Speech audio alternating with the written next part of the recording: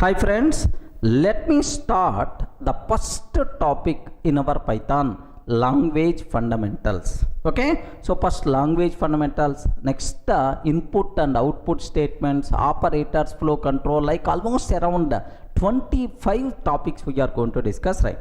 But please make sure you people should have clear clarity about one point, sir.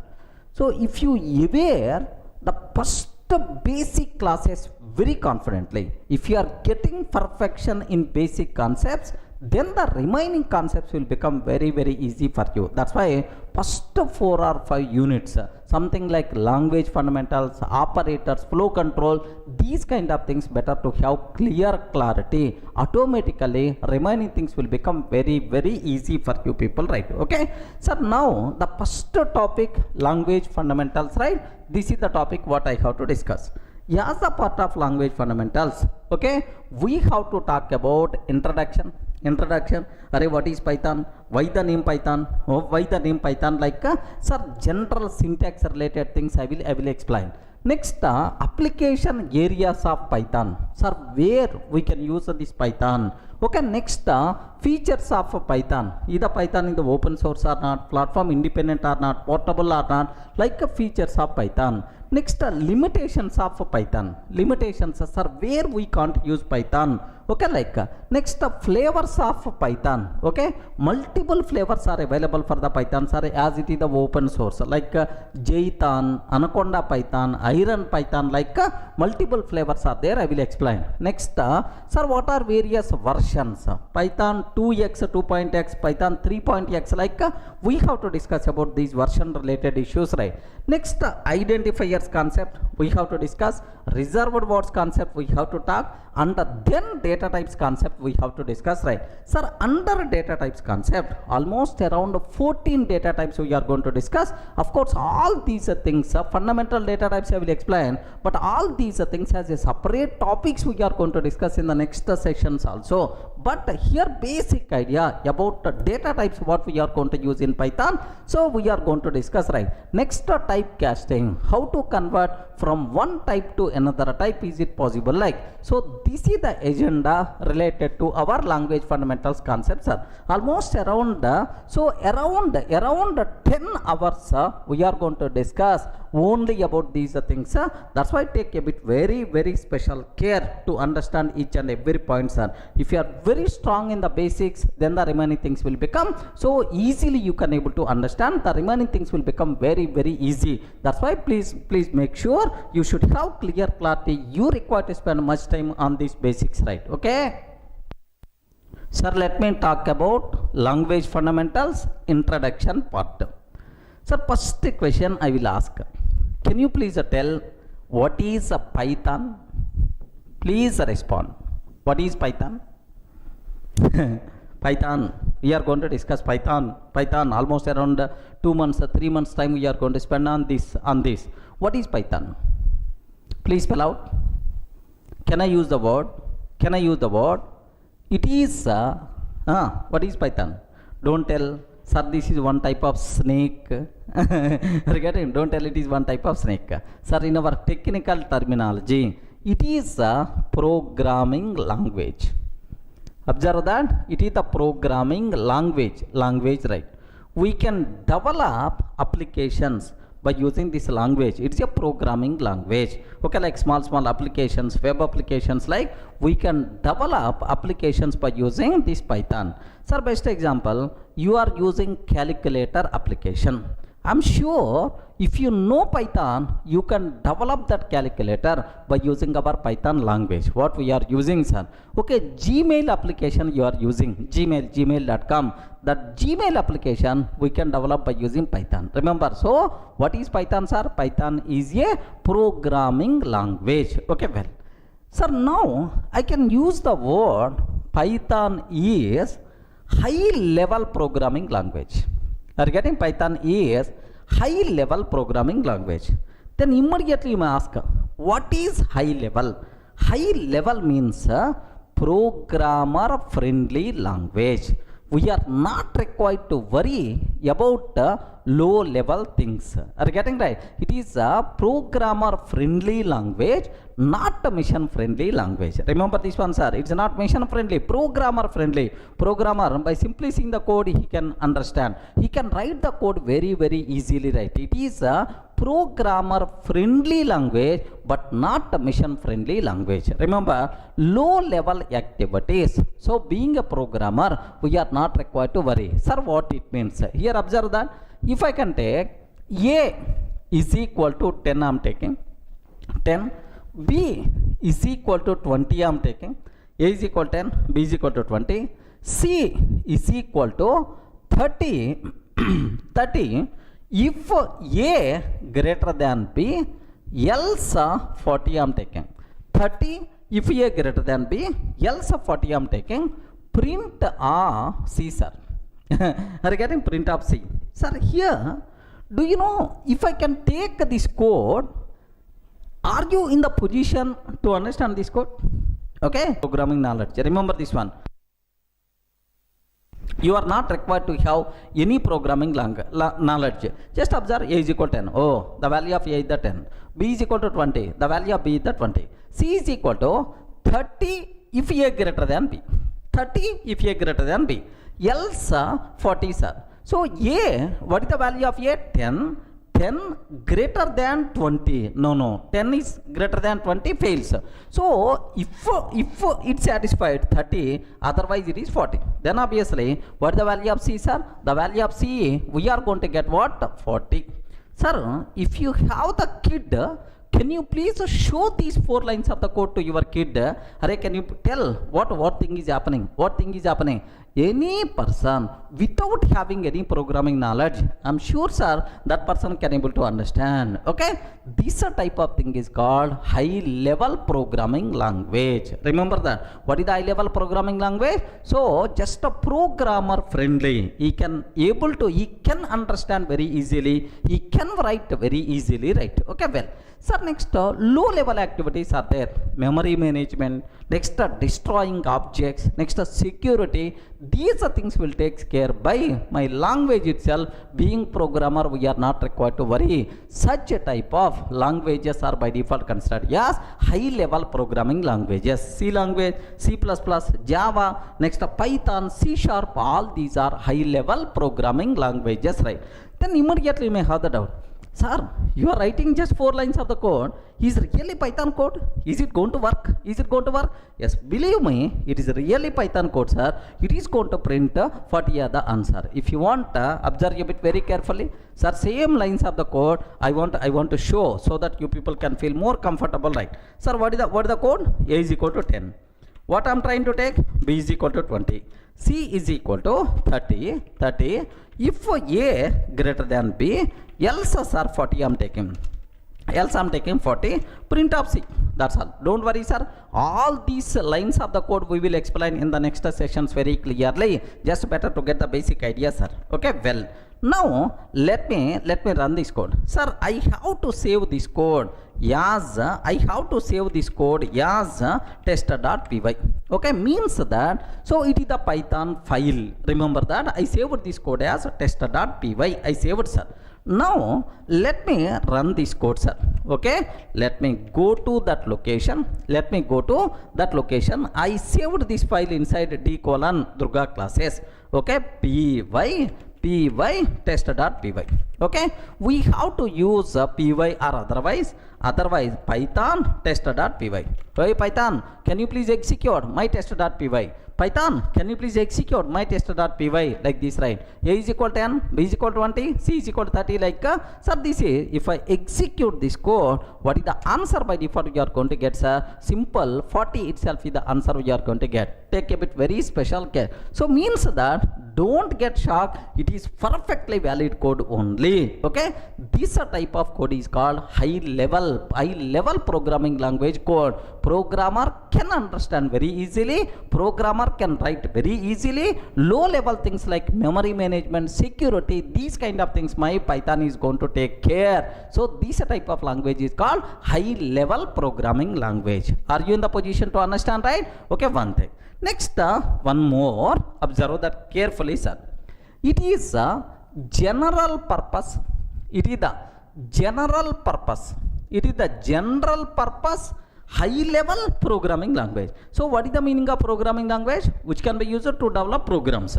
Next, high level means programmer friendly. Programmer friendly. General purpose means, do you know, Python is not specific to particular area. Happily you can use for any type of applications, right? Desktop applications, web applications, next data science applications, machine learning applications, like everywhere happily you can use. It is a general purpose high level programming language. Itself is nothing but Python. Everyone can aware? Yes, friends. So only 3 words I covered. What is the first one? What is the first one? General purpose. For any type of application, happily we can use Python. High level means programmer friendly. Low level activities, we are not required to worry, like memory management, security, like. Next, programming language which can be used to develop programs. This is nothing but Python, sir. Okay, well. Sir, now who developed Python? Who developed Python, sir? Very simple. Do you know there is who is the father of Python? Okay, who provides food for most of the programmers across worldwide, like me and like you. Now everyone talking about Python means the person who created this Python. Who is the father of Python, sir? That person is here. Just observe. Can you please read this one? Can you please read? Guido van Rossum. Are you getting? Guido van Rossum. This person developed Python. So in which year? First, I want to show his face once, because our career, our life is going to be settled with this Python language. Compulsory we have to see and we have to give the salute, man, because that person provided food for us. Okay, have a look once. I saved one image. This person image. Have a look once, man. Okay, the person who introduced Python, who is the creator of the Python? Yes, sir, this person, sir, Guido van Rossum. Observe that a bit carefully, sir. Great person who developed world the topmost easy simplified programming language. This person only. He is called Guido van Rossum. Okay, well, sir, when this person developed Python programming language, sir, here there is one small point is there, sir. Until last year, okay, I learned only Java, C++, Java. We never heard about Python, especially in India. We never heard about Python. Okay, like, but suddenly Python. Okay, now the people are start learning. Obviously, Python is the new programming language. Java is the old programming language. Some people are going to feel like this. Remember this one, sir. So Java came in 1995. Remember this one, sir. Java came in which year? 1995, sir. 1995, and officially released in 1996, sir. Remember. Next, Python, when this Python came, sir, 1989 only. Remember this one, 1989 only. So here means that it is the old language even than Java also. Remember, Java came in 1995 or 1996, sir, but Python came in 1989. It is the old language, right? Then immediately you may have the doubt, sir, why suddenly it became popular? Yes, I will explain the reason also. Just observe. So who developed Python language? Guido van Rossum developed Python language. In which year, sir? 1989. Clear, right? Okay. Sir, while working in National Research Institute,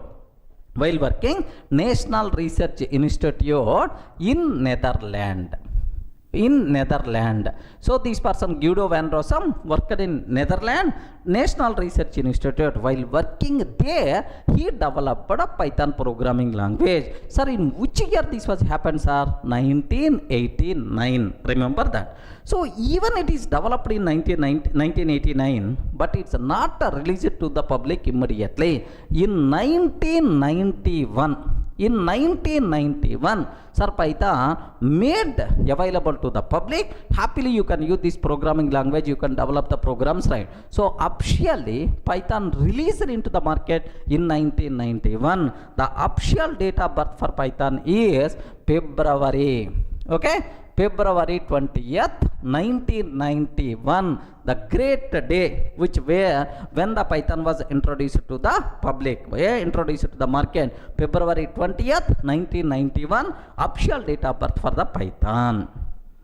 Friends, is it clear for all of you, right? Who introduced the Python? In which year this Python got developed? Next, officially when it released to the market. So it is developed by Guido van Rossum in 1989 while working in National Research Institute, Netherlands. But officially this Python made available to the public in 1991. February 20th, 1991 is the official date of birth for the Python. Up to this, any doubt? Clear, right? Now, immediately you may have the doubt.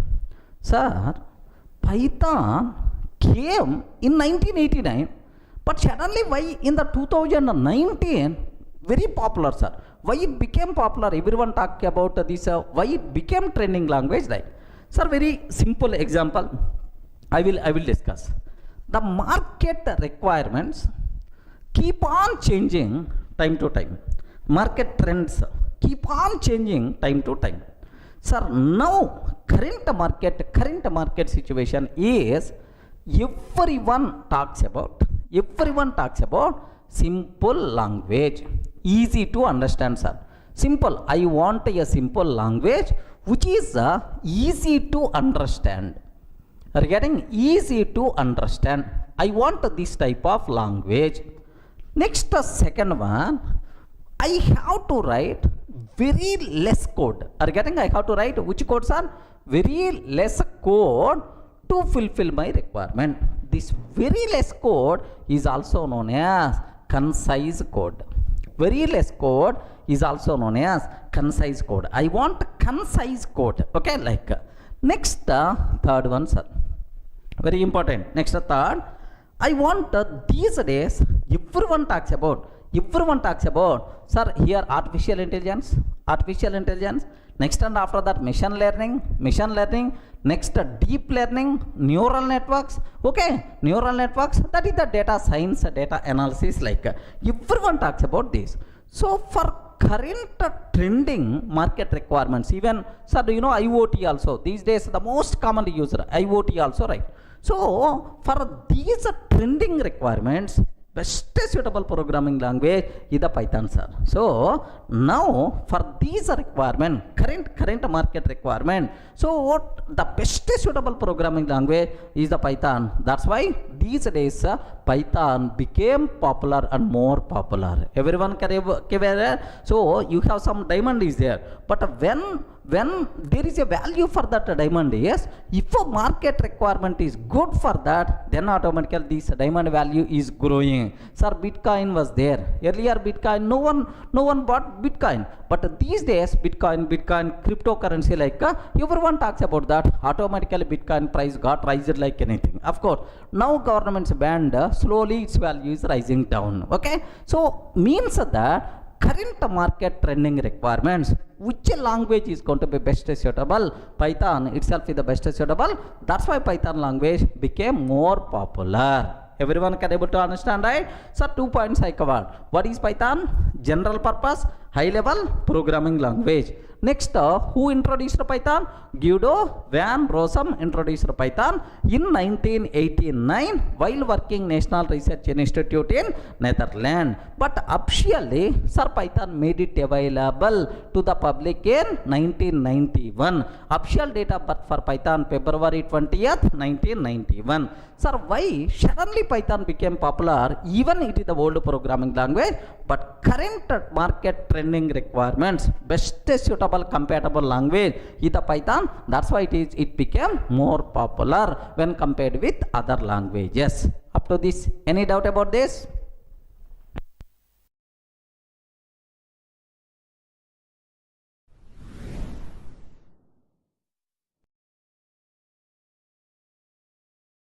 In the last video, we covered clearly what is Python, who introduced Python, what is the official date of birth for Python. Now I will explain. Sir, if you want to learn Python, what are various prerequisites are there? Sir, I don't know anything about programming. Can I learn Python or not? Sir, I know testing. I know manual testing. So can I learn Python or not? Sir, I'm coming from network background. No programming knowledge. Can I learn Python or not? Sir, these type of questions in my offline sessions, online sessions are very, very common, sir. So just aware only one point. If you want to learn Python, what thing is required? What prerequisite? What existing knowledge is? Simple, nothing. Remember this one. You are not required to know anything. If you know something, then it may be the problem. Remember that. You are not required to know anything to learn Python. Just are you in the position to read English statements or not? Okay.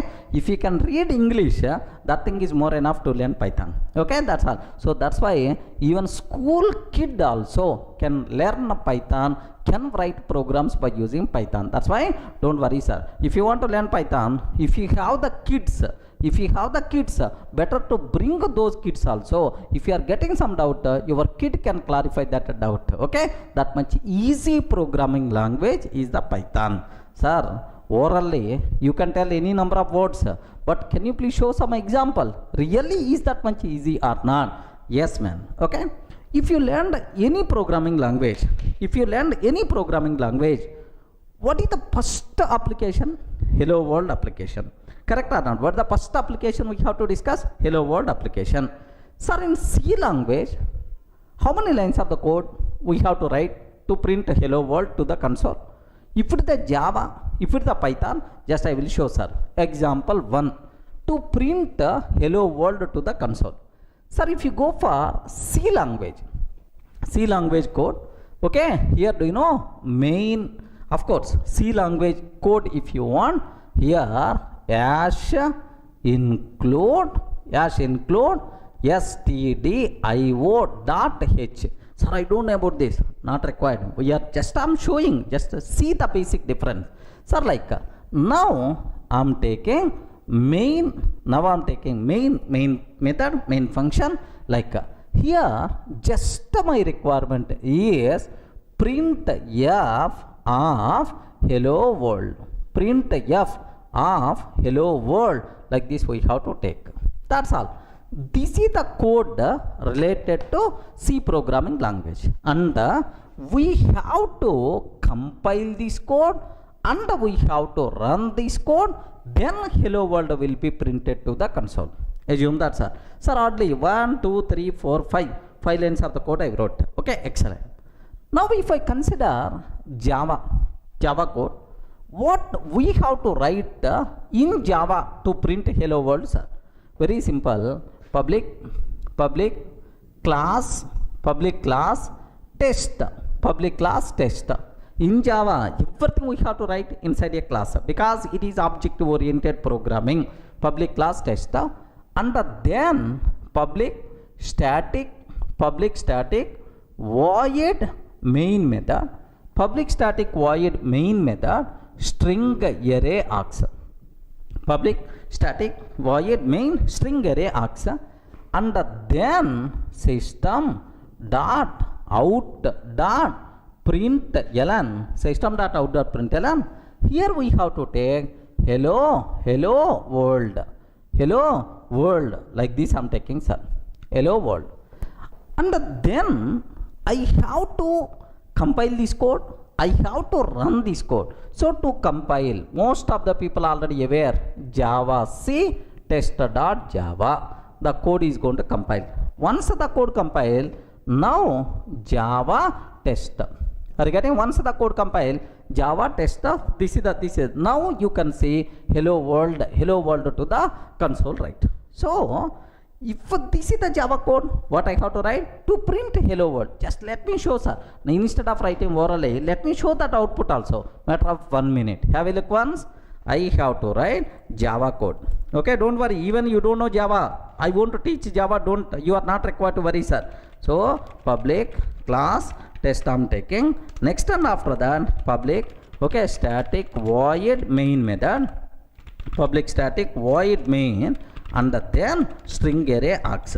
Okay, like Now system dot out dot println of hello world like this I'm taking, sir. Hello world like. Sir, now let me save this code as tester.java like this I took, sir. Tester.java. Now let me go to the console. Okay, java c tester.java. We have to compile. Yes, the code compiles fine. Java tester. Okay, like happily hello world will be printed to the console. Okay, how many lines of the code we require to write to do this? Almost around 7 lines of the code, 7 or 8 lines of the code we have to write. Okay, well, sir, now if it is the Python, how many lines of the code we have to write? How many lines of the code we require to write? Okay, if it is the Python, sir, can you please guess? If it is the C language, almost 4 or 5 lines. If it is the Java language, almost around 7 lines of the code we wrote. Can you please confirm? If it is the Python, how many lines of the code is required? Only 1 line. Only 1 line. What is that line? Is print of hello world. Are you getting? Print of hello world. That's all. Okay, semicolon is also optional. Print of hello world like this, right? Only 1 line itself is enough. We are not required to compile, just run, that's all. Okay, how you can run, sir? Python test.py. Assume that I saved this line inside test.py, Python test.py, or shortly in some systems we can take py test.py also will work, sir. Okay, either this command or this command. Instead of Python, you can take just a py. Happily it's going to run. Okay, let me show this one, sir. Okay, here have a look once. Sir, I have test.py is there. In that print hello world like this I'm taking, sir. Hello world like no semicolon. Next, instead of double quotes, you can take single quotes also acceptable. Okay, happily, do you know, just I want to compile Python test.py, yes, hello world, or py test.py, hello world is the answer we are going to get. Have you observed, right?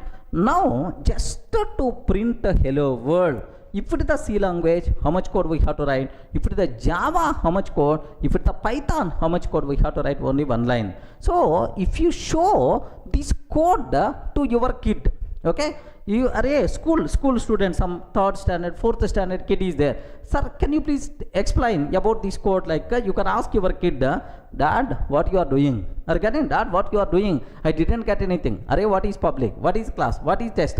What is public? Static, void, main, string array. Like he may not.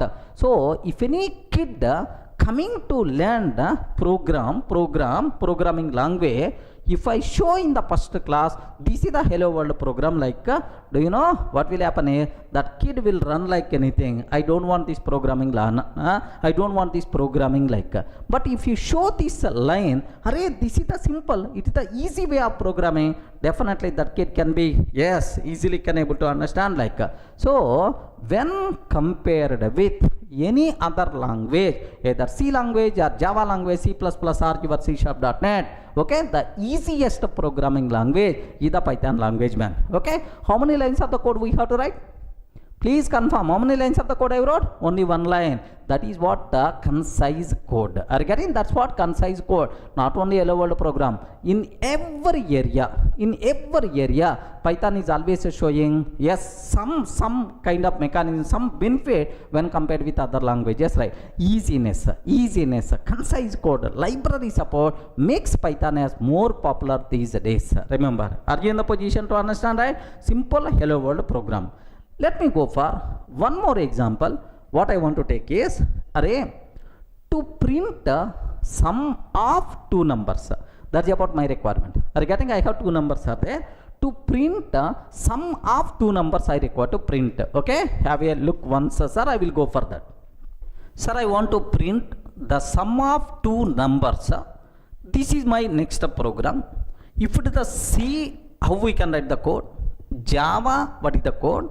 Python, what is the code? So that is really Python is the beautiful programming language or not, you can able to observe, sir. Observe carefully. In C language, what's my requirement, sir? The sum of 2 int values I want to print. Okay, well, Sir, here I'm taking hash include, okay, stdio dot h, stdio dot h. Next, main method like. Some people may have the doubt, sir, you didn't keep return type. Default return type is int. Sir, if you are not writing return 0, automatically is going to take care. We are not required to worry. Main. Sir, in that I'm declaring int a comma b. How many variables I declare?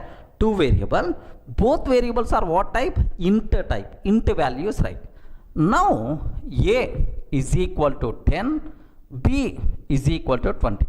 What is that, sir? Can you please tell? A is equal to 10, b is equal to 20, like. Now print f,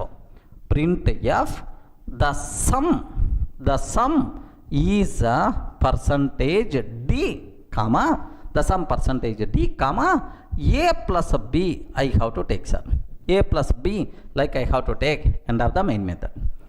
Getting right? This is the code we have to write. If you want to print the sum of two numbers a and b, first we have to declare variables and then assign some values and then try to print, sir. Simple program only. If it is the Java, for the same requirement, how we can write the code? Requirement is the same. How you can write the code, sir? Very simple. If it is the Java based, have a look once, sir. Class test, of course, public class test, public static void main method, public static void main, string array args. I have to declare two variables a and b, int a comma b. I have to declare two variables a and b, int a comma b. Next, a is equal to 10, b is equal to 20. Okay, just I declare a is equal to 10, b is equal to 20. Now system dot out dot println, okay, the sum is plus, because println is always going to take only one argument. Okay, the sum is a plus b, like this I'm taking. End of this one. Do you know how many lines of the code we wrote? Multiple lines of the code, sir. So we have to declare and we have to initialize and then we are going to take the print sum. Let me execute this code. Matter of 1 minute, right? Observe carefully. I hope already the skeleton is there with me, sir. Public class. Here I'm just declaring two variables a and b. A is equal to 10, b is equal to 20. Next, here the sum. Regarding here, the sum is plus a plus b I'm taking, sir. That's all. This is about my requirement. Let me compile this code. I hope this is the Java code, sir, to print the sum of two numbers, sir. This is the Java code. Let me compile this code. Yes, friends, Java C test.java and then Java test. What the answer we are going to get? The sum 30 is the answer we are getting, sir. Okay, well, this is the Java code what we have to write to print the sum of two numbers. How much code we have to write? Compulsory the person should aware what is class, what is main method, and then what is the system.out.println, like all these things must be required. But if it is our Python, our hero is coming, sir. If it is the Python, okay, Python, can you please spell out how many lines of the code I have to write? Listen very carefully, sir. Here, have you observed what is the first line we wrote? Int a comma b and then a is equal to 10, b is equal to 20. Declare. Here in Python, I'm taking a is equal to 10, b is equal to 20, a is equal to 10, b is equal to 20. Print the sum a plus b. I'm taking that, sir. A is equal to 10, b is equal to 20. Print of the sum a plus b, like this I'm taking. That's all. We are not required to write big code. Just only 2 or 3 lines of the code is more enough. Let me execute this one. Have a look once. Here, see this one. Here I'm taking a is equal to 10, b is equal to 20. Print the sum a plus b. Regarding print of the sum a plus b, let me run this code, sir. Let me run this code. py test.py. Are you getting py test.py? Can I get the same output or not? Yes, sir, this is the same output, right? Okay, like, so how many lines of the code we require to write? Only two or three lines, right? Sir, even I can combine these two lines into a single line also. Are you getting? Even we can combine these two lines into a single line also. What is that, sir? A comma B is equal to, observe carefully, A comma B is equal to 10 comma 20. No other language is going to accept this type of syntax like C or C++ or Java. A comma B is equal to 10 comma 20. So this 10 will become value of A, 20 will become value of B. Okay, like, let me do this here. Observe carefully. Instead of AB, A comma B is equal to 10 comma 20. 10 comma 20, that's all. The sum A plus B. I will look once, the sum 30. You people may feel sorry showing old output only again. Let me change something. 100 comma 200. A value 100, B value 200. The sum A plus B means 300 is the answer we are going to get, sir. Are you seeing, right? So this is the biggest advantage of Python programming, sir. How beautiful it is. With very less code, we can do n number of activities. That's what you people should aware. What is the Python? So to learn Python, what prerequisite is there is nothing, sir. You should be in the position to read English statements. That's all. It's not like a program. It is something like reading English statements. Okay, like English statements, but not programming code. Okay, well, sir, by seeing this code, immediately some people may have the bigger doubt. Observe carefully, sir. In C language, do you know, you declare two variables A and B of what type? Respond, man. What type? Integer type. We declare two variables of what type? Integer type. Here also, we declare two variables of what type? Integer type. Integer type. In Java also we declare. But here, I didn't declare A and B. A and B are what type? We didn't declare. So, sir, in Python, is it not required to declare the type? Type concept is not applicable? Like you may ask. Very, very simple.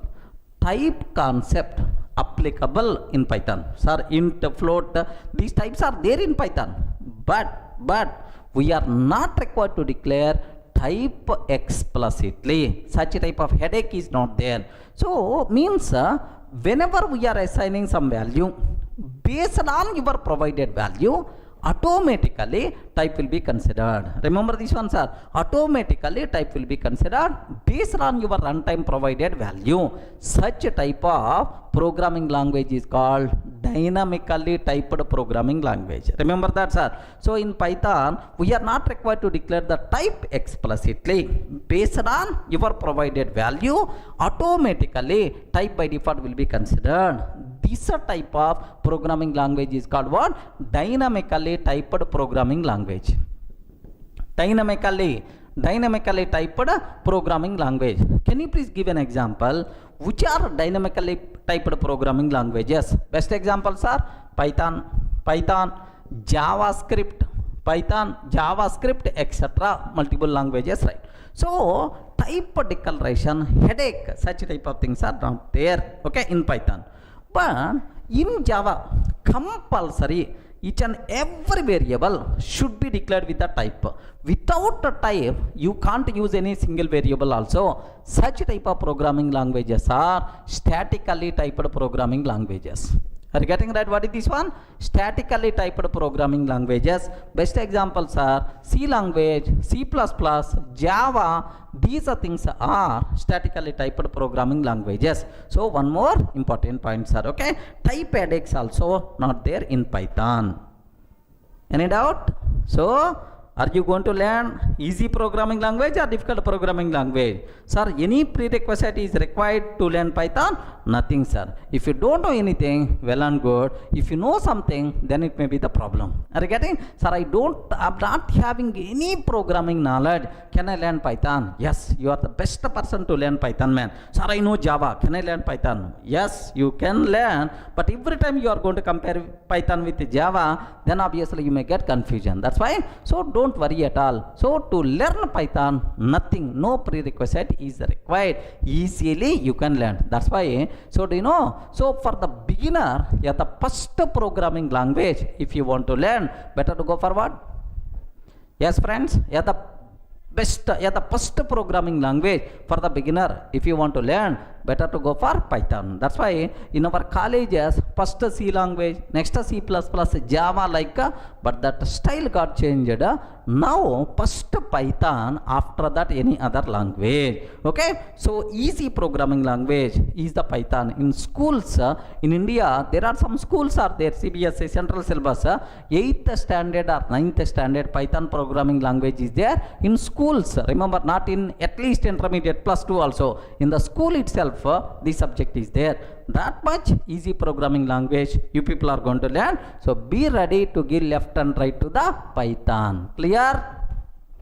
Sir, just now I told dynamically typed, based on runtime value, automatically type will be considered. Correct, right? Sir, can you please show some idea? We didn't get much clarity about this one. Can you please show some idea, like you may ask? Very, very simple, sir. Do you know, in Java, if you consider int, just I'm taking a is equal to 10. Observe very carefully, sir. In Java, if I can take a is equal to 10, immediately error. Hey, what is the type of a? Where you declare the type? Okay, like immediately error we are going to get. Type compulsory we have to declare. Regarding otherwise error, sir. But in Python, a is equal to 10. So Python virtual machine never going to object what is the type of a, because so which value you provided? 10. So based on 10, automatically type will be considered. Sir, where is the proof? How you can tell that it is 10? It is the int type. How you can tell it is the int type? Very simple, sir. Print type of a. Can you please print a type of a? Type of a. Now it is going to tell that int type, sir. Remember this one. It is going to tell int type. Let me show this one. Have a look once, sir. Very, very carefully observe that. Here let me take a is equal to 10. Print of type of a. Print of type of a. Now observe carefully, sir. What is the answer? Class int type. It is what type? Int type, sir. Suppose instead of 10, if I can take 10.5, if I can take 10.5, 10.5 means float type. It is called float type. Next, sir, instead of 10.5, I am taking true like this, right? What is the type, sir? Bool type, boolean, true, false means bool type, like type will be considered automatically based on our provided value. Clear for all of you, right? Next, one more advantage I will tell, sir. What is that advantage? Is in Java, if I can take int a is equal 10, observe carefully, int a is equal 10. Now a is what type? Respond. A is what type? Int type. What is the value? 10. Sir, now after some lines, a is equal to 10.5 I am taking, sir. In Java, a is equal to 10.5 I am taking. Java compiler will give left and right. Hey, it is int type. How you can assign double value? It is the int type. How you can assign double value? Like a compile time error. So throughout its lifetime, this a is always what types are? Int type only. Okay. But in Python, do you know what is the type of a? Int, sir. In the next line, a is equal to 10.5 I can take. Next line only, a is equal to 10.5. Now onwards, a is float type variable. If you want, you can print type of a. Now you are going to get float type, sir. Okay. Next, after that, immediately I am taking a is equal to Durga. A is equal to Durga. It is the string type. Again, now onwards, a is acts as Durga. So throughout life, a is always int type. Throughout life, a is always float type. No such type of terminology. Whenever you are assigning different type of value, automatically type will be changed as per requirement. Regarding, that's why same variable we can use with the multiple types possible, right? Okay, let me show this one. So a is equal to 10 I am taking, sir. A is equal to 10, print type of a. Now it is int type. Okay, well. Now after that, suddenly I'm taking a is equal to 10.5, print of type of a. Sir, same a only. Sir, once this line assigned, now onwards it will become float type. Now onwards it will become float type. Have you observed, right? Now onwards a will become float type. Now a is equal to Durga I'm taking, sir. Print type of a. Print type of a. Now onwards it will become string type. Regarding str type, str means what? String type, like this. Of course all these types I will explain in detail, don't worry, sir. So this is more easiness, more flexibility to the programmer, not required to declare the type explicitly. Next, based on our requirement, you can use the same variable with different types also. That possibility is there. This nature is called dynamically typed programming language, which is the more flexible to the programmer. Clear, right?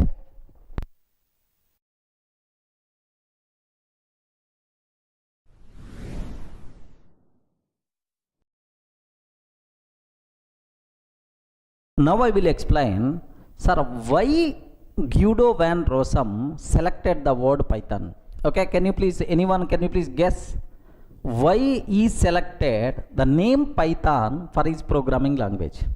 Okay, you may select Guido language, Van language, or Rossum language, like why he selected Python?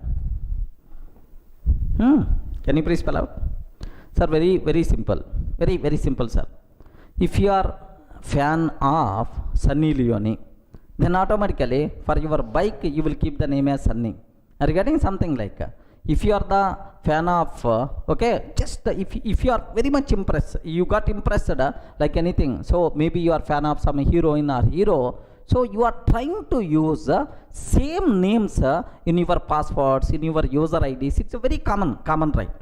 The same way this Guido also very much impressed with one fun show, comedy show. Okay, in Telugu we have Jabardasti, Extra Jabardasti, like full comedy shows are there. In India, Coffee with Karan, like there are some programs are there, sir. Comedy shows, fun shows in the TV like. So there was one fun show is there. Okay, sir, the name is the complete Monty Python's circus.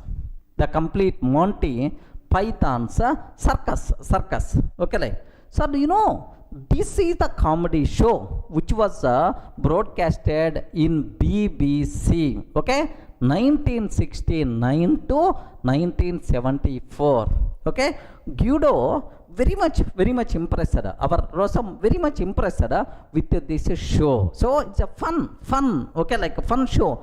From this, he selected the word Python to our programming language. Remember this one, sir. So, sir, why the word Python? Sir, because of snake or because of anaconda, like no such type of reasons, right? Why the word Python got selected? Okay, our who developer, our father of Python, this person very much impressed with this show, fun show, the complete Monty Python's circus. Okay, which was broadcasted in the BBC in 1969 to 1974. From this, the name Python came in the picture. Sir, not only this one, sir, for any name there is some story is there, sir. If you consider Java, sir, just only 2 minutes, I won't take much time.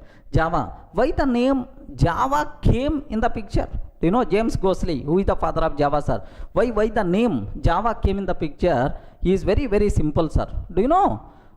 They used the word, they developed some language, programming language. They required some name. So what, in the building, just beside their window, there are oak trees are there, sir. Oak trees are there beside the window. Then automatically these developers thought that, James Gosling team thought that, hey, we can keep oak name for our programming language. Like they decided oak as the name and went to the registration. But whenever they approach a registration, oak, this word already registered with some electronics company. Sorry, we can't give this name. then automatically they have to choose other name. Then usually, so they will very much fancy. The James Cosley, who is the father of Java, they are very much fancy about one coffee flavor, tea, coffee flavor. That coffee flavor name is Java. Are you getting that? Coffee flavor name is Java. That's why they choose the Java name for that programming language. Are you getting? Just based on the coffee flavor name they used, that's why the name Java came in the picture. Next, do you know, somewhere you may heard about Hadoop? Hadoop, sir. For the Hadoop, what is the logo for Hadoop? Ayo, Hadoop, big data, man. Big data. What is the logo for Hadoop? Logo for Hadoop is, do you know, something like a yellow elephant with cap. Correct or not? Yellow elephant with cap. If you want to observe that, okay, some people may not aware. So do you know Java logo? Java. Here, if you observe Java logo. Observe that. So do you know this is the Java logo. Okay, the logo. This is the Java logo. Why? Because James Cosley team, they are always prefer Java flavor tea, Java flavor coffee. That's why they used this word Java. That's why logo. If you consider why coffee cup logo in Java, the reason you know, right? Hadoop. What is the Hadoop logo? If you consider Hadoop logo, are you seeing, right? Yellow elephant. Are you seeing yellow elephant? You can see, sir, yellow elephant. Sir, who is the father of Hadoop?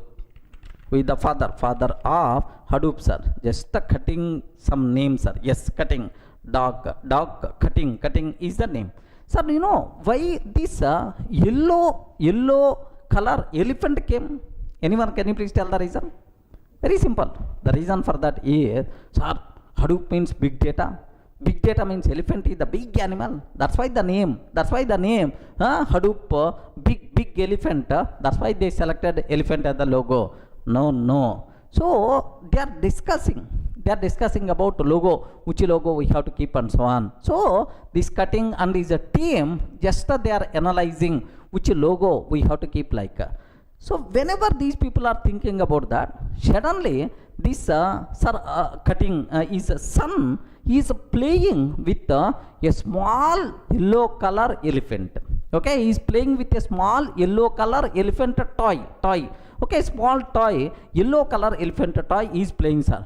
Okay, then immediately, why don't you keep this name? Why don't you keep this one as the logo for our Hadoop? Then automatically this person selected. Remember that. By mistake, if his kid is playing with a red color snake, maybe red color snake, maybe logo, sir. Okay, please make sure. So there are some reasons are there internally why the names are coming. So for Python, from where the name is coming, sir? The complete Monty Python's circus. From here the name came. Just if you want, here just have a look once, sir.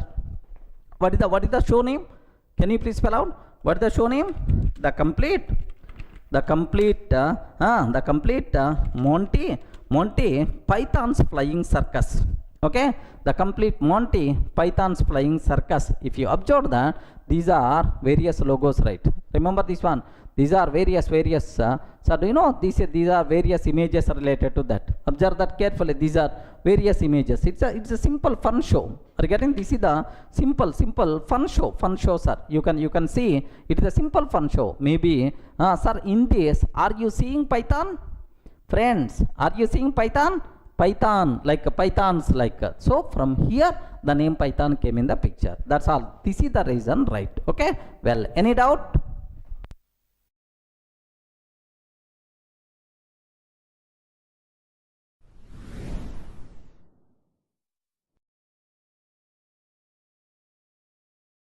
Now I will explain very important special feature of the Python. What is that is? Observe carefully.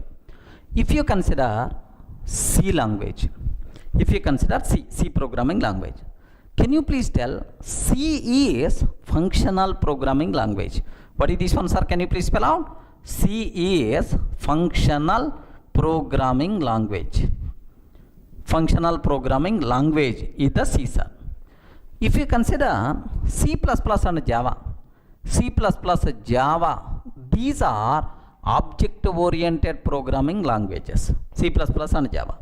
If you go for Perl, okay, Perl and shell script. If you go for Perl and shell script, these languages are scripting languages. Are you getting scripting languages, right? These are scripting languages. If you go for modular, okay, like these are scripting languages, right? C missing the benefits of object oriented because it is a functional programming language. Next, so if I can ask C, can you please provide support for inheritance, polymorphism, encapsulation, like C person is going to tell what all these things. I don't know, nonsense. I don't know, like. So because this person is not object oriented, it is missing the benefits of object oriented programming.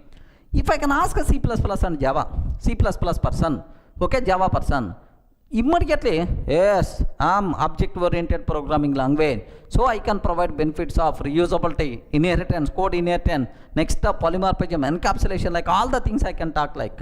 Array, can you please talk about functional programming, like. If I can ask these people, sorry man, I can't. But slowly Java, slowly lambda expressions, these functional, now these days these people talk, but actually they are not object functional programming languages. Next, scripting languages. These people just a group of lines one by one we have to execute. That's all, like this, right? So every language having its own specific behavior. So that specific paradigm benefits only they are going to get.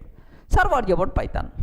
Is it functional programming, or is it object oriented programming, or is it a scripting language, like you may have the doubt? Okay, sir, very simple.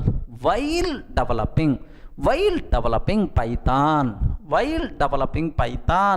okay, how the Python language, while developing Python, Guido borrowed functional programming features, okay, functional programming features from C language. He borrowed functional programming features from C language. That's why, so Python is a functional programming language. Okay, well, sir, next he borrowed object oriented programming language features. Object oriented programming language features from, can you please tell, while developing Python, whoops features, object oriented features are borrowed from which programming language? Respond, man. Object oriented programming features are borrowed from which language? Okay, don't tell Java, because at the time of developing Python, Java was not there, remember. So borrowed from C++. Okay, that's why Python is object oriented programming language. Next, he borrowed scripting language features. Scripting language features from Perl and shell script. That's why Python is a scripting language, remember. Sir, next, he borrowed modular programming features. Sir, you are not required to worry about this one. It's almost we are not using anywhere, sir. Modular programming features from okay, Modula 3. Okay, these days almost outdated, no one is using, don't worry, sir. So he borrowed modular programming features, right? Sir, now can you please tell, either Python, either functional programming language, or object oriented programming language, or scripting language, or modular programming language? What the answer you have to tell, sir? Python is all rounder. Are you getting best word? Python is what? Please read. Python is what? All rounder. Python is everything, sir. It is a functional programming language, object oriented programming language, next a scripting language. Python acts as modular programming language also. Okay, Python is all rounder. Python can enjoy benefits of all these programming paradigms. Okay, like, sir, now theoretically, okay, can you please show at least 2 or 3 minutes, sir, basic idea sake what it means, right? Sir, anyway, this one is completely outdated, don't worry, remaining 3 things. Sir, what is scripting language? What is the scripting language, right? Scripting language means a group of lines will be there. These group of lines will be executed one by one. No functions concept, no classes concept, just a group of lines one by one is going to execute. Is nothing but scripting language, right? Now have a look once, sir. I'm taking here just a print Python as a scripting language. Python as a scripting language, like this, right? I took this one. So do you know, just a group of statements I'm taking, sir, almost 6 statements I'm taking. Like if I execute this first statement, second statement, third statement, like all these statements will execute one by one. No functions concept, no class concept, no object concept. Happily it is going to run, sir. Have you observed, right?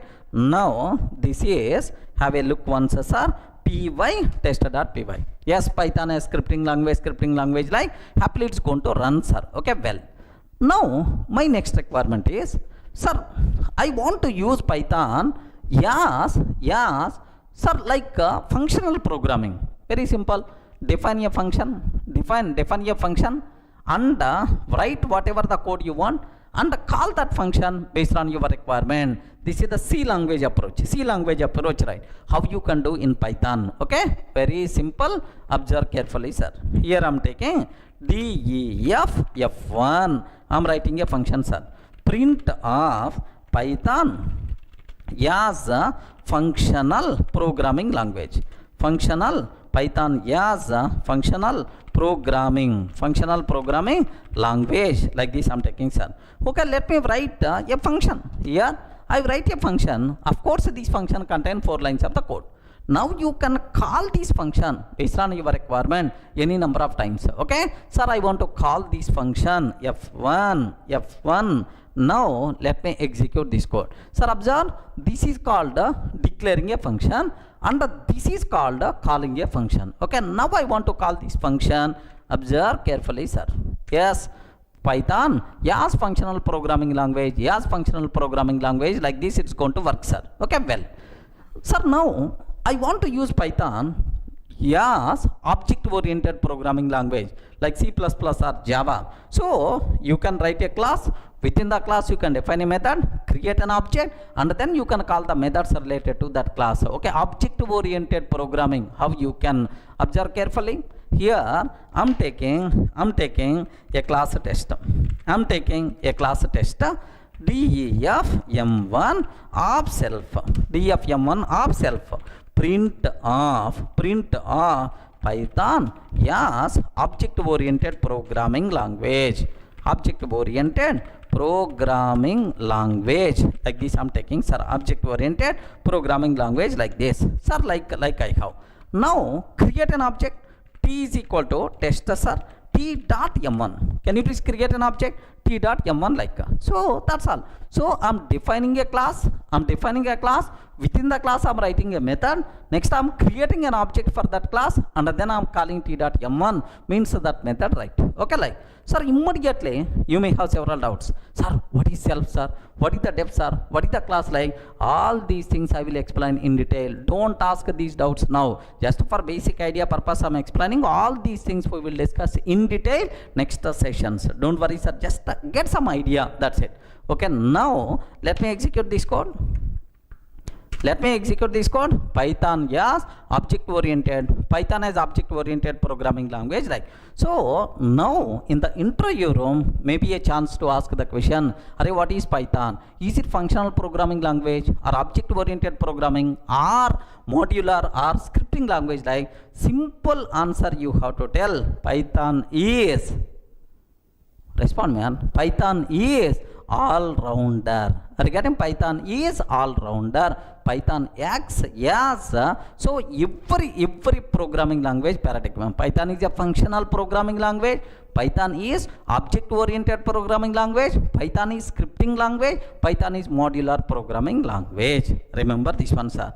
Next, most of the syntax used in Python are borrowed from. Most of the syntax used in Python borrowed from C language and ABC language. Okay, C language and ABC language. So 1989 terminology this language, but these days people already forgot C and ABC languages. From these languages most of the syntax borrowed in Python. Clear for all of you, right? So what is Python? Next, which is syntax? What about programming paradigms? Clear?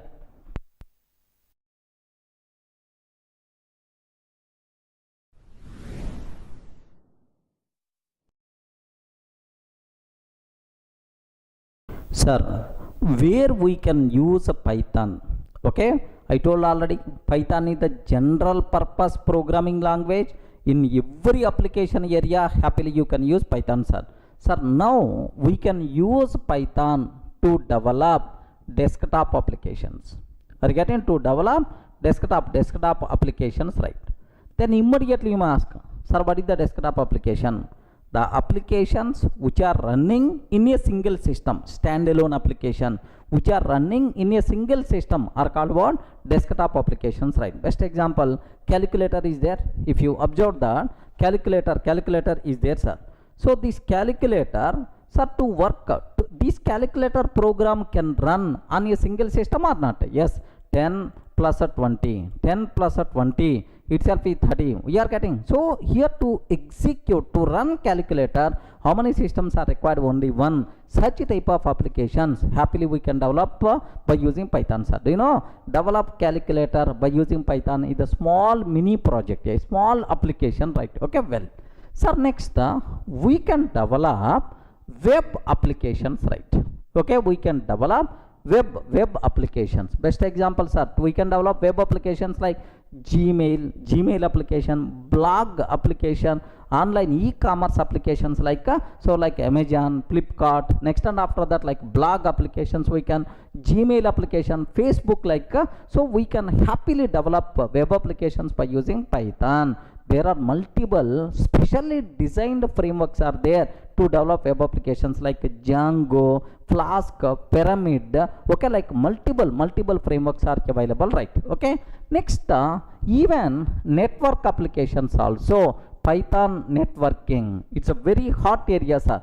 Network applications also we can develop. Network applications also we can develop by using Python, sir. Okay, like chatting applications, client server applications, like we can do that. Next, do you know, sir, we can develop games also. There are several modules are available. Games development, happily we can use Python programming language. Next, for data analysis applications, right?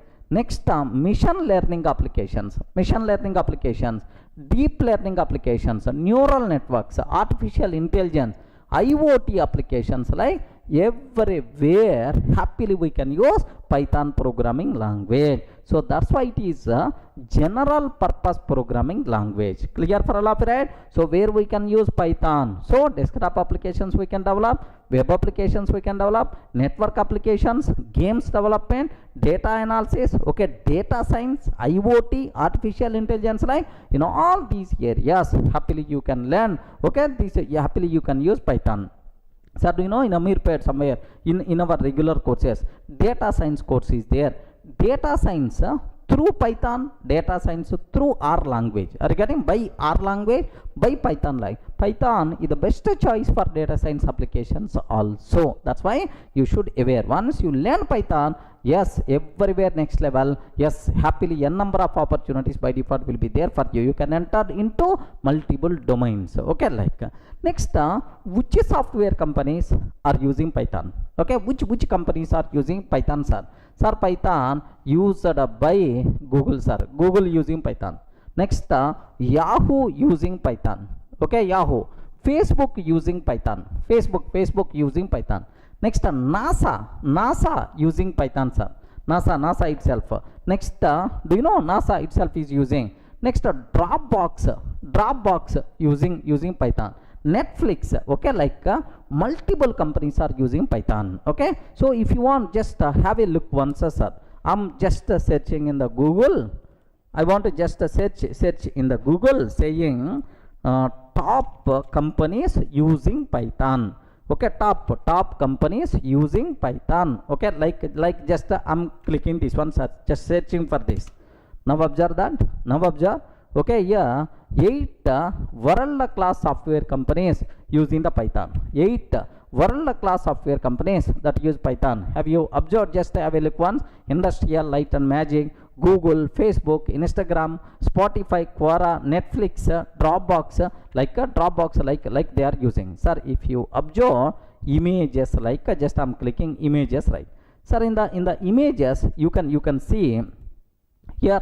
Have a look once, son. Have a look once here. If you are seeing this one, just do you know YouTube? The popular YouTube video sharing system is largely written in Python. Next, Google makes extensive use of Python in its web search system. Web search algorithms are there. There Python is going to play the role. Next, Dropbox storage service codes both its server and client software primarily in Python. Okay, Dropbox client and server both are developed by using Python. Okay, here Raspberry Pi. The Raspberry Pi single board computer promote Python as its educational language. Remember. Next, sir, BitTorrent peer-to-peer, okay, file sharing system began its life as a Python program.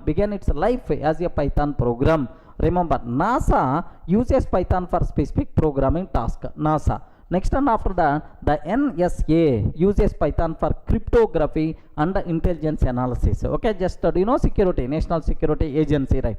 Sir, next, Netflix and Yelp, so every company itself is using Python, sir. Next, if you go for another thing, sir, do you know, sir, can you please have a look once about these things, right?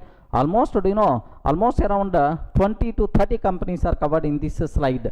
Top companies using Python. Okay, Amazon, Uber, IBM, so almost all the companies, Red Hat, Yahoo, Mozilla, okay, SendGrid, like Udemy, there are multiple companies are using Python, sir.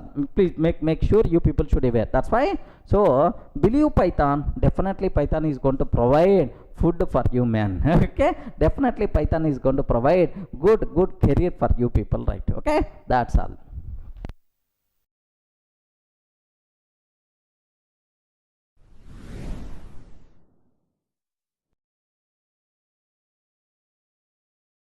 Hi friends, in the last videos we covered very clearly the basic introduction to Python. What are various application areas when compared with the other languages? What is the advantage of Python, like we covered, right?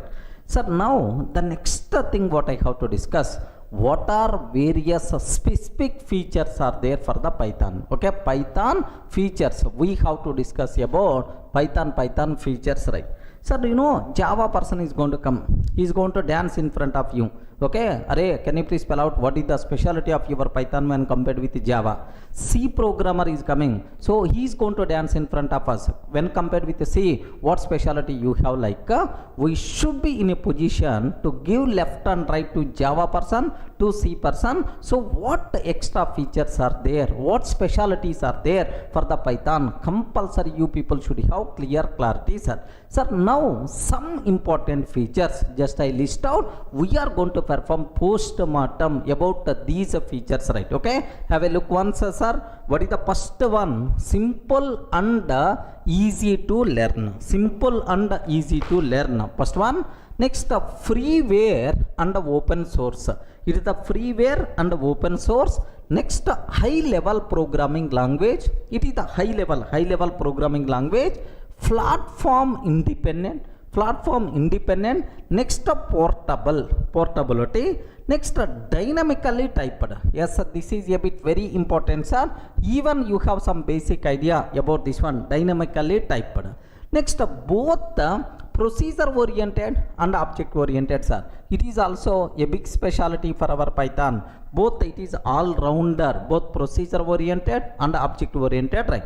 Next, it is interpreted. Next, extensible, embedded, extensive library. Are you getting extensive library? It is also a big specialty for the Python. Are you getting? So these are 11 features whatever I listed, so that we have to perform discussion, we have to perform post-mortem about these things, right? Are you able to understand, right? What is the first one? Simple and easy to learn. Second one, freeware, it is open source, high level programming language. Next, platform independent, portability, dynamically typed, both procedure oriented and object oriented, interpreted, extensible, embedded, and extensive library. These are various important features of Python, sir. Okay, now let me talk about the first one, sir. Now the first feature related to Python, it is a simple and easy to learn. Simple and easy to learn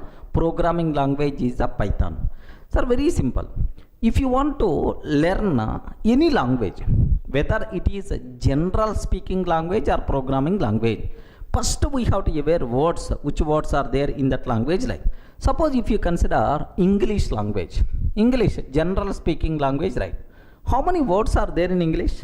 I'm not talking about alphabet symbols. Alphabet symbols 26, but how many words are there? Okay, do you know crores of words are available, sir?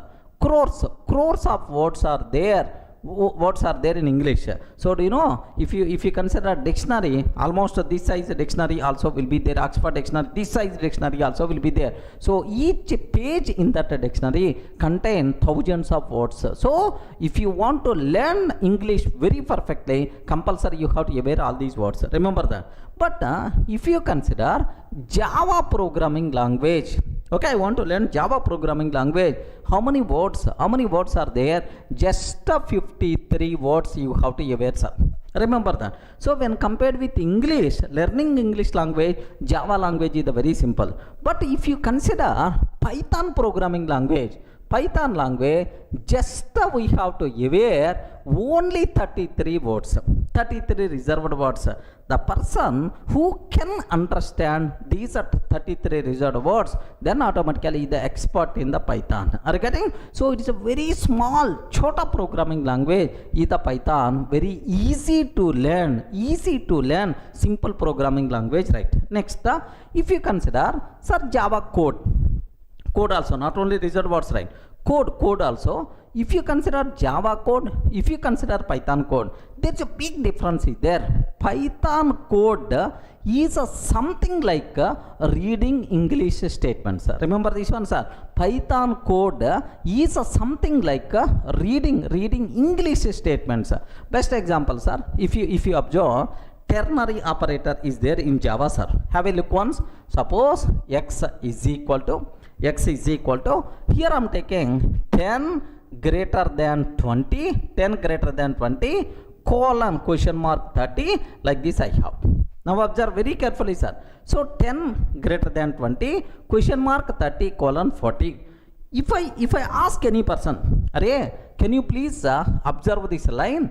What this line is doing? If I can ask, out of 100, 99% of the people are going to fail. Yes, they don't know about the meaning of the syntax unless and until if they know Java. Okay, the people who know Java, they can tell, oh, this is Bob ternary operator, this is the condition. If it is the true, 30 is the value. If it is the false, then 40 is the value. Like, do you know, if I show this code, compulsory Java expert only can able to understand this line. Correct, right? Okay, like. But if the same thing in Python, how I can write? The same thing in Python, how I can write? Observe carefully, sir. X is equal to 30, sir. 30, A 10 greater than 20. 30, if 10 greater than 20, else 40. Are you getting? 30, sir. If 10 greater than 20, else 40, like this, right? Now, if I can ask this one, 200 non-programmers, array, what it is doing? Everyone can tell, even school kid also can tell, array, if 10 greater than 20, then 30, sir, otherwise 40 is the answer. So, you never going to feel that you are reading. So, programming instruction, it is something like a English language. Remember that, sir? Not only conditional operator, almost every syntax in Python itself is very simple, resembles equals English language, right? Suppose I'm taking, sir, I have A is equal to 10 is there, B is equal to 10 is there. I want to check A and B both are equal or not. Okay, A is B or not. Are you getting? A is B or not? Like you have to ask, A is B, both are pointing to the same object, something like A is B or not. Like we have to ask. Same way, sir, employee is not none. Employee is not none. How I can ask? If EMP is not none. If EMP is not none, sir, don't feel, sir, this is the English statement. No, man, it is perfectly Python code. So, seems to be reading Python code means you are going to feel that reading English statements. That much easiness is there in the Python. Sir, Python contain how many words, right? Only 33 reserved words. If you ever these 33 reserved words, then automatically Python will become, so you will become Python expert, right? Okay, well, next another biggest specialty for the Python is concise code. Okay, what is that? Can you spell out, sir? What is that code? Concise code. What is the meaning of concise code? Is less code. So we can do big activities also with very few lines of the code, sir. Okay, with very few lines of the code we can do.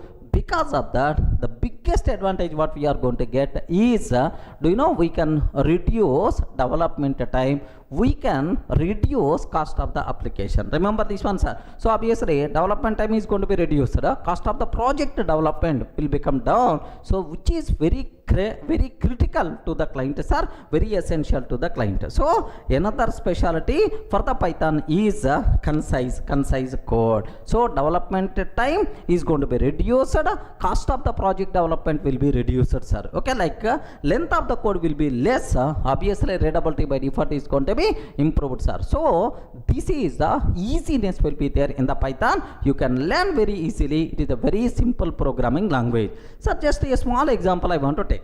Assume that I have one file is available, sir. Assume in my system I have one file is available, sir, abc.txt. Observe, a text file is there, sir. Now this text file contains some data is there. Assume some data is there. Write a Python program to read the data from this text file and print to console. Are you getting? And print to console. This is my requirement. Are you getting, right? Write a program to read the data from this text file and print to console. This is about my requirement, right? Have you observed how much code we have to write? If you go for C language, oh, big code. If you go for Java language, buffer reader, file reader, line by line reading and then printing to the console, a big activity we have to do. But in Python, how many lines of the code is required, sir?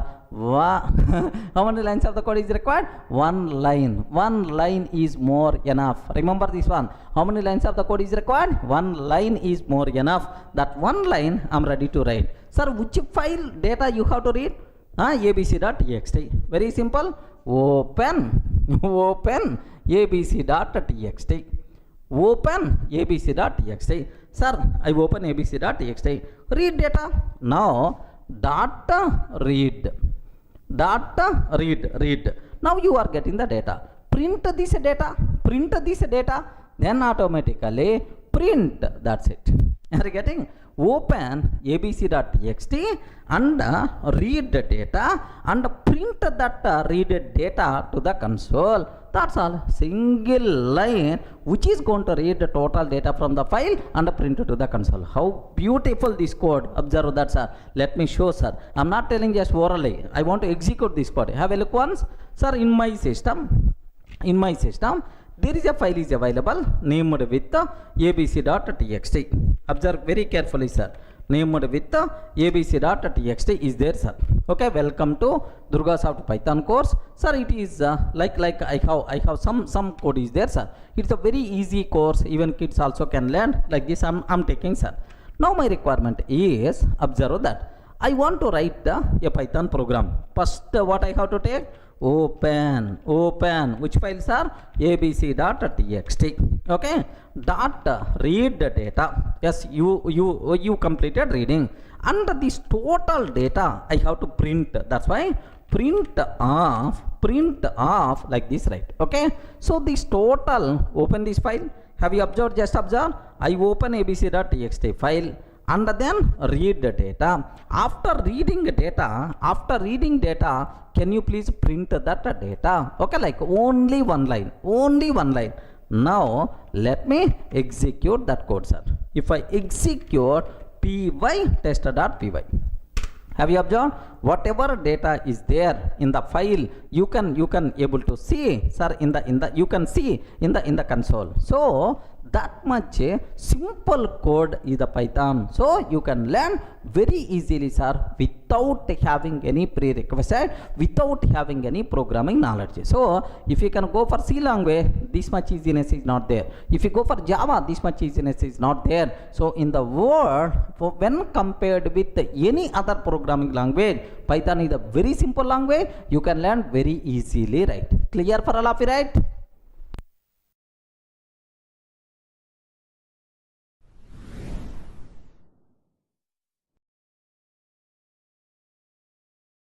Sir, the second important feature of the Python is it is freeware and open source.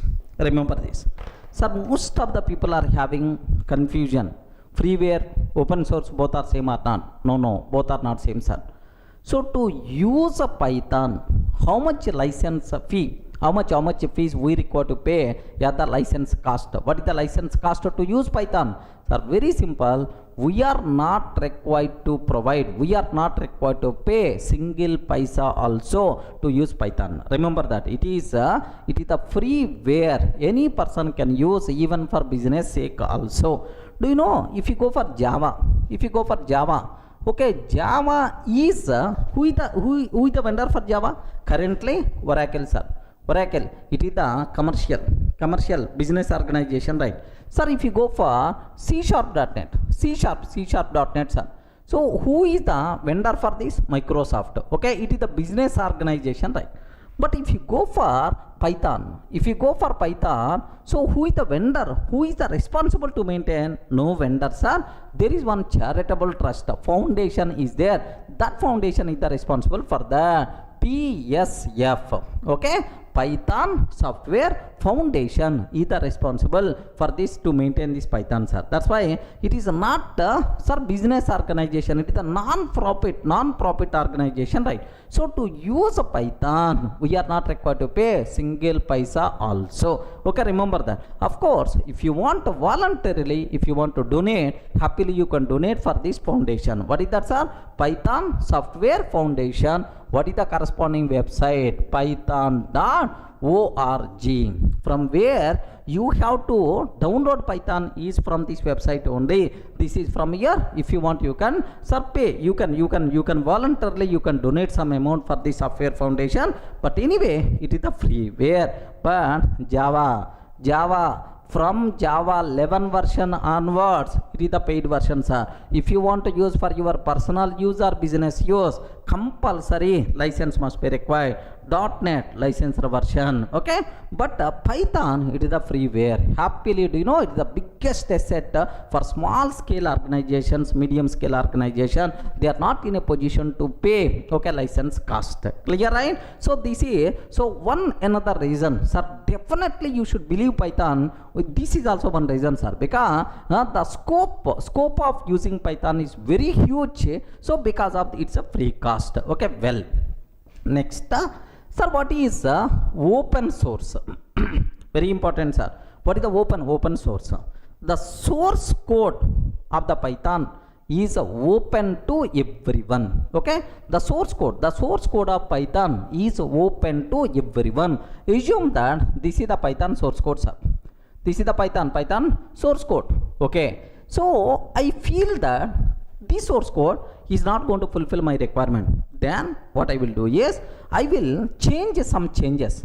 I will customize this source code, and I can use this customized version of Python, sir, for to fulfill my requirement, right? Now for this Python, I want to use Durga Python.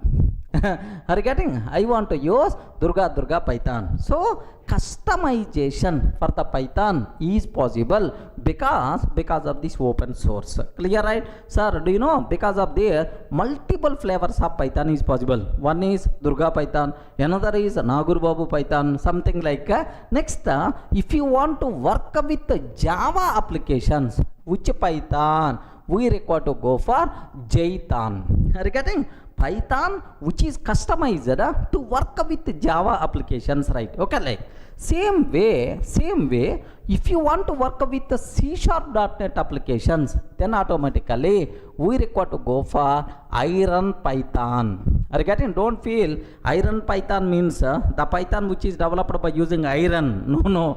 The Python which can be used to work with the C#.NET applications, that is called Iron Python. Okay, like sir, do you know I want to work with the big data, large volumes of data I want to handle, sir. For that a specialized version of Python came, Anaconda Python. Are you getting, right? What is this one? Anaconda Python, like this, right?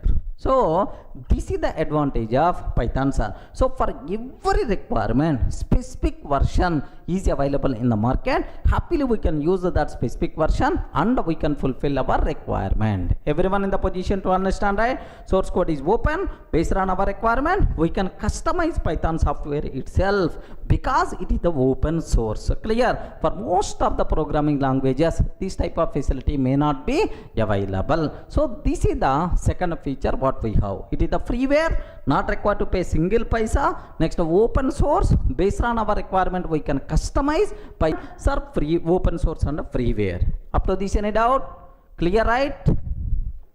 Sir, up to these two features we covered, sir. Simple and easy to learn. Second one, freeware and open source. Now the next features are Python is a high level programming language. So high level programming language means programmer friendly language, not mission friendly language.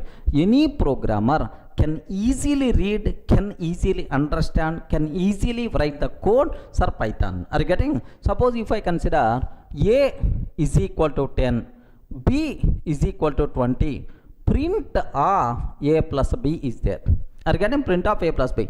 Anyone can understand this code. Are you getting? Anyone can understand this code. It is a programmer friendly high level programming language. Okay, programmer friendly language, right? Next, do you know, sir, being high level programming language, we are not required to worry about low level activities. Okay, low level activities means how the memory allocated, so next how the objects will be destroyed, how the security will be there. So such a type of low level activities, being a programmer, we are not responsible for these activities, right? So memory management, I'm not required to worry, man. Memory objects distraction, provide free space, I'm not responsible. Internally my Python virtual machine is going to take care everything, sir. If you want to destroy some useless object, garbage collector is there. Are you getting? Next, memory allocation, internally Python is going to take care. Security, Python virtual machine is going to take care. We are not required to worry about low level activities. Clear for all of you, right? Sir, what is that? High level programming language, programmer friendly language. We are not required to worry about low level activities like memory management, security, these kind of things we are not required to worry. Clear? The next very important feature of the Python is it is a platform independent programming language. Then immediately you must ask, sir, can you please explain how Python is platform independent? What is the meaning of platform independent nature? Just observe. I want to go for a C program. Assume that I have one C application is there, sir. C program is there. I have three platforms are there, means three missions are available, sir. One is Windows platform. I mean Windows mission is available with me. Next, one is okay, Linux mission is available. Linux platform is available for me. Next, another is Mac platform is available, sir. Can you please observe how many missions are there? How many platforms are there? 3 platforms are available. Now, I want to write a C program which should run on all these platforms. Are you getting on all these platforms? Because I want to distribute one C application for the clients who are using different platforms, right? Then what will happen is, then what I have to do is, for Windows, okay, a separate C program must be required. C application for Windows, C application for Windows. The C program which is developed for Windows operating system, Windows platform, it can't run on Linux, it can't run on Mac. That's why compulsory for every platform you have to provide that platform specific application, right? So C application for Windows I have to provide. Next C application, okay, C application for Linux platform I have to provide. Happily it can run, okay. Next C application for Mac we have to provide like this, right? Sir, now can you please tell how many applications are there? So 3 applications. How many platforms are available, sir? 3 platforms are available. So now, sir, C programming language is the platform dependent programming language. Remember this one, sir. So for every platform, we require to maintain separate application, separate C application. That's why this behavior is called platform dependent, right? Okay, well. Sir, when compared with this approach, what is the specialty for the Python? Sir, same terminology, same cinema, we have to discuss a bit different style. Observe that, sir. I have how many platforms are there, sir? Okay, here assume that C Windows platform is there. Windows platform is there, sir. Observe a bit very carefully. Next, Linux platform is there. Linux platform is there, sir. Next, Mac platform is also there. Mac platform is also there, sir. Okay, like 3 platforms are there. Now, I want to write a Python application. Sir, assume this is the Python application, right? So, can you please spell out how many platforms are available? 3 platforms. How many Python applications are there? Only 1. So, write a Python application once. Run anywhere on any platform, sir. We are not required to provide this is the Python application for Windows, this is the Python application for Linux, this is the Python application for Mac. Such type of stories are not required for Python. Write a Python program once and run anywhere. This concept is nothing but what? Sir, platform independent nature. Sir, how platform independent nature is coming? Very simple, sir. Do you know, if you want to run this Python application, sir, on the Windows platform, what must be required is Python virtual machine, PVM. Remember, PVM, Python virtual machine for Windows is required. If I provide my Python program to this PVM is responsible to convert this program into Windows specific and to execute, sir. Interpret into Windows specific form and execute. Who is the responsible, sir? This PVM is the responsible. Compulsory PVM for Windows must be required. Okay. Same way, Python application, if I want to provide for Linux platform, so compulsory we require to install PVM for Linux. Compulsory we require to install PVM for Linux. This Python virtual machine for Linux is responsible to convert this Python application into Linux specific form and execute, right? Okay. Same way, if you want to run on Mac, sir, okay, PVM for Mac must be required. PVM for Mac must be required. Observe carefully, sir. PVM for Mac must be required. That PVM is responsible to convert Python application into the Mac style. Sir, now my question is, here, how many Python programs are available? Only one. But how many platforms are available? three platforms are available, sir. Write once, run anywhere. Write once, run anywhere is the concept of platform independent nature. Who is going to take care? Platform specific conversions, Python virtual machine is going to take care. If the PVM is not there, then Python also should be platform specific. But anyway, because of this PVM, Python program is not platform dependent, it is the platform independent, right? Are you in the position to understand? Now, sir, what is platform independent nature? Write once, run anywhere. Write once, run anywhere is the concept of platform independent nature. Okay. Internally, who is the reason for platform independent nature of Python? Internally, Python virtual machine is the reason, sir. Sir, next I have one small doubt.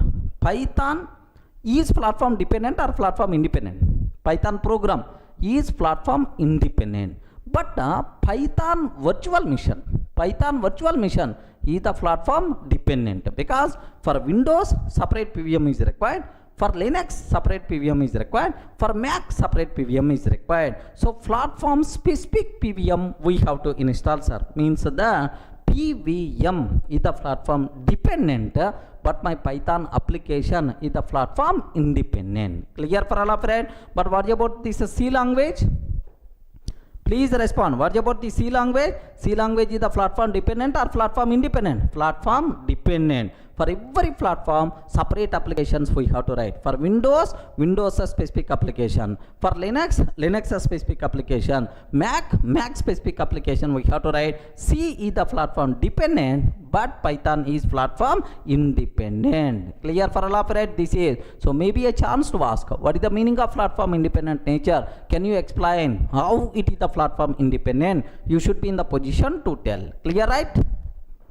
Sir, the next feature what I have to discuss, portable. Python is portable programming language. Sir, what is the meaning of portable?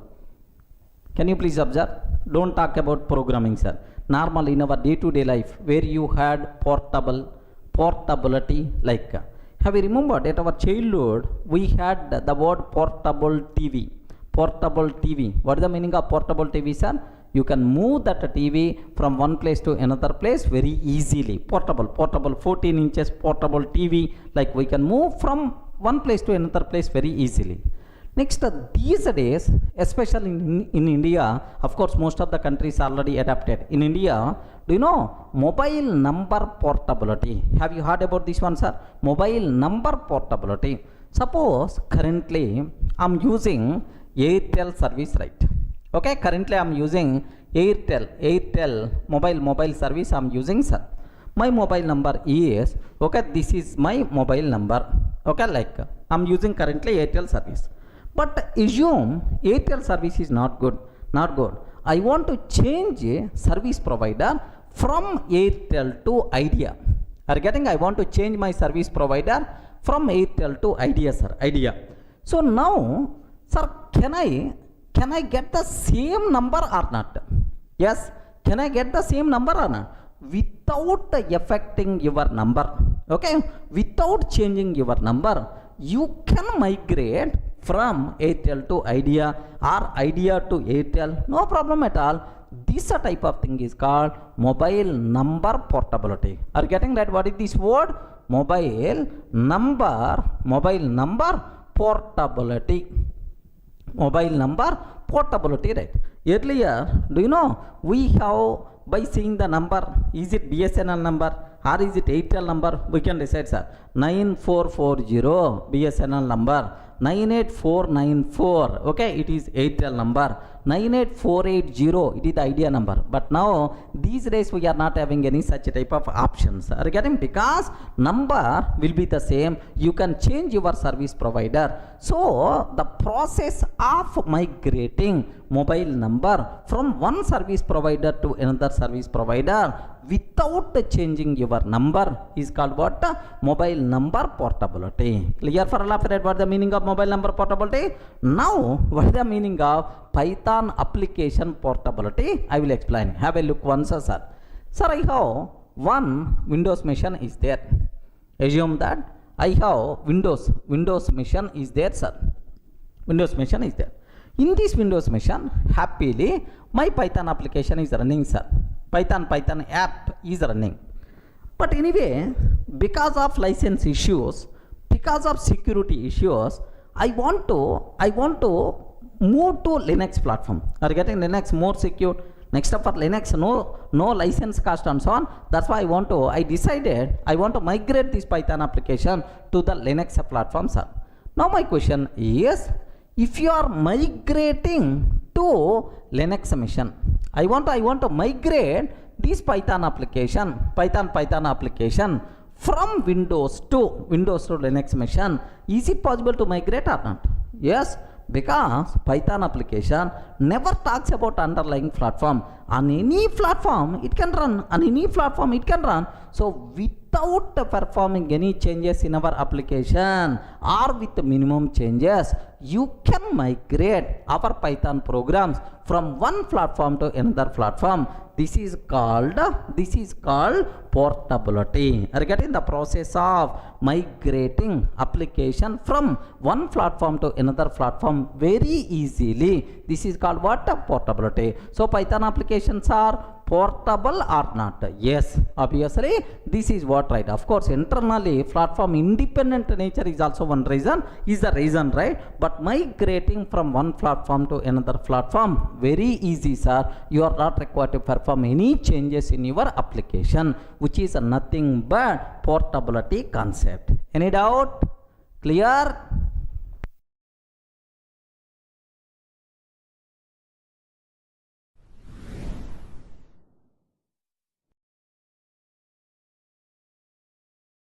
Sir, the next feature what I have to discuss, dynamically typed. So from first class onwards, I'm talking about this dynamically typed. So in old languages or in other languages like Java, if you consider other language Java, if you want to declare a variable, sir, I'm taking a is equal to 10 like this. In Java I'm taking like this. Immediately Java compiler will give left and right. Array, you are taking a, where you declare this a, cannot find the symbol variable a, like you are going to get the error, sir. If you want to observe a bit carefully, here I am taking a simple example, sir. Here just the Java code I am taking. Don't worry about this class test. Within that I am taking a is equal to 10, sir. A small code. It is the Java code. Even you don't know about Java, don't worry, just observe, keep on listening. Sir, now I saved this code as tester.java. Observe, a is equal to 10. Public static void main, a is equal to 10 is there, sir. Now let me compile this Java program. If I compile this one, immediately compiler will give left and right. Boss, where you declared a, where do you declare a? You didn't declare the a. What is the type of this a? Like a compiler is going to object, sir. Can you please have a look once? Cannot find the symbol. Are you getting? Cannot find the symbol. Which symbols are variable a? I'm unable to see this variable a. Like that, compile time error you are going to get. So means that each and every variable you have to declare with the type, then only it is going to be accepted. So compulsory we have to take int a is equal to 10. Remember this one, we should do that. Int a is equal to 10, then only it will be acceptable in Java. Have a look once. So if I can take int, if I can take here just int a is equal to 10, int a is equal to 10, like this, right? Now it will be accepted, no problem at all. It is accepted, sir. Okay, well, so in other languages like Java, compulsory we have to declare the type explicitly. Such a type of languages are called statically typed languages. What is this word, sir? Statically typed languages. Type compulsory we have to declare at the beginning only. Sir, but in Python, what is the story? What is the story, sir? Very simple. Sir, I am taking a is equal to 10, sir. So, is it accepted or not? Perfectly, it is accepted. Array, I didn't declare the type. Still, it is going to be accepted. In Python, we are not required to declare type explicitly. Of course, we can't declare. We are not required to declare type explicitly. Based on your provided value, automatically the type will be considered. Based on your provided value, automatically the type will be considered. This nature is by default considered as dynamically typed programming language. Sir, what is the type? What is the type of A? Can you please print the type of A? Like print type of A, sir. Print type of A. Simple. It is going to tell that int type, sir. Okay, int type. Have a look once, sir. Sir, I'm taking A is equal to 10, sir. In Python, I'm taking A is equal to 10. Print of, can you please print type of A, sir?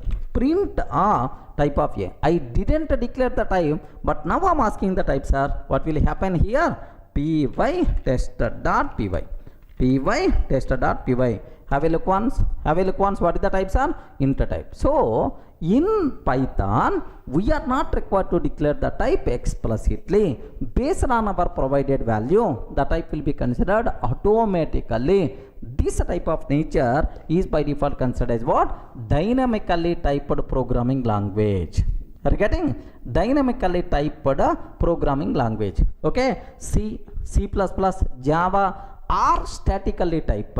Compulsory we have to declare the type explicitly. Next, Python, JavaScript, these are dynamically typed programming languages. We are not required to declare the type explicitly. Is it clear, right? Point number 1.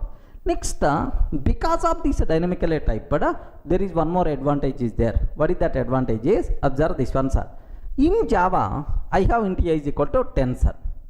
After some time, I'm taking A is equal to Durga. Like this I'm taking. A is equal to Durga. Durga is a string type, string value I'm trying to assign, sir. Immediately compiler is going to give left and right. Arey Durga, pagal ho gaya, mental ho gaya, mental. So A, you declared already what type? Int type.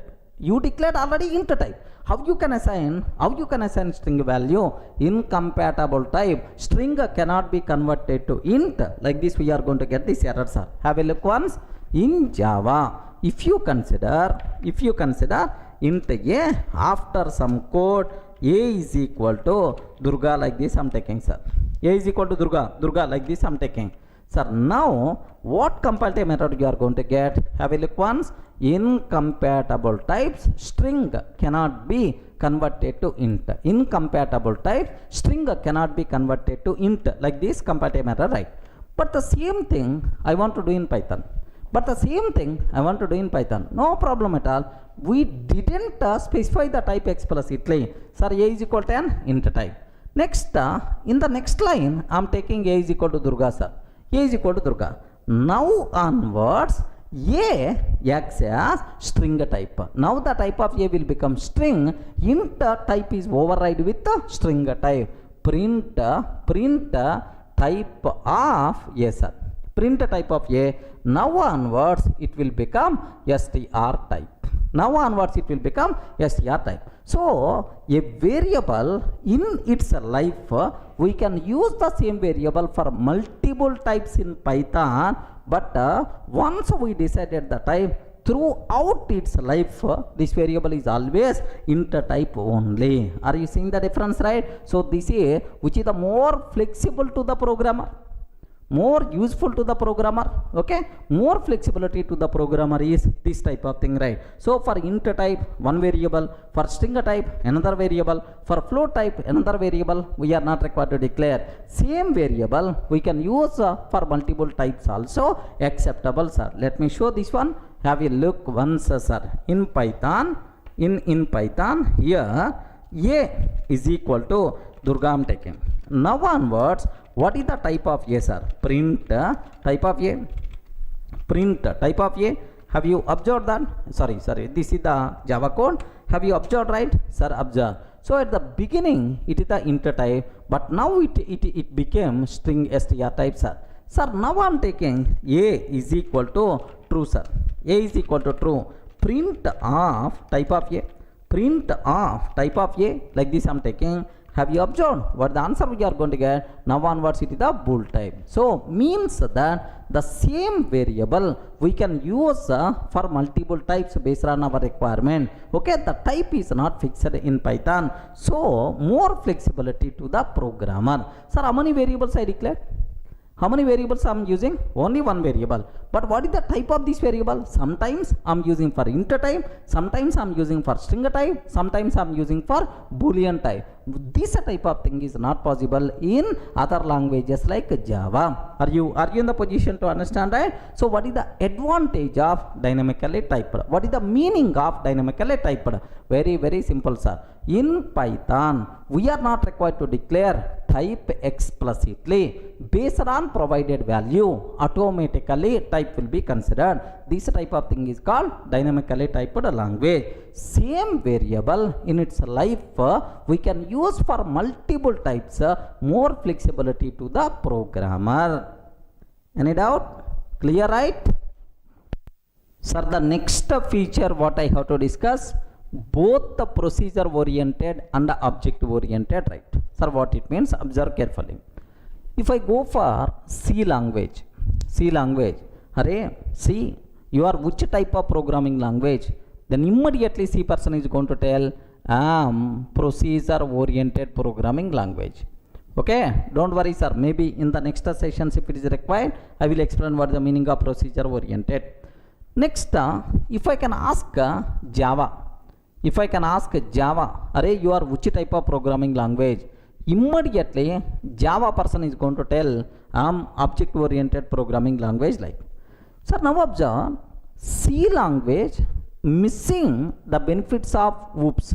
Are you getting? In the whoops, beautiful concepts are there, like do you know inheritance, polymorphism, inheritance, encapsulation, these kind of things, right? So C missing the benefits of whoops. Next, Java missing the benefits of procedure oriented. Okay, this is code, more what we call code, less code, concise code. Such type of beautiful procedure oriented features we are going to miss in Java, sir. Of course, slowly Java people also starts thinking about that these days, right? Okay, sir, now if I can ask Python, array, what about you? Array, what about you? If I can ask Python is going to tell, very simple, man, I am all-rounder. Are you getting? Python is what? All-rounder. Yes, myself is procedure-oriented language. Procedure-oriented programming language.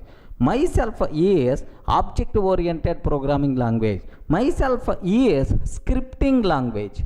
Are you getting? Myself is scripting language. So, Python acts as modular programming language. Are you getting? Modular programming language. Python is all-rounder. Based on our requirement, you can use Python as procedure-oriented language, or object-oriented, or scripting language, or modular programming language. All the features are there. We never going to miss any benefit of any programming paradigm, because my Python follows each and every feature, programming features, right? Are you in the position to understand?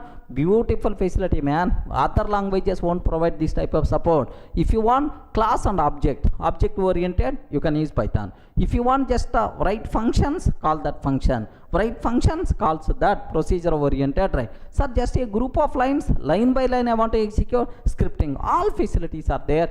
Based on your programming requirement, you can use Python in any style, so it's more flexible to use. Clear, right? This is Python is what? Python is what? All-rounder. Python is all-rounder. All benefits we are going to get in Python, remember. Sir, now the next feature what I have to discuss, interpreted. Python is interpreted. Sir, do you know we are not required to compile Python program? Remember this one, sir. It is the interpreted programming language. We are not required to compile Python program. Sir, if you consider C program, if you consider C program, we have to compile and execute. We require to compile and execute. If you consider Java application, we have to compile and run or execute, both are the same. But if you are considering Python, if we are considering Python, we have to run, that's all. We are not required to compile. Internally, interpreter is responsible to compile. Programmer, we are not required to compile explicitly. Inside Python virtual machine, interpreter is there. That interpreter is responsible for performing compilation, right? If any syntactical mistakes are there, then immediately interpreter is going to raise syntax errors, right? But all syntactical mistakes got cleared, then only Python virtual machine starts its execution. So more flexibility to the programmer. We are not required to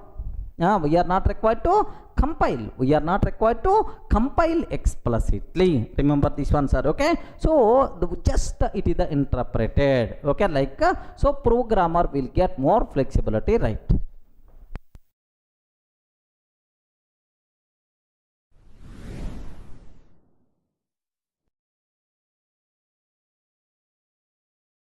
The next feature what I have to discuss, extensible. Remember, what is the meaning of extensible? You can extend functionality of Python application with some other language applications. What it means is, sir, some C program is there, some Java program is there.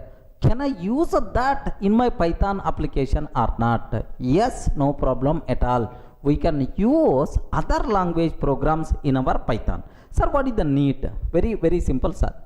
I want to develop a Python application. Assume that this is the Python application I want to develop, sir. This is my requirement. In that, some XYZ functionality required, sir. Some functionality is required. But anyway, there is some Java code is there for this functionality. Java code is already there for XYZ functionality. Okay. So it is a non-Python code. Is it possible to use this non-Python code inside our Python? Yes, no problem at all. So this we can use other language code in our Python. Yes, happily it is acceptable. Remember that. So what is the advantage of this one, sir? The biggest advantage here is we can use legacy. We can use legacy non-Python code in our Python application. So development time we can reduce, already existing things we can use. Okay, one area. Second area, sir, performance. Assume that there is one area is there. Here performance is the very important, sir. Assume that some x, like some area is there where performance is the very critical. Assume that this wherever performance is the critical, sorry, Python is not that much good performance wise. What I have to do is I will develop that functionality by using C code. I will write C code and I can start using that C code in my Python. Are you getting that? I can write C code, so that the biggest advantage of this approach is performance of the application. Overall performance of the application will be improved, sir.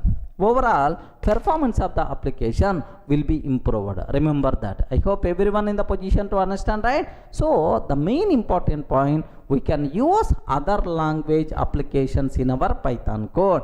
What advantages are there? Legacy, already existing, non-Python code, happily we can use. Second thing is, sir, performance gaps are there. Those performance gaps also happily we can able to fill with other language code. Clear for all of it? What is the meaning of extensible? Okay, like next embedded.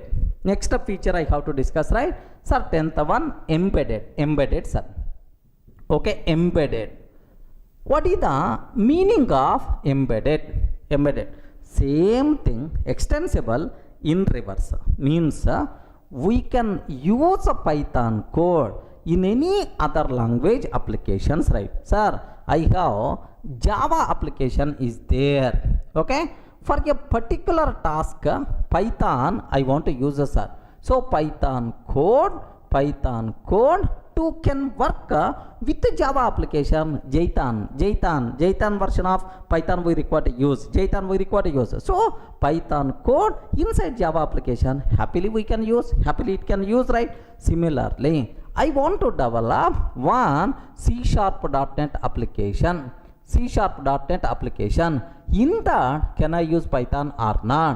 Happily we can use Python. Means we can embed our Python script in any other language application. Clear for all of right? What is the meaning of embedded? What is the advantage of this is, so the scope of this Python code is going to be improved, sir. So you can use this Python code in C#.NET, in Java, in C language. So everywhere you can use this Python code. Means the worthy of this Python code is going to be improved. The scope of our application is going to be raised like anything. So our application will become what? Scalable. Clear for all of you, right? So what is the meaning of extensible? Means in our Python application you can use other language code. What is the meaning of embedded? We can use Python code in any other languages also. Embedded, extensible. So together our Python with the other languages together can do wonderful things. Any doubt? Sir, the next feature what I have to discuss related to Python, extensive library. Observe very carefully, sir. In Python, for every requirement, ready-made library is available, sir. For every requirement, ready-made library. Lakhs of libraries are there in Python. No other programming language has this much library support. Do you know? So that's why some people may use Python has batteries. Each battery itself is nothing but library. Huge library support is there. Being programmer, we can use these libraries directly. We are not required to implement functionality, right? Okay. So because of this rich library, we can write Python code very easily with the concise code. Remember this one, sir. So Python has, sir, libraries. Python has batteries. A rich library support is available for the Python. Okay, well. Sir, now if you want just a small chota example I want to tell. Do you know OTP, one-time password? Bank applications, bank transactions, if you want to do, OTP must be required. Okay, well. Sir, write a Python program to generate 6-digit OTP is my requirement, right? Okay, write a program to generate 6-digit OTP. This is my requirement, right? Do you know, if I can ask a C programmer, if I can ask a Java programmer, boss, you may take minimum 10 minutes time. Regarding a big code is going to write. But if you can ask Python programmer, just a matter of 1 minute is more enough. Regarding 1 minute is more enough. 2 or 3 lines of the code is more enough. How, sir? How we can do that? Because to generate random numbers, already one battery is available, already one library is available. That library is called random library. Are you getting right? What is this library, sir? Random library. This library contain randint function. So if you provide 0, 9, it is responsible to generate a random number from 0 to 9. Automatically it will generate some random number. We can't guess which random number we are going to get, sir. So import this library, call this function, automatically a random digit we are going to get. But our requirement is 6-digit OTP, right? Call this function 6 times. Call this function 6 times. Automatically 6-digit OTP is going to come. Are you getting right? Do you want me to show? Here, observe carefully, right? What I'm trying to take is, just I want to write a small Python program. Okay? From random. So random is Python inbuilt module, sir. Random is the Python inbuilt module. From random, import rand int. Again, rand int. Can you please import? Sir, print rand int of 0, 9, sir. Rand int of 0, 9. Sir, in between 0 to 9, can you please print some random int value? Let me run this code. Have a look once. Up to this, what we are going to get. So it's a very simple, sir. Now here, do you know? Now this time I am getting 5, sir. Let me run again. This time 3. Let me run again 4. Let me run again 0. Let me run again 7. Let me run again 1. Sir, are you getting? Are you seeing right? So random int value we are getting. But sir, how many digits are required? Can you please spell out how many digits? 6 digits are required. So what I have to take? You have to call this function 6 times. Next, one biggest specialty for the Python print statement is you can pass any number of arguments. You can pass any number of arguments. That's why. So just if you print like A space B space C space D space E space F, like this it's going to print the corresponding ABCD value. So you can pass 6 times the same for the print argument like. Sir, what is the way? Okay. So rand int, this is the function, just with comma separation, take 6 times. Second time, comma third time, comma fourth time, comma fifth time, comma sixth time. That's all, sir. Comma sixth time. So total, how many times I considered, sir? 6 times I considered. Now your 6-digit random OTP is ready. Are you getting? 666602. Don't feel, sir, this one is always going to generate 6. No guarantee. Now if you observe 813405, if you observe 455294, if you observe 309841, okay, 36035, 608, okay, like it's going to generate from 0 to 9 some random number, okay, like 6-digit random number. Then immediately you may ask, sir, I don't want space. I don't want space in the middle, sir. So can you please remove the space? Just one small argument I have to take. What is that argument is? So A comma B comma C comma D, A space B space and so on, comma last SEP is equal to empty. Array, I don't want any separator. Like I have to pass SEP is equal to empty. Of course, we will discuss in detail. Don't worry, sir. Have a look once. SEP is equal to at last comma SEP is equal to empty. Separator is equal to empty. Empty means no space. No space in the middle. Have you observed? 503157. Next 738857. 104 like this. Have you observed, right? Like it's going to come, sir. This is the way how to print, how to generate a random 6-digit random number. How many lines of the code is required? How many lines of the code is required? 2 lines.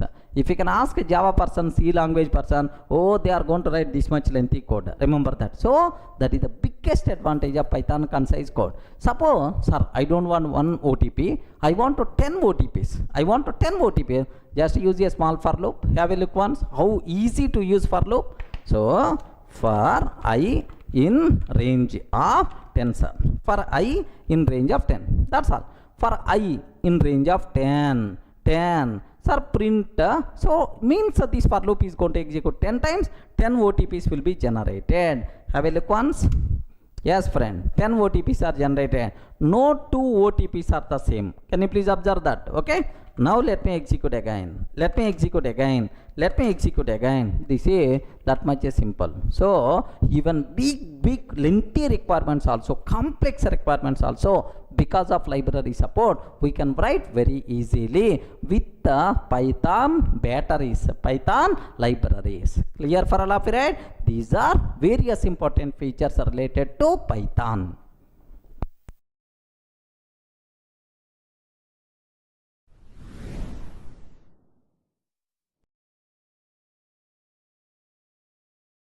Sir, now let me summarize all the features related to Python, whatever we covered. Observe carefully, sir.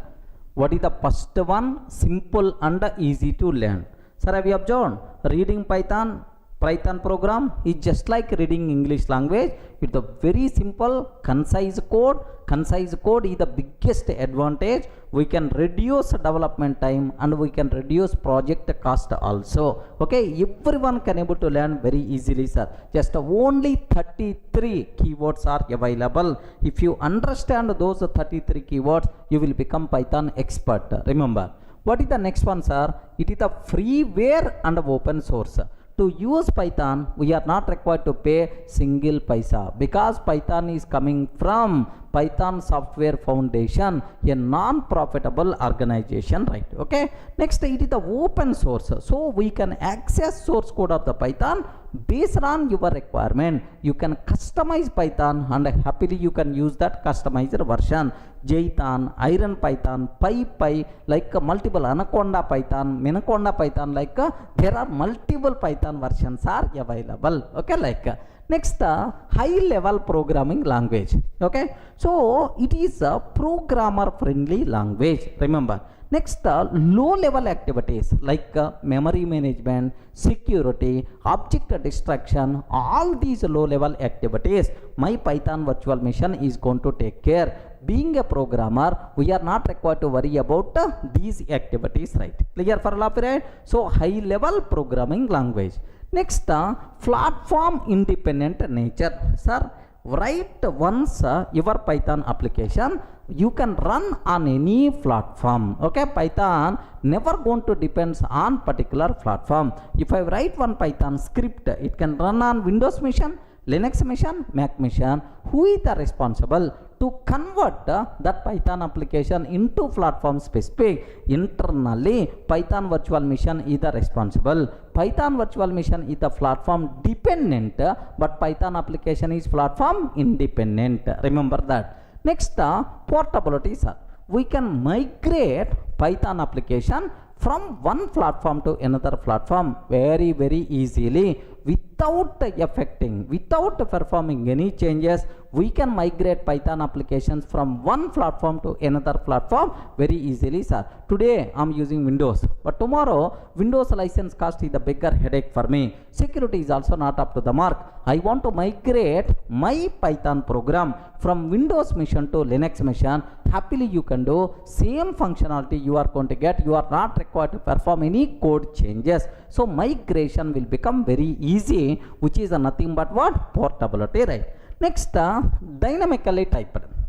Do you know this is Python specific? This feature is not available with C or C++ or Java or C#, right? So dynamically typed. So in Python, we are not required to declare type explicitly. Based on our runtime requirement, based on our provided value, automatically type will be considered. Regarding this behavior is nothing but what? Dynamically typed. We can use the same variable for multiple types based on our requirement. That flexibility is also there to the programmer. Okay, like next, both the procedure oriented, object oriented, sir. Sir, you know Python is all rounder. He can perform keeping, he can perform bowling, he can perform batting also. Okay, like same way. Yeah, so Python is object oriented, procedure oriented. Okay, like even scripting language, modular programming language, based on your requirement. In any style you can use Python. Happily Python can mold based on your requirement, right? So Python can enjoy the benefits of procedural programming, object-oriented programming, next scripting language benefits, modular programming language benefits. All those benefits by default will be available to the Python. Sir, it is also Python-specific behavior, which is not there for C, which is not there for Java, which is not available for C, C++ or C#.NET, right? Okay, Python-specific. Next, Python is interpreted. We are not required to compile. Internally, Python interpreter is going to take care about compilation, syntax checking, all those things Python interpreter will take care, sir. We are not required to compile.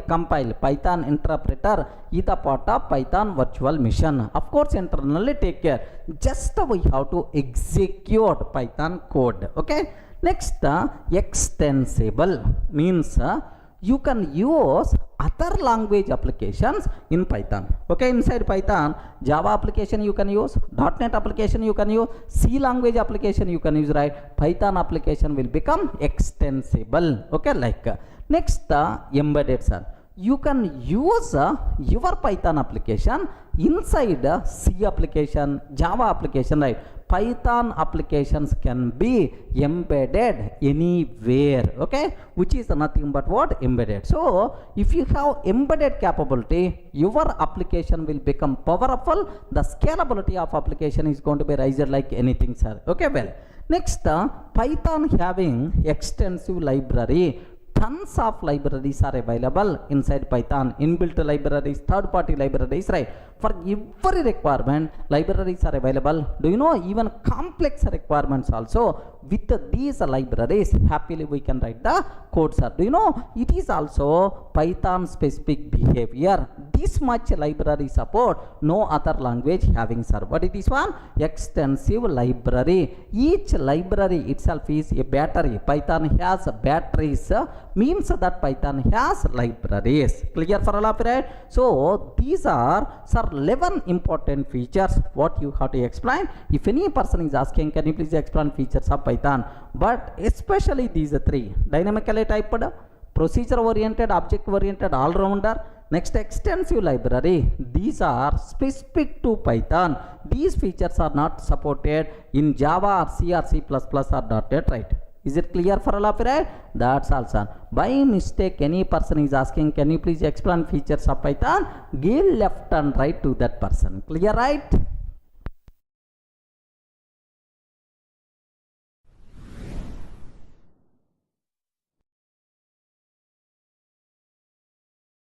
Hi friends, in the last videos we covered very clearly what are various features of Python. Okay, Python is dynamically typed, platform independent, portable, like multiple features we covered, sir. Sir, what is the next topic we have to discuss related to Python fundamentals? Okay, limitations of Python. Sir, what are various major limitations are there for the Python? Sir, I know Python is the king, Python is a hero, but there are some areas Python is not up to the mark. What are various such type of limitations are there? Okay, just observe that, sir. Do you know, here we have ML is there. What is that ML? What is the ML, sir? Machine learning. Do you know machine learning? Yes, sir. These days trending word, machine learning, right? To develop machine learning applications, sir, Python is the best choice. You know, right? Python itself is the best choice to develop machine learning applications. Then immediately we may ask, why, sir? Why? The reason is Python contain, there are several libraries are available. By using those libraries, we can develop machine learning applications very, very easily, sir. Have you heard about NumPy? NumPy, just for mathematics support. Just for mathematics support. To add mathematics to the Python, NumPy module is there. Next, to import and read data set, we have pandas is there. Okay, pandas module is available. Next, to project this data in the form of graphs, charts, like matplotlib is there, sir.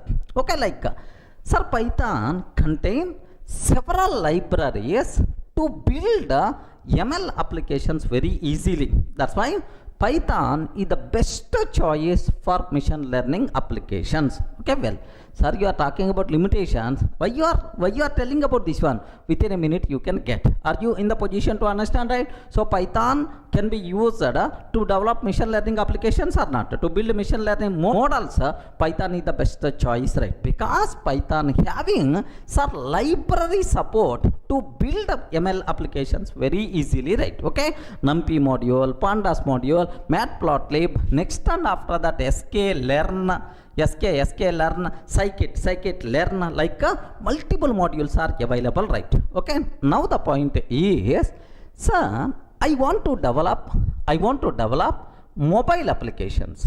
Regarding I want to develop mobile application, Python is the worst choice. Remember this one, sir. Python is not suitable to develop mobile applications. Then immediately you must ask, why, sir? Why? The reason is Python not having library support to develop mobile applications as of now. Maybe in the future, maybe as of now, library support is not there. That's why if you want to develop mobile application, okay, Python is not at all suitable programming language. Remember this one, sir. Then immediately ask, sir, which programming language is the best choice to develop mobile applications? Android, iOS, Swift. Are you getting? Android and iOS, Swift are the kings in mobile application development. Sir, Java, C++, Python, these type of languages are not suitable to develop mobile applications. Clear, right? Okay, sir, because library support is not there. Now I hope you can understand, sir, why Python is the best choice for ML. Library support is there. Why Python is not a choice for mobile applications? Library support is not there. Similarly, I want to develop enterprise applications, right?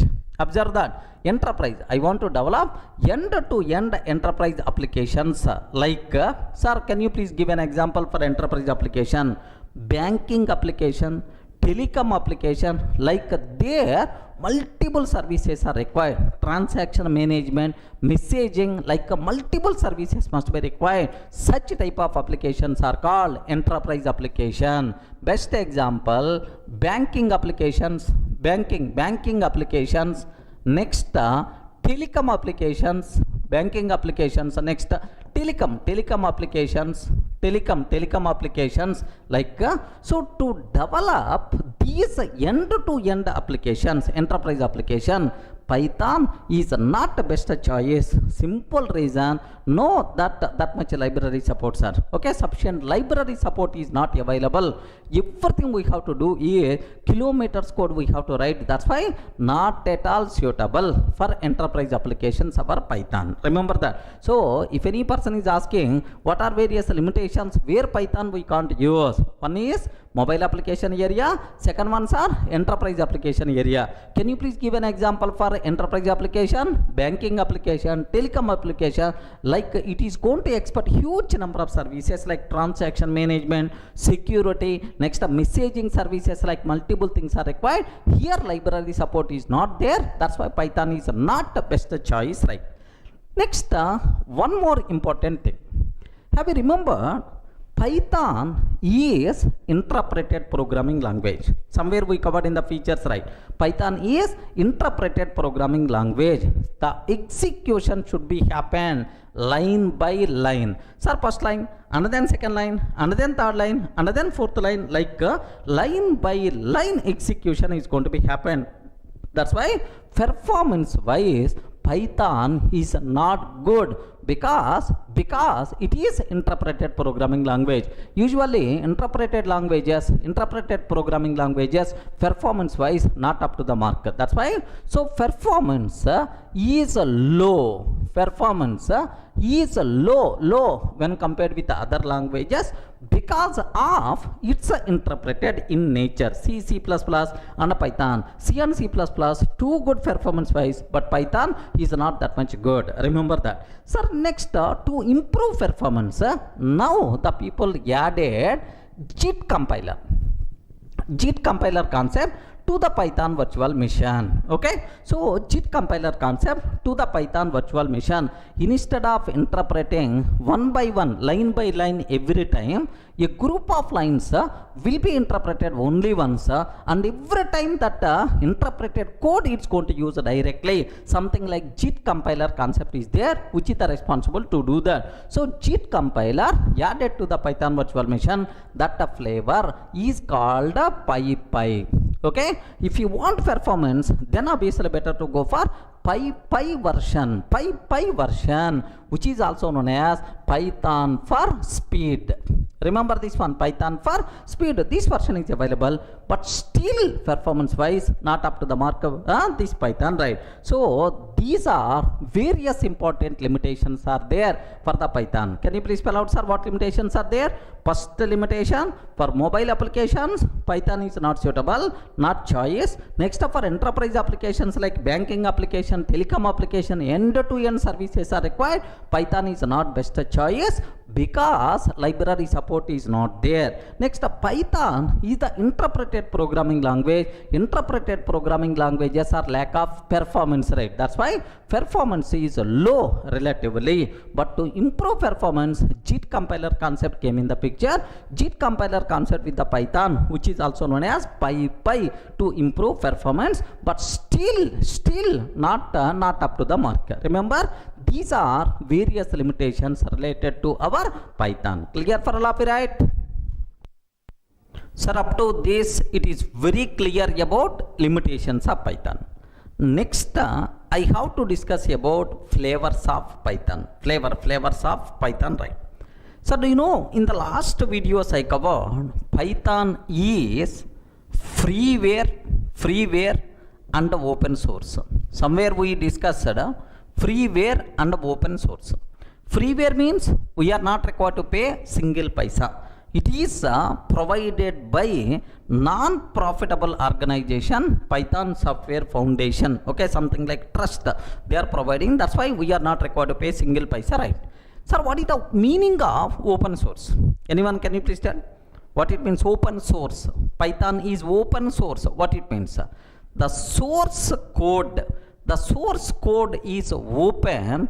Any person can access source code of the Python. Okay, assume that the standard Python may not fulfill my requirement, right? Assume I have some programming requirement is there. The standard Python may not provide much support for that. Okay, so what I have to do? I have access to source code. I want to do some modifications, some extra libraries I want to add, and that customized Python version. Okay, so can fulfill my requirement, right? So if source code is open means any person can access, any person can allow to access the source code. Based on our requirement we can modify. Are you getting, right? So then the customized Python version is possible. Assume that, sir, I customized something. Now I'm going to keep the name for this customized version is dpython or Durga Python. Are you getting? dpython or Durga Python. If you are performing modification, then you can keep your name XYZ Python like this, right? So for Python, multiple flavors are available. Remember that, sir. For Python, how many flavors are? Multiple flavors are available.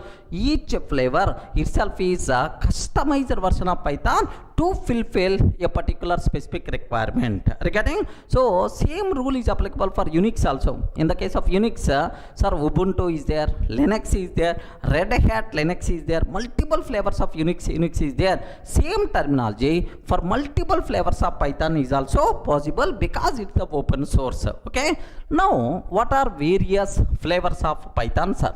Sir, the first Python, the standard version of Python is C Python. Observe this, the standard version of Python is the C Python, which is provided by Python Software Foundation. It is the C Python. It is the standard version, best suitable to work with the C language applications. Best suitable to work with the C language applications, right? It is the standard flavor because Python came in which year? 1991. At that time, C language is the best more popular programming language. That's why to work with the C, which version of Python we are going to use? This is standard version C Python, right? Suppose I want to work with the Java language. A customized Python version must be required. That customized Python version is JPython or Jython. Are you getting? JPython or Jython. This is the customized version of Python to work with the Java applications, man. to work with Java applications. This is the customized version of Python. Do you know this Jython code can run on Java virtual machine? Just like our PVM, for Java to execute Java code, some mission must be required. Java virtual machine can understand our Jython code. Remember this one, sir. Next, after that, okay, have you ever heard about Iron Python? Have you heard about Iron Python? Don't tell the Python which is developed by using iron. Okay, no. Iron Python means a customized version of Python to work with C#.NET applications, right? Remember this one, to work with Microsoft C#.NET applications. So customized version of Python is Iron Python. Okay, like next, I hope you may aware Ruby Python. Regarding what is this one, sir? Ruby Python to work with Ruby applications, right? Ruby platform, to work with the Ruby platform. So which version of Python came? Ruby Python came in the picture. Okay, like similarly, have you heard about Anaconda Python? Anaconda Python, sir. Sir, most beautiful concept. If you want to work with data science, if you want to work with machine learning, deep learning, artificial intelligence, like if you want to work with that area, compulsory we require to go for Anaconda Python. Because the reason is, this Python, sir, contain several inbuilt libraries which are suitable for data science applications, right? Sir, best example, pandas, numpys, matplotlib, sklearn, all these things, all these modules inbuilt available inside Anaconda Python. Not only these libraries, right, it is going to provide a special IDE, Spider IDE, next Jupyter notebooks, like it is a specialized Python platform, specialized Python version to work with data science applications. If you want to handle large volumes of data, better to go for what? Anaconda Python. Remember this one, sir. To work with large volumes of data, large volume of data, tons of data I want to work, then obviously we require to go for what? Anaconda Python. Next, just now I explain one thing, sir. Here stackless, observe a bit very carefully, sir. Stackless, if you want to work with concurrent applications, concurrent execution, multi-threading, have you remembered, right? If you want to work concurrency, if you want to work to develop concurrent application, then obviously we should go for stackless. Okay, Python for concurrency, like this, right? Python for concurrency, like. Sir, next, very important point, sir. Have you remembered PyPy? Somewhere just now I covered Python for speed. Python for speed, like this, right? Do you know internally, sir, Python virtual machine contain JIT compiler, just in-time compiler. Python virtual machine internally contain what? JIT compiler, just in-time compiler. Automatically performance by default is going to be improved, sir. Okay, please make sure these are various flavors of Python. There are multiple, sir. These are some important standard flavors. Okay, so why these many flavors are possible for the Python?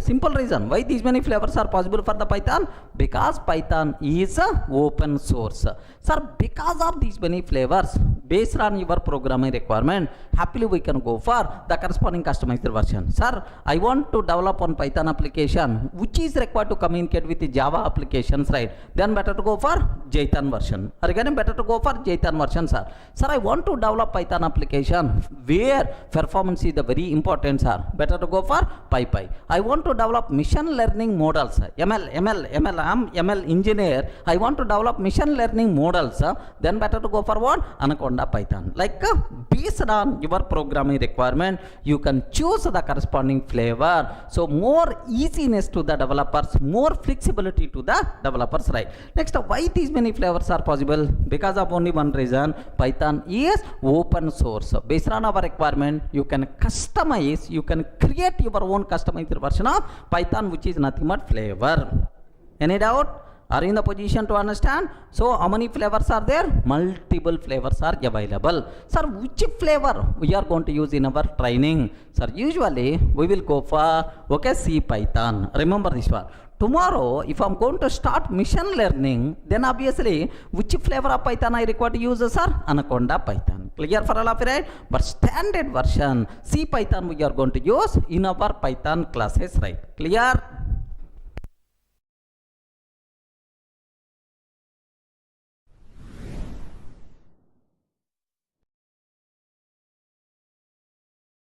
Sir, in the last video, we covered very clearly what are various limitations of Python. Next, what flavors are there, sir? Sir, now I have to explain which versions are there related to Python. Version history. Observe that. Sir, here do you know Python first version? Python label 0.9.0 is the first version of Python, original version. Sir, which was released on February 20th, 1991. Have you remembered, right? Okay, this is official date of birth for Python, February 20th, 1991. And then there are several subversions came, sir. But whenever Jan 1994, okay, Python 1.0 came. So 1.x version came in Jan 1994, sir. Okay, like next, Python 2x 2.0 version came on October 16, 2000, right? Sir, here several subversions are there. Okay, like I will show all these things, right? Next, Python 2.0 October 16, 2000 year. Sir, PY2K. The people are going to use this version is called Py2K. Py2K like this, right? Sir, now do you know multiple subversions came? Next, Python 3.0 came December 3rd, 2008, PY3K. The people are going to use, right? PY3K. These versions are December 3, 2008. Okay. So these are major versions which was released. These are the major Python versions which was released by Python Software Foundation, right? Now observe including subversions also. If you want to just have a look once about these things, right? Observe that. Python 0.9.0 original version of Python came February 20th, 1991. Remember that, okay? Sir, next several subversions came 0.9.1, 0.9.2, 0.9.4, are getting 0.9.5, 0.9.6, like there are several things came. Maybe August, it may be, okay? This is the August like okay, like February, like. Sir, this is Python December, like these are various subversions related to Python 0.9 series, right? Next, Python 1.0 came in January 1994. These are various subversions, right? 1.2, 1.3, 1.4, 1.5, 1.6. Similarly, Python 2.0 came October 16, 2000, 2.1, 2.2, 2.3, 4, 5, 6, 7, like this, right? So this is a 2K, PY2K version, right? Next, Python 3.0 came December 3rd, 2018. Okay, like this is the these are various subversions what we have. The most recent version of Python is Python as of today, Python 3.7.2 version, sir. Remember this one, Python 3.7.2 version, sir. Where is the proof for that? If you observe that, if you observe python.org, observe this. This is the official website for the Python, sir. Python.org. If you observe now, if I want to install, download, observe that which version is there? Python 3.7.2. This is the most recent version, sir. Remember this one. Sir, now I want to talk, of course, the most latest is Python 3x, right? Now I want to talk very important point related to Python 2x and Python 3x. Very important conclusion. Please listen, sir. Python 2x versus Python 3x. So now before that, just aware, if you consider Java versions, as of today, sir, latest version of Java is Java 11, sir. 11, maybe in the next month, Java 12 may come, Java 11. Sir, now Java 10 was there, next Java 8 there, Java 7 there, Java 9 there, okay, like Java 1.0 version is also there, sir. Now my question is, sir, when compared with Java, Python, oh, full trending, growing language, right? The very speedily growing language is the Python when compared with Java today. Like, now, sir, if you observe, what is the most recent version of Java? Java 11. Very important, sir. Please listen carefully this 5 minutes discussion. Java 11. Java 11 should provide support for Java 10 or not. If I install Java 11 in my system, Java 10 program can run on Java 11 or not. If I install Java 10 on my system, is it going to provide support for Java 9 or not? Java 8 or not? Java 7 or not? Okay? Please make sure, sir. Every new version software should provide support for all old versions. Remember this. Every new version software should provide support for all old versions, right? That's why this feature is also known as backward compatibility.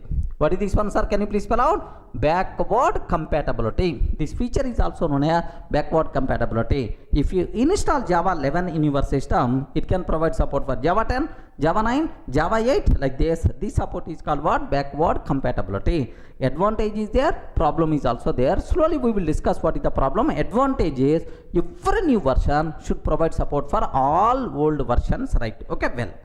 So same way, now I will ask the question, Python 2. If I install Python 3x, 3.7 or 3.6, like, is it going to provide support for Python 2.x or not? Respond. With this knowledge, you can tell very easily. If I install Python 3x, is it going to provide support for Python 2.x or not?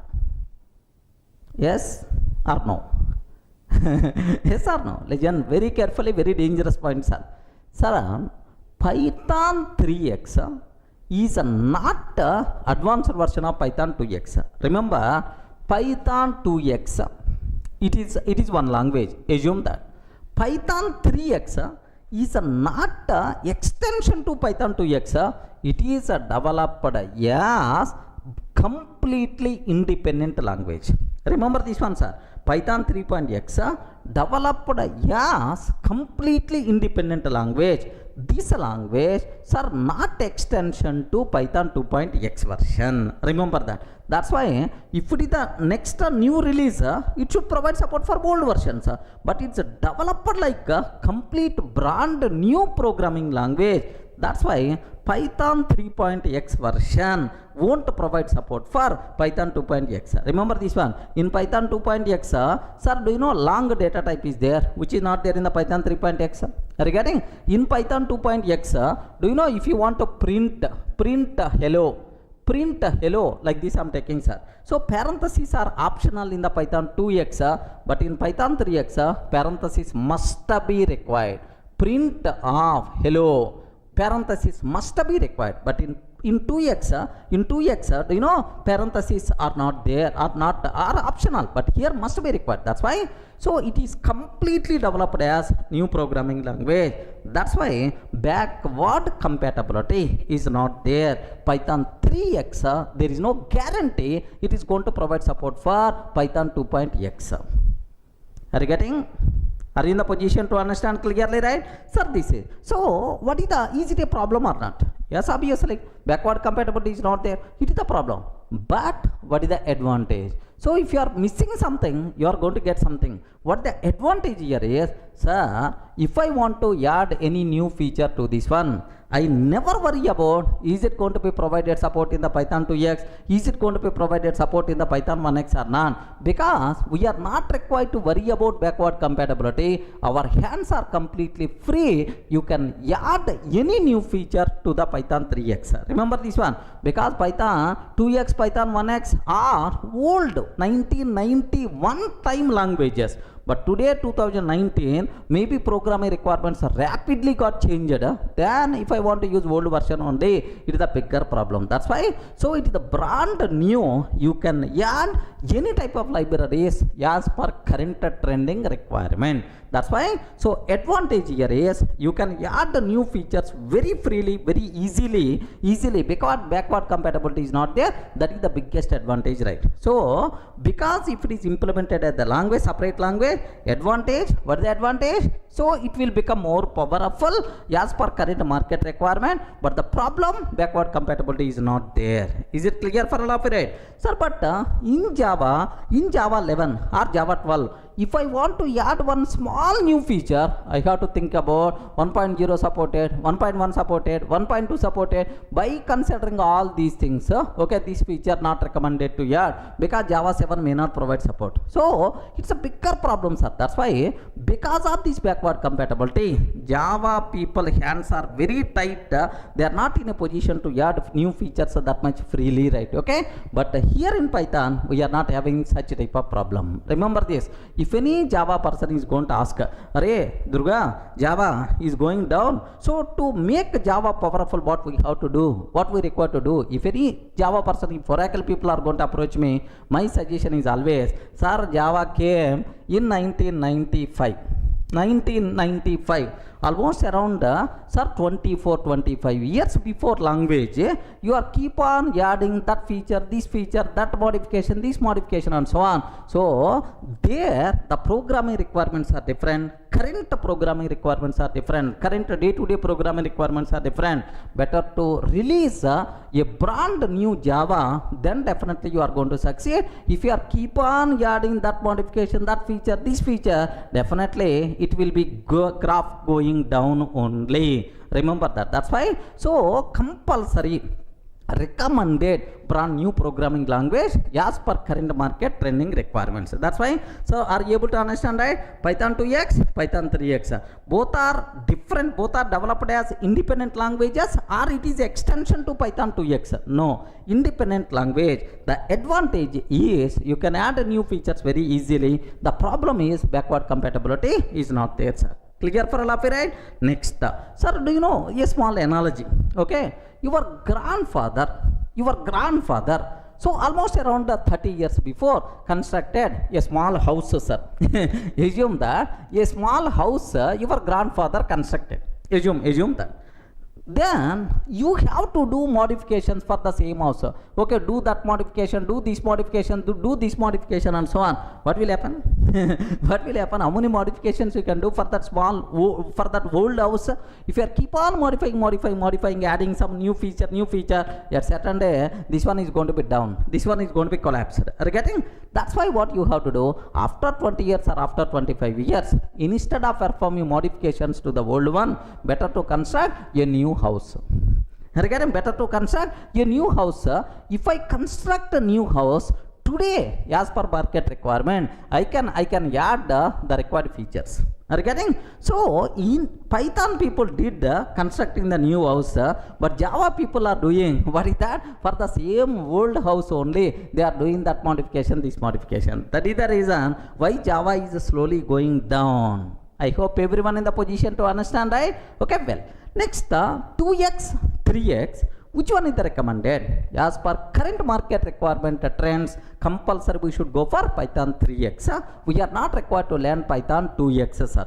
Sir, next, make sure from 2020 onwards, Python people updated no support for Python 2x. Okay, only support is available for Python 3x. That's why if you want to learn Python, our hand should go for what? Python 3x version. Any doubt? Are you in the position to understand, right? What are various Python versions? Which version is the recommended? When compared with Java, what facilities are there in the Python 3x? Backward compatibility, what is the story? Like this, right?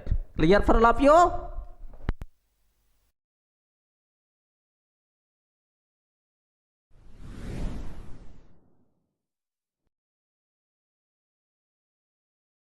Hi friends, in the last videos we covered very clearly about the basic Python introduction, what are various application areas of Python, features, next what are limitations, next flavors are available Python versions, like multiple theoretical things we just completed, right? Sir, now the next thing what I have to discuss, sir, slowly programming we require to start. Before starting, the next basic things are identifiers and reserved words we have to discuss. Sir, the next, let me talk first Python identifiers. Okay, this is the topic what we are going to start, sir. So now can you please tell what is identifier? Yes friends, identifier, what it means? Suppose in my class almost around 10 students are there. Assume that how I can identify each person is Ravi, Shiva, Pavan. Okay, like by name I can identify each person. A name in Python program is called identifier. Sir, here human names, we are using student names to identify the student. Same way we have to use a name to identify variable, to identify class, to identify method. That the name itself is considered as identifier. So a name in Python program, are you getting? Name in Python program is called identifier. Okay, like sir, it can be a variable name, it can be a variable name, or it can be class name, or it can be method name, like any name. A name in Python program is called identifier, which can be used for identification purpose. Okay, like sir, I'm taking a is equal to 10, sir. Are you getting? A is equal to 10. Sir, what is A? A is name of variable which can be used to represent 10. This A itself is nothing but identifier, right? Are you getting? What is the meaning of identifier? The name itself is identifier. Okay, similarly, sir, I am taking class test. Okay, some code I am going to write, sir. Okay, anyway, in object oriented programming I will discuss in detail. Class test colon, just like this. Sir, what is a test? Test is name of the class. This name itself is nothing but identifier. Are you in the position to understand, right? What is identifier? Identifier is a name. It can be a method name, variable name, class name, which can be used for identification purpose. If 10 variables are there, how I can identify each variable? By using its name. If 10 classes are there, how I can differentiate each class? By using its name. So same for methods and modules also. Okay, well, so now just assume you have one kid is there. Do you have the kids? Hey, respond, man. Do you have the kids? Yes or no? Do you have the kids?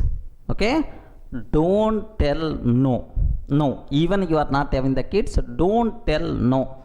You have to tell soon. You have to tell soon. Okay, the reason is you are learning very trending programming language Python. After completing Python learning, you will get the job. Once you got the job, obviously you will get the marriage. Once you are getting the marriage, obviously blessed with the kids. Don't worry, sir. Just soon you are going to get the kids. Okay, well, now assume you have one kid is there. You have to name your kid. You have to create name for your kid. Okay, like so you compulsory you have to choose. Do you know something like a naming ceremony in our families? It's a big festival. Okay, it's going to celebrate like anything, man. Naming ceremony for the kid. It's a great ceremony in the houses. Okay, like assume you have to create name for your kid. Okay, compulsory the name is going to reflect either God name or goddess name or otherwise your ancestor name like your grandfather name or grandmother name, something like it's going to reflect. Or if you are very modern person, open the Google, the most stylish name, Hindu name or Muslim name starts with K, like you are going to search, and then you will keep the name. So you are doing the great research to name your kids, correct, right? It's a very common, sir, in our houses. The same way, if you want to create Python name, compulsory we have to follow certain rules and regulations. Okay, what rules are there for Python identifiers? Almost around 4 to 5 rules are there. These things I have to discuss, right? Okay, just observe a bit very carefully about these terminologies. Rules to define identifiers, like rules to define or create Python identifiers. Okay, what rules are there? Like, sir, the first rule, sir, the only allowed characters in Python identifiers are alphabet symbols, either small a to z or capital A to z. Okay, either small a to z, capital alphabet symbols are allowed. Digits are allowed, 0 to 9 digits are allowed. Next, underscore symbol is allowed. Are you getting underscore symbol is allowed. The only allowed characters in Python identifiers are, these are the things, right? A to Z, capital A to Z, 0 to 9, underscore symbol. By mistake, if you are using any other character, immediately syntax error we are going to get. Python virtual machine will give left and right. Remember that. Suppose if I am taking example, CASH is equal to 10, I am taking. CASH is equal to 10. Is it valid or not? Valid. CA $H is equal to 20, I am taking. Immediately syntax error we are going to get. But the reason for that is dollar is not allowed symbol in Python identifier. Are you getting right? So only alphabet symbols, digits and underscore symbol only. No other symbols are allowed. Dollar not allowed. Okay, like, sir, similarly, sir, all at the rate hands is equal to 30, I am taking. If we can take like this, immediately error we are going to get. What is the reason for that? At the rate symbol we are not allowed to use. Are you getting right? First rule, which symbols are allowed? Okay, these are only allowed symbols. By mistake, if you are using any other character, immediately you will get error. Have a look once, observe carefully, right? Here I am taking, so CASH is equal to 10, valid, sir, perfect. CA $H is equal to 20, I am taking. Have you observed? Syntax error, invalid syntax. Syntax error, invalid syntax. Next, all at the rate hands is equal to 30, I am taking, sir. Again syntax error, something like all at the rate hands is equal to 30. Again it is the syntax error like this. So the important conclusion what you people should aware, these are the only characters which are allowed in Python identifiers. By mistake, if you are using any other symbol, syntax error. Okay, well, now the second rule, sir. Do you know, if I can take like this, can you please confirm? Total 1, 2, 3 is equal to 10, I am taking. 1, 2, 3 total is equal to 20, I am taking. Can you please confirm among these two which is valid, which is invalid? Or both are valid or both are invalid? Do you know this rule is applicable in almost every programming language? Don't feel it is Python specific, sir. Do you know perfectly this one is valid, second one is invalid? Perfectly, first one is valid, second one is invalid. Why? What is the reason for that? What is the reason for that? Very simple. The reason is identifier should not start with digit. Observe that. Identifier should not start with digit. By mistake, identifier starts with the digit. Immediately, syntax error again. Remember, what is the second rule, sir? Identifiers cannot start with the digit. Observe carefully. Here, I am taking total 1, 2, 3 is equal to, total 1, 2, 3 is equal to 10, I am taking. If I can take total 1, 2, 3 is equal to 10, perfectly valid, sir. Perfectly valid, no problem at all. 1, 2, 3 total is equal to 10 I'm taking. Immediately syntax error you are going to get invalid syntax. Identifiers should not start with the digit. Are you getting right? So second rule is very clear for you people, right? Identifier can't start with the digit. Next, third one, sir. Here observe carefully. Here I am taking third rule. If I can take total is equal to 10, total is equal to 20, sir, total is equal to 30. How many variables I am taking? 3 variables. But what is the difference? Difference in the values? Difference here with the case also. Here all are lower case. But next one, only first letter is uppercase.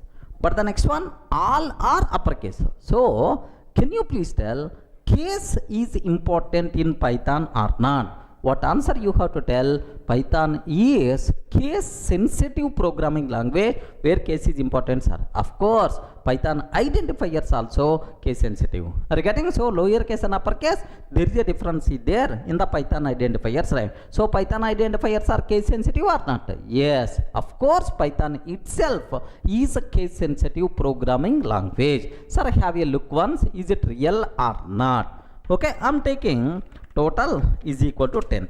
Total is equal to 10. Sir, total is equal to 20.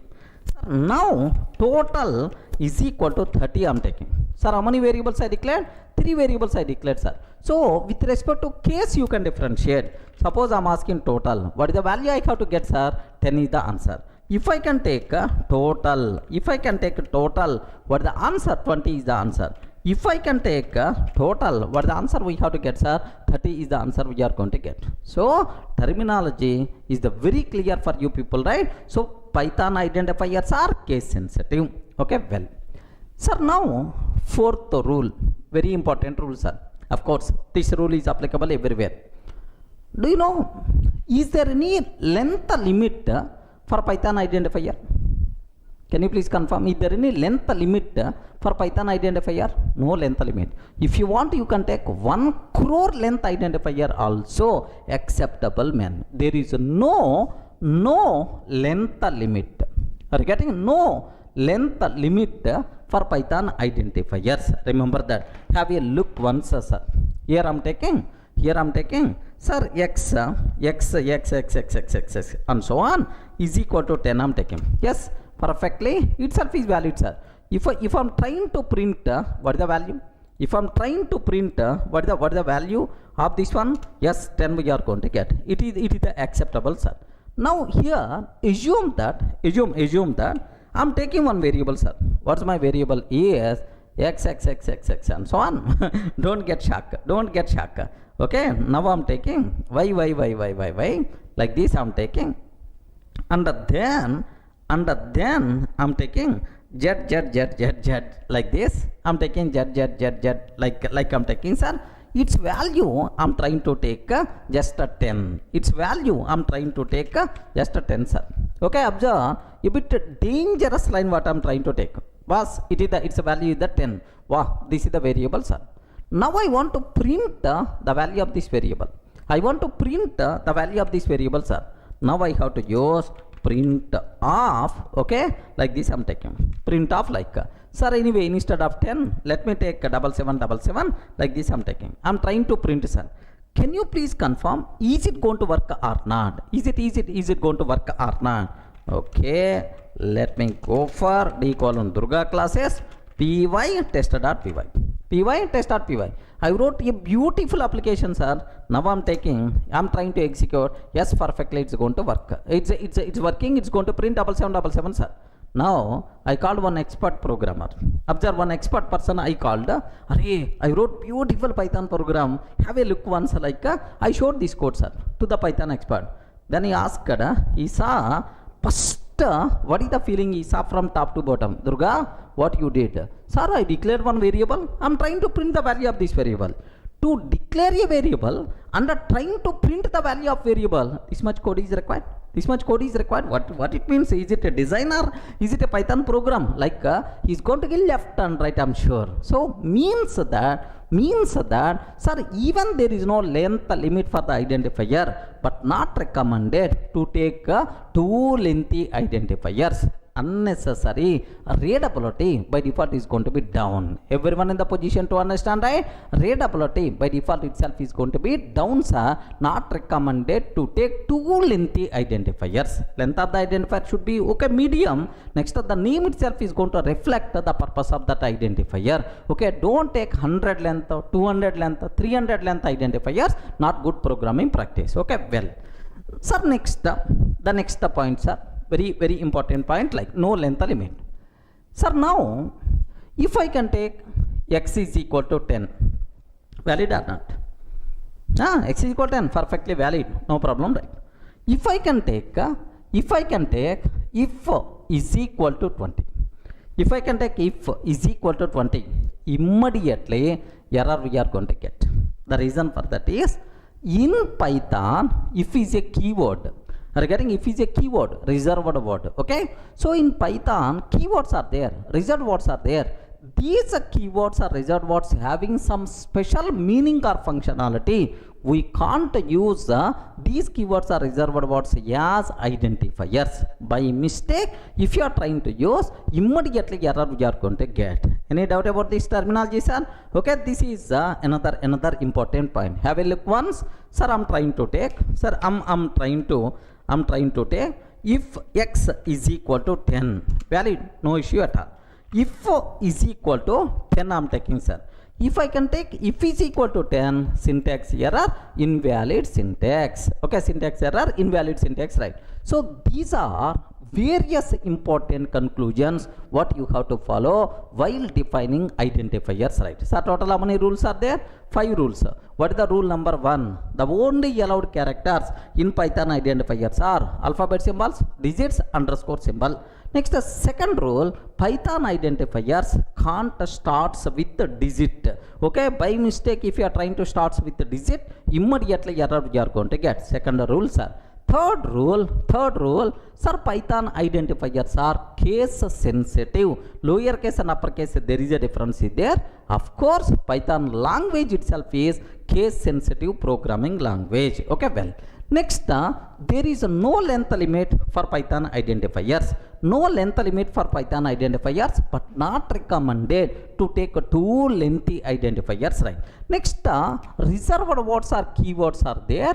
We can't use keywords or reserved words as identifiers because these are associated with some meaning or functionality. So while defining Python identifier, these are rules better to keep in your mind. Clear for all of you right up to this? So just observe which of the following are valid Python identifiers. So with our previous knowledge, can you please answer? Which are valid Python identifiers, right? Sir, what is the first one? Cache. Is it valid or not? Yes. It contains only our allowed alphabet symbols only. No problem at all, acceptable. Can you please see $H? Immediately error we are going to get, syntax error. What the reason? Dollar symbol is not allowed in identifier, right? So total 1, 2, 3 valid. But 1, 2, 3 total, it is invalid. What the reason? Identifier can't start with the digit. Okay. Next, all @hands invalid because symbol is not allowed in Python identifier. Java to share. What is the problem? Yes, perfectly valid because it contains alphabet symbols and digits only. Valid, right? Sir, if not allowed because it is a reserved word. Regarding if is not allowed. Next, underscore Durga, underscore Python, perfectly valid, no issue at all, sir. Okay, like it's very clear what rules we have to follow to define identifiers, right? Sir, now I want to cover one very important point. Take special care about this one, sir. I have one variable is there, sir. X. I have underscore x is there. Okay. I have underscore x is there. Next, I have underscore underscore x underscore underscore. 100% pakka. All are valid Python identifiers only. Now, do you have any difference between these things? Can you please spell out? Without underscore, with underscore. With the two underscores. Two underscores at the beginning, two underscore at the last. Do you have any specific conventions are there because of these things? Okay, remember in the oops concept we require to discuss in detail, but anyway up to that just aware. Okay, here x means normal variable, normal variable just like abc value.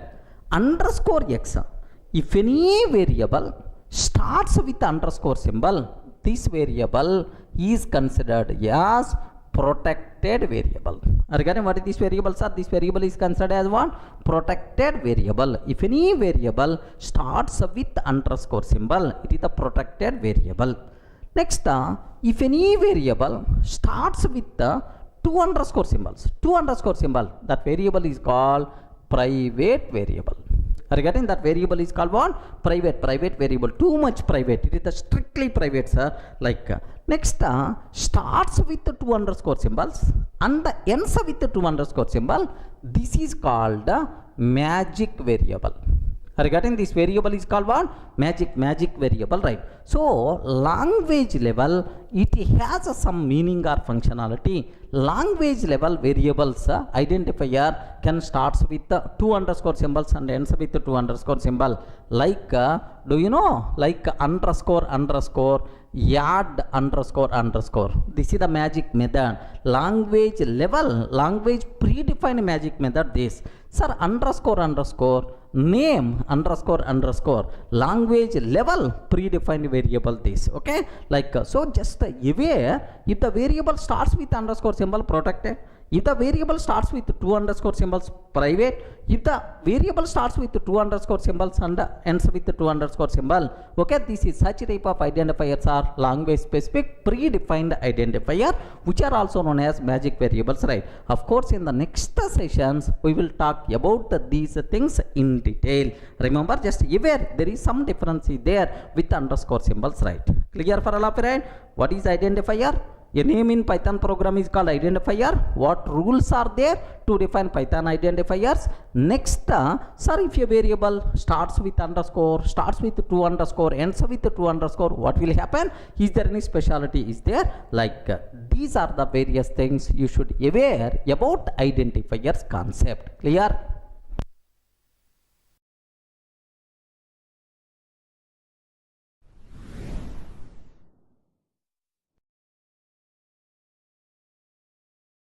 Sir, in the last videos we covered very clearly about identifiers concept. Sir, now the next thing what I have to discuss, reserved words or keywords. Sometimes we may use the word keywords, reserved words or keywords, right? Now, do you know, if you observe your school days, golden days in our life, we never having any worries in our life.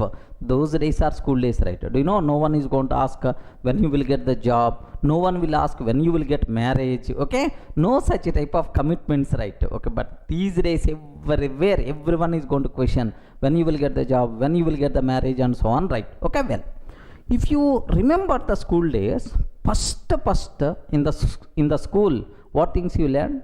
Have you remembered, right? Alphabet symbols, A, B, C, D, like alphabet symbols we learned. Next, after completing alphabet symbols, what we learned next? Have you remembered? Words, A for, A for apple, B for banana, C for, C for cat, like some words we covered, right? We learned in the school, do you know, like, so these words, what we learn in English, these words are called reserved words related to English. Remember this one, sir. In any language, it may be general speaking language like English or programming language like Python or Java.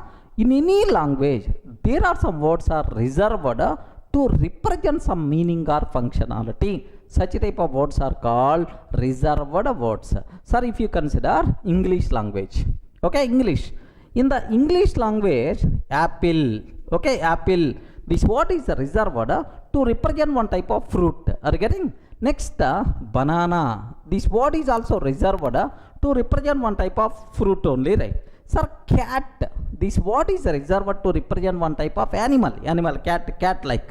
Sir, do you know, like, there are multiple number of reserved words are there, sir. In English, how many reserved words are there? How many are there? Crores.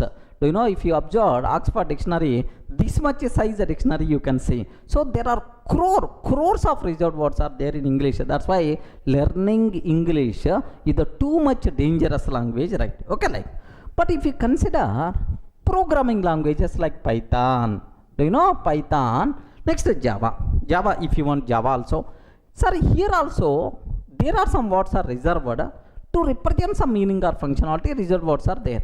In Java, how many reserved words are there, sir?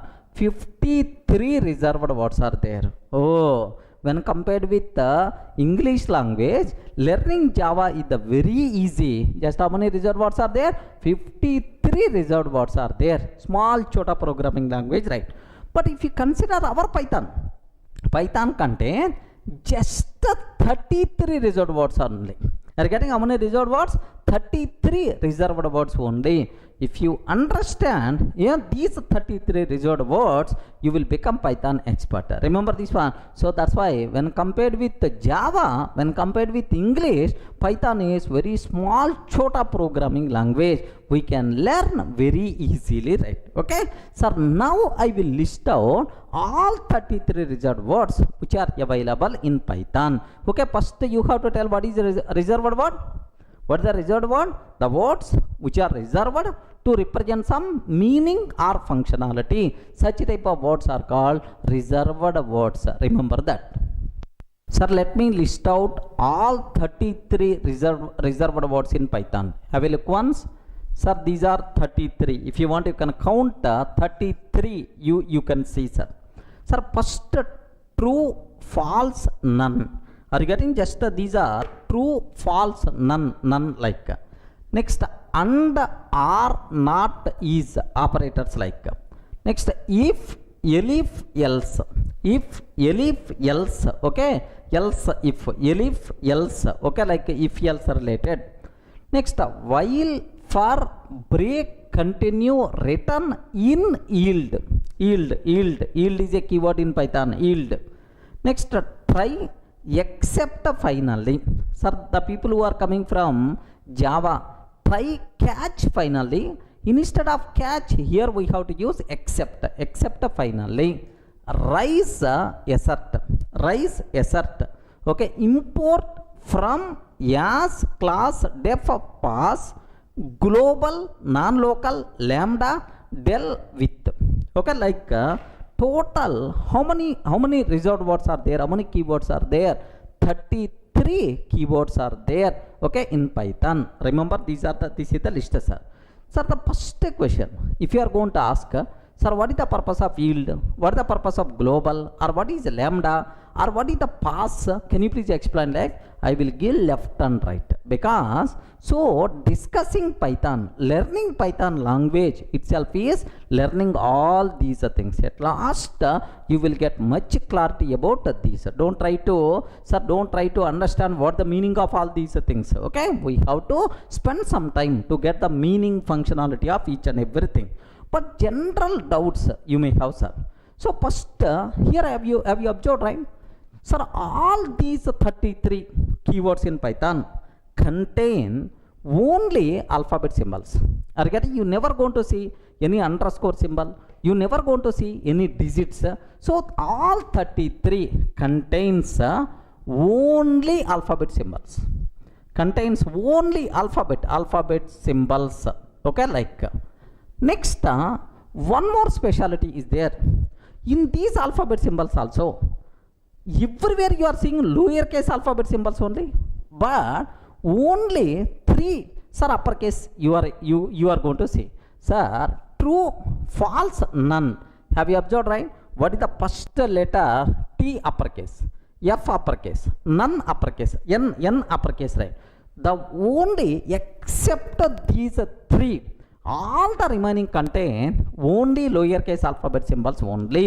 Remember that's a true, false, none. Compulsory T should be uppercase, F should be uppercase. By mistake small t, small f you are using, Python will give left and right. Observe, I will show, sir. So second point, except the following, except the following three, all contains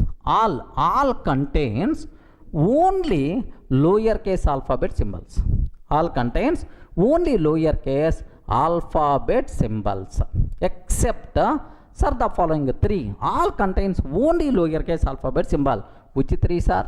True, next false, next none. So for boolean values, true and false compulsory should be in uppercase, T upper, F upper, and then N uppercase, right? Sir, I have a look once by mistake.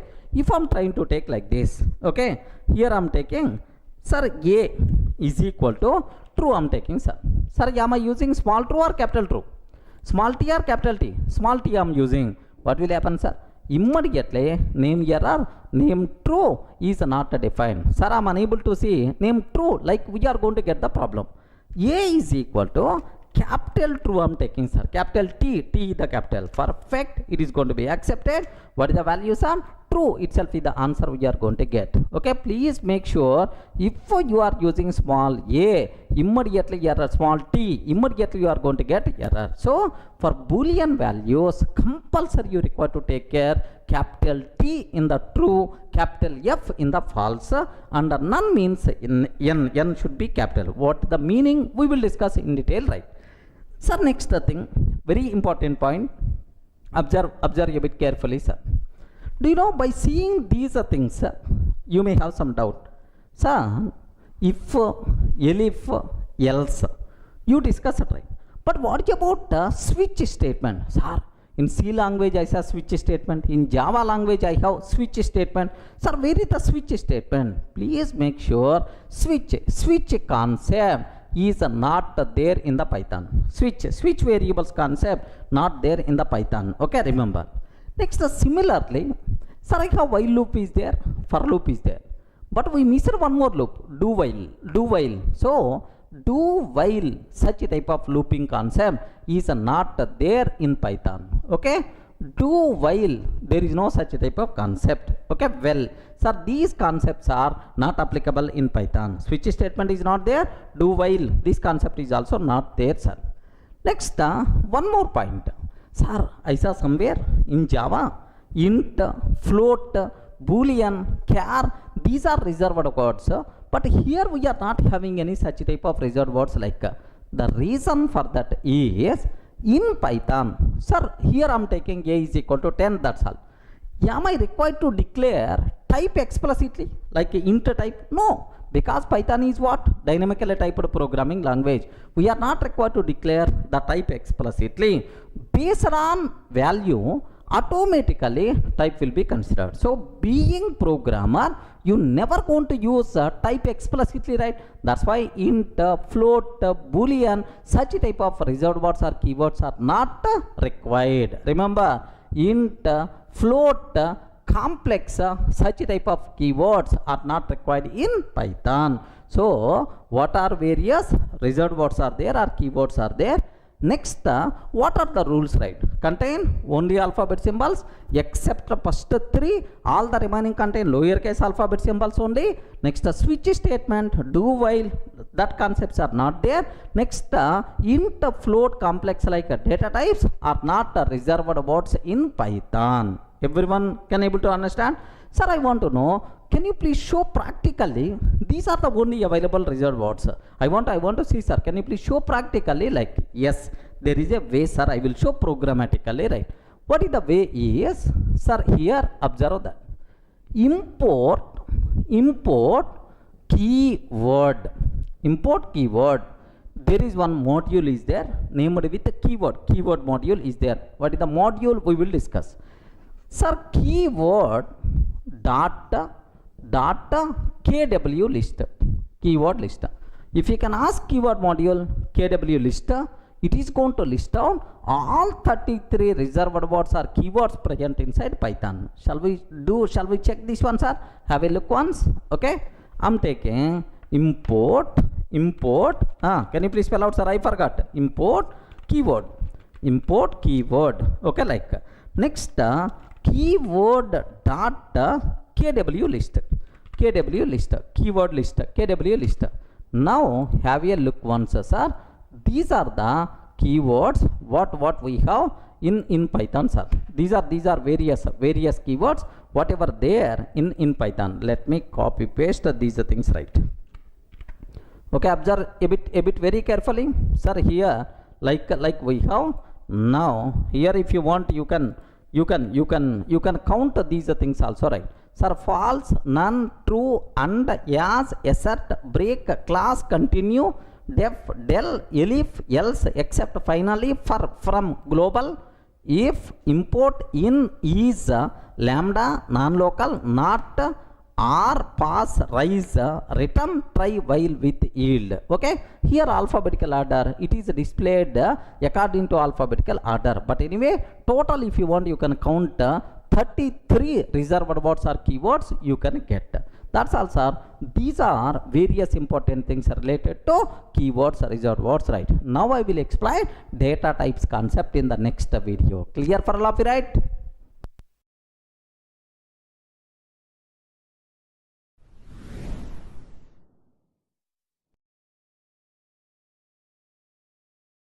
Sir, now the next topic what I have to explain, Python data types concept. Sir, can you spell out what is data type?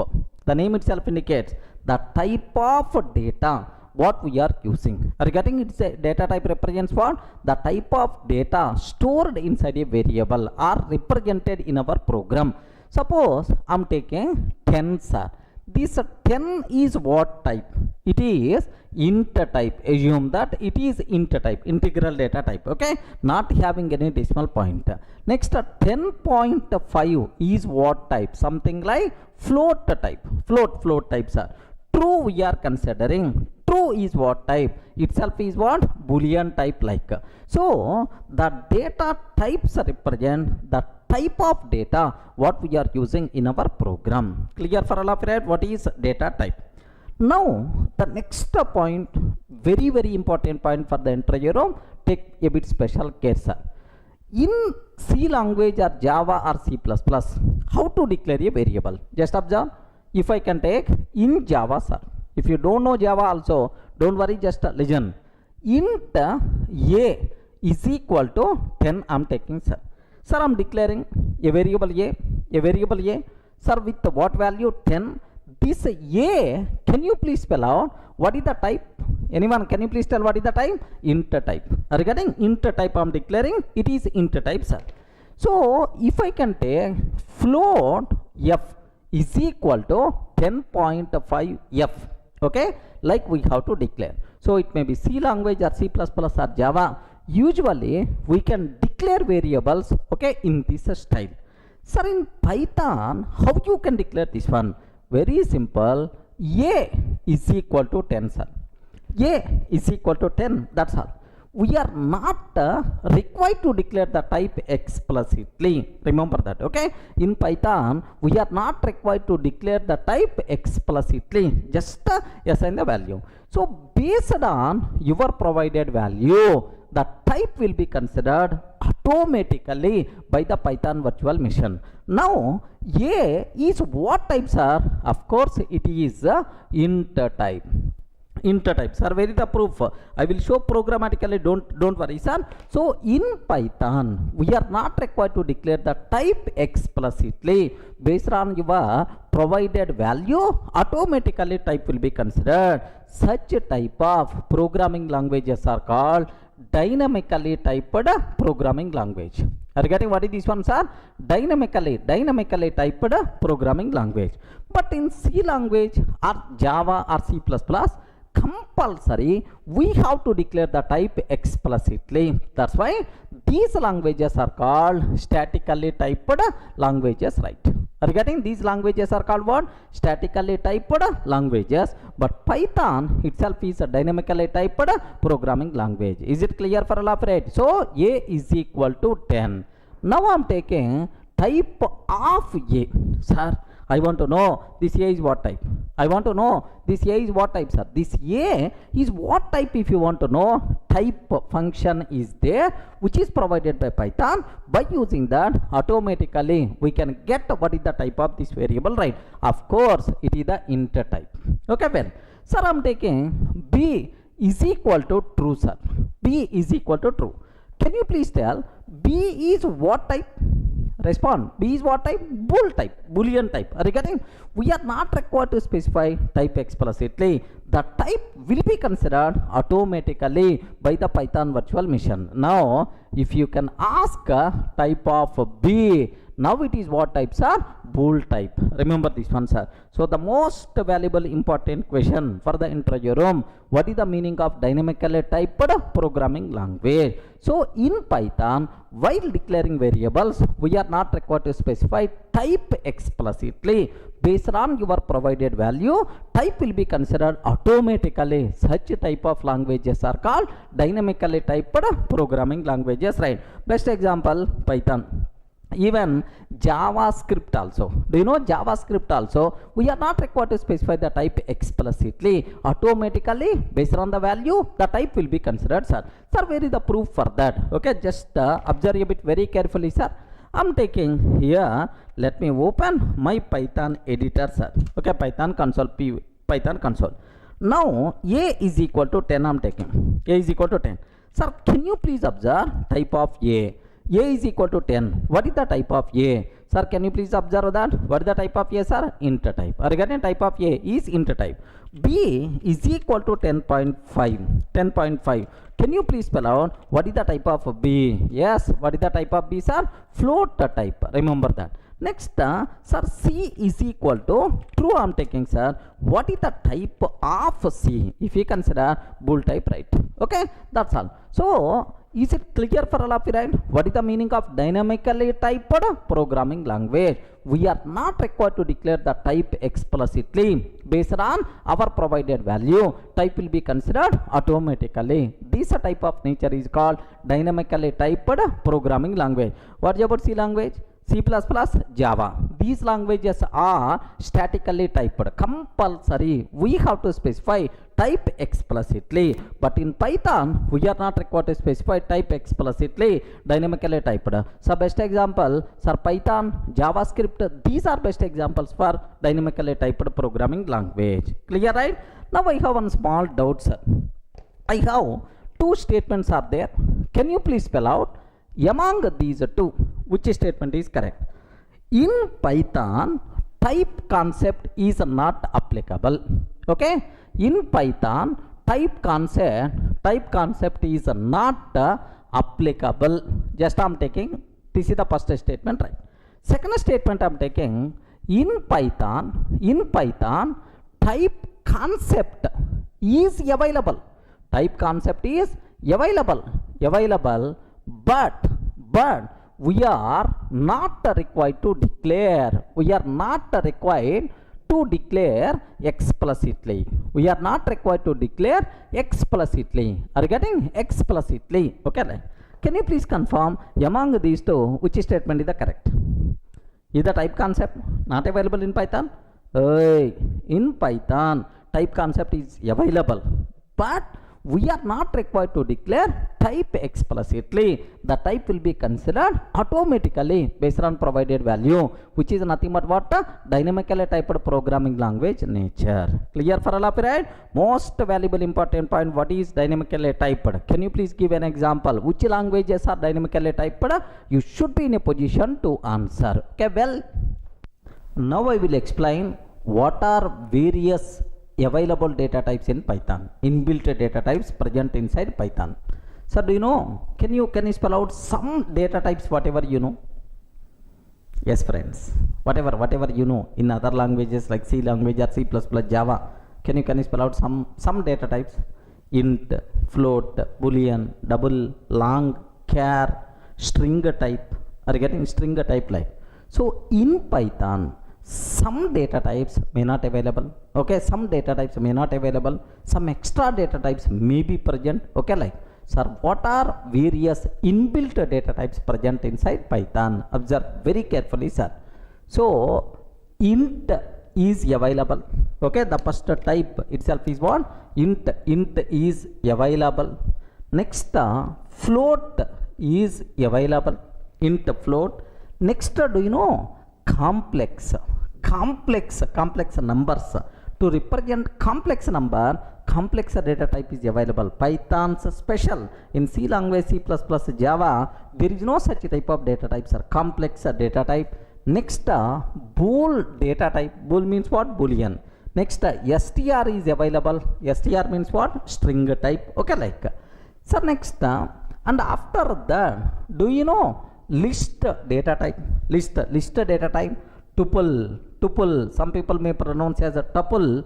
Tuple data type, list and tuple. The most valuable, very important question for the interview room. What is the difference between list and tuple? Without this question, there is no Python interview, man. So take a bit very special care.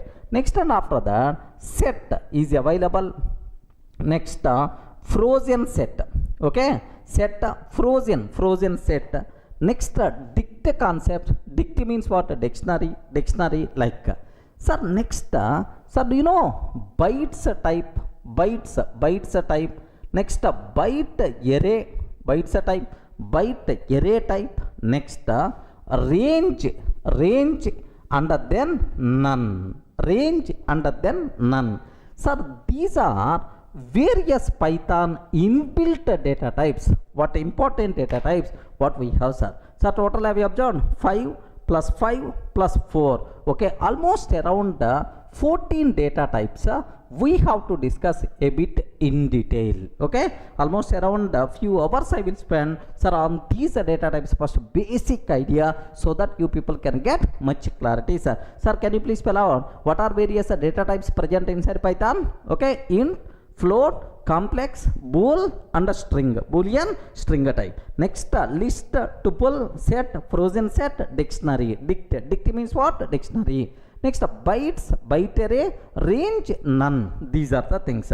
Don't ask any question about these data types. We are going to spend a huge time on this. We will perform post-mortem like anything about these data types, right? Okay, well. Next, before talking about these data types, one very important point I have to tell, sir. Please inject this point in your mind very strongly. Okay, here everything in Python, sir, observe very carefully, sir. Everything in Python, everything in Python is object, sir. Everything in Python is object. Do you know the people who are coming from other languages like Java, we have primitive types, object types, like there is some difference there. But in Python, everything is considered as object only. Okay, so if I can take a is equal to 10, sir. A is equal to 10. Do you know this 10 is an object? This 10 itself is an object. Do you know here you have to keep in your mind a is the reference variable pointing to this int object. Sir, what is the value represented by this int object is 10, sir. What the value represented by this int object itself is 10. Remember this one. So a is equal to 10 means, sir, a is internally itself is an object. So not only this one, boolean value, string value, everything in Python itself is an object only. Remember, please inject this point in your mind very strongly. Okay, well. Next, sir, a is 10. What is the type of a? How you can find the type of a? We covered already. Can you please spell out which inbuilt function we have to use? Type itself is inbuilt function, Python's inbuilt function to know the type of a. Okay, well. Next, once it is an object in the memory, in the Python virtual machine memory, where this object will be stored? What is the address? What is the address of this object? If you want to know address of object, then we have to use id function. What is the function we have to use? Can you spell out, sir? id function, id of a. What is the address of this object, right? Next, I want to print the value of a. Can you please spell out what is the value of a? 10. Can you please print the value of a? Then we require to go for print of a. So the most commonly used Python inbuilt functions are type function, id function, and then what? Print function. To know the type of a variable, type functions are. To know address of the object represented by a variable, sir, id is the function. To print the value of a variable, then we require to go for what? Print function. These are the three inbuilt functions most commonly we are going to use in Python. Just have a look once, sir. Sir, I'm taking here a is equal to 10. I'm taking, sir. Have a look once. Can you please observe? A is equal to 10. 10 I'm taking. Can you please tell what is the type of a, sir? What is the type of a? Sir, it is int type. It is class int type, sir. Okay, well, int type. Sir, what is the address of this? id of a. What is the function? Please spell out id of a. Here are you seeing, right? Yes, sir, this is the address. id of a means this is the address, right? Similarly, okay, what is the print of a, sir? What is the value of a? What is the value of a, sir? 10. So these three are Python's inbuilt functions most commonly used. So before starting our data types concept, if you have clarity about this, I can use repeatedly this in our next discussions, right? Clear up to this?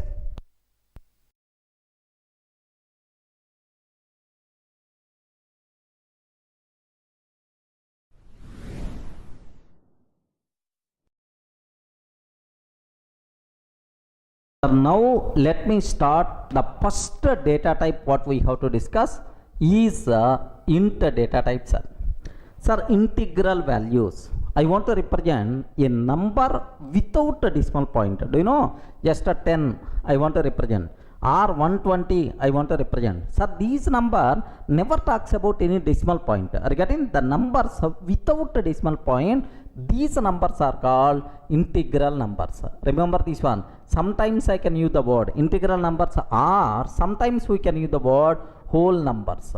Regarding, we can use the word whole numbers without any decimal point. These numbers are called integral numbers.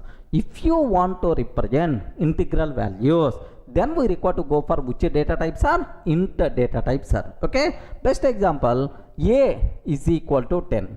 A is equal to 10. If you print the type of a, then obviously what output we are going to get, sir? Int type. That's all, sir. But here there is one small point I have to highlight. Take very special care. Suppose I want to represent 1, 2, 3, 4, 5, 6, 6, 6, 6, 6, 7, 8, 9 like. Can you please confirm? Is it the integral number or not? Yes. Because I am not taking anywhere decimal point, it's always integral number only.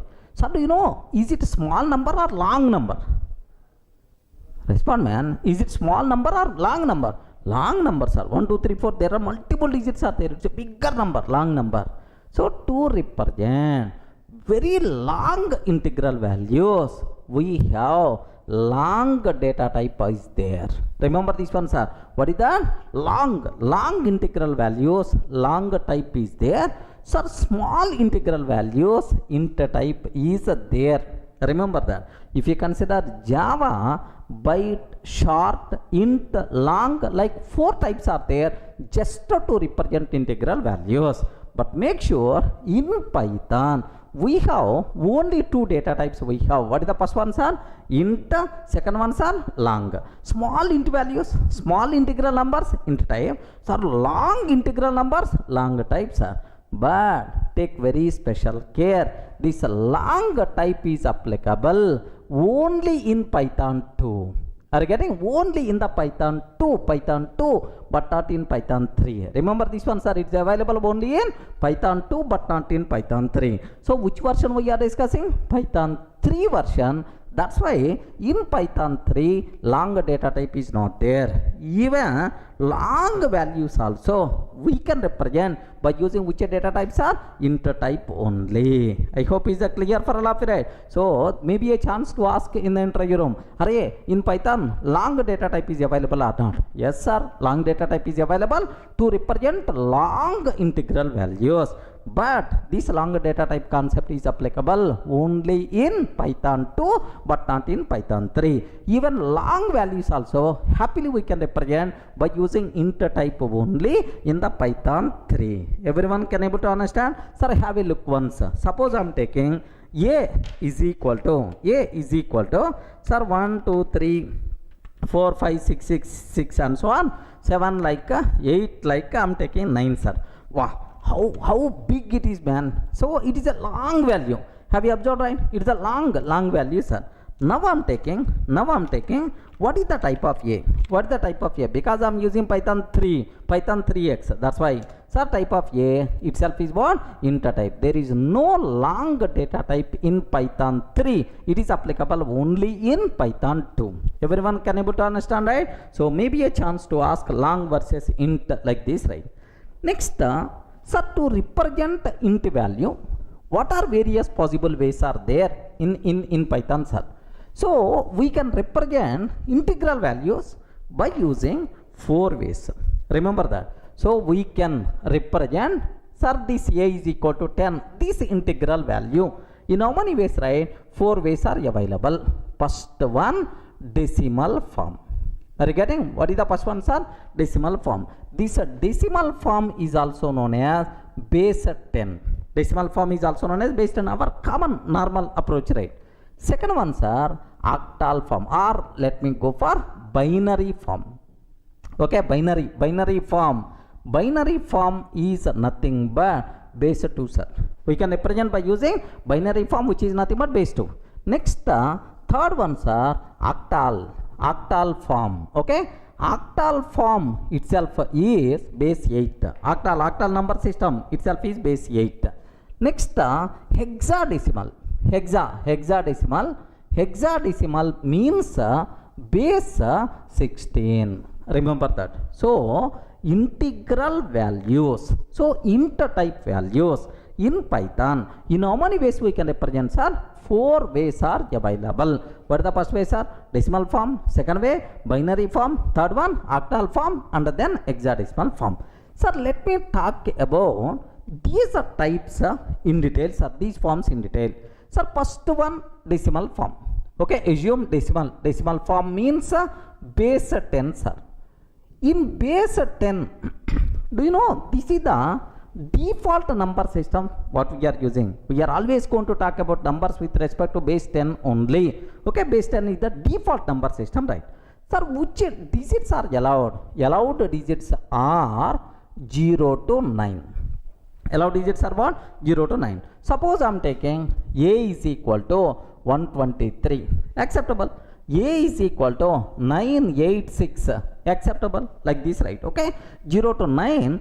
Any digit is allowed. This is the default number system. Not required to discuss much more about this one, sir. Sir, now the same integral value you can represent by using binary form also. Are you getting? By using binary form also we can represent, sir. Binary means what? Base 2. Sir, in base 2, what are the allowed values? Can you please spell out in base 2 what are the allowed values? Zeros and ones. Are you getting? What are the allowed values, right? Zeros and ones. That's why, do you know? So allowed digits are 0 and 1. Remember, 0 and 1. Okay, like suppose I am taking a is equal to, listen carefully, very important point. A is equal to 1 1 1 1. I am taking a number. Can you please confirm, is it a binary number or not? Respond, friends. Is it binary number or not? Yes, sir, it's a binary number only because you are using zeros and ones. Only ones binary number. Now I am taking print of a, or what is the a value like? Sir, please take a bit very special care. If I consider like this, it is not treated as binary number. What is the reason for that is, by default, every number is always going to consider decimal only, but not binary, sir. Okay, that is the default number system is based on. That's why its value is considered as 1111, like that it is going to be considered. It never going to consider as binary value 1111. Remember this, sir. Sir, now I have to convey. Array, can you please consider this one as the binary value?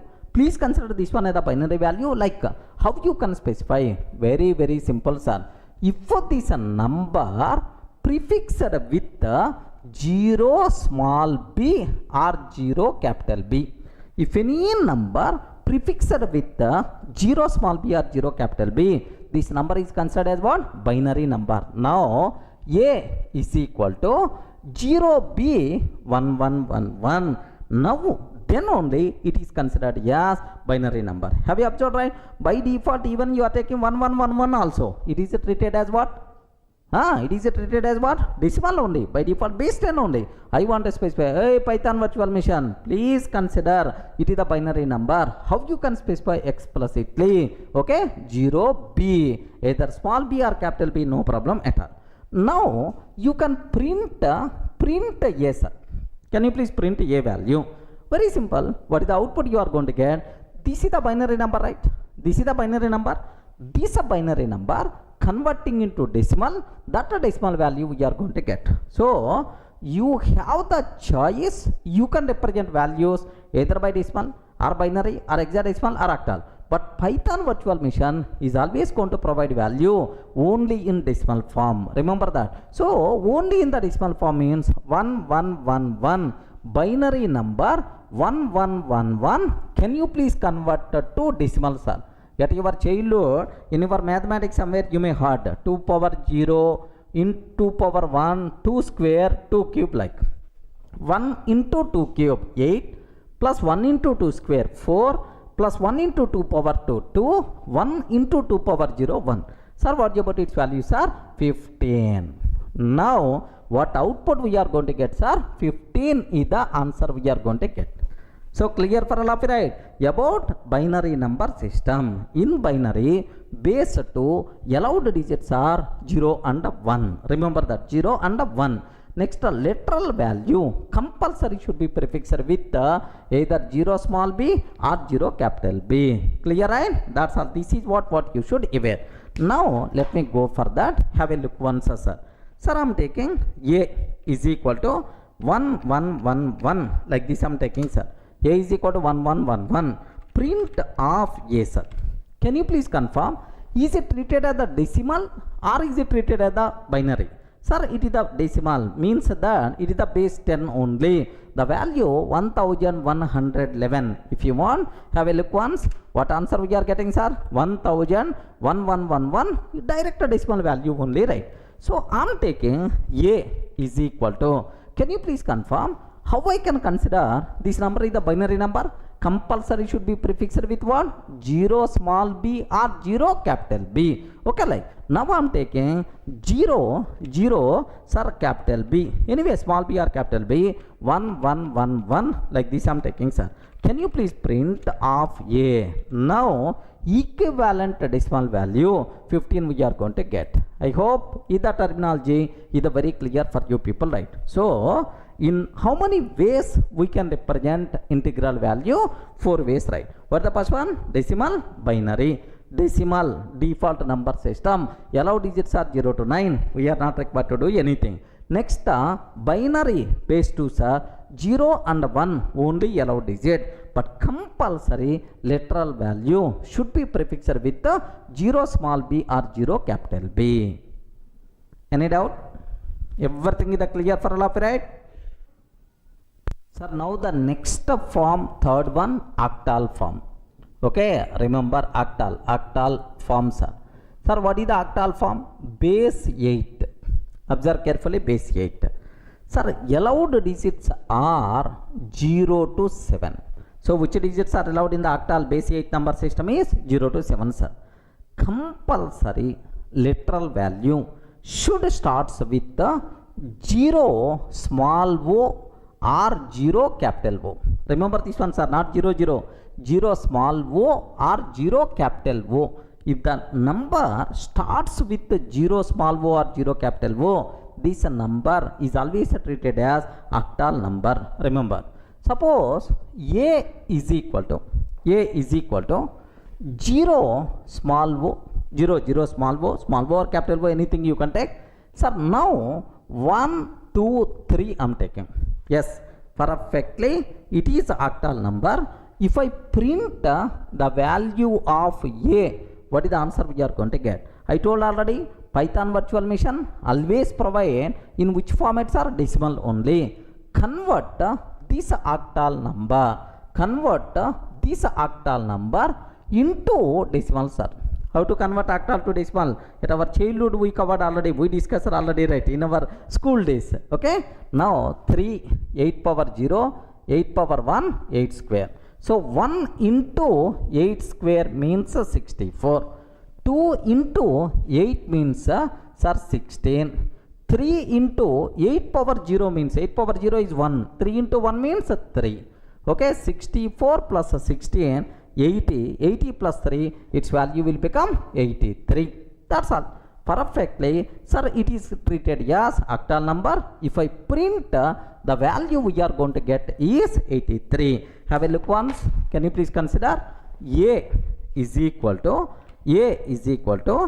0 o. It may be small o or capital O. 1 2 3 I'm taking, sir. Perfect. Now can you please print off a?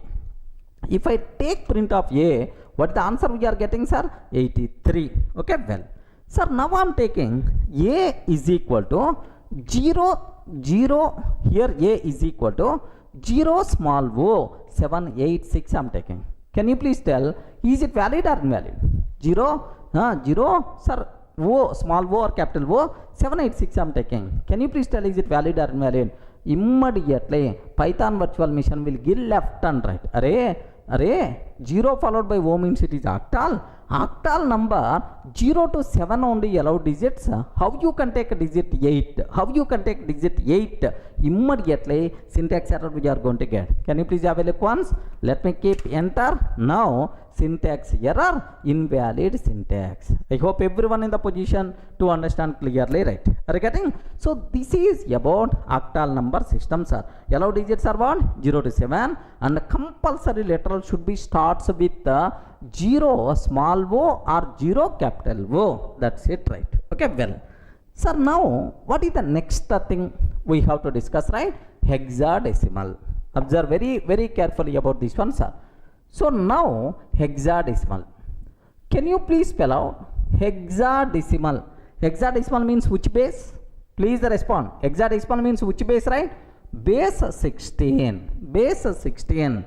Allowed digits are 0 to 9. 0 to 9, comma, A to F. Okay. A means 10. A means 10, sir. B means 11. C means 12. Okay. D means 13. E means 14. F means 15. Okay. 10 to 15. So 0 to 15 are the allowed, but 0 to 9 and then A to F. First thing, sir, this A to F, is it lowercase or uppercase? Ayo, please respond. Can I take either lowercase or uppercase? You can take any case, no problem at all. So Python by default case sensitive programming language, but very few places Python is not case sensitive. So this is one such type of place. Remember, A to F, you can use either lowercase or uppercase, no problem at all. Okay, like. Sir, next, compulsory literal value should be prefixed with 0 small x or 0 capital X. Remember, if the number prefixed with 0 small x or 0 capital X, such type of number only treated as hexadecimal number. Okay, like. Sir, I am taking A is equal to 0x10. Can you please tell, is it hexadecimal number or not? Yes, why not? Now print of A. What is the value we are going to get, sir? Print of A. Sir, simple. The value is, so 10 hexadecimal number. Can you please convert into decimal? This is about my requirement, right? So 0, 16 power 0, sir, 16 power 1. 1 into 16 power 1, 16 plus 0 into 16 power 0 means 0, sir. Its value will become 16. Regarding what is the output we are going to get, sir? 16. So 0x10 means 16 is the answer we have to get. Let me cross check, sir. A is equal to 0x10. Yes, perfect. Now let me print off A, sir. Let me print off A. What the answers are? 16 itself is the answer. This is, sir, the way how you can represent what? Hexadecimal numbers. But here let me go for a small another example. Can you please tell, is it valid or not? A is equal to 0x of face. 0x of face. Is it valid or not? Yes, perfectly. Itself is acceptable. F, A, C, A. Within the range of A to F. A to F only? Yes, valid.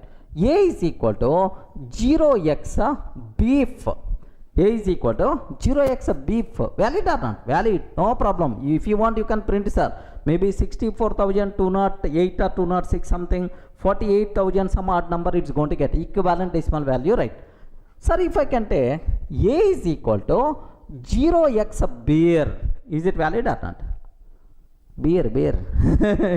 Is it valid or not? No. The reason is, in hexadecimal, allowed digits are A to F only. Allowed digits are what? A to F only. But here, digit R letter is not allowed. Immediately, error, syntax error we are going to get. Let me show these things also. Observe carefully, sir. A is equal to 0x face I am taking. For a fact, what is the value of A, sir? What is the value of A? 64,206. This is the equivalent decimal value of FACE. Similarly, A is equal to 0x B form taking, sir. Sir, print of A. Yes, 48,879. Are you getting 48,879? A is equal to 0x, okay, beer I am taking. Beer. Immediately error we are going to get, sir. Have you observed? Syntax error, invalid syntax. Okay, like you should aware, sir. That's all, friends. These are various possible ways are there to represent int values, right? How many ways we can represent int value? Decimal form, binary form, octal form, hexadecimal form. Decimal form, base 10. Allowed digits are 0 to 9. Okay, default number system. Next, binary forms are base 2. Are you getting base 2? Allowed digits are 0 and 1. But compulsory the number should be prefixed with 0 small b or 0 capital B. Next, octal form, allowed digits are 0 to 7 and compulsory number should be prefixed with 0 small o or 0 capital O. Next, hexadecimal forms are base 16. Allowed digits are 0 to 9, A to F. A to F you can use either lowercase or uppercase, but compulsory the number should be prefixed with 0 small x or 0 capital X. That's all, friends. These are various possible ways are there to represent int values, right? But now I have one small doubt. Every time you have the choice, you can represent int value in 4 ways. You can provide either decimal way or binary way or octal way or hexadecimal way. But Python virtual machine, whenever you are printing, you are always going to get only in the decimal form. Even you provided in the octal, but output is always going to come only in the decimal form. Some people may ask, sir, I want output in the binary form. I want output in the octal form. Is it possible or not? Yes, base conversion functions are there. By using those base conversion functions, we can convert binary value to octal, octal to hexadecimal. Dancing we can do that. We will discuss that part. Up to this is the clear?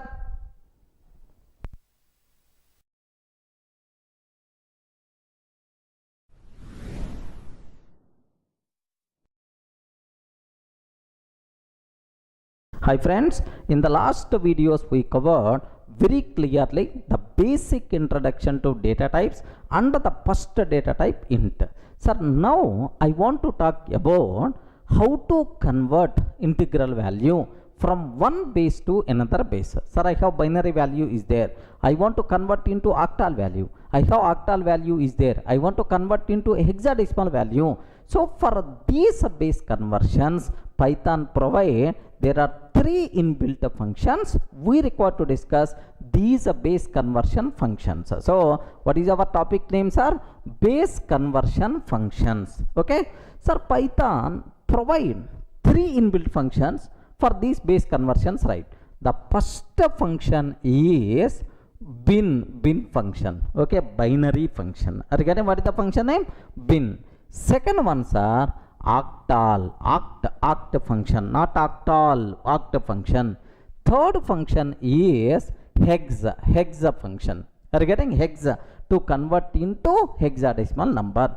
So bin function can be used to convert from any other base to binary.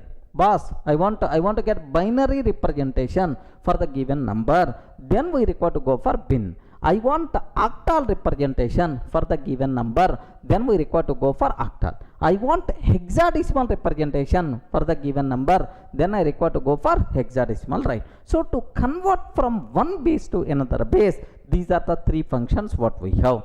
Now observe this one, sir. Sir, first let me go for bin function.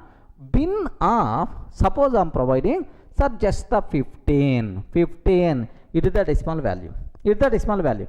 Now the corresponding binary representation we will get. Sir, what is the binary string for this? 0b. Of course it's the binary 0b 1111. Okay, like, sir, how to convert 15 to binary? You know, at your childhood, I hope we discussed it, right? 15, can you please convert into binary? Means 2 7 jar 1. Okay, 2, sir, 2 3 jar 1. 1 is the remainder. 2, sir, 1 1. So what is the value, sir? 1 1 1 1. This is the equivalent binary representation, sir. Similarly, I have 0 O 1 2 3 is there.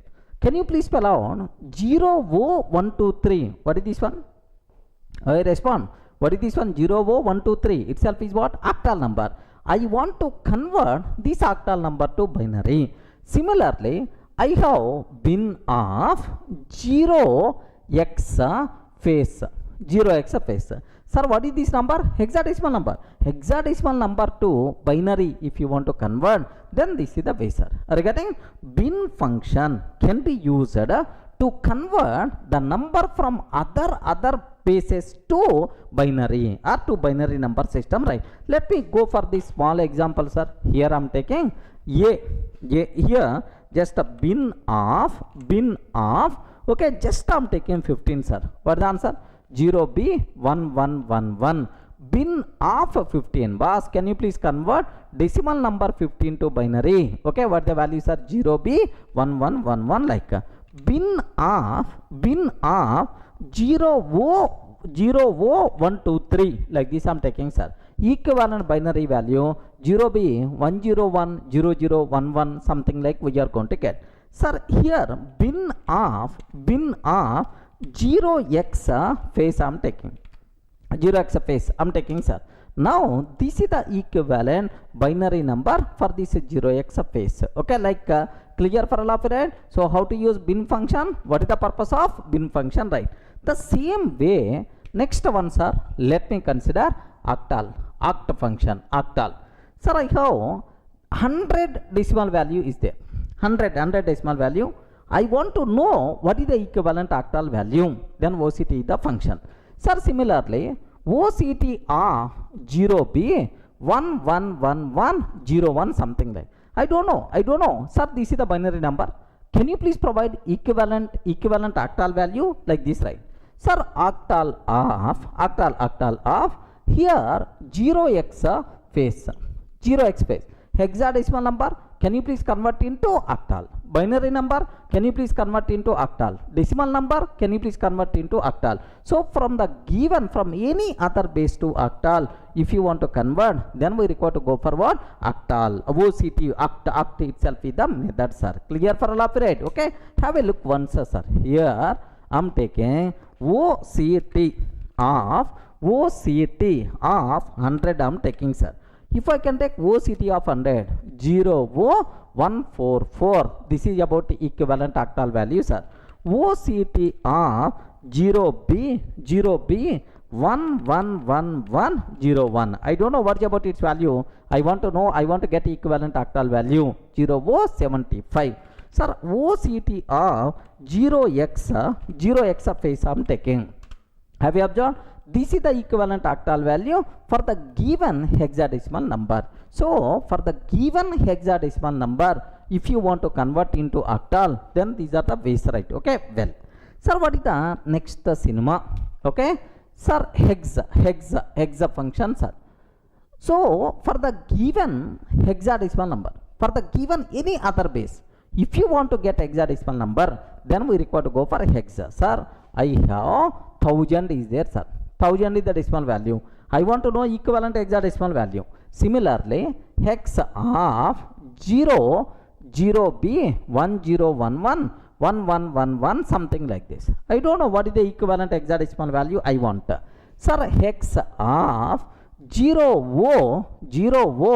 1 2 3 4 5 6 like this. If you want to know corresponding hexadecimal number, then we require to use a hexa function, right? Okay, well, have a look once here. Hex of 1000 decimal value. Can you please convert into hexadecimal number? Can you please convert into hexadecimal number?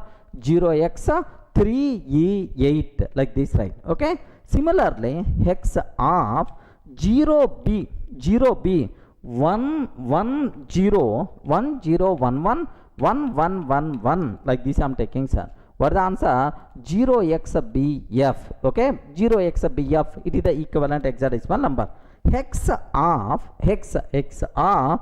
0 1 2 3 4 5 6, sir. What is about its value? Do you know? Here just observe 0x-a72e. Okay, like so by using these base conversion functions, bin function, oct function, and then hex function, happily we can convert from one type to one base to another base. Are you in the position to understand, right? But all these base conversions are applicable only for integral numbers, sir. Remember this one, only for integral numbers, right? Then immediately you may have, sir, to convert into binary, you have bin function. To convert into octal, you have oct function. To convert into hexadecimal, you have hexadecimal. But I want to convert into decimal. Where is the function? Array, to convert into the decimal, no function is required, because default number system is always by default decimal only. If you are not using this conversion function, the output is always going to come in which style, sir? Decimal only. Is it clear for all of you right up to this? That's all, sir. These are base conversion functions which are applicable for int data type values, integral data type values, right? Clear?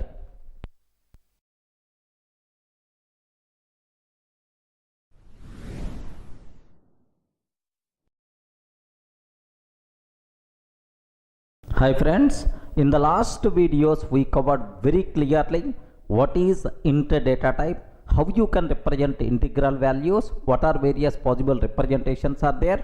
Next, how to convert from one base to another base. Up to that it's very clear.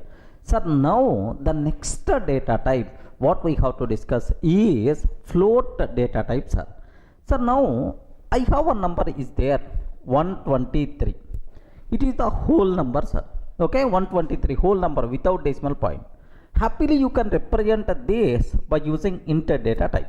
Okay, well, suppose I want diesel price. Regarding I want a diesel price. Assume that 78.43, 78 rupees 43 paisa. Assume that, sir. Sir, next dollar value in rupees. Assume 70.12. Assume that 70 rupees 12 paisa, 12 paisa like.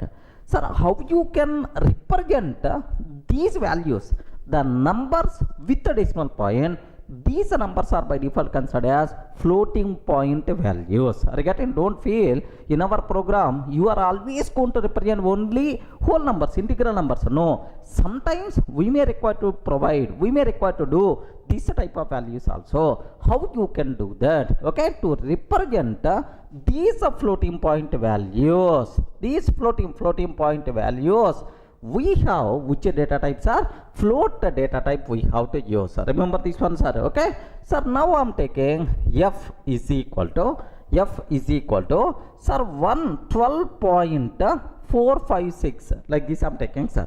Can you please spell out what is the type of f? If I print the type of f, now I will get what? Float. Observe, this is what types are. It is the float type like this, right? So what is the floating point number? A number with a decimal point is called floating point number. So to represent the floating point numbers, which data type we have in Python is the float data type, sir. Okay, have a look once, sir. Observe carefully here. If you are seeing, sir, f is equal to 1.234 like this I'm taking. Sir, what is the type of f? What the type of f? If I can ask a type of f is what types are? Float type. Just observe 1.234 float types are. To represent floating point values, we require to go for what? Float type. Okay, well, sir, here there is one very important point is there. Take a bit special care about this one, sir. Sir, you know, in the integral types, in the last video we covered very clearly in the integral types. Suppose I have a number is there, sir. 1, 2, 3 is there. By default it's the decimal. Similarly, if I can take 0B1111, it is a binary number. Binary. 0O123 octal number. 0x123 hexadecimal number. Sir, all these things are integral values. Remember this one. All these things are what? Integral values, right? Same way, I want to take like this. Just observe carefully, sir, about this one. F is equal to, sir, 1.234. Okay, one style. F is equal to 0B1.1011. I'm taking, sir. Next, f is equal to 0 small o, sir, like 123.456 I'm taking. Sir, f is equal to 0x 123.57 something like this. Can you please observe? This is the decimal float value. This is the decimal float value. Can you please tell what about this one? Respond. What about this one? Float value represented in binary form. Next, the float value represented in octal form. Float value represented in hexadecimal form. I hope everyone can able to understand, right? So, respond. Everyone can able to understand, right? Remember, if you are going to feel like this, I will give left and right. The reason for that is floating point values we can represent only in decimal form. Are you getting? Floating point values we can represent only in decimal form. Binary, octal, hexadecimal, such type of conventions are not allowed for the float values. These representations are applicable only for integral types, but not for floating point types. In all these cases, we are going to get syntax error. Okay, error by default we are going to get. Sir, very important point. Integral values you can represent 4 ways: either decimal, binary, octal, hexadecimal. But floating point values you should represent only in the decimal form. Okay, binary, octal, hexadecimal, such type of conventions are not applicable. Everyone can ever write. Sir, let me show this one. Have a look once, sir. Suppose I am taking f is equal to 1.234. Perfect, no problem at all. It is the decimal value, sir. It itself is the decimal value. F is equal to 0b 1.1011. I'm taking 0b 1.1011. immediately Python virtual machine is going to give left and right. Hey Durga, 0b means binary, but 1.1011 float in binary, no such type of thing. What it means, like Python virtual machine will give left and right. Observe carefully, sir. Here if I execute this one, syntax error, invalid syntax. Regarding syntax error, invalid syntax. Similarly, f is equal to 0.456. If I can take again invalid syntax. Regarding again invalid syntax, f is equal to 0x123.45, something like this, right? Again itself is invalid syntax error we are going to get. So the important conclusion what you people should be aware, floating point values you should represent only in decimal form. Binary, octal, hexadecimal conventions are not allowed. Clear? Any doubt about this point? Okay, well, next for floating point values there is another way, another representation is there, sir. What is that representation is? Take a bit special care, sir. If we can take f is equal to 1.2 E3, this type of representation is called exponential form. Are you getting? This type of representation is called exponential form or scientific notation.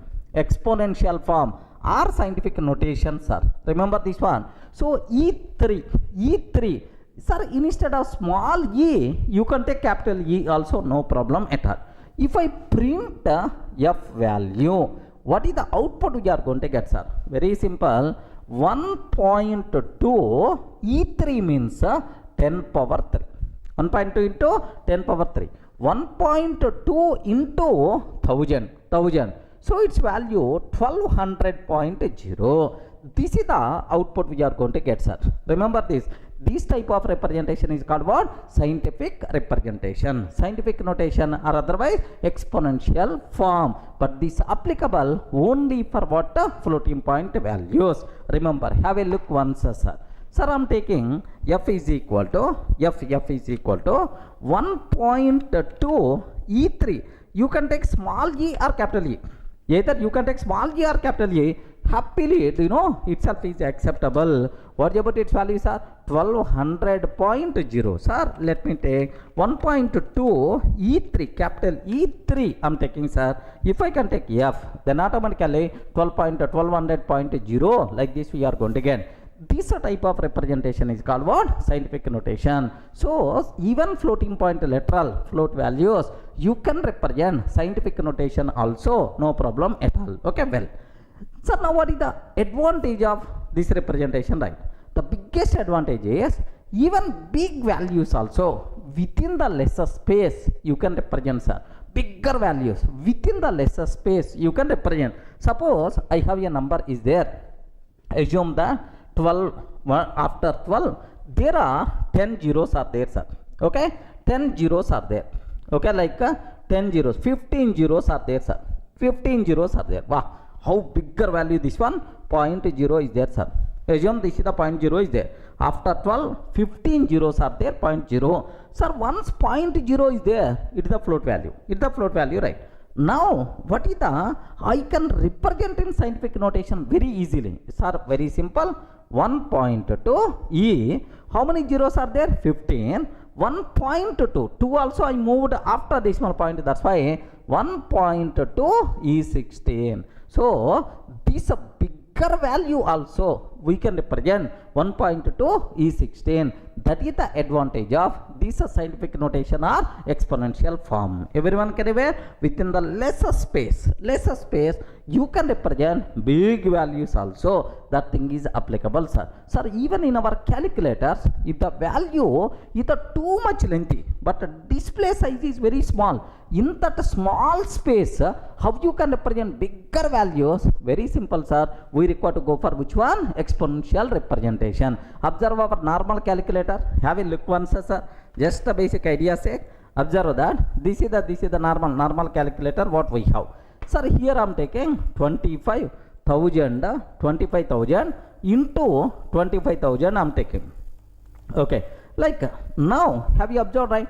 some 625 followed by some 6 zeros like we have. Okay, well, sir, now let me take sir into again that, then automatically, do you know it is the bigger value? It is the bigger value, sir. What happened? This bigger value in this small space, how it is represented, sir? 3.90 e plus 17 means into 10 power 17. Are you getting? This type of representation is called what? Exponential form. It is applicable for what? Floating point data types. Okay, well, sir. So up to this, any doubt? Float type, it is very clear. Sir, let me conclude. If you want to represent floating point values, then we require to go for what? Float data type. Float values compulsory having decimal point. A number with a decimal point is called float number. Floating point values you should represent only in decimal form. Binary, octal, hexadecimal, such type of things are not allowed. Floating point values we can also represent in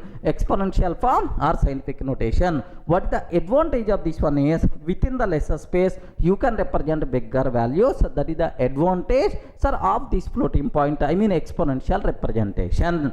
Clear for you?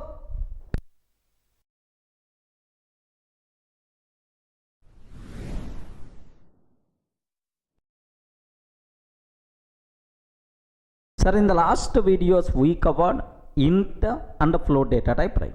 Now I want to explain the Python specific special data type, complex data type. What is that, sir? Can you please spell out? Complex data type. Don't feel complex means very difficult, nothing. Okay, it is one type of number systems, right? In your mathematics, somewhere in your school days, integral calculus, complex algebra, somewhere you may heard about that. So such a type of data type is called complex data type, sir.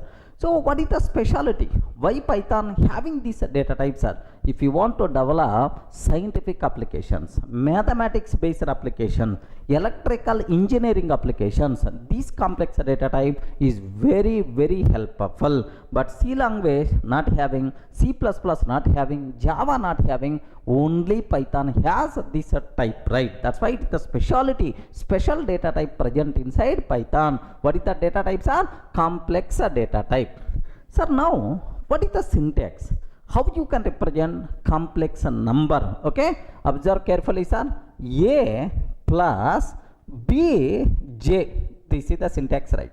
A plus bj, a complex number is of what form? How you can represent, sir? A plus bj. Sir, this A is called real part.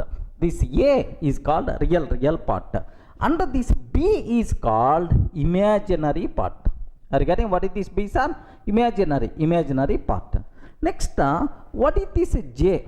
J value is J square. J square is equal to -1. Regarding J square is equal to -1, J is equal to square root of -1. Remember that this type of representation is called complex number, right? So what is the J? J square, its value is -1. J is equal to square root of -1. Now you may have the small doubt, sir. Sir, is it compulsory J? In my mathematics somewhere I symbol I used. Remember, I symbol I used. Is it compulsory J I have to use, right? Okay, mandatory, it should be J only. By mistake, if you are using any other symbol like I, immediately syntax error. Remember, compulsory J. Sir, can I use uppercase J or lowercase J? No problem, any case you can use, but the symbol should be J only. Okay, like. Sir, now let me take x is equal to 10 plus 20j. I'm taking, sir. Yes, it is a complex number. Let me print type of x. Can you spell out what is this type? Obviously, what is the types are? Complex type. The type itself is complex type, sir. Now have a look once. Here I'm taking x is equal to 10 plus 20j. J. Either small j you can take or capital J you can take, no problem at all, sir. Certain. Now let me print type of x. Regarding type of x, like this. Sir, can you please spell out what is these types are? It is the complex types are. X is equal to 10 plus 20j. What the type of x itself is, sir, class complex. Okay, like we can take, sir, what is the x value? What is the x value? 10 plus 20j, like this, right? Sir, can I use capital J? Okay, x is equal to 10 plus 20 capital J I'm taking, sir. Yes, acceptable. What about its value, sir? 10 plus 20j. Of course, it is printing always in lower case, but if you want, you can use capital J also, no problem. Now x is equal to 10 plus 20 I am taking. Please confirm, is it valid or invalid?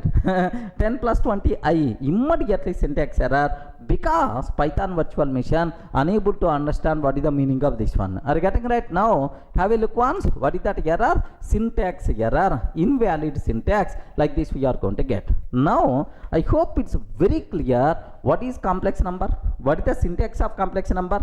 Next and after that, how you can represent complex number, like this, right? So next, this A is called what form?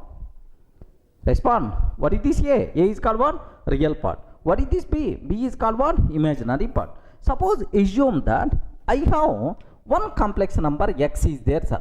X is 10 plus 20j. I want to know what is the real part. I want to know what is the real part. Very simple. Print of x dot real. If you want to know real part of complex number, then dot real is a variable, x dot real. Now you are going to get 10.0. Remember, of course, it's always going to provide in the form of floating point value 10.0.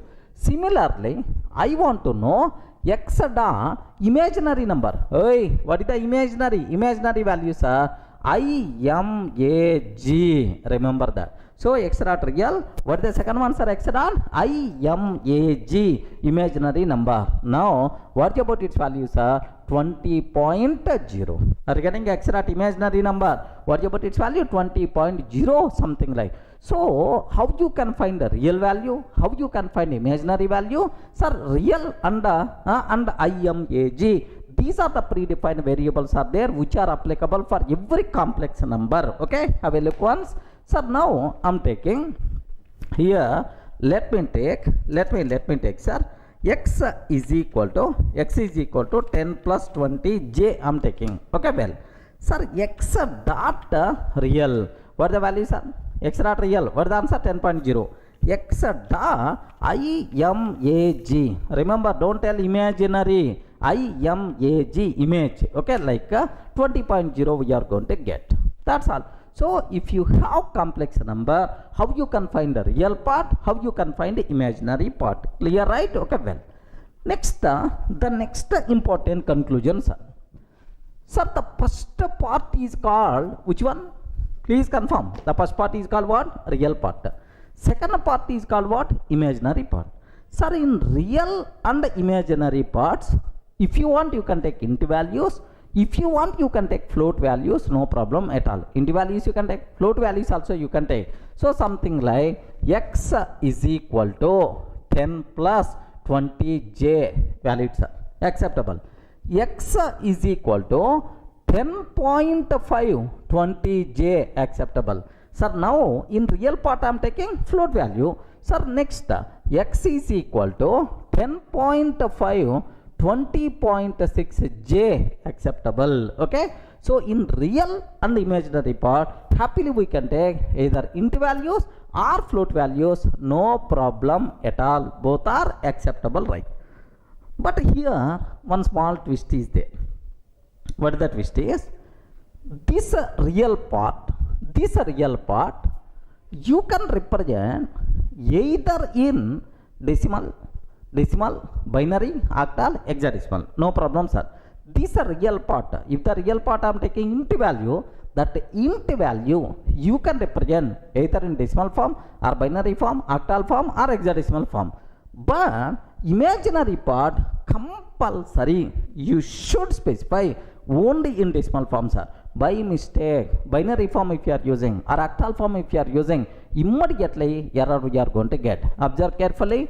Here x is equal to 0b 1111 plus 1111 means 15, sir, 15 plus 20j I'm taking. Is it acceptable or not? Acceptable, because in the real part you can take binary, octal, hexadecimal, acceptable, right?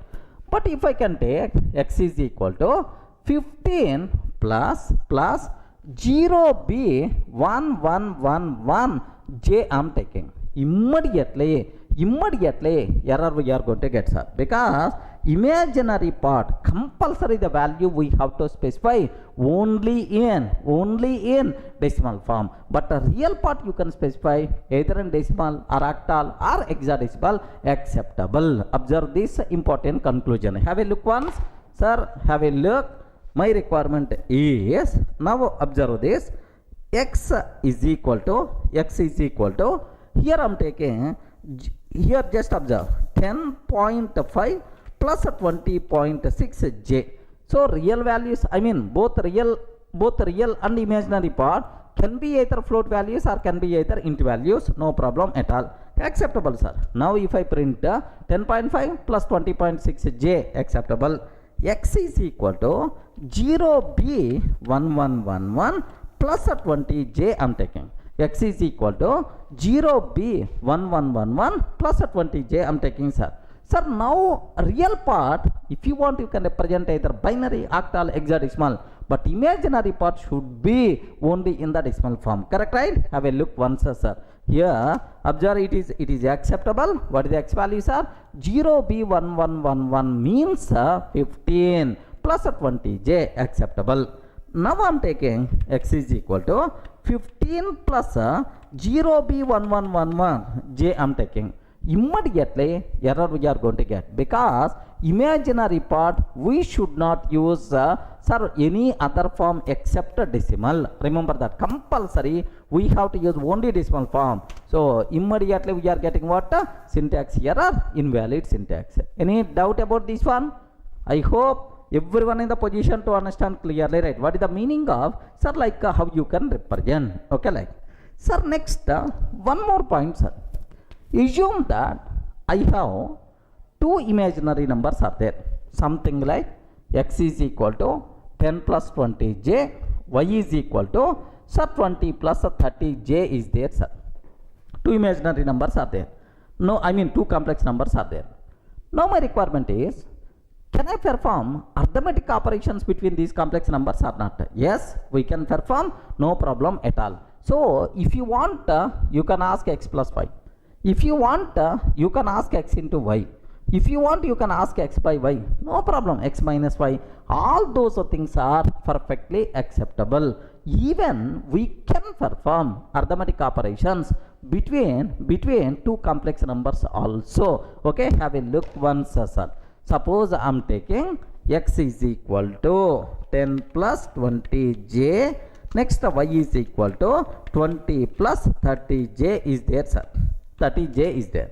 Now x plus y. What is the value of x plus y?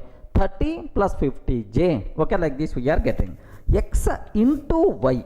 X into y minus 400 plus 700j.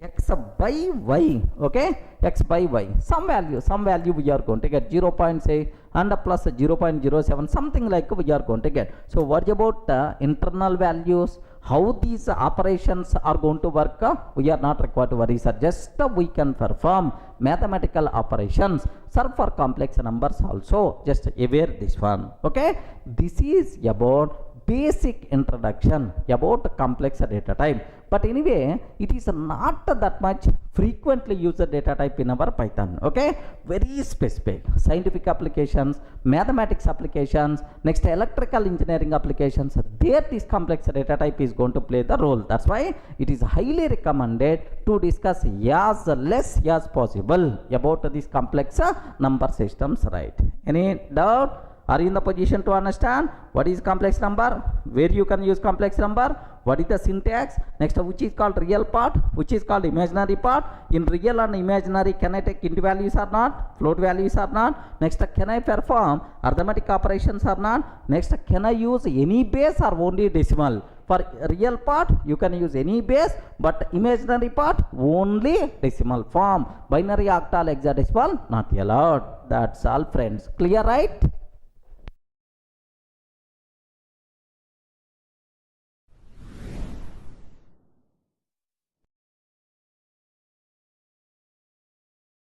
Sir, up to this we covered about int data type, float, and then complex.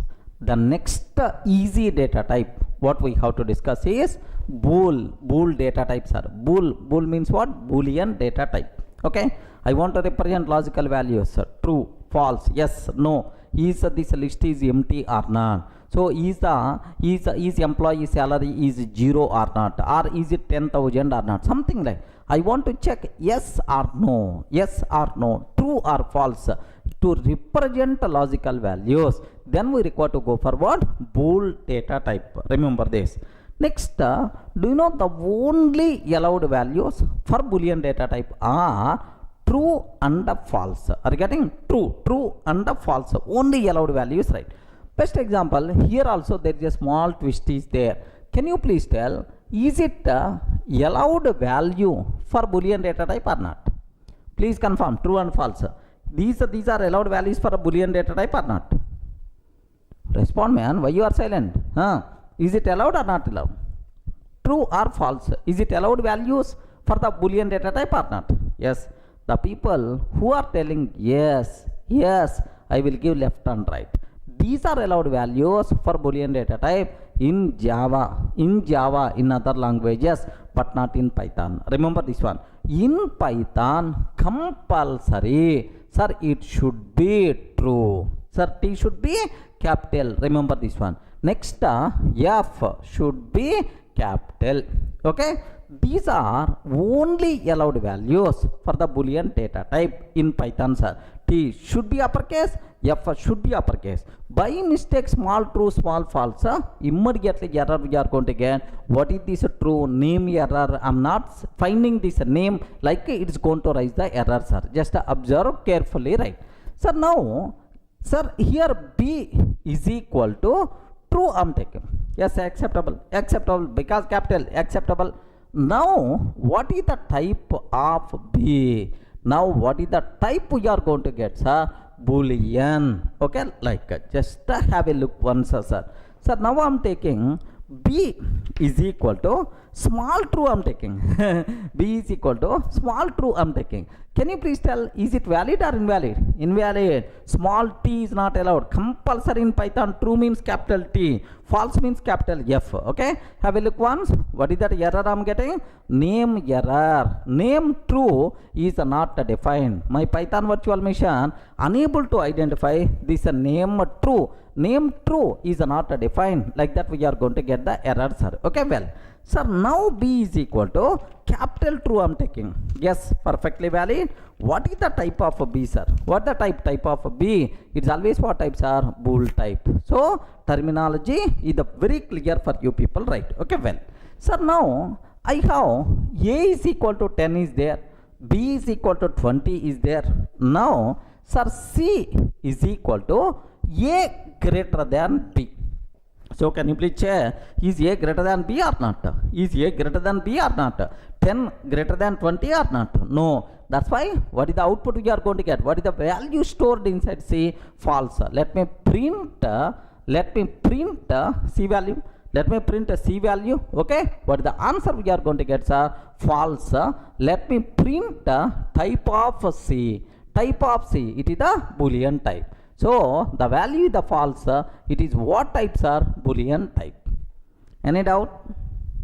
Are you in the position to understand, right? So, just observe carefully, right? Now, A is equal to 10 I'm taking. B is equal to 20 I'm taking. C is equal to A greater than B. A greater than B. Now, sir, let me print the value of C, sir. What is the value of C? False. F should be capital, of course.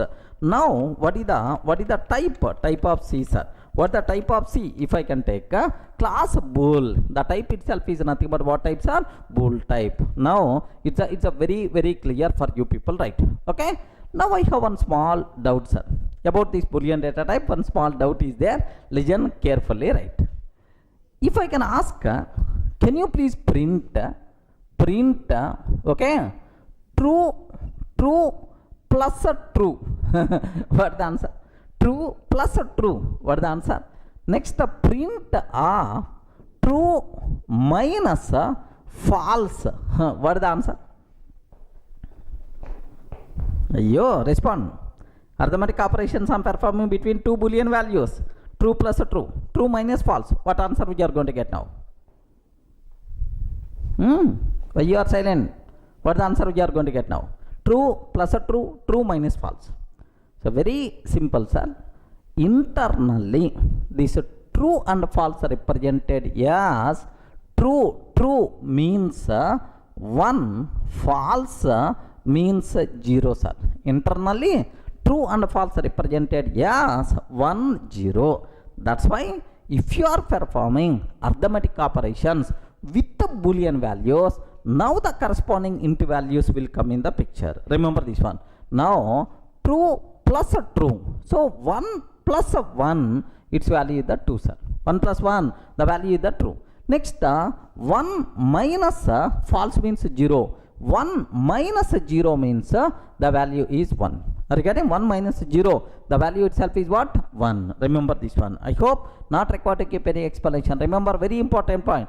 True internally represented as 1, false internally represented as 0. So in our mathematics, in the Python, in mathematical operations, if you are using boolean values, now these integral values will come in the picture. Are you getting right?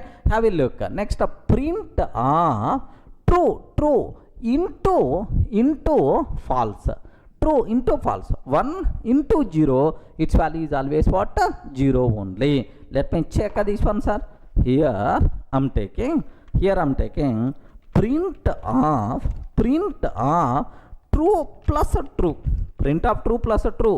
What is the answer? 2 itself is the answer. Print of true minus false. What about its value? 1, because 1 minus 0, its value is the 1, sir. Print of true into false. I'm taking print of true into false. What is the answer, sir? 0, like this, right? Sir, in our next sessions also several times we are going to use this point. Remember, internally true represented as 1, sir, false represented as 0. Clear for all of you, right?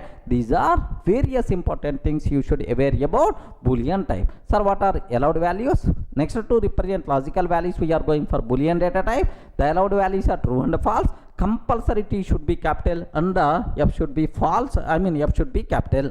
Next, internally true and false represented as 1 and 0 in the mathematical operations, so their integral values 1 and 0 will come in the picture. Beyond that, nothing, sir. Slowly, while discussing operators, I will add extra masala about these things, just aware.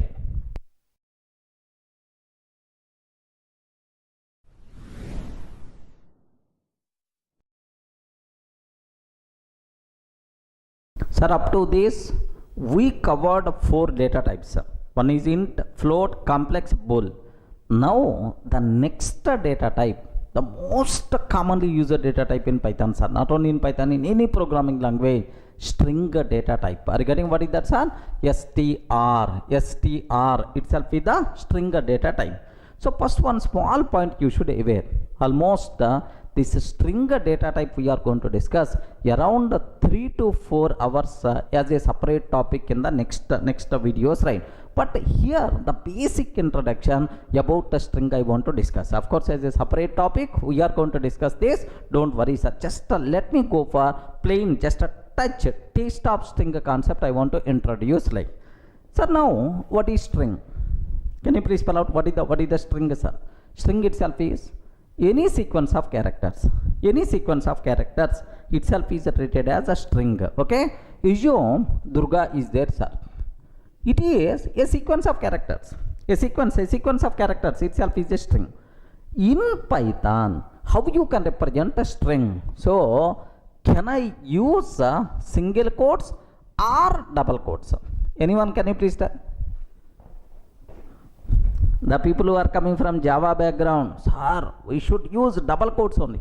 Sir, we should use double quotes only because multiple characters are there. Okay, can I use a single quotes or double quotes? Respond. Can I use single quotes or double quotes?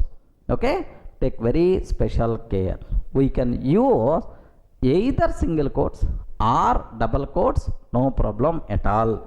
Even triple quotes also. That part we are going to discuss next.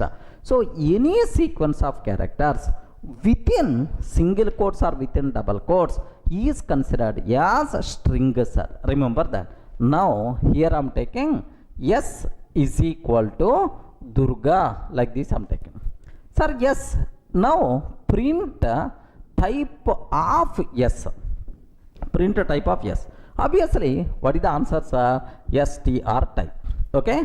Sir, next S is equal to, okay, I am taking Durga. S is equal to within, here just my target is within double quotes Durga I am taking. Within double quotes Durga I am taking print of type of S. Print a type of S. Okay, obviously str type we are going to get.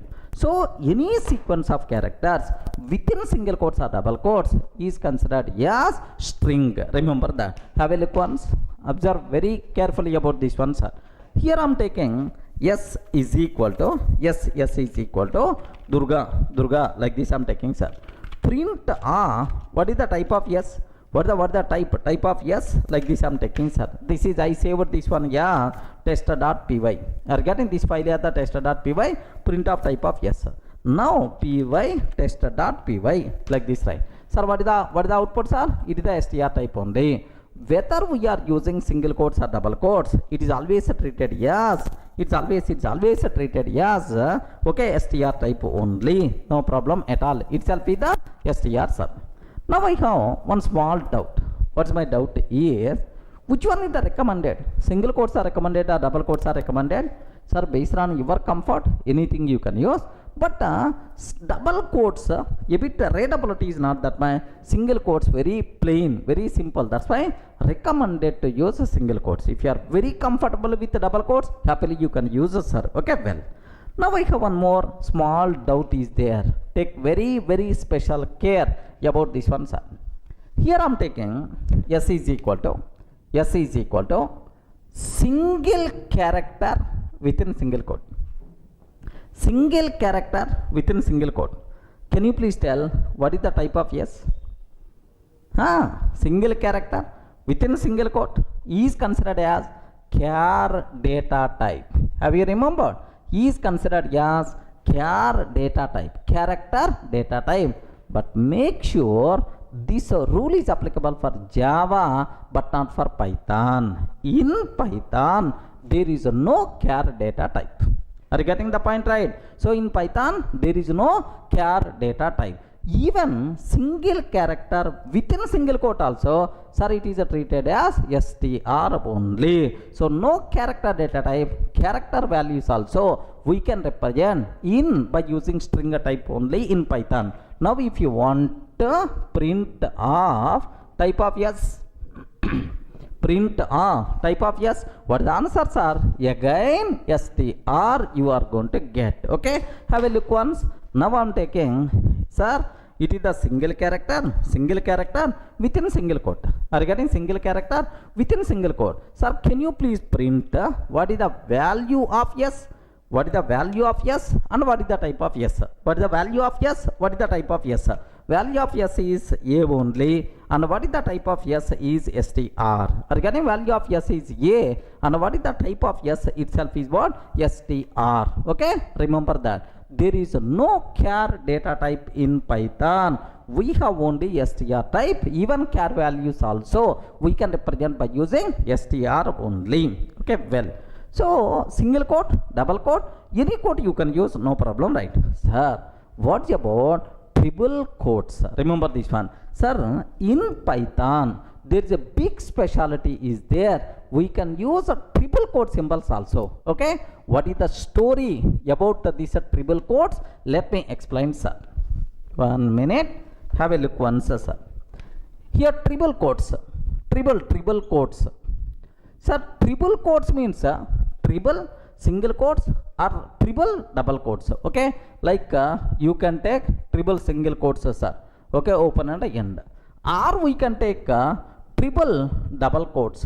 Triple double quotes like, sir, you can consider like this. Okay, it is also valid. In Python, triple quotes also acceptable, sir. Single quote, double quote, triple quote. Sir, I want to take 4 quote symbol, 5 quote symbol. PVM is going to give left and right. Remember that. So up to triple quotes are allowed. But where we can use triple quotes, what are various advantages are there because of these triple quotes? There are 3 application areas are there for the triple quote symbols, right? Sir, what is the first one? Legend, sir. Do you ever what is the how you can specify multi-line string literal? Array, string literal means string constant, but it's not in one line. Multiple lines are there. Something like, sir, Durga software, solutions. This total is a single string literal. S is equal to. Now I'm trying to take print of S. Can you please confirm? Is it valid or not? This type of literal is called multi-line string literal. String value distributed across multiple lines. This type of thing is called multi-line string literal. Remember, right? Sir, can you please tell multi-line string literal, is it valid or not? I use which symbol? Single quote symbol. If I use a single quote symbol or double quote symbol, double quotes or single quote, Python virtual machine will give left and right, because single quotes or double quotes applicable for one line string literals but not multi-line string literals. Remember that, sir. Have a look once. Observe very carefully about this. Sir, I'm trying to take S is equal to Durga software, and then solutions, like I'm taking, sir, and then print of S. Okay, I'm trying to take print of S. If I can take print of S, if I can take like this, immediately error we are going to get. Sir, syntax error. While scanning string literal, array single quote you open and Durga completed, but where you close, like it's always expecting the same line. Sir, instead of single quote, let me use a double quote symbol. Double quote symbols, right? Even if I can take double quote symbol also immediately we are going to get error. So it's a very clear indication that single quotes and a double quote symbol are not applicable for multi-line string literal. So then how you can handle? Very simple, sir. Better to use triple quotes, triple single quotes or triple double quotes. Observe carefully, right? Now I don't want to use single quote, triple single quotes I'm taking. That's all. Print of yes, sir. What answer, sir? Have a look once. Durga software solutions. Perfectly, it's going to work, no problem at all. Next, triple double quotes I want to take, sir. Triple double quotes. 3 times double quotes. Perfect. It's going to work, no issue at all. Durga software solutions, like this. Any doubt about this one? So the first important conclusion what you should aware, where you can use a triple quote symbol to define multi-line string literals. For that purpose we can use triple quote symbols, right? Okay, well. Next, what is the next thing I have to discuss? What is the next use of triple quotes, right? Very simple, sir. Listen a bit carefully about this one. Suppose I have one string is there, sir. Class by Durga is very good. Like this I'm taking, sir. Class by Durga is very good. This is the string literal I have. So happily you can take S is equal to, like this you can take, no problem at all. Print of yes, valid, sir. But my requirement is this Durga should come in the output within single quotes. Are you getting? This Durga should come within single quote. So if string contain single quote symbol as the normal character, then what we have to do is, so we should not enclose this string within single quote. By mistake, if you are taking single quote, what will happen? This single quote completed. This single quote completed. Now why Durga is coming in the middle? It's always a problem. Syntactical mistakes are. So if you want to use a single quote as a normal character in your string, then that string should not enclose with a single quotes. Okay, well, so how you can handle? Very simple, sir. Better to take double quotes. Are you getting? Better to take double quotes. Acceptable. Perfect, man. Don't worry. Acceptable. So means that if you want to use a single quote, the symbol in your string, then we have to enclose that string with double quotes. Observe carefully. Have a look once. Now my requirement is, observe carefully, sir. Here py s is equal to single quote I am taking. So class by Durga is very good, something like I am taking, sir. Have you observed here? This total thing I am enclosing within single quotes only. Right? Now observe, syntax error, invalid syntax, like this we are getting, sir. Now instead of single quote, if I use a double quotes, instead of single quote, if I use a double quotes, what will happen? Perfect. Let me print the value of yes. Yes, it is going to tell that, okay, Durga. It's going to tell that it is the Durga. No problem. Durga is coming within single quotes, right? Even here also, just let me take double quotes. Okay, class by Durga is very good. Something like I'm taking, sir, double quote. Now Durga I'm taking within single quotes. Acceptable. Now let me execute this code. Py test.py. Are you getting what is the output you are getting, sir? Durga is coming within single quotes. Acceptable. Same way, I want to use double quote symbol as a normal character in the string. Something like s is equal to class by Durga is very good. Class by Durga is very good. Now this Durga I want to take within double quotes. So if you want to use a double quote as a symbol, as a normal character in your string, you have to enclose that string with a single quote. Now it is acceptable, right? Okay. If you want to use a double quote, so enclose by using single quote. If you want to use single quote, enclose by using double quotes. Are you getting? Now have a look. Sir, I want to take here this Durga, I want to take double quotes. Okay. Durga should be within double quotes. So if I can enclose this one by using double quotes only, error we are going to get. Okay. Error we are getting syntax error, right? Now what I want to take is, now enclose by using single quote. If I enclose by using single quote, happily you can use double quote as the symbol only. Perfect, sir. Class by Durga is very good. No issue at all. So now the conclusion here is, if you want to use double quote as a symbol, as a normal character, then we should enclose that string within single quotes. If you want to use single quote as a normal character, then we should enclose that string within double quotes. Clear, right? Now listen carefully. The next scenario, in my string I want to use both the single quote and double quote as the normal character. Okay, sir, something like my string is so classes, here just observe,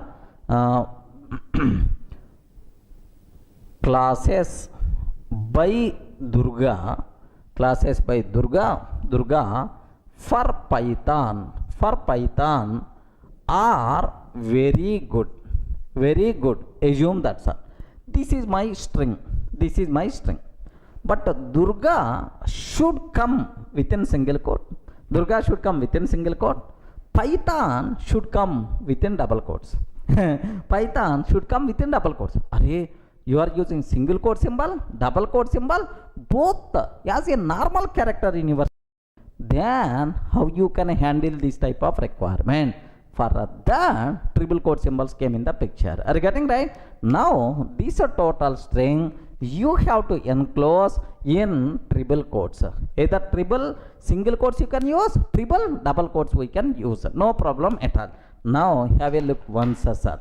Sir, I'm taking classes by here, classes by Durga, classes by Durga for Python are very good. Like this I'm taking, sir. Okay, well, sir, now in this Durga should be within single quote, Python should be within double quotes, Python should be within double quotes, like next here single quote, by mistake if you are using single quote, if you enclose this total by using single quote, immediately error we are going to get. Have you observed, right? Syntax. Hurry, enclose this total by using double quotes, yes, now you are going to get again error. Okay, but enclose this one by using triple quote symbol, either triple single quotes or triple double quotes, 100% pakka this one is valid, sir. Have you observed? Classes by Durga is coming within single quote, Python is coming within double quotes, like so. The important conclusion what you people should aware where you can use this triple quote symbols is in your string. If you want to use single quotes and double quotes as normal characters, then we have to use, we should enclose that string within triple quotes. Okay, so what is the first use of triple quote? To define multi-line string literals. What is the second use, sir? To use single quote and double quote as normal characters, in our string. Any doubt about this one? Okay, that's all. This is the second use of triple quote symbols, right? Next, one more use is also there, but as of now, so just aware the word, there is one concept is there named with documentation string. Okay, documentation doc string we can use to define doc string. What is that, sir? Can you spell out? To define doc string we can use a triple quotes, but as of now just aware the word. Somewhere in the next classes we are going to discuss in detail, sir. So triple quotes speciality in Python, sir, which is not allowed in C, C++, Java, but in Python triple quote symbols are allowed, where you can use a triple quote symbols, right, to define multi-line string literals. Next, to use a single quote and double quote as normal characters in our string. Next, to define doc string. For that purpose we can use these triple quote symbols. Is the story is very clear, right? Except a doc string we are going to discuss in the next sessions in detail. You are not required to worry. Friends, are you getting the basic idea? Clear for all of you, right? Okay, that's all.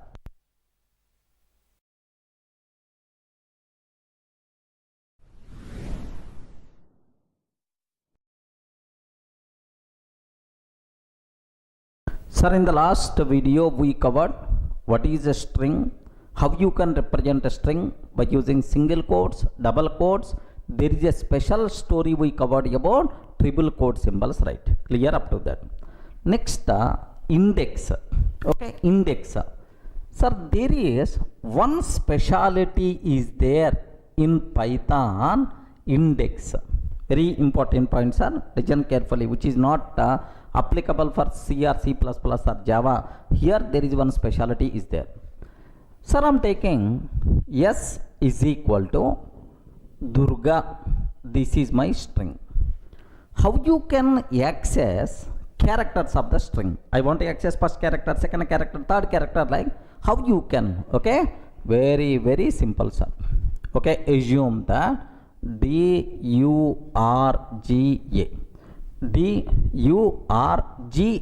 is there, Durga. Now, do you know we can access characters of the string by using index? Do you know, right? Index. Sir, what is the, sir, first, do you know what is the first character index? 0, sir. Erase and the string, everything is always 0 based index. 0, 1, 2, 3, 4. Like 0, 1, 2, 3, 4. Like this, right? Now, I'm trying to take print of S of 0. What is the answer? Respond, man. What is the answer we are going to get? S of 0. Which character locating at 0 index? Okay. D itself is the character locating at 0 index. Similarly, print S of 3 I am taking, sir. Print of S of 3. Can you spell out which character is locating, sir? G itself is locating. Regarding G itself, at the third index, which character is there? G is there, sir. Okay, now print of S of 100 I am taking. Regarding S of 100 I am taking. For this S, what is the valid index? 0 to 4. 0 to 4 only. But 100 index is not there. Immediately, Python virtual machine will get left and right. Index error, string index out of range, like we are going to get index error. Regarding what is the error we are going to get, sir? Index error, like we are going to get. Okay, let me cross check, sir. Have a look once. Sir, I am taking very simple terminology. S is equal to Durga, like this, right? Now print S of 0. Next print S of 3 I am taking, sir. S of 3, like this I am taking. Now let me execute this code. Are you in the position? S of 0 means D, S of 3 means G, sir. Okay, let me cross check. D followed by G we are getting. Sir, now I want to ask S of 100. S of 100. Sir, 100 index is not available. Immediately we are going to get error. What is that error, sir? Have a look once. Sir, index error, string index out of range. Index error, string index out of range we are going to get. Okay, perfect, sir. Now, take very special care now. Observe carefully. Up to this we know the people who are coming from Java, C++, like everyone can aware up to this. Now the next discussion is the most valuable, sir. Have a look once. Sir, print of S of -1 I am taking. S of -1 I am taking. Please confirm. What answer we are going to get? S of -1 I am taking. What is the answer? Respond. Sir, where is the question of -1 index?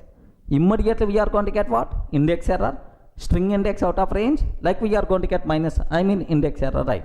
No. That is the specialty of Python. Python provides support for both the positive index and negative index. Remember this one, sir. Positive index and negative index both are supported by Python, sir. Positive index means, okay, forward direction 0, starts with 0. Negative index means backward direction starts with -1, -2, -3, -4, -5. This is the backward direction. Regarding right to left. So Python provides support for both the positive index and negative index. No problem at all. Itself is acceptable. Okay, like sir, now S of -1 means what is the answer? At -1 index, which character is there? A character is there. That's why you are going to get simply A, sir. Is it clear for all of you, right? Now I have one important question. Python provide support for both positive index and negative index? Yes or no? Yes. Okay, but other languages can provide support only for positive index. Sir, next positive index starts with 0, from left to right go on. Negative index starts with -1, -1, -2, -3, -4, -5, from right to left. Clear for all of you, right? Let me cross check, sir. Now S of, here let me go for S of -1 I am taking. S of -1. So last character, which is the last character, sir? Okay, A itself is the last character, right? Yes, perfect. A itself is the last character. Now S of -5. S of -5 means -1, -2, -3, -4, -5 means D, sir. D. Okay, like A, D. Sir, S of -6, sorry, -1 to -5 only valid index.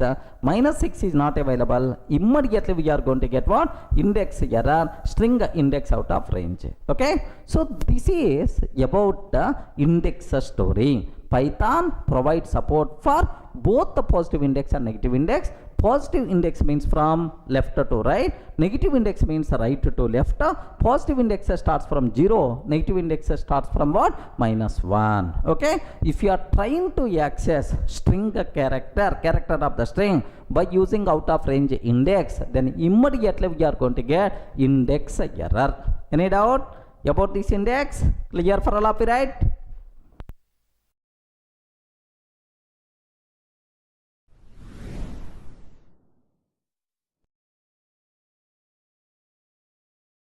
Sir, now I want to discuss very important special operator, Python specific special operator, slice operator. Just aware. What is this one, sir? Can you please spell out? Slice operator. Okay, like.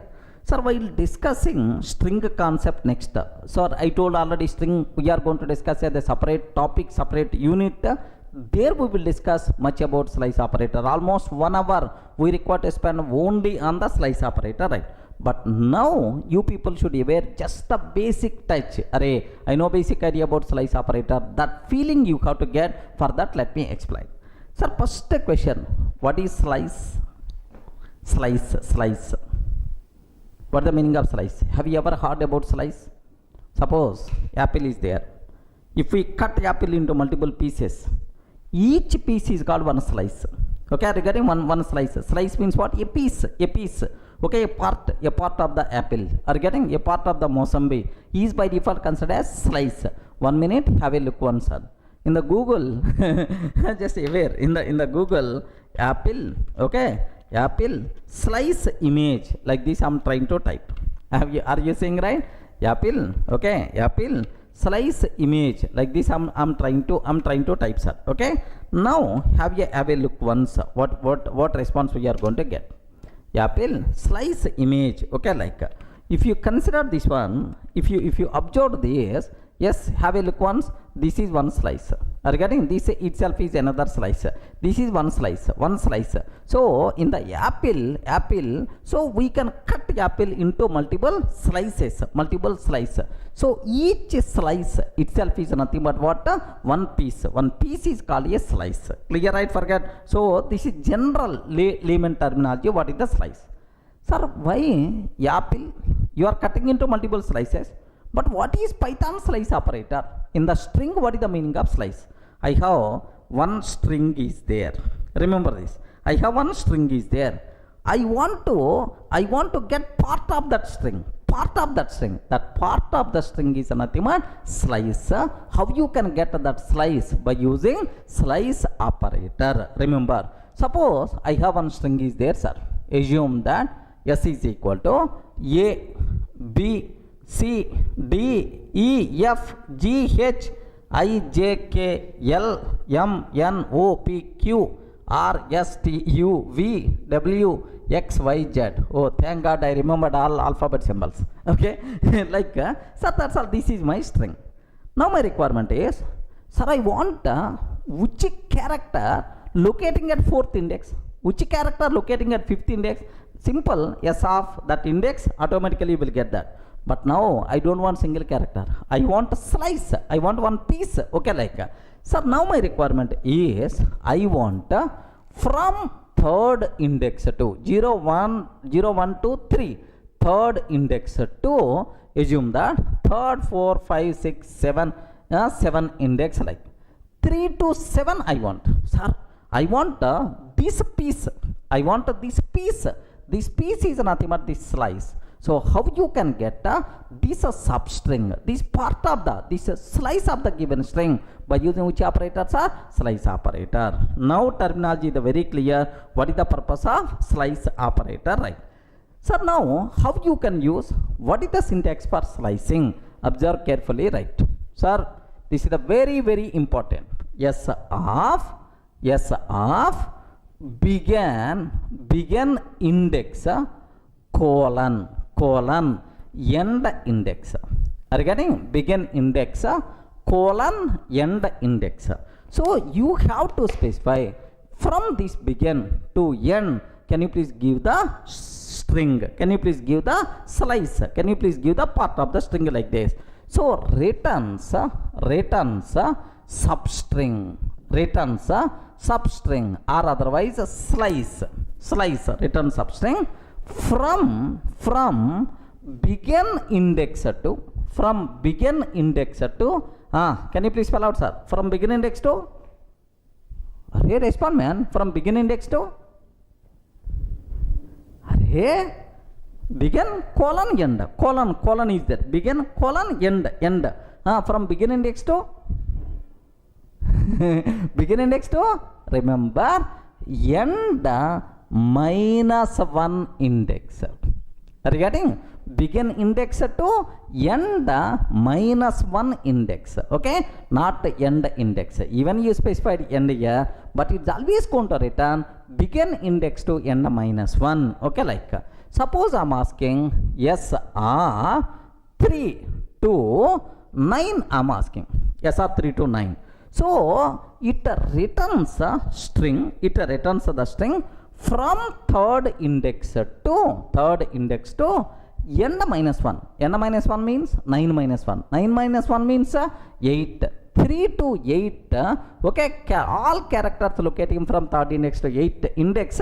That slice we are going to get. That part we are going to get. Are you getting? Third, 3, 4, 5, 6, 7. Okay, 3, 4, 5, 6, 7. And then 8 means up to I you are going to get, sir. Let me cross check. Third index to 8th index. Observe carefully. Here I am taking, sir. Have a look once. Let me close. Let me open. Let me consider A, B, C, D, E, F, G, H, I, J, K, L, M, N, O, P, Q, R, S, T, U, V, W, X, Y, Z. Like this I took, sir. Print of S of 3 to 9. Are you getting? 3 to 9. Observe the syntax of slice operator, sir. Okay, begin colon end. It returns a substring from begin index to end minus 1 index. This is the very important, sir. This word is the very important, end minus 1 index. So 3 to 9 minus 1 means 3 to 8. Okay, returns string from 3 to 8 index. N minus 1 means 8 index, right? So 3 means D, sir. D, E, F, G, H, I. Up to that it has to return. Let me cross check, sir. What is the answer we are going to get, sir? D, E, F, G, H, I. This is the syntax what you have to be aware. What is the meaning of slice operator, right? Are you in the position to understand? So how many arguments are there for the slice operator? Please respond. How many arguments are there for slice operator? 2 arguments. Begin and then end. Next, sir, from begin index to n minus 1 index. Just a basic idea only. Okay, aware that. Next, if you are not specifying begin index, if you are not specifying begin index, the default value for begin index here from the beginning. Remember this one, sir. The default value is 0. The default value for begin index is 0 from beginning of the string. If you are not specifying end index value, then it will consider until end of the string. Remember this one. If you are not specifying end index, then it will consider until end of the string. Clear, right? Now observe S of sir colon 9 I am taking. S of colon 9. Array, you didn't specify begin index value. If you are not specifying begin index value, then automatically starts from 0. Begin index and what? 0 to 8 you are going to get. Okay, 0 to n minus 1, 8. Suppose S of 3 colon I am taking, sir. 3 colon. Array, I didn't specify n index. If you are not specifying n index until end of the string, from 3 to end of string. 3 to end of string it is going to consider. Regarding 3 to end of string it is going to consider, sir. Let me cross check. Have a look once, sir. Suppose I am taking S of 1 minute, sir. From the editor it's very easy to check. Okay, now let me go for s is equal to like same thing, s of 3 colon 9. Okay, what the answer? D E F G H I. S of colon 9 I'm taking, sir. So you are not specifying begin index. Default value for begin index is 0. It is going to consider from beginning to I. So beginning to I it's going to consider, sir. So begin to n minus 1. Then A B C D E F G H I. Similarly, s of okay 3 colon like this I'm taking. 3 colon like from third index to third index means D to end of the string. D to end of the string. Remember this one? What the answer we are going to get, sir? D E F G H I like D to end of the string it is going to consider. Remember, sir. Now immediately you may have the doubt. Okay, sir, what is the default value for begin index? Respond. If you are not specifying begin index, what it's going to take? Starts from 0. If you are not specifying n index, what it's going to return? It's going to return last. Okay, well. Now my question is, I'm not specifying begin index and the end index. I'm not specifying begin index, end index. What will happen? I'm not specifying begin index and end index. What will happen? Very, very simple, sir. Okay, default value 0 means starts from begin. Default value is the end of the string. From begin to end, total characters is going to consider means original string. Total string is going to be considered, sir. Let me cross check. Have a look once about this terminology, sir. I'm taking s of colon. That's all. So I didn't specify begin index and end index also. I didn't specify anything, sir. Then total string by default is going to consider. Let me cross check, friends. Here, have a look once. A, B, C, D up to Z, total thing by default got considered. This thing itself is nothing but slice operator behavior. Any doubt? How many arguments are there? 2 arguments, begin and end. Begin index to n minus 1 index. Just that this is only taste, that's all. There are n number of doubts are there in your mind. Sir, there is a third argument is also there named with a step. These are things in detail we will discuss where, sir, in the string concept. Just a basic idea. Oh, there is a something is there named with the slice operator. Try to get idea right. Okay, well. Here, just one more small finishing touch I want to give for this slice operator. Just a basic introduction. This is not complete discussion of slice operator, right? In string concept, I will explain in detail. Don't worry. Suppose here, I'm taking s of, listen very carefully. Listen very carefully. 3 colon 1000 I'm taking, sir.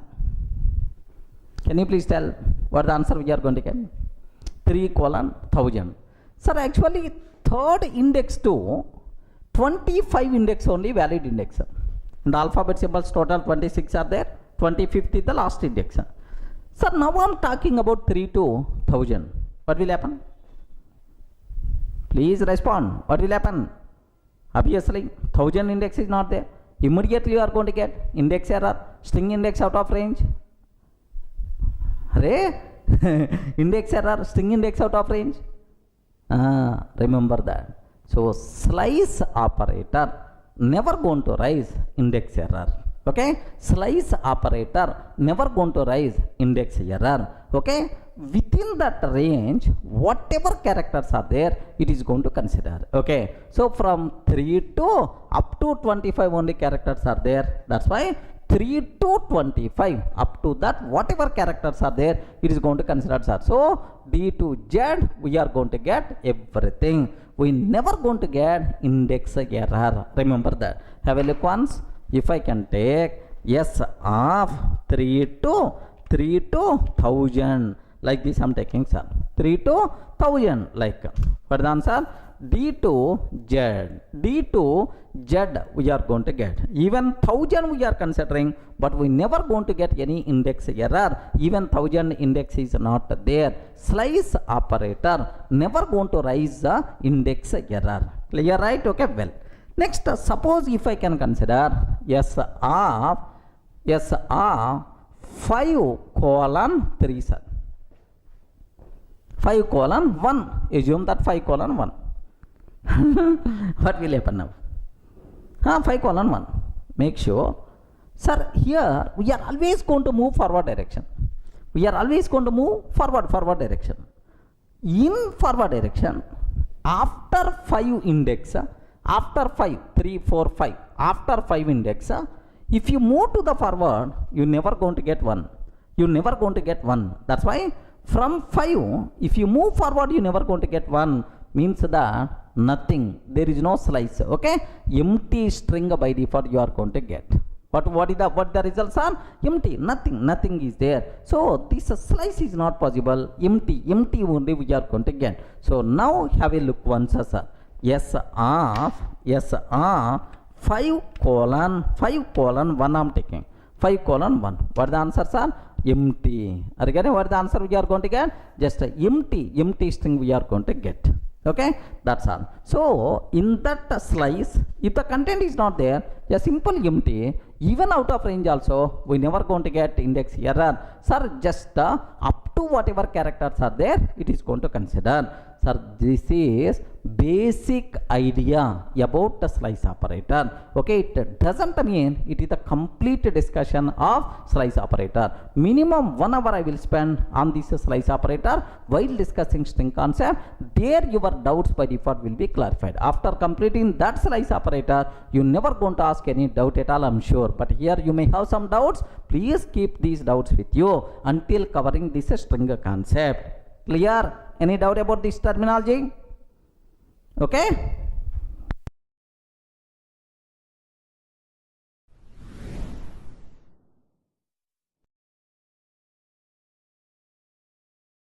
Now I hope by this time what is the meaning of slice operator, basic idea everyone got. Now let me go for a small application area where we can use slice operator, right? Just observe. I'm taking S is equal to Durga. This is my string, sir. My requirement is I want output as, I want to convert this string as DURGA. Like this I want to take. Regarding I want to consider this one as DURGA. Like what it means is, can you please convert first letter into uppercase and then remaining as it is you can take. Regarding remaining as it is you can take like this, right? How you can do that? Very simple, sir. Output is equal to, sir, I want to get the first character. How you can access first character of the string? Respond. How you can access first character of the string?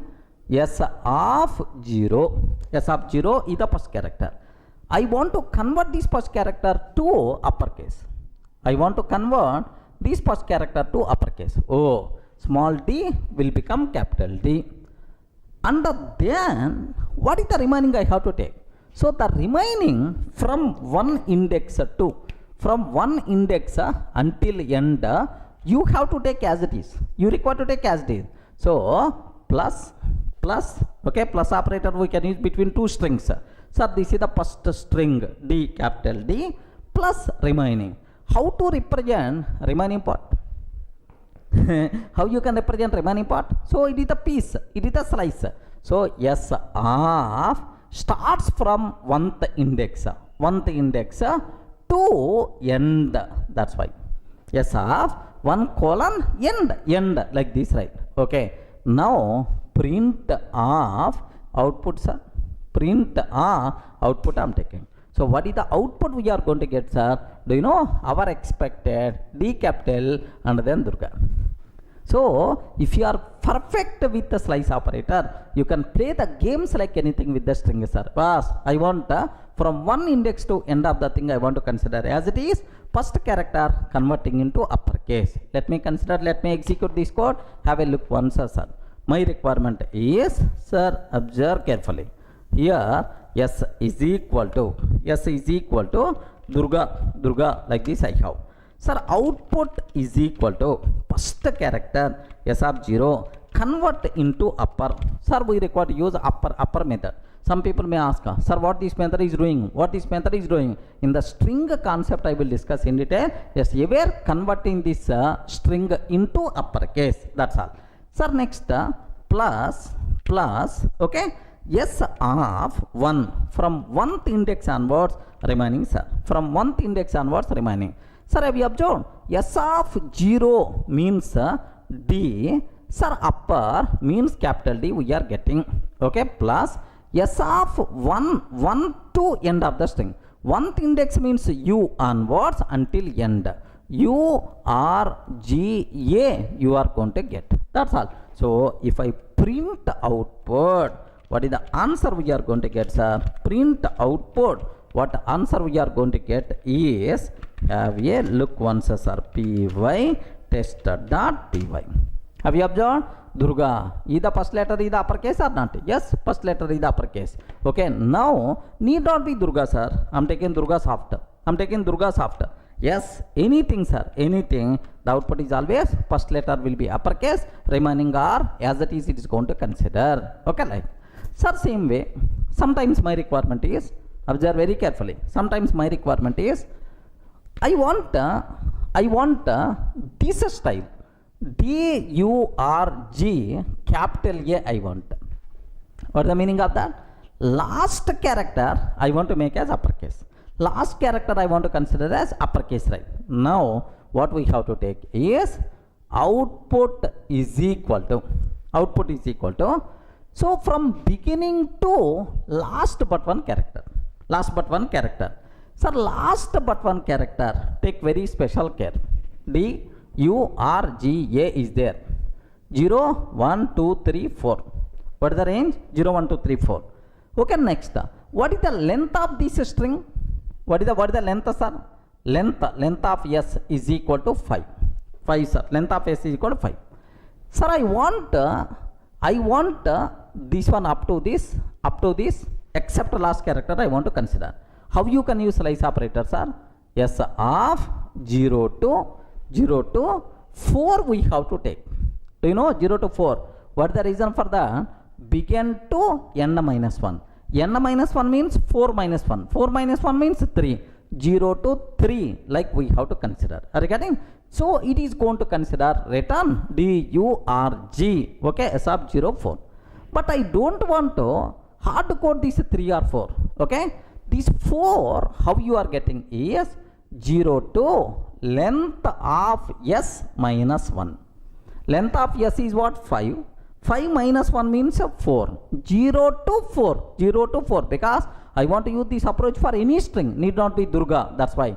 Okay, so first get total string except the last character means this is. So output is equal to S of 0 to length of S minus 1. Okay, sir, can I remove this 0? Yes, because default value for begin index is 0 only. If you want, you can remove, no problem at all. Sir, plus, okay, except the last character, we are getting everything. How to access last character? Are you getting how to access last character? Bas, Python provide support for positive index and negative index, more flexibility to the programmer. Last character, if you want to access, S of minus 1. Have you remembered, right? In the last videos I covered S of minus 1 dot, sir, upper like. So please consider total string except last character, and then what you require to take, sir? Take last character, convert into uppercase. Now this type of style we are going to get. So I want a string, yeah, the output where last character should be converted into uppercase. Okay, like, let me consider. Have a look once, sir. Please guide. Last character should be uppercase. Right? Durga, what I'm trying to take? So S of 0 to length of S minus 1. Okay, so every character we are going to get except last character, plus s of minus 1 last character, s of minus 1 last character, convert into upper, print of output. What output you are going to get, sir? Can you please observe? DURG followed by a we are going to get. DURG followed by a we are getting, sir. Okay, well, now I have one small doubt. Need not be Durga, sir. Yes, you can take Durga software solutions like. No issue at all. Acceptable. Same output we are going to get or not? Can you please observe? Total is as usual, but last character should be converted into uppercase. Yeah, how beautiful this is. Are you able to understand, right? Small application with the slice operator with the native index, we can able to do that. Now my next question, listen carefully, sir. My next requirement is, observe that sir, the given string is Durga. Now first character, can you please convert into uppercase? URG, okay. Last character, can you please convert into uppercase? Wow. Are you getting? First character we require to convert into uppercase, last character we have to convert into uppercase. What is the way, sir? Very simple. Output is equal to read the first character, convert into uppercase. S of 0 dot upper, okay. Read first character, convert into uppercase, okay. Next from 1, so DURGA. Now from 1th to last but 1, from 1th index to last but 1, can you please read as it is? Okay, plus what I have to take here is s of 1th index to last but 1, length of s minus 1. So only first character, second character, one index character to last but 1, okay. Well, second one last. Now I have to consider last character. How you can read last character? Just how I told. Have you remembered, right? S of minus 1 dot upper, like. Observe this. This is the first character, this is the last character, okay. Now the remaining characters we can read by using this slice operator, okay. Well, now print of output, yes, first character should be in the uppercase, last character should be in the uppercase, remaining characters are as it is we are going to get. Have a look once. Observe carefully, sir. Here I want to write again, sir. Here just the Durga only I am taking, sir. First character s of 0 dot upper, converting into upper. Next sir, second character onwards means 1th index onwards, last but 1 means length of s minus 1, okay. Plus last characters are s of minus 1 dot upper. That's it. Wow, beautiful, sir. Observe, sir, this is, if you can able to understand this syntax, nothing will be there, sir, okay. Read first character and converting into upper, read last character, converting into upper. In the middle, the remaining characters can you please take as it is, okay. Like, now observe, let me consider. So first character is in uppercase, last character is in uppercase, okay. Well, suppose need not be Durga, sir.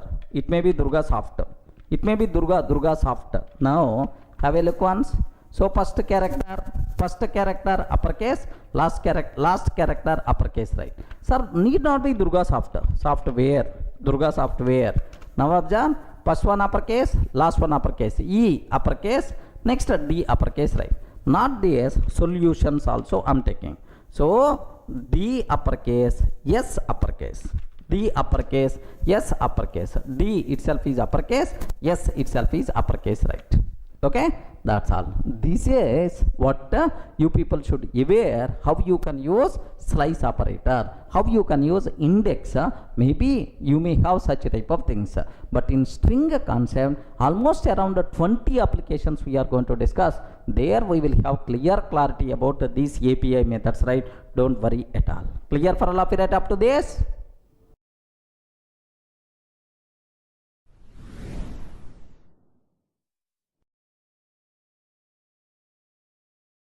Sir, up to this it's very clear how you can use slice operator, Small applications of you can develop by using slice operator, negative index, positive index, right?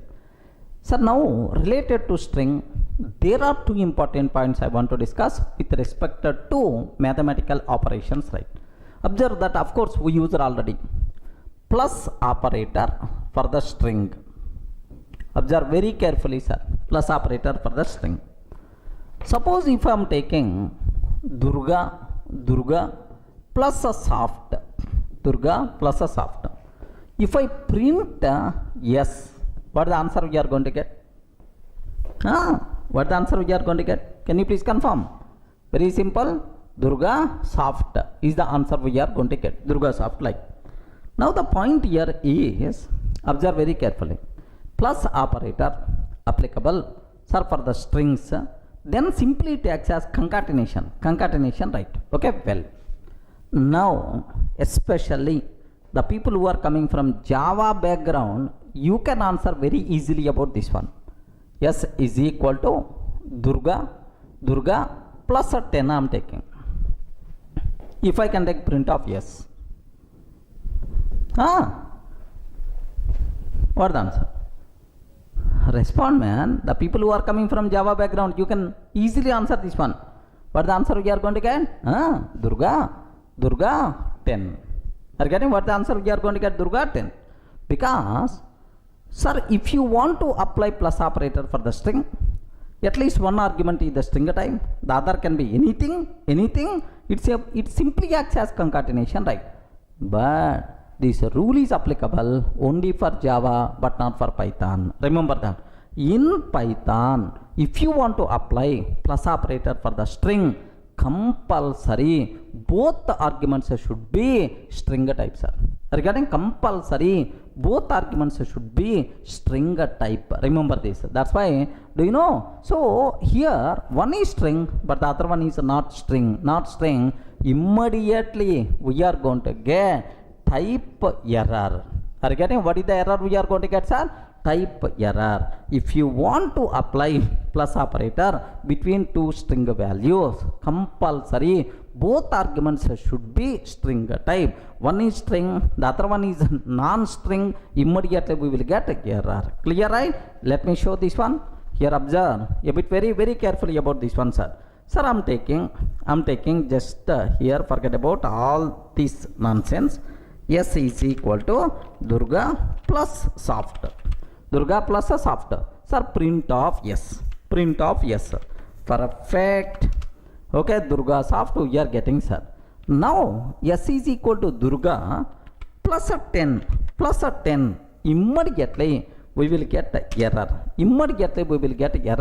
Type error must be str but not int. Type error must be str but not int. Remember this. So it's very clear.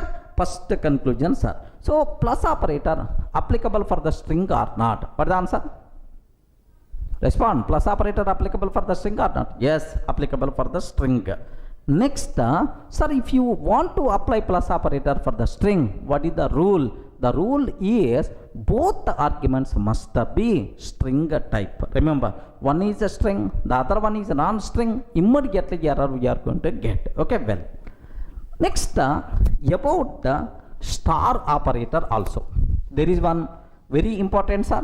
So this specialty is not there for the remaining languages, right? Star operator,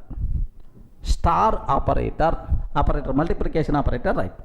Now I am taking S is equal to Durga into 3. Durga into 3. Can you please tell what the answer we are going to get? Respond. What answer? S is equal to Durga into 3. What answer we are going to get now? Your answer may be correct or not. Don't worry. You can tell. I will explain anyway. You can cross check. Compulsory everyone should have some answer in your mind. Durga into 3. What the answer we are going to get? Sir, I am feeling it is error because multiplication for the string how you can apply, sir? Okay, like in Python, this one perfectly acceptable, no problem at all. In Python, perfectly this one is acceptable.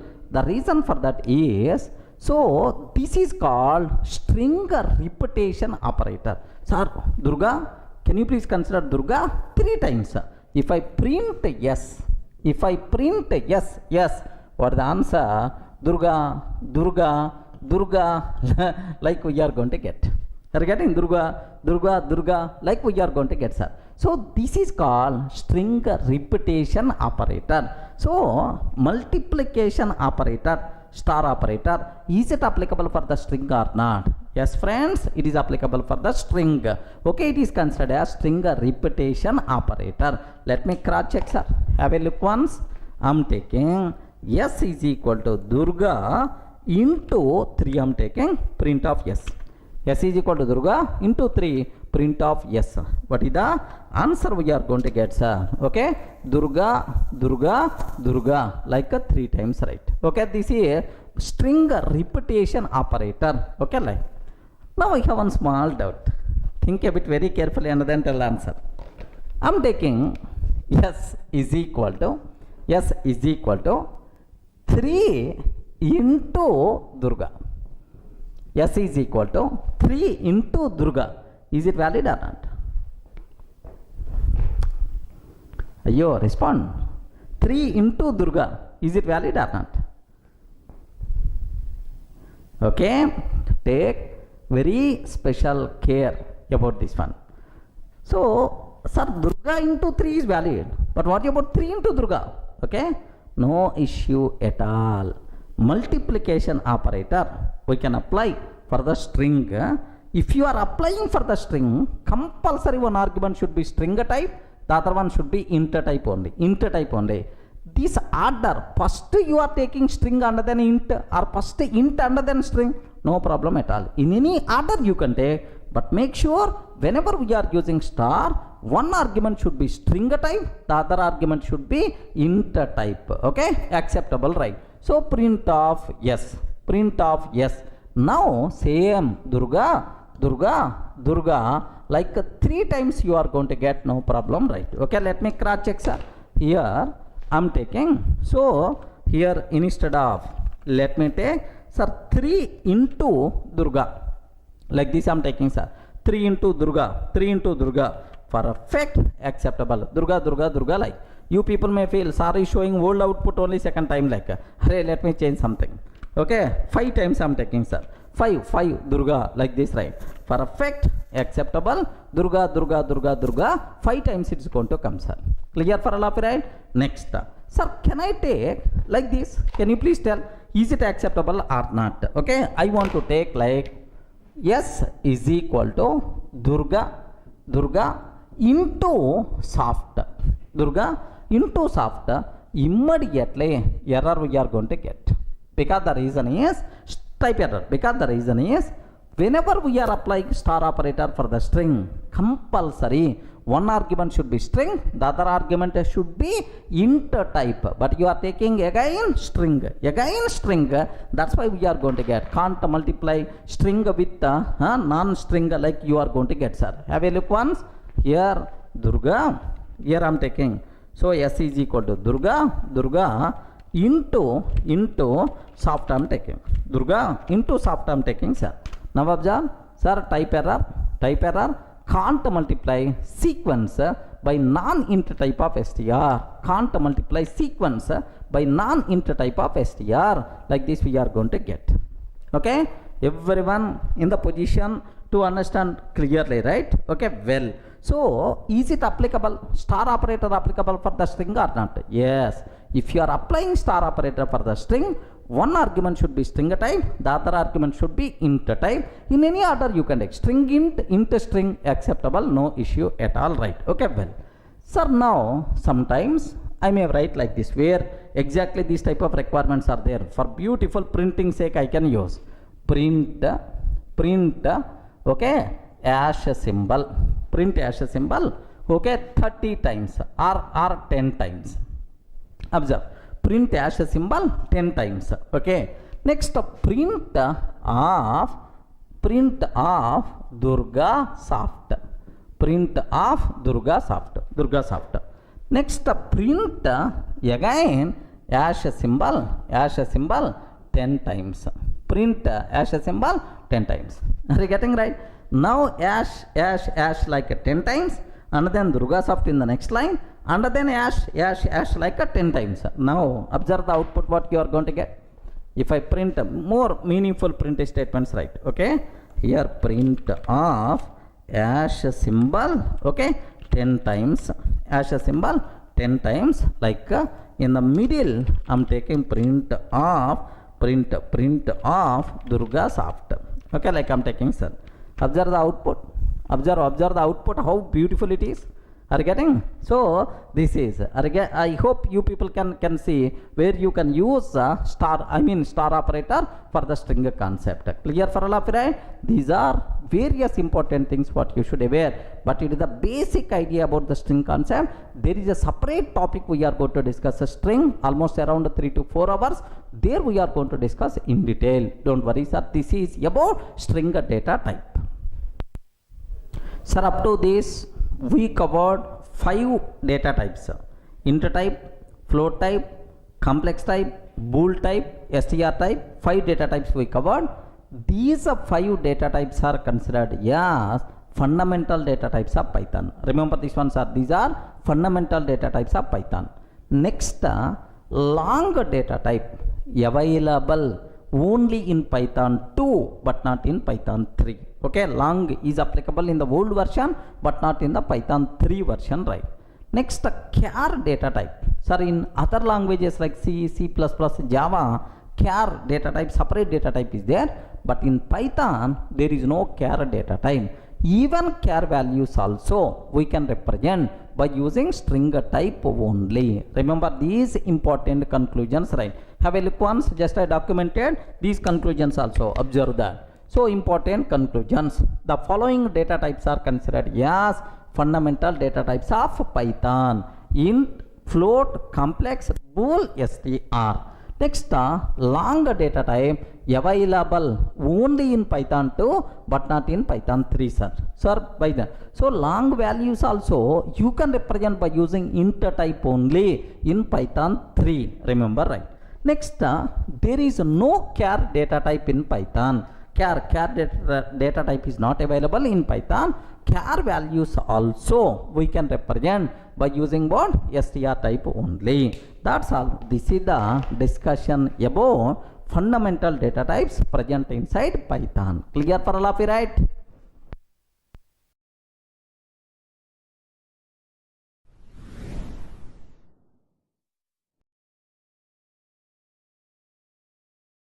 Hi friends, in the last videos we covered the fundamental data types of Python: int type, next float type, complex, bool and str type we covered, right? So now I will explain how to convert one type value to another type. Regarding, suppose I have int value is there, I want to convert it to float type, or float value is there, I want to convert to complex type. So the process of converting one type to another type we have to discuss. This process is nothing but what? Typecasting. Are you getting? Just observe that. What is our next topic name? Typecasting. Sir, casting means converting the typecasting. Okay, the process of converting one type of value to another type is called typecasting or type coercion. Observe very carefully, sir. What is the other word, sir? Type coercion, like this, right? So how you can perform typecasting? What functions are there? Okay, Python provide 5 inbuilt functions are there, sir. By using these 5 inbuilt functions, happily we can convert from one type to another type. Sir, which those? What are those inbuilt functions, right? Sir, first one, int function. Are you getting? What is the first one? Int function. Second one, sir, float function. Third one, complex function. Next, bool function. Are you getting? Bool function. Next, sir, str function. Are you getting? These are the 5 typecasting functions what we can use, okay, to convert one type value to another type. Now we have to perform postmortem about all these functions, right? Okay, multiple examples we require to discuss, internal loopholes we have to aware, so that you people can get much clarity, right? Okay, so can I start the cinema?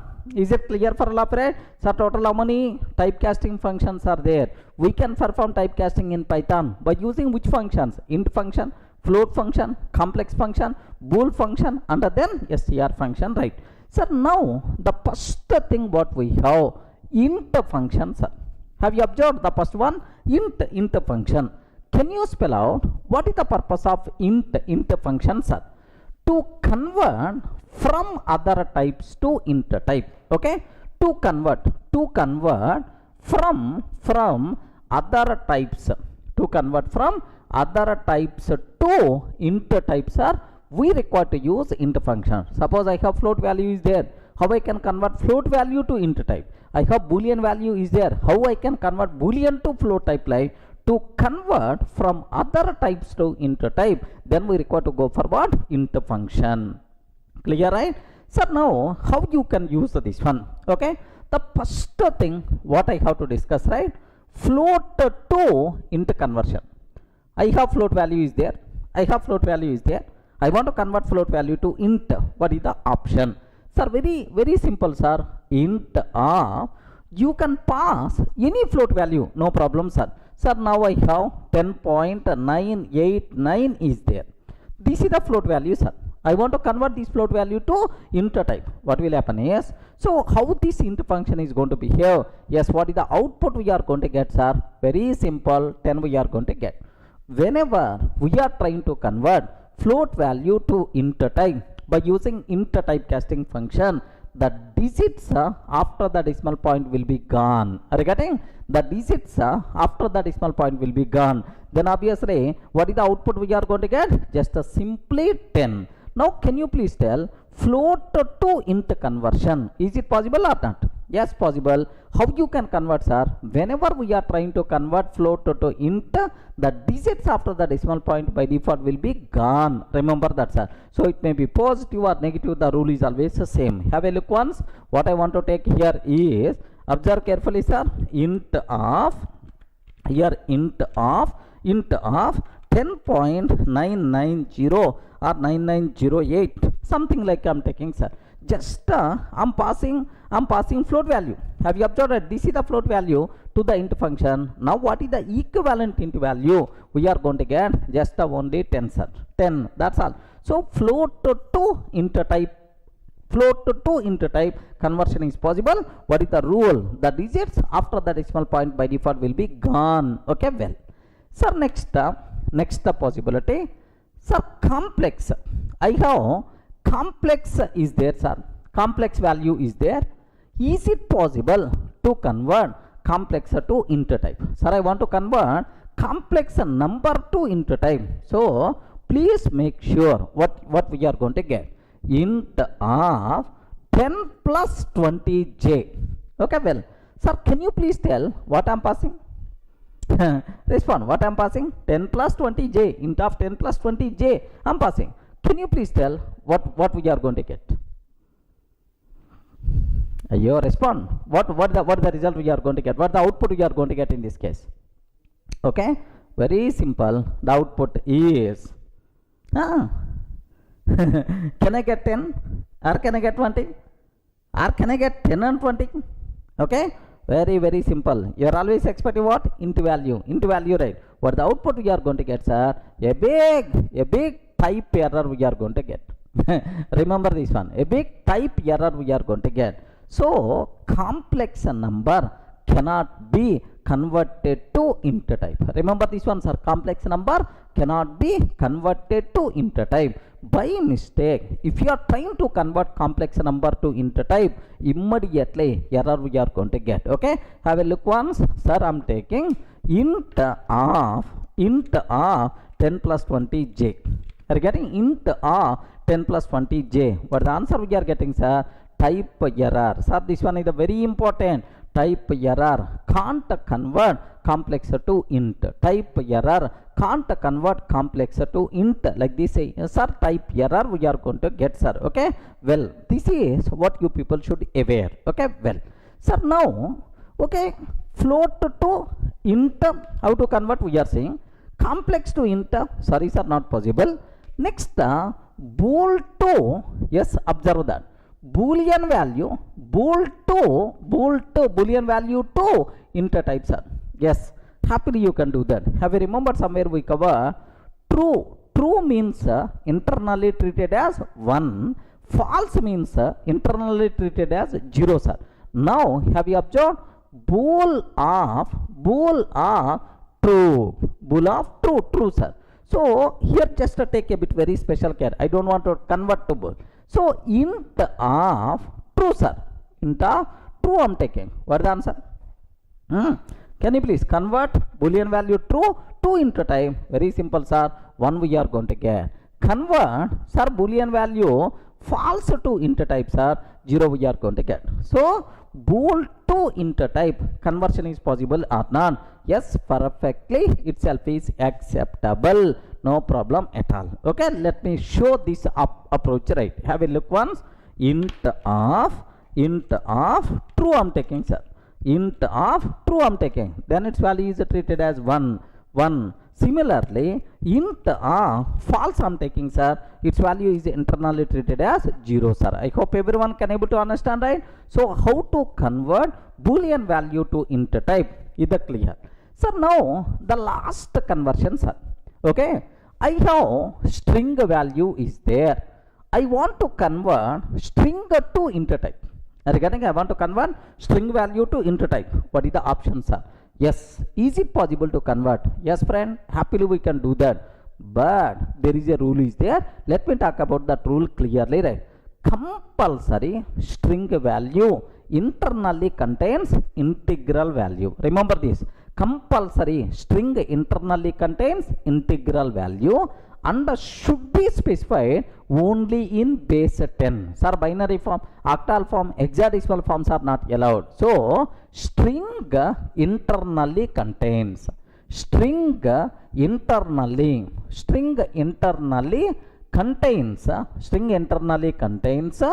only integral value that should be specified in base 10 only, decimal form only, like this, right? Okay, well, sir, int of sir 15 I'm taking, 100% pakka valid. Even it is a string, internally it contain what? Sir, integral value, sir, which is in base 10 only. Now what is the value, sir? 15 is the answer. Suppose if I can take int of 0b 1111, like this I'm taking. Immediately we are going to get error, sir, value error, like we are going to get some error. Hey, if you are trying to convert string to int type, compulsory string should contain integral value and should be specified only in the base 10. But you are not specifying in base 10. You are using binary form. That's why immediately error we are going to get, sir. Value error like. Sir, now int of 10.5 I'm taking in string form. Regarding int 10.5 I'm taking in string form. Can you please tell 10.5 it is not integral value, it is a float value, sir. Sorry, this conversion fails, sir. It is also we are going to get error, sir. Okay, so is it possible to convert string to int type or not? Yes, possible, but string should contain only integral value and it should be in the base 10. Okay, let me show this conversion also. Have a look once. If I'm taking, sir, int of, okay, within here 15 I'm taking, sir. Yes, valid, no problem at all. Now 15 is the answer. Int of 0b1111, like this I'm taking, sir. So you can pass a string should be integral value, and you have to specify in base 10. But here it is the integral value, but you are specifying in the binary form. That's why immediately error, value error, invalid literal for int with the base 10, invalid literal for int with the base 10. Like this we are going to get the error, sir. I hope everyone in the position to understand clearly, right? Okay, well, Sir, now I'm taking int of sir just a 10.5, int of 10.5. So you are trying to convert string to int, but the string is not containing integral value, it contains floating point value. Now observe that what will happen, value error, invalid literal for int with a base 10.5. That's all. This is what you people should aware about int functions, right? Clear for all of you, right? So how to convert other types to int type? What are various possibilities are there, sir? Int is the typecasting function we have to use. Float to int, possible conversion is possible or not? Yes. But whenever we are trying to convert float to int, the digits after the decimal point will be gone. Next, a complex number to int type conversion is not possible. Next, whenever you are trying to convert boolean to int type, if the boolean value is the true, now int value is 1. If it is a false, now int value is the 0. Next, string to int type, is it possible to convert or not? Yes, possible, but compulsory string should contain only integral value and we should use base 10 only. That's all, sir. These are various important rules related to int function to convert other types to int type. Any doubt about this? Clear, right?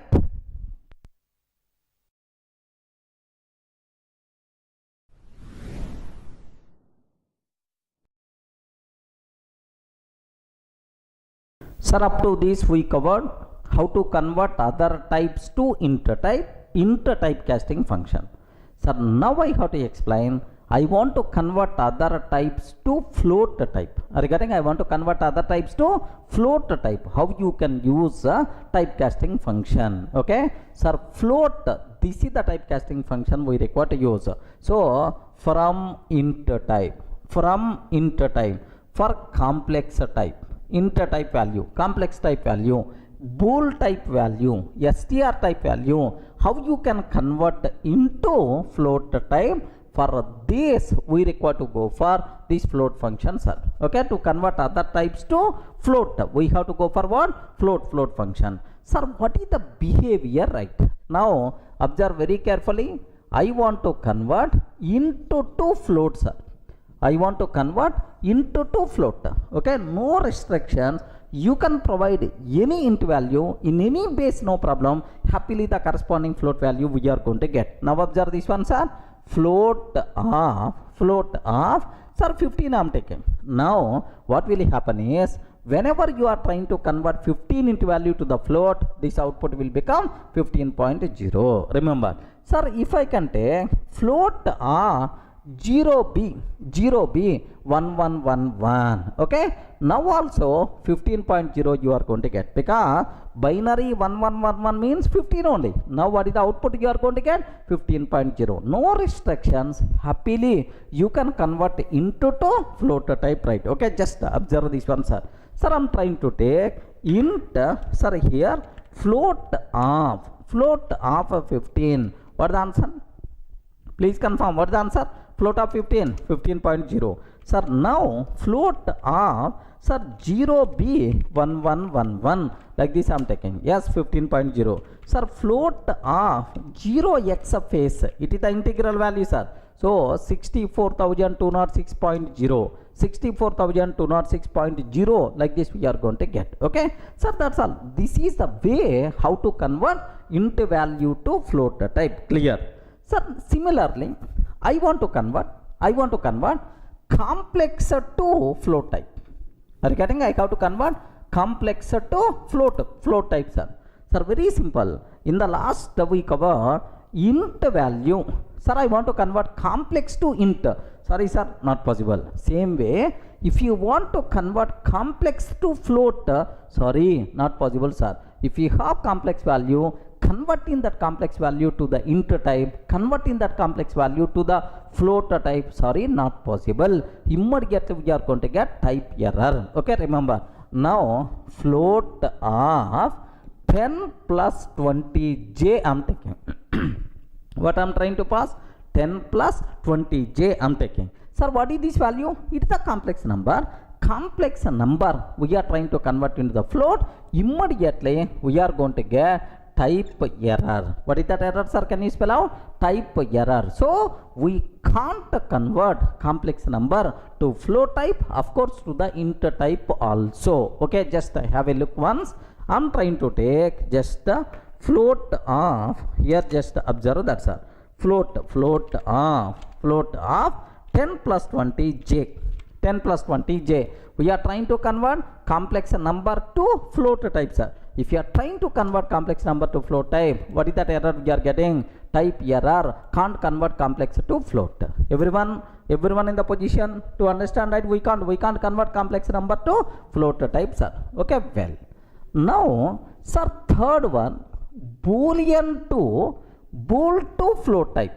Is it possible or not? Yes, why not? Why not? Happily you can do that. Okay, true internally treated as 1, false internally treated as 0. Now 1 and 0 will come, sir. Now float of true, sir. If you are trying to convert true to the float type, its value will become 1.0, because we are trying to convert into the float 1.0. Sir, float of, if I can take false,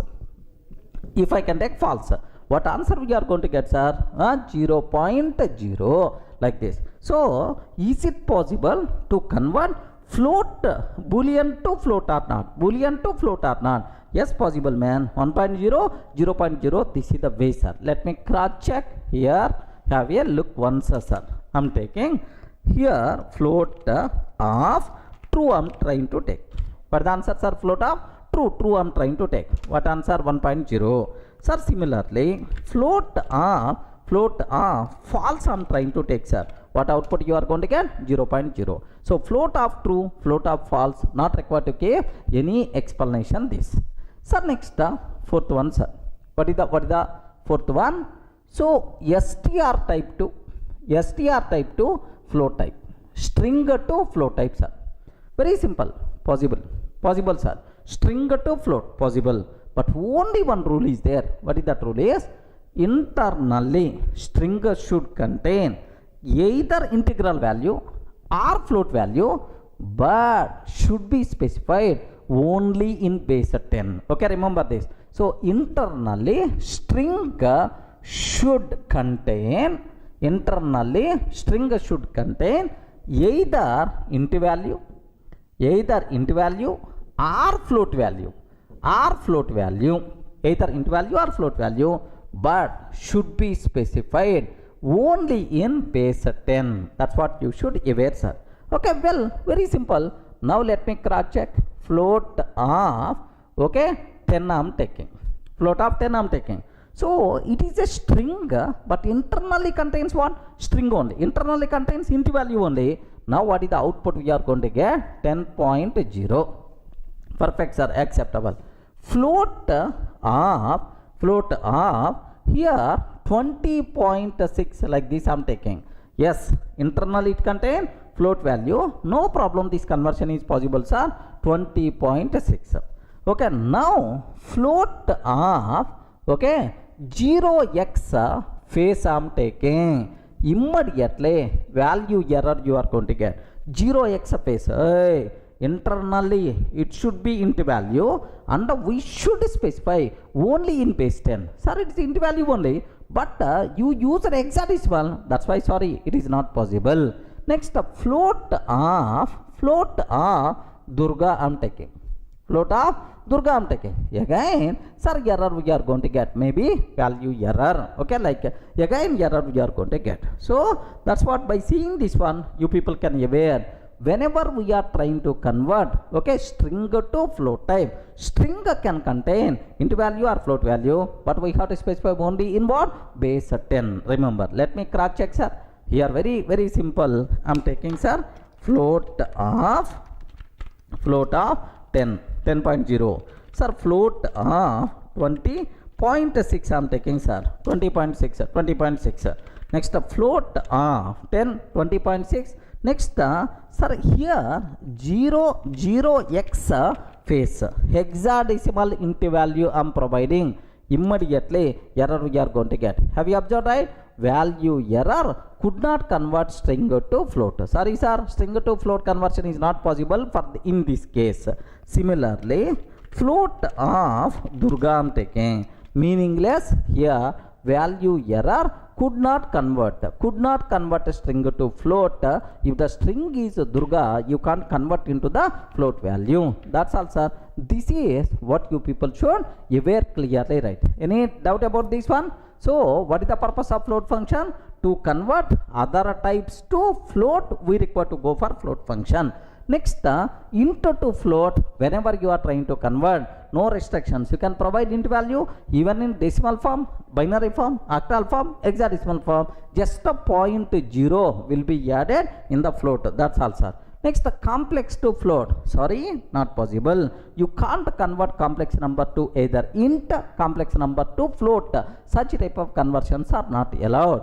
Next, bool to float, possible sir. If you are trying to convert a true to float 1.0, false means 0.0. Sir, string to float, sir, should contain, the string should contain either int value or float value and should be specified only in the base 10. That's all. This is the way how to convert from other types to float type, how to use a float typecasting function. Clear, right? Sir, up to this, it is very clear how to convert from other types to int type, how to convert from other types to float type. Now my requirement is, I want to convert from other types to complex type. Are you getting? Suppose I have int value is there, okay? I have float value is there, or bool value is there, str value is there. Sir, all these values, how to convert into complex type? Regarding this typecasting function, we have to discuss. For that, we require to go for what? Complex. So, what is the purpose of complex typecasting function? To convert from other types to complex type. For that purpose, we can use complex, right? But anyway, complex number. What is the syntax for complex number? Can you please spell out, sir? A plus bj. A plus bj. This A is called what? Real part, under this B is called what? Imaginary part.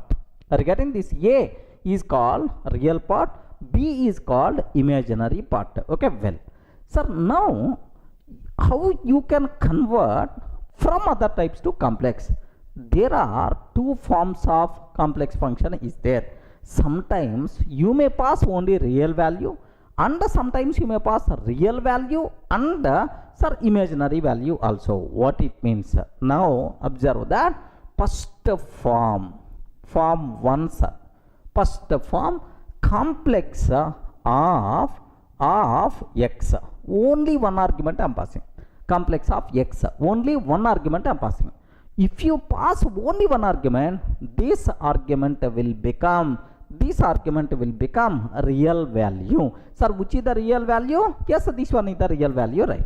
Sir, similarly, there is another complex function is there. I mean, two argument complex function. Form 2 complex of x comma y.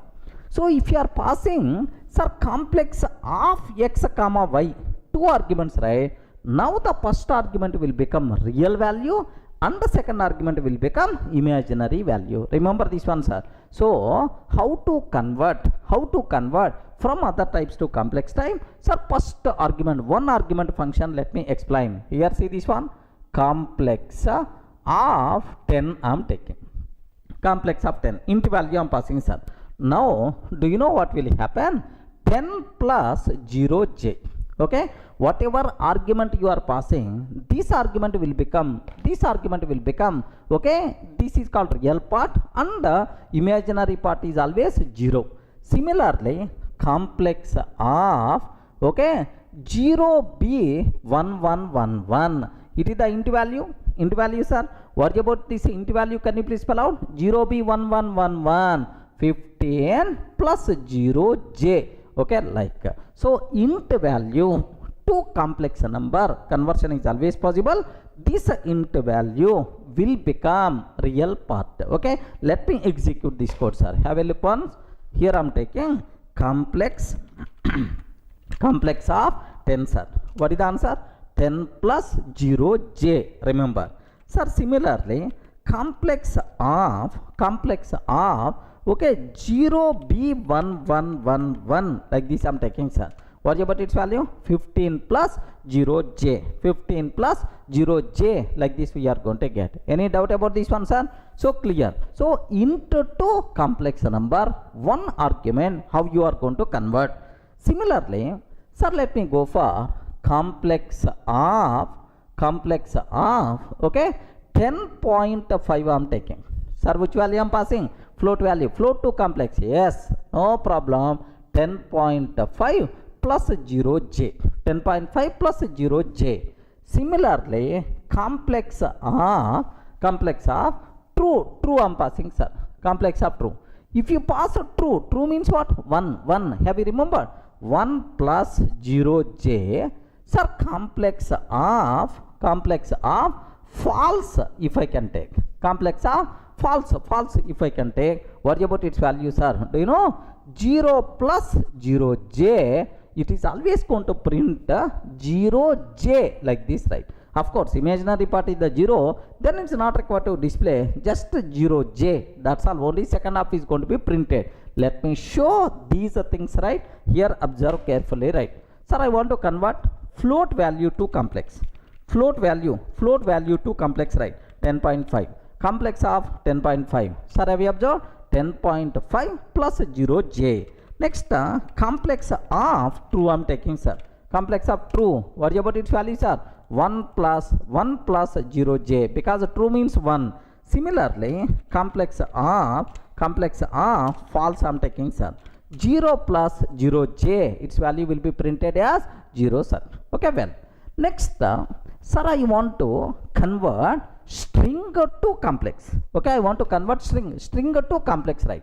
Sir, complex of okay string. Sir, please make sure this string should contain either int value or float value and should be used only in the base 10. Whatever rule we covered for the float function, same rule, sir. If you are going to pass a string value, compulsory that string value should contain either int value or float value, and we have to use only base 10. Remember, now I'm taking, sir, 10 in the form of string. Okay, 10 in the form of string, sir. Now 10 plus 0j. Okay, complex of okay 10.5 in the string form. 10.5 plus 0j we are going to get. So just observe, let me cross check these two things also. Have a look once, sir. Sir, I'm taking complex of 10 I'm taking. What is the answer? 10 plus 0j. Perfect, sir. Complex of 10.5 I'm taking, sir. What is the answer? 10.5 plus 0j. Sir, complex here have you observed 0b1111 like this I'm taking. Sir, have you remembered, if you are specifying the string, compulsory it should contain either int value or float value. Under that value should be specified only in the base 10. But you are using binary. What will happen, sir? Value error. Complex arg is a malformed string. Malformed means what? So not properly formatted. String is not properly formatted. Malformed string, like this we are going to get. Okay. So this is what you people should be aware. If you pass only one argument, that argument will become only real part and the imaginary part will become 0. So from other types to complex type, how to convert only with real value, this is. Sir, now what about sir, form 2? I want to pass real value and imaginary value both. Yes, possible. Yes, first argument, second argument, right. Now complex of 10 comma 20. Are you getting? Complex of 10 comma 20. 10 will become real value, 20 will become imaginary value. Now observe that 10 plus 20j. This is the answer we are going to get. Similarly, complex of 10.5 comma 20.6 I am taking. 10.5 comma 20.6. Now 10.5 plus 20.6j we are going to get. Everyone can able to understand, right?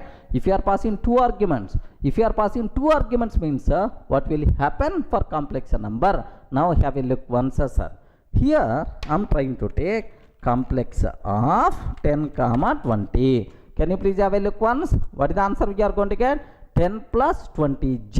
Okay, like sir, similarly complex of 10.5 comma 20.6 I'm taking, sir. 10.5 comma 20.6 I'm trying to take. What will happen? 10.5 plus 20.6 j. This is the value we are going to get, sir. Perfectly valid. Any doubt? Friends, are you in the position to understand clearly, right? Okay, well. Sir, now I have one small doubt. Observe carefully.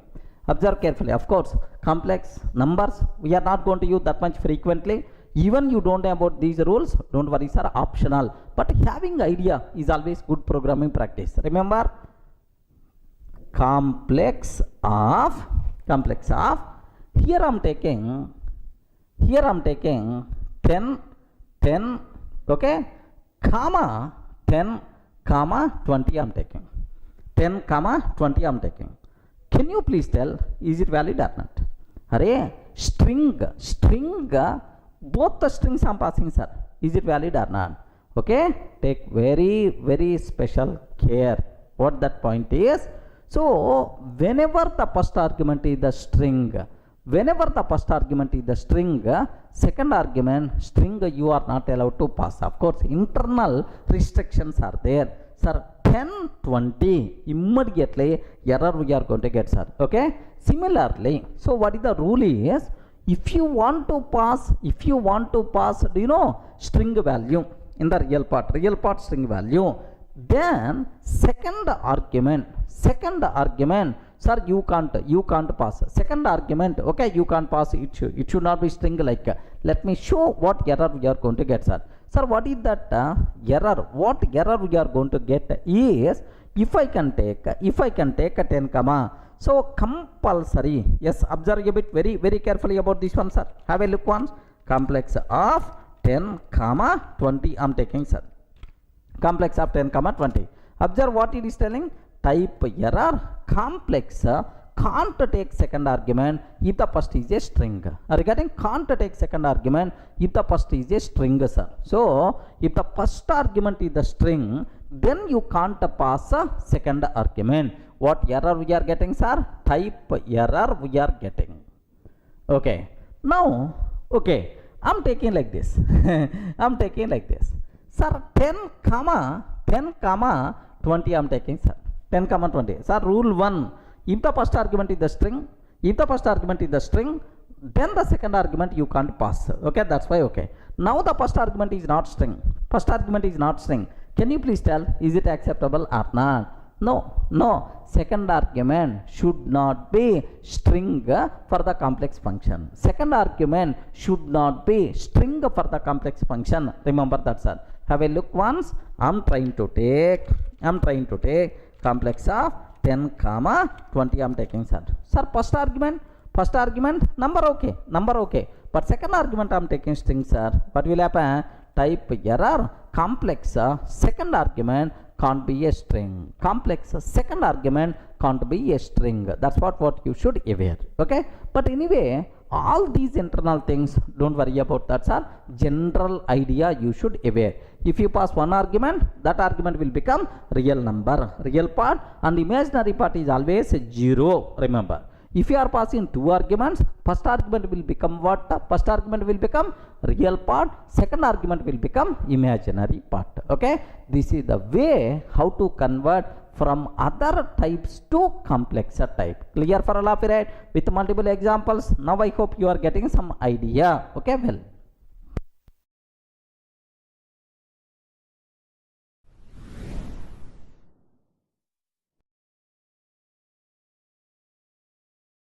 Sir, up to this it is very clear how to use int function, next a float function and a complex function. Now how to use bool function, just aware.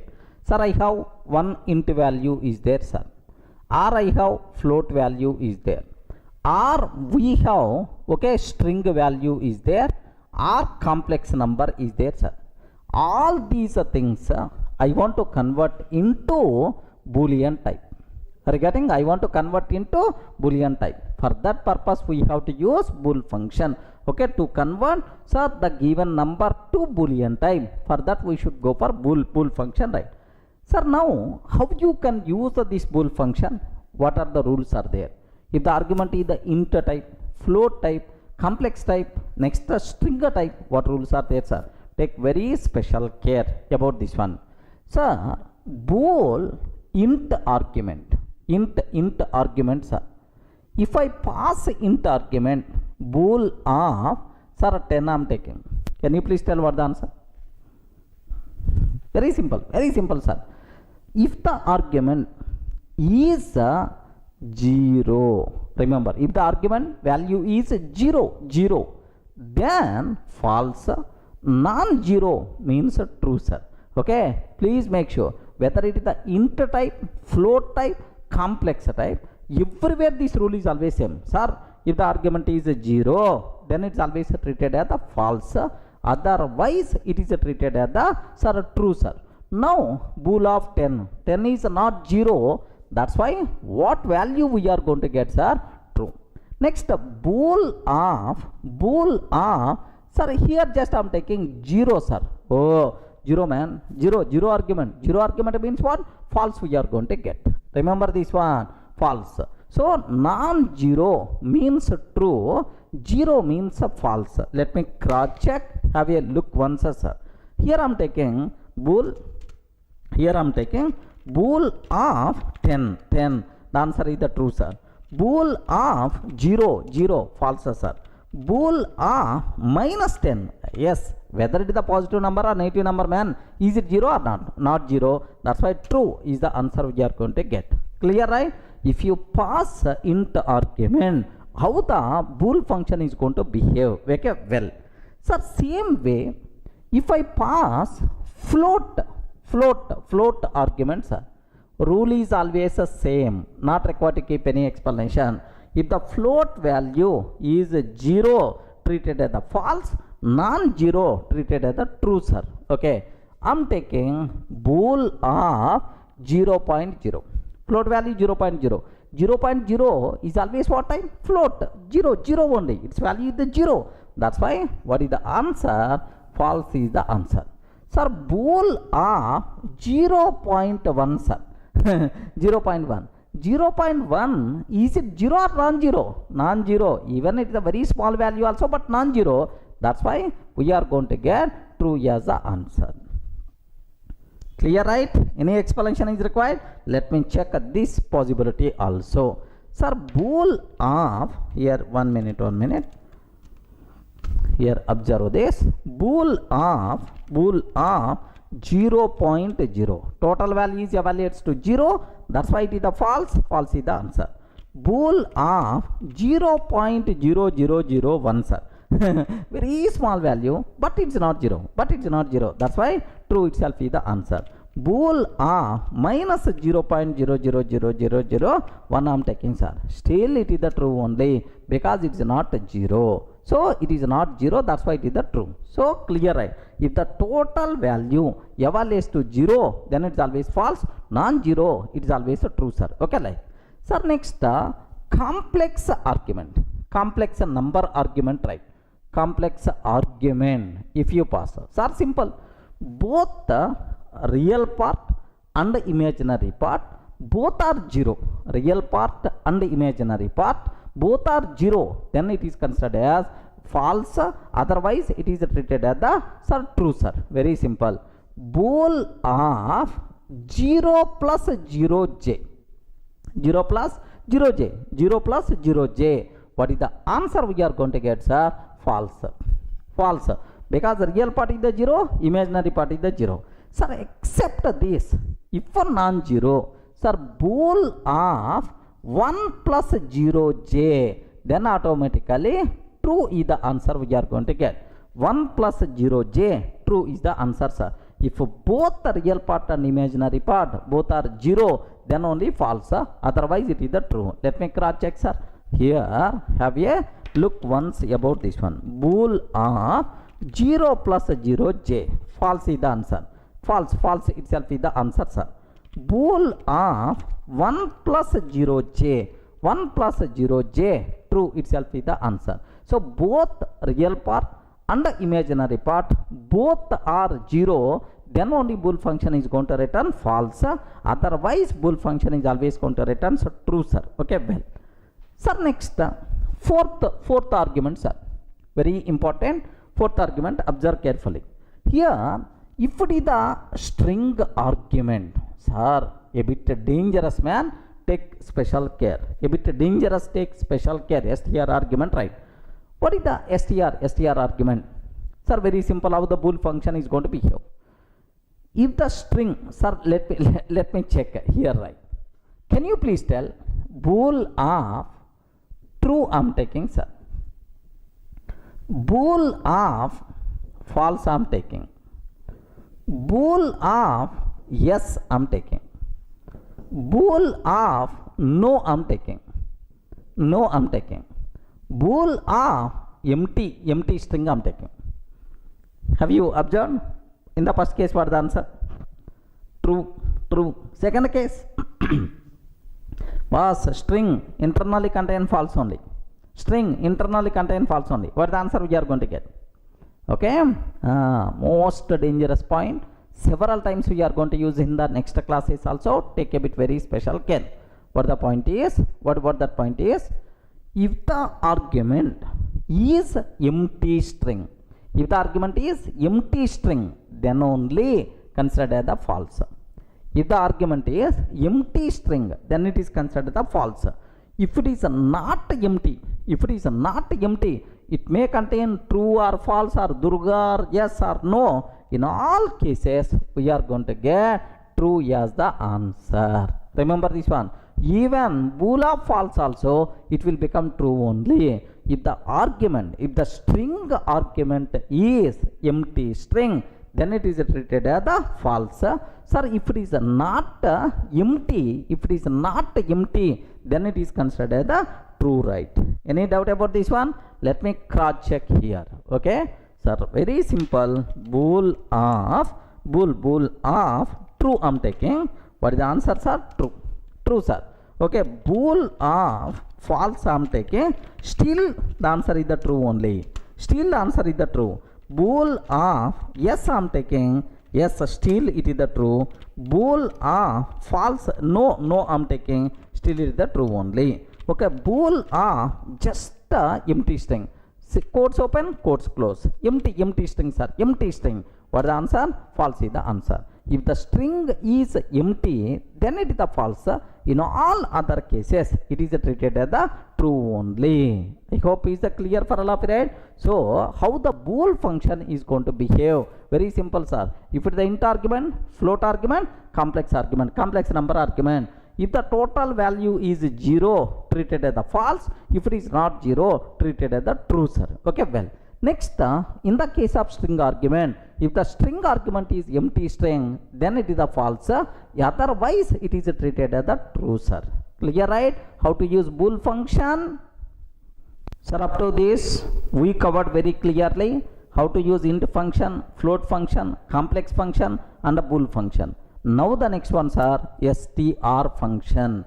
What is the purpose of str function? If you have int value, or float value, or complex value, or bool value, if you want to convert this one to string type, then we require to go for str function. So from other types to string type, if you want to convert, then we require to go for str function, right? But take a bit very special care about this str function. Nothing, no big rules are there. Any conversion is always acceptable, man. Okay, no restrictions, no internal loopholes are there. Okay, here observe str of 10. Now I will get a 10, sir. Convert this 10 like a 10. str of 0b1111. 0b1111. Int argument I am passing. But this int argument you are providing in which form? Binary form. But output is always going to come in decimal form only. Remember that. It's always going to provide in decimal form only. Have a look once. Observe carefully, right? Here, just I'm taking str of 10, sir. str of 10. 10 is the answer. STR of 0B1111, like this I'm taking, still it is treated as the 15, right? Okay, same way the remaining cases also. STR of 10.5, now it will become 10.5. STR of, okay, 10 plus 20j, now it will become 10 plus 20j in string form. Okay, STR of true, sir, it will become true in string style. STR of false, now it will become false in string style, like. So now no rules, internal loopholes, any type to string type happily we can convert, no restrictions, right? Okay, have a look once the remaining also. STR of 10, STR of 10.5, yes, converting into string. STR of 10 plus 20j, okay, have you observed, right? 10 plus 20j. STR of true I'm taking, sir, true itself. STR of false I'm taking, sir, then obviously false we are going to get. Okay, clear, right? So how to convert other types to string type? This is about string, this is the how to use str function, right? That's all. It's very clear how you can perform typecasting by using these Python's inbuilt typecasting functions. Clear, right?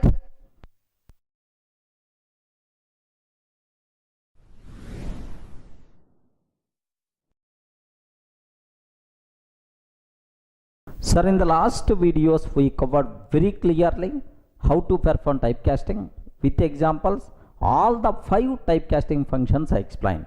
Let me explain again with respect to the summary so that you people will get much clarity. Observe that, sir. The first typecasting function what I explained is int. Okay, total how many functions are available? 5 functions are there. Like the first one I explained, int, sir. So int function, for the int argument, no problem, sir. Int to int, really typecasting is not required. Anyway, table sake I took, it is possible. Int to float, sir. If you are passing float argument to the int function, so something like int of 10.5, what will happen? It's very clear. The digits after the decimal point by default will be gone. 10 is the answer we are going to get. Acceptable. Next, for the int function, if you pass complex argument, complex number as the argument, immediately type error we are going to get. The reason for that is, so you can't convert complex number to int type. Remember that.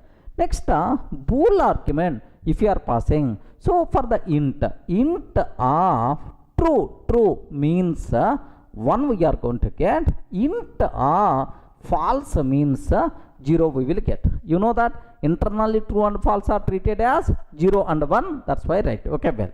Next, string arguments are very important.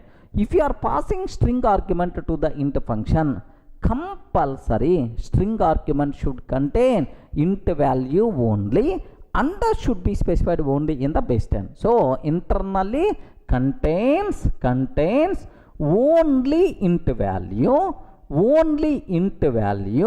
and base 10. This is a very important, sir. By mistake, string argument internally contain binary form, hexadecimal form, octal form, immediately we are going to get value error. Okay, sir, please make sure, sir, if you are passing string argument, if you are trying to convert string to int value, string should compulsory contain internally integral number and should be in base 10. Okay, conversion is possible, but this rule you have to aware. Sir, what is the second one? Float function, sir. So can I convert int to float? Yes, why not? Happily you can do that. Float of 10, if you are taking 10.0 is the answer. Yes, float int argument you can pass to the float. Now the corresponding float value you will get. Next, float argument float, of course possible, not required to use typecasting function, it is already float. Next, complex number I want to convert to the float type by using float function. I want to convert complex number to float type. Sorry man, complex to float conversion not possible. If you are trying to do that, type error we are going to get. Next, bool to float. Boolean argument to float. Yes, why not man? Okay, float of true. If you are taking G 1.0 we are going to get, because true means 1, but I want float value 1.0. Similarly, float false, if I can take 0.0 we will get, no problem at all. So boolean to float conversion is always possible. Next, what about str argument, sir? Sir, str to float conversion is always possible, but internally str should contain either int value or float value, and compulsory we should use a base 10. Have you remembered, right? Either int value or float value, compulsory we should use base 10. By mistake, if you are trying to use any other base, immediately error we are going to get, sir. Value error we will get. Okay, that's all. This is the behavior of float function, right? Sir, what about complex?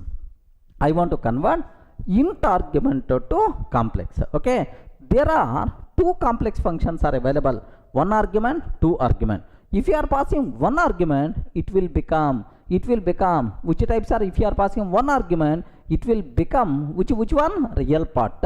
If you are passing two arguments, it will become both real and imaginary. Sir, I am taking complex of 10, sir. Then 10 plus 0j will come. 10 plus 0j will come, sir. If I am taking complex of 10 comma 20, I am taking, sir. 10 will become real number, 20 will become imaginary number. 10 plus 20j we are going to get. Okay, remember. So int argument, if you want to convert int value to complex, possible man. Don't get confused. Int number to complex type possible, but complex number to int type not possible. Complex number to float type not possible. Remember, don't get confused clearly, sir. So complex number, if you want to convert to int type, float type not possible, but int number if you want to convert to complex, possible. Don't get confused. Okay, well, what about float, sir? Same rule. If you are passing one argument, it will become real part. If you are passing two argument, it will become, if you are passing two argument, it will become what? Complex. Are getting both the real part and imaginary part. Same rule. Next, complex to complex. Anyway, always possible. Always, right? So, bool argument. If you pass bool argument to true, sir, it will become only one argument. It will become what? Real part. Of course, its internal value 1 will be considered if it is a true. If it is a false, 0 will be considered. Yes, possible. Even I explain with example. String arguments, sir. Yes, please make sure. So, if you want to pass a string argument to the complex function, two rules I covered. Okay, two rules I covered. If the first argument is the string, second argument you should not pass. So, if you are passing string value, it will become real value. Then imaginary number is always 0. Next, for the second argument, string value, you can't pass. Okay, with those restrictions, you can pass a string value, no problem at all. Next, bool function, sir. So, if you are passing int value, sir, very simple. If the int value is 0, it will considered as false. Non-zero, it is considered as true. Yes, int to bool possible. Next, float is also. If the value is 0.0, it will become false. Non-zero, it will become true, sir. Next, complex number. So, real part and imaginary part both are 0. 0 plus 0j, it is the false. In all other cases, it is the true, sir. Next, bool argument. Bool to bool, no problem at all. Next, string arguments are, if the string is empty, then empty string, then it is false. Non-empty, it is always a true, sir. Remember this one, very, very important point. If the string argument is empty string, then it is always considered as false. Non-empty string, it is always considered the true, sir. Next, str. You can convert any type to str, no problem at all. Are you getting? this is the small summary what you people should be aware about typecasting functions. Maybe so this having idea is always recommended, but complex numbers we are not required to worry that much because we are not going to use that much frequently in our coding, but having awareness is always recommended, right? Sir, clear for all of you, right? If any person is asking about Python typecasting functions, can you please explain with an example? Then you should be in a position to give left and right. Clear, right?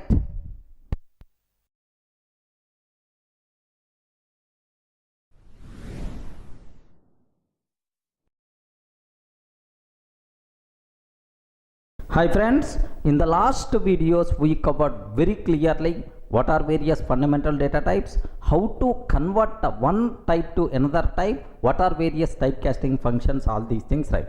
Now the next very important concept, subject wise, concept wise, you people should aware very clearly these topics are. What is the topic is fundamental data types versus immutability. Are you getting what is this word? What is this word? Can you please spell out? Immutability. Fundamental data types versus immutability. This topic we have to discuss, right? So first I have one small question. Which are fundamental data types? Can you spell out which are fundamental data types? Fundamental data types are int, float, complex, bool, and then str. These are fundamental data types. We covered in detail in the last videos, right? So next, what is the meaning of immutable? Are you getting what is the meaning of immutability? Sir, anyone can you please tell? Normal dictionary meaning. Forget about Python programming. So what is the meaning of immutable? Immutable, like. Sir, very simple. Mutable means changeable. You can change. Immutable means non-changeable. Are you getting what is the meaning of mutable? Can you please spell out? Very important word. Mutable means changeable. Are you getting? Happily you can change. Changeable is mutable, sir. Immutable means non-changeable. Immutable means non-changeable. You can't perform any changes. Such type of thing is called immutable. Okay, like now I want to conclude the most valuable, very important points are all fundamental data types are immutable, non-changeable. Sir, what it means? What is the meaning of immutability, sir? Once we create an object, once we create an object, we can't perform any changes in that object. Very important, sir. Why I am writing, especially this one is, this point should inject in your mind.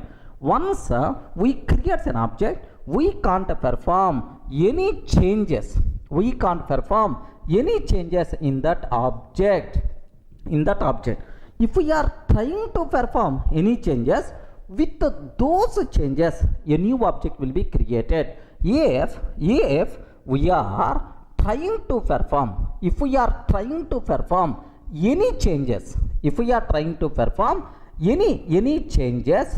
changes, with those changes a new object will be created, sir.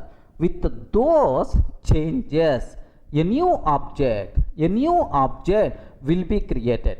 Regarding with those changes a new object will be created, right? Okay, this non-changeable nature is nothing but immutability concept. Are you getting right? So what is the meaning of immutable, sir? Once we create an object, we can't perform any changes in that object. If you are trying to perform any changes, with those changes a new object will be created. This non-changeable behavior is nothing but what? Immutability. Any doubt about this one, sir? Okay, theory okay, sir. Immutable means non-changeable. Can you explain with an example how fundamental data types are immutable? Okay, just observe a bit very carefully about this one, sir. Here I am taking, sir, x is equal to 10. I am taking, sir. Do you know x is equal to 10? Can you please represent this one with the diagrammatic representation? Yes, friends. Sir, everything in Python is an object. Everything in Python is an object. We covered already in the last session. So, do you know? Sir, now x is the reference variable, 10 is the object. Okay, well. Sir, now what I'm trying to take is, do you know? For every object, address is there. Address is there.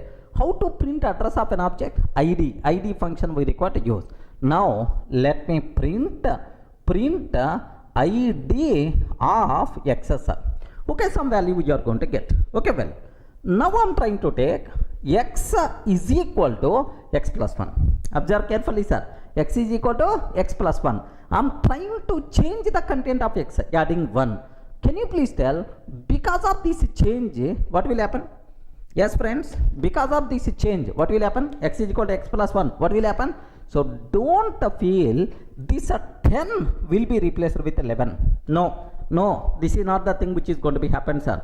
Once we create an object, we can't perform any changes in that object. If you are trying to perform any changes, with those changes, a new object by default will be created. Remember this one. So, because of x is equal to x plus 1, what will happen is, with the 11, a new object will be created, sir. With 11, a new object will be created. Now onwards, x is pointing to this reference variable. Now x is pointing to this reference variable. Now, this object not having any reference variable, that's why eligible for garbage collection. Sir, inside Python virtual machine, there is one component is there. If any object not having any reference, such type of useless objects will be destroyed by garbage collector. Now this object eligible for garbage collection, right? Sir, now earlier x is pointing to this object, but now x is pointing to this object. Where is the proof for that? Are you getting? Print of ID of x. Okay. If really a new object got created, then how many objects will be there? Can you please spell out how many objects will be there, sir? 2 objects will be there. So address of first object, address of second object, both are different. If really 2 objects are going to come, yes, clear, man, you can't perform any changes in this object. With those changes a new object got created, we proved practically, right? Let me execute this code. Have a look once, sir. I'm taking x is equal to 10, sir. I'm taking x is equal to 10. I'm taking, sir. X is equal to 10. Now print of ID of x, sir. Print of ID of x. Okay, just observe up to this line, sir. Py. Okay, py test.py. Have you observed this is the address, because for every object address will be there, sir. Okay, well. Now x is equal to x plus 1 I'm taking, sir. X is equal to x plus 1. Print of ID of x I'm taking, sir. Print of ID of x. Sir, if really new object is going to be created, because of this x is equal to x plus 1, if really a new object is going to be created, compulsory the address of this object, both are different. Have a look once. Now here it's a very clear for you people. Now both addresses are same or different. Can you please observe? Here 544, but here we have 560. There is a clear difference there between these two things. So 2 objects got created, right?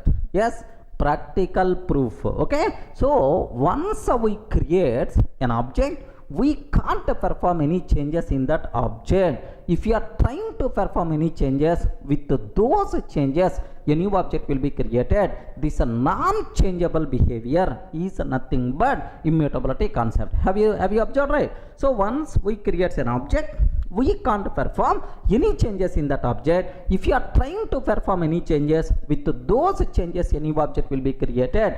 This non-changeable behavior is nothing but immutability object, that immutability concept. Sir, now it's a very clear for you people. Yes, I created an object, x is the 10. So whenever I'm trying to perform some change in the existing object, changes won't be there. Compulsory a new object got created. Practical proof. Clear for all of you, right? Now int object, is it immutable or mutable? Respond friends. Int object, is it immutable or mutable? Immutable. Correct, right? Sir, let me go for one more small example so that you will get much clarity, right? Have a look once. One more example.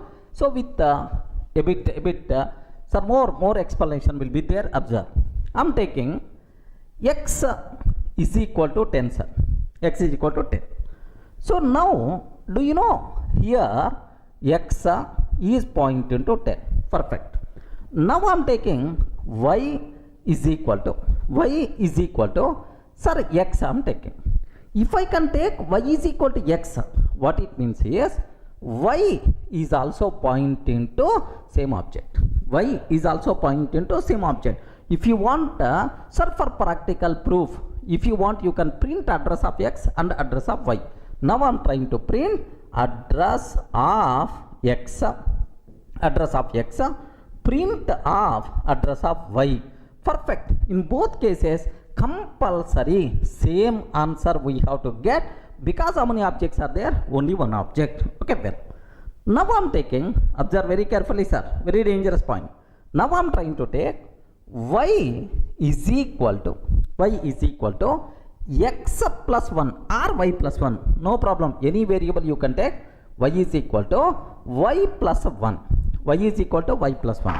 Can you please tell? I'm trying to increment the value of 10, sir. So if you are trying to perform any change with those changes, compulsory a new object will be created in the existing object. Okay, no changes, right? A new object got created. This new object pointed, referred by y. That's why now onwards y is pointing to this object, right? Can you please confirm total how many objects are there?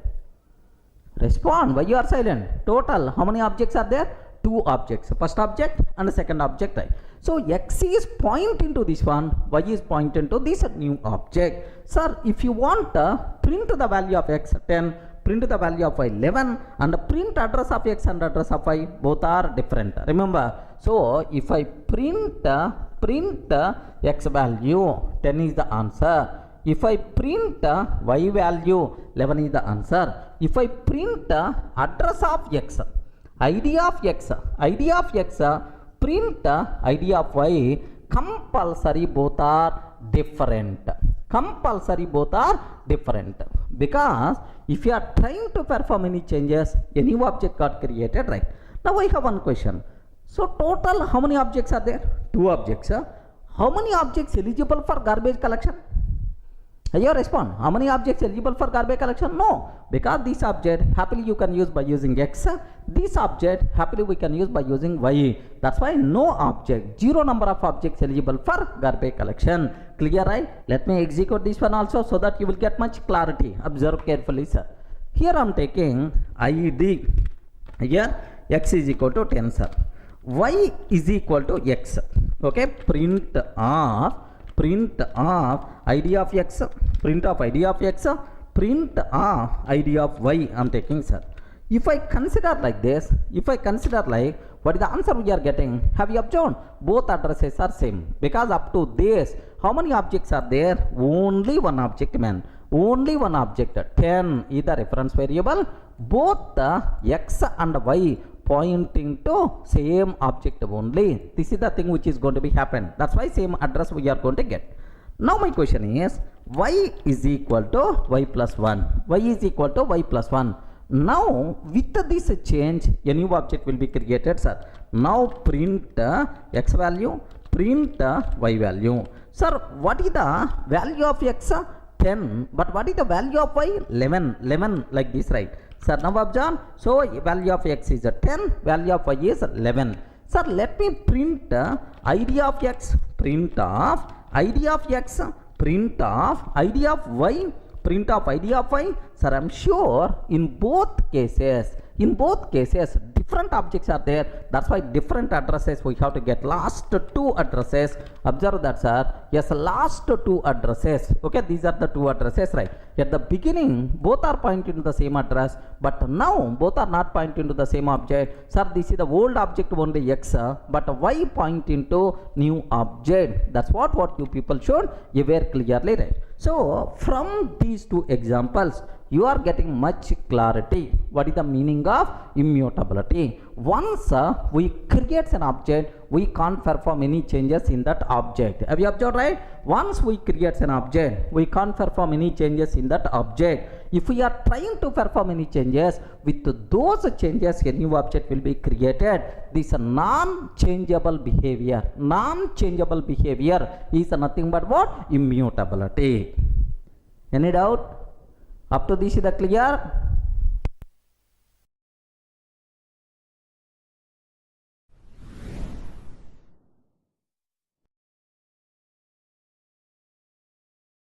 Sir, in the last video we covered very clearly what is the meaning of immutability with examples, right?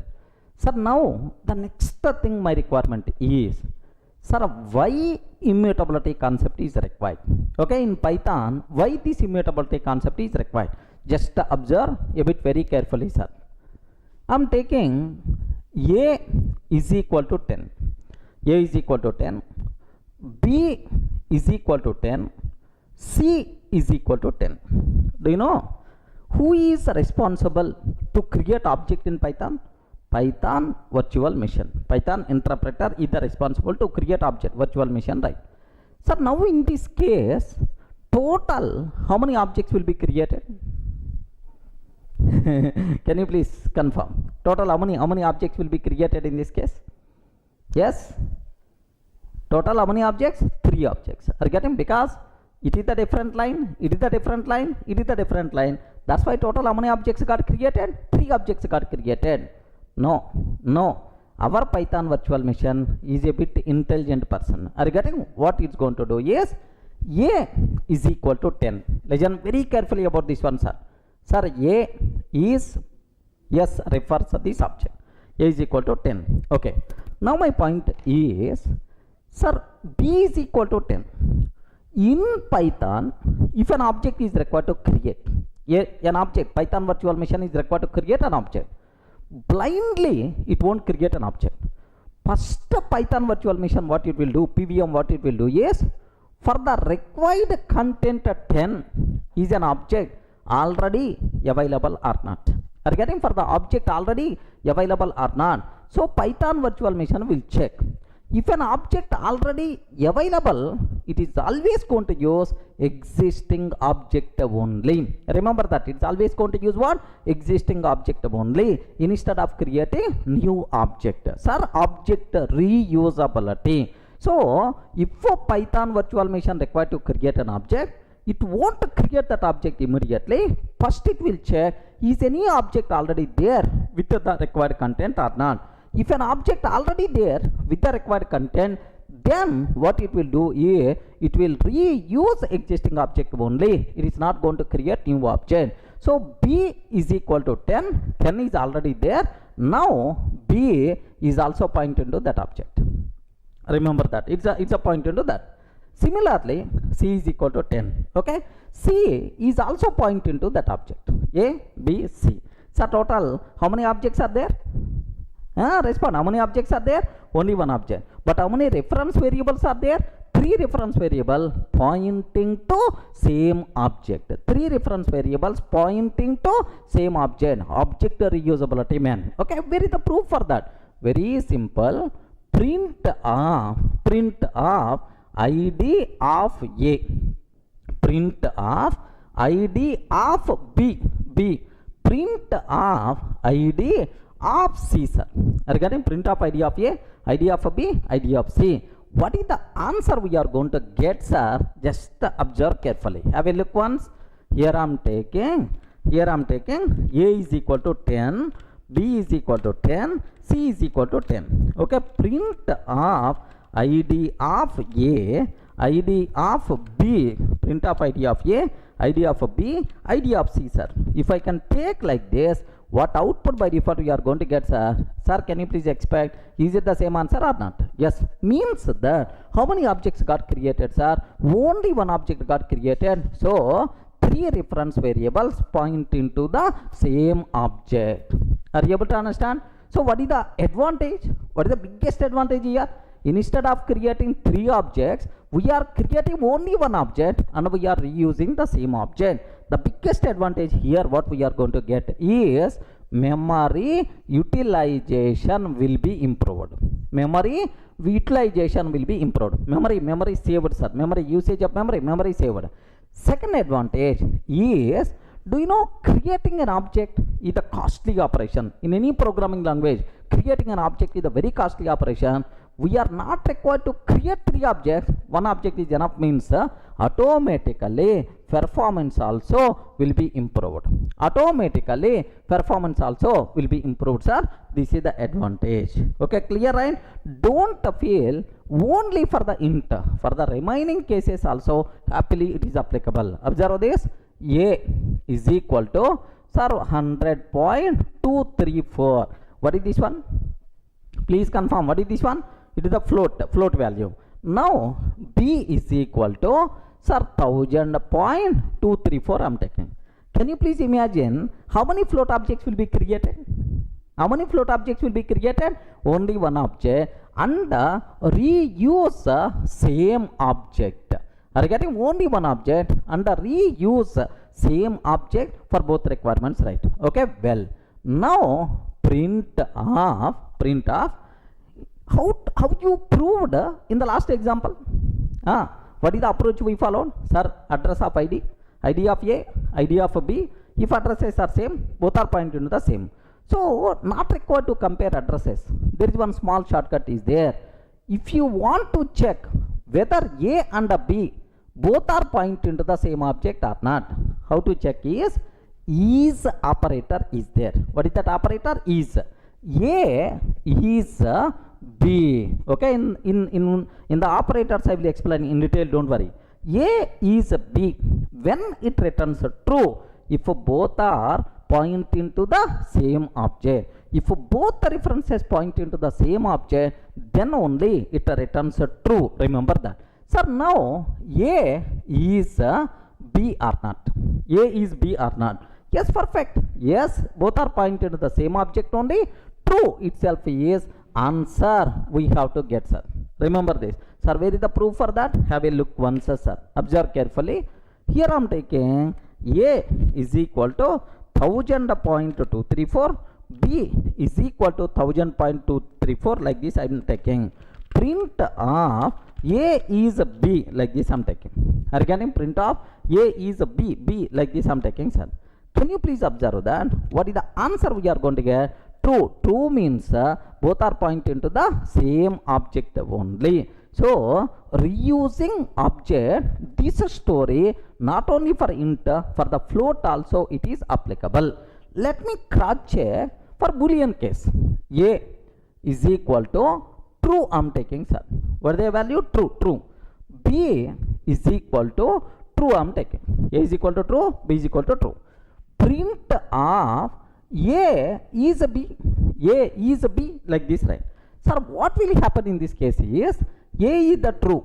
Sir, true itself is an object only in Python. A is pointed to that. B is a true. B is also pointed to the same object. A is a B. Both are pointing to the same object or not. What the answer we are going to get? True itself is the answer. Okay, let me cross check here. See this one, sir. A of course is equal to true I am taking. B is equal to true I am trying to take. Okay, print of A is B. Okay, what is the answer, sir? True only we are going to get. A is B. A and B both are pointed to the same object. That's why what answer we are going to get, sir? True itself is the answer. So even for Boolean case also this rule is applicable. Let me consider what about string. What about string case? Let me consider, sir. A is equal to Durga soft. A is equal to Durga soft. B is equal to Durga soft. Are you getting? A is equal to Durga soft. B is equal to Durga soft. Print of A is B. Are you getting? Print of A is B. Like this I am taking. What answer we are going to get, sir? True only. Here Durga soft is the string object. both A and B point into the same object. Everyone can able to understand, right? So here let me cross check this last final point also. Okay, Durga soft. Here also Durga soft, like this I'm taking. A is a B or not. What are the answers are? Have you observed? True itself is the answer. Okay, well.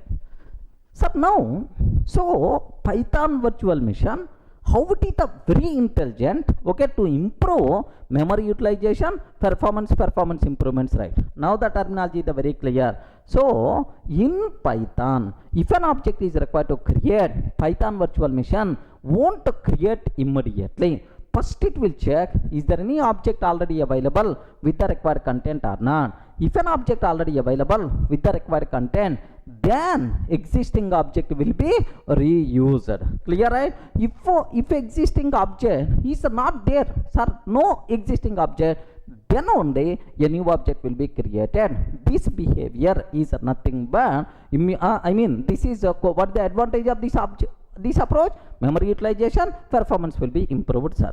Everyone can able to understand what the advantage like. Sir, here you may ask something. Sir, reusing existing object, performance will be improved, you are telling, sir. But whenever we are creating an object, every time my Python virtual machine will search whether this object is already available or not. So search operation, so performance effect may be there. Search operation it has to do, performance effect may be there. So after searching, if it is identified no object is available, then it has to create what? New object, create operation. Do you know? So search operation, create operation, time complexities. Search operation is a very easy job, but create operation is a very difficult. That's why even it is going to perform search, no performance issues, because create operation is more costly than search operation, right? One student asked the doubt, sir, you are telling, so before creating an object, Python virtual machine is always going to search, is this object is already available or not? Is it performance issue or not? Yes, definitely performance issue. But search operation, so how much time it is going to take? Create operation, how much time it is going to take? Search operation will take very less time when compared with create operation. That's why, so search operation, so if you are going to use instead of create, obviously performance is going to be improved because it is the most costly operation. Clear for all of you, right? Okay, well, next, sir, now that's all. This is what we have, right? Now maybe a chance. So what advantage we are going to get because of this object reusability? Can you please tell? Object reusability, what advantage? Memory utilization, performance, both will be improved because of this approach. But what problem? But what problem is there in this approach? Because if you want something, you should miss something. For every advantage, okay, compulsory there should be some problem is there. So what problem in this approach? That part I will show in the big picture so that you people can get much clarity. Up to this is the clear, right? So now I want to show the same concept in the big picture. Observe that. I want to develop one voter registration application. What is this one, sir? Can you please spell out? Voter registration application. I want to develop some voter registration application. In the voter registration application, do you know which fields are there? End user, voter is required to fill which fields? Observe carefully, sir. Name compulsory required. Father name, okay, required. Next, mother name. These days in India, okay, everywhere mother name also should be specified, compulsory, right? Next, address because voter ID acts as address proof also, okay, like sir, house number, next street, next city or village, next district, and then state, okay, like pin number, at last submit button, like we are going to take. Of course multiple fields will be there. Next, here we require to upload our photo also. Assume that, sir. Okay, this is a small voter registration application. I'm trying to do that. Now take a bit very special care. For every user, name must be required, father name must be required, mother name must be required, address, all these things must be required. Sir, now within Hyderabad, assume that, sir, India, Telangana, Hyderabad, within Hyderabad, assume 1 crore voters are available. How many voters, right? 1 crore. 1 crore voters are available, right? Assume. Now, do you know, for all these 1 crore voters, sir, what is the city name? Hyderabad only. Correct or not? For all 1 crore voters, what is the city name? Hyderabad only, right? Now, first voter came. Now, observe carefully, sir. First voter came. Boss, my city is Hyderabad. Sir, immediately, Hyderabad object got created. So, which is referred by v1.city. Okay, Hyderabad, like. Now, second voter came. Sir, my city is also Hyderabad. If a second voter city is also Hyderabad, can you please tell, is it required to create new object? No. Directly, for second voter also, same object will be reused. Okay, V3 person is coming. For that also, same object will be reused. Now, 1 crore voters who are belongs to Hyderabad, for all these people, sir, what is the city name? Hyderabad only, right? Now the point, observe carefully, sir. Sir, we can create 1 crore Hyderabad objects and we can use, or we can create only one object and we can reuse that object with the 1 crore references. Which approach is always recommended? Obviously this approach. Have you observed, right? 1 crore objects we require to create. How much memory is required? How much performance issue, like, array, you are not required to create 1 crore objects. Only one object is enough. Reuse the same object with the 1 crore references. The biggest advantage, okay, is memory utilization, performance improvements, right? How beautiful this concept. How the Python internal memory management model, yep, beautiful concept, man. But Python virtual machine is a very much intelligent, sir, with respect to the memory utilization, with respect to the performance. Clear for all of you, right? In the big picture, we are not creating 1 crore Hyderabad objects. We are creating only one Hyderabad object and we are reusing 1 crore with 1 crore references. Okay, well. So, memory utilization, performance improvements are there. Okay, well. Just now I told, for every advantage, you are getting some problem also. You are going to, there is some disadvantages also there. There are some limitations are there. What is the problem in this approach is, now take very special care, sir. So now, after some time, V3 person is coming. Boss, my city name got changed. Now I got transferred from Hyderabad to Vijayawada, like someone is telling, sir. Then he is trying to change the content. Assume that. If he is trying to change the content, here instead of Hyderabad, sir, Vijayawada. Assume that, sir. He changed to Vijayawada. Then the problem here is, so is this change will be reflected for all 1 crore people or not? Yes.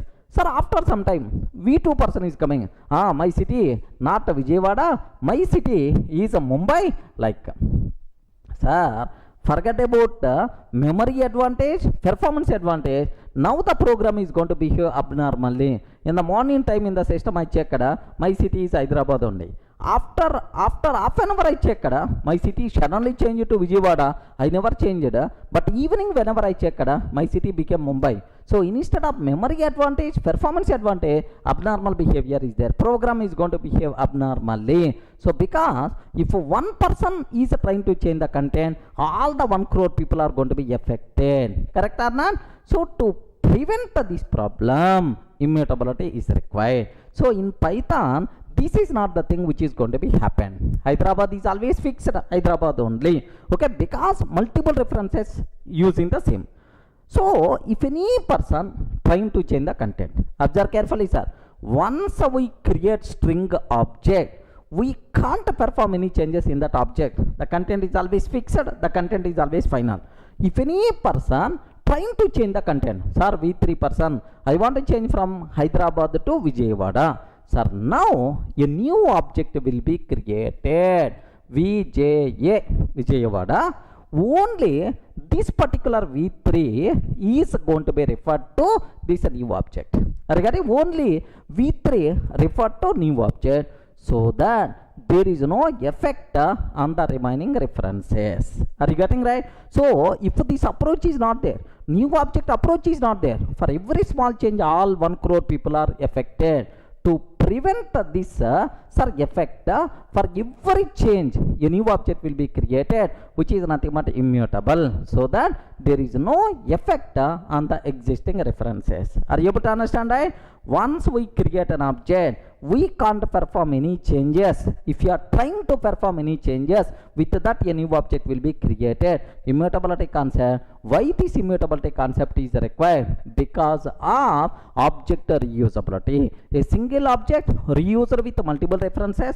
By using one reference, if any person is going to change existing content, then all the remaining people are going to be affected. To prevent this one, compulsory immutability concept is required. Is it clear, right? So why Python fundamental data types are immutable? Because of this object reusability. Because to get a memory advantage, performance advantage, we have to compromise. We have to do this type of extra arrangement, which is nothing but what? Immutability. Everyone can able to understand, right? So why immutability concept is required in Python? Yes, happily you can explain with this example. So what advantage of object reusability? What the problem with object reusability? The problem with object reusability is we required immutability concept. Any doubt at all?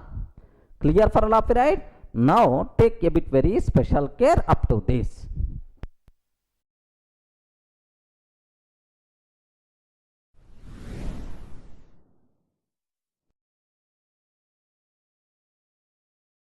Sir, now take very special care.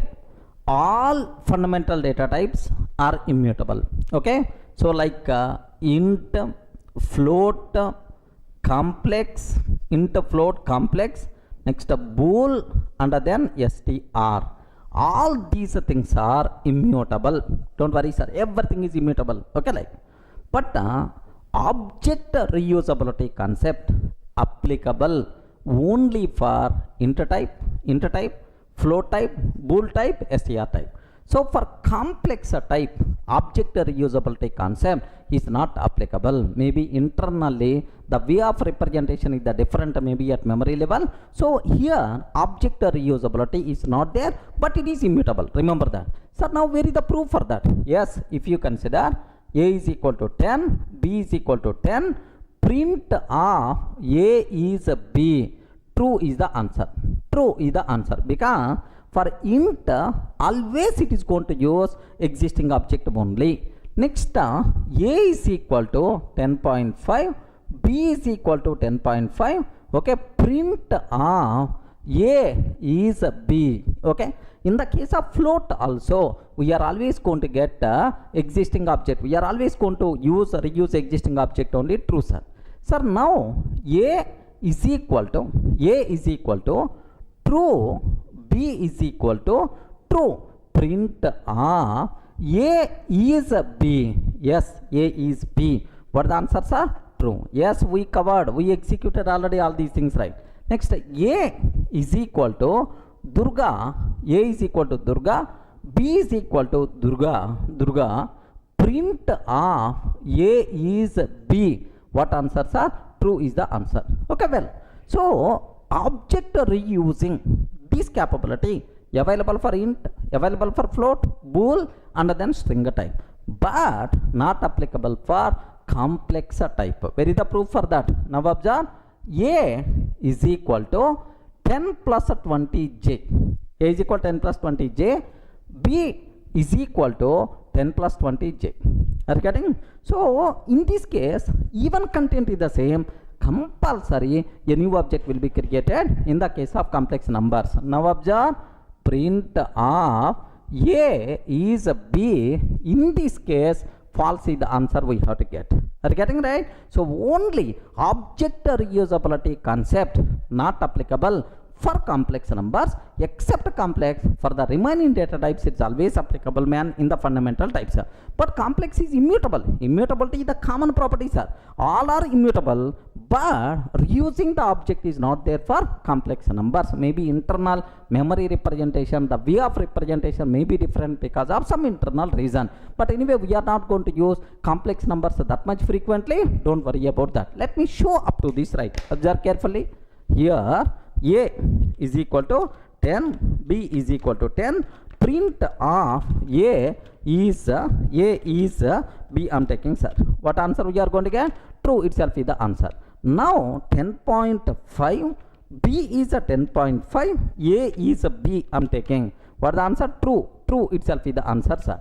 Next, a is a false. I'm taking. Okay, need not be true, sir. False I'm taking. Sir, b is also false, sir. Sir, both false object means only one object will be there internally. Sir, true itself is the answer. Next, a is equal to Durga, b is equal to Durga, like this, right? A is b. What the answer? True itself is the answer. But what about complex number? 10 plus 20j. 10 plus 20j, even the content is the same, but the answer we are going to get what? False is the answer, sir.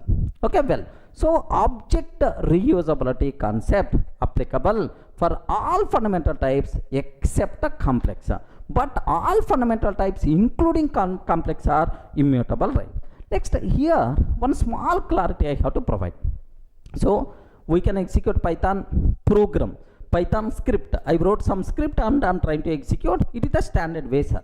Do you know we can execute from Python IDLE, sir, Python ideal console also you can execute, sir, or simply Python console also you can execute, sir. Remember Python console, okay, Python console, IDLE, these things are REPL tools. Regarding what is this one, sir? REPL tools. REPL means read, evolve, print. Read, evolve, print, and loop. Again repeat the same process. REPL tools.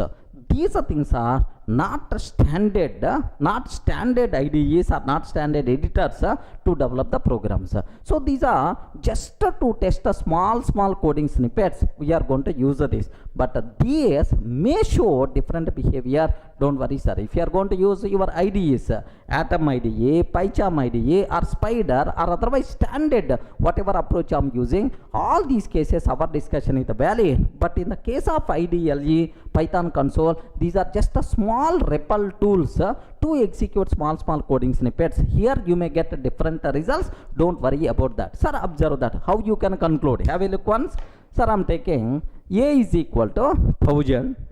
Have you observed very carefully, sir? A is equal to 1000, b is equal to 1000, a is b. So standard approach I'm taking. Can you please tell what the answer we have to get? True itself is the answer, sir. True is the answer we are getting. But the same thing I can ask in the IDLE. Okay, so Python IDLE. Let me launch it, sir. Okay, the same question I'm asking. This is the Python IDLE.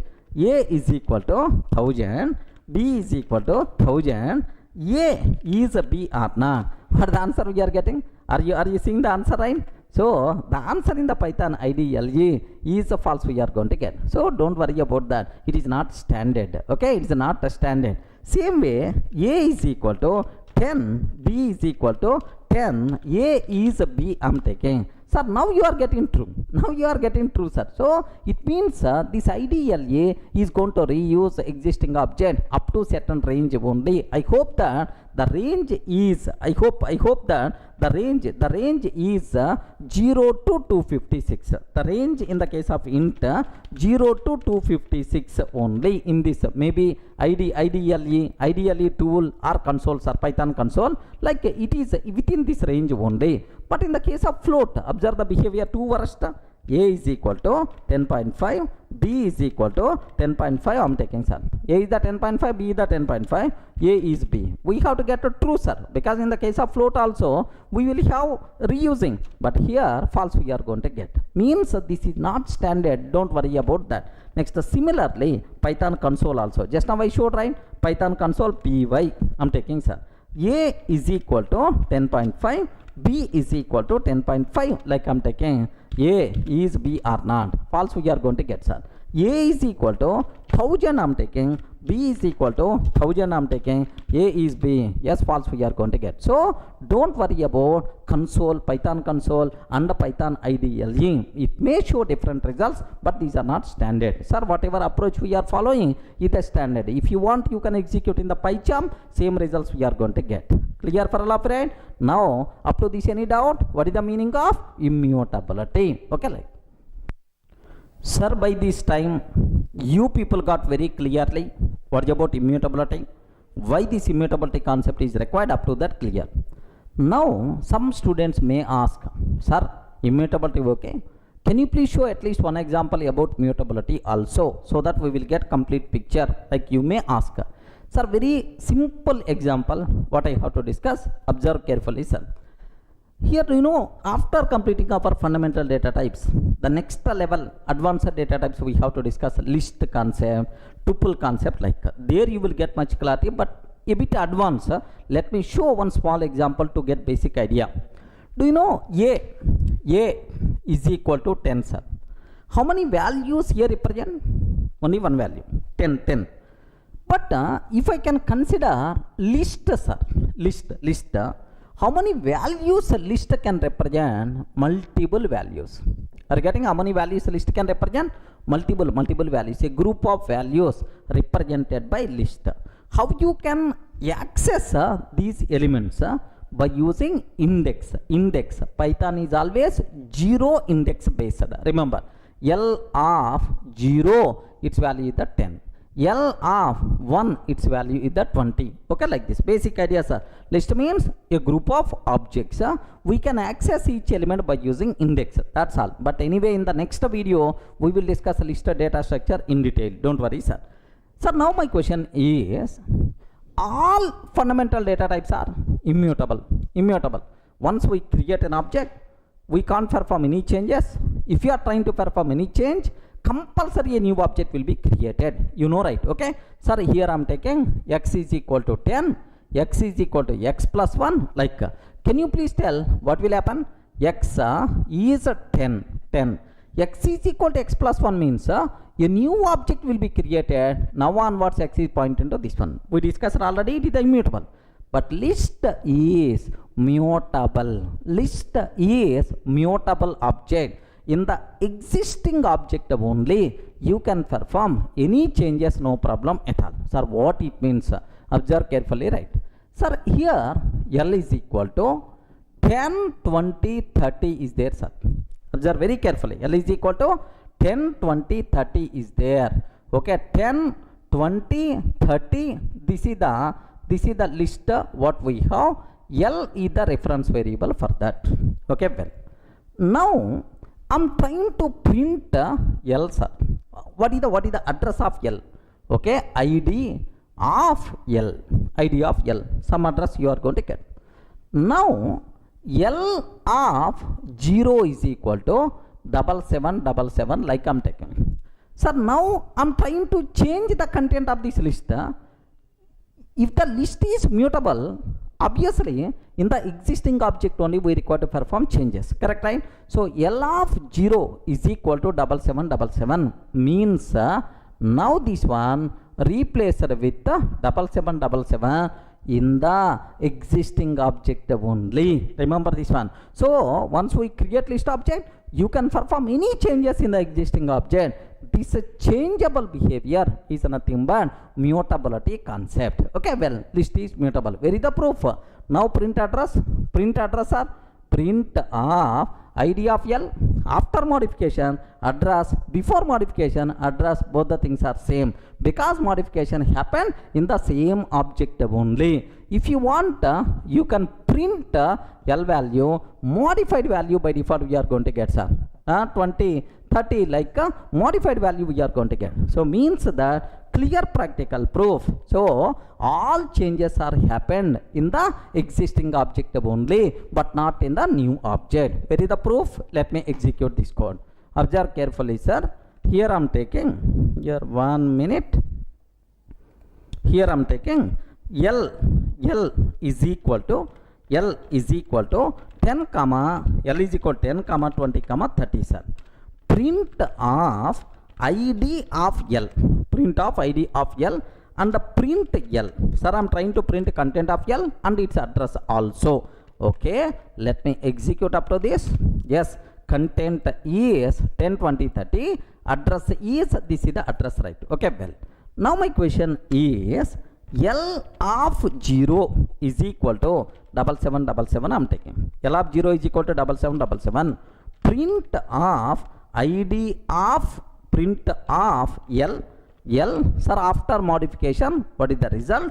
Next, id of L, id of L. Okay, like so before modification, what is the L and the address? After modification, what is the L and what is the list content and address of L? Now observe, sir, am I getting modified content but address is not changed? But address is not changed, meaning that so all changes will be performed in existing object only. This behavior, this changeable behavior is nothing but mutability concept. Is it clear for all of you, right? So can you please explain with an example what is the meaning of mutability? Best example. Let me go for one more small chota example, right? Have observed carefully, right? One more example to prove again. Here I am taking L1 is equal to 10, 20, 30, 40, like I am taking, sir. L1 is equal to 10, 20, 30, 40. Now, sir, this is the list we created. 10, 20, 30, 40. L1 is the reference variable. Okay, well, L2 is equal to L1. What is the meaning of this one? L2 is equal to L1 means L2 is also pointing to L1 only. L2 is also pointing to L1. Now what I want to do, how many list objects are there? 1. But how many references are there? 2 reference variable. Both reference variable point into the same object. Sir, if any person trying to change the content, all those changes will be performed in the existing object only. So by using L1, if I perform some change, those changes will be reflected to L2 also, because both are pointed to the same object. In the existing object only modifications are performing. Okay, now sir, print of L1, print of L2, sir. In both cases we are going to get 10, 20, 30, 40 only. Okay, well, now L1 of 0 is equal to 7777. L1 of 0 is equal to 7777. I am taking. Where will be performed, sir? L1 of 0 means 7777, like 10 will be replaced in the same object. Now the change will be reflected to L2 also. Now let me print again. Print of L1, print of L2. What is the output we are going to get in both cases, sir? Do you know? First element replaced with 7777, 20, 30, 40. So by using L1, if you perform any change, that the change will be reflected to L2, because both are pointing to the same object. In the existing object only content will be modified. Sir, with those changes a new object created? No. In the existing object only modification performed. This changeable behavior is the mutable. Observe carefully. Sir, now L2 of 1. This time I am trying to change by using L2. L2 of 1 means 20, sir. Is replaced with 8888. L2 of is replaced with 8822. What 8888? What it means is this one replaced with 8888, right? So this change will be reflected for L1 or not? Yes, because both are pointed the same. In the existing object only all changes are going to be happen. Now print of L1, print of L2. What is the answer we are going to get in both cases?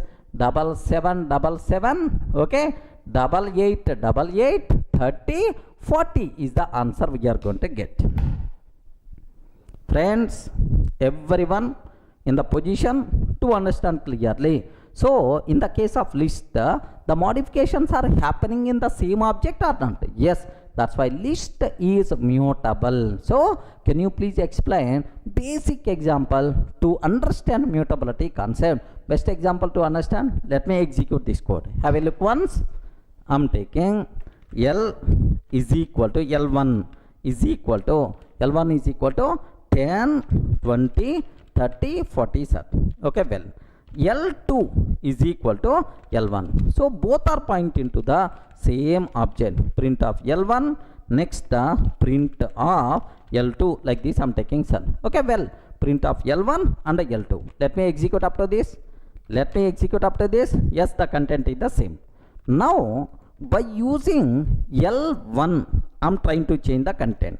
L1 of 0 is equal to 7777. Okay, print of L1, print of L2. Like, sir, observe that print of L1, print of L2. What answer we are getting? 7777, 7777. So if you perform any change to L1, automatically that change will be reflected to L2 because both are pointing to the same. Remember this one, sir. Okay, next by using L2, I want to perform some change. L2 of 1 is equal to 8888. Print of L1 and the print of L2. Automatically that change will be reflected to L1 or not. Can you please observe that? Yes, that change will be reflected to L1, L2. So both it's going to reflect. So clear indication, all changes performed in the existing object only. This changeable behavior is nothing but what? Mutability concept. Are you able to understand, right? Sir, up to this, any doubt? So what is the meaning of immutability? But anyway, from this, just you should be aware, all fundamental data types are immutable. Okay, once we create an object, we can't perform any changes in that object. If any person trying to change, automatically a new object will be created. So why immutability is required? Because of object reusability concept internally. So can you please give an example for mutability? List is the best example, which is the mutable. But anyway, in the next classes we are going to use mutable, immutable repeatedly. You should have clear clarity at this stage only. Up to this is the clear.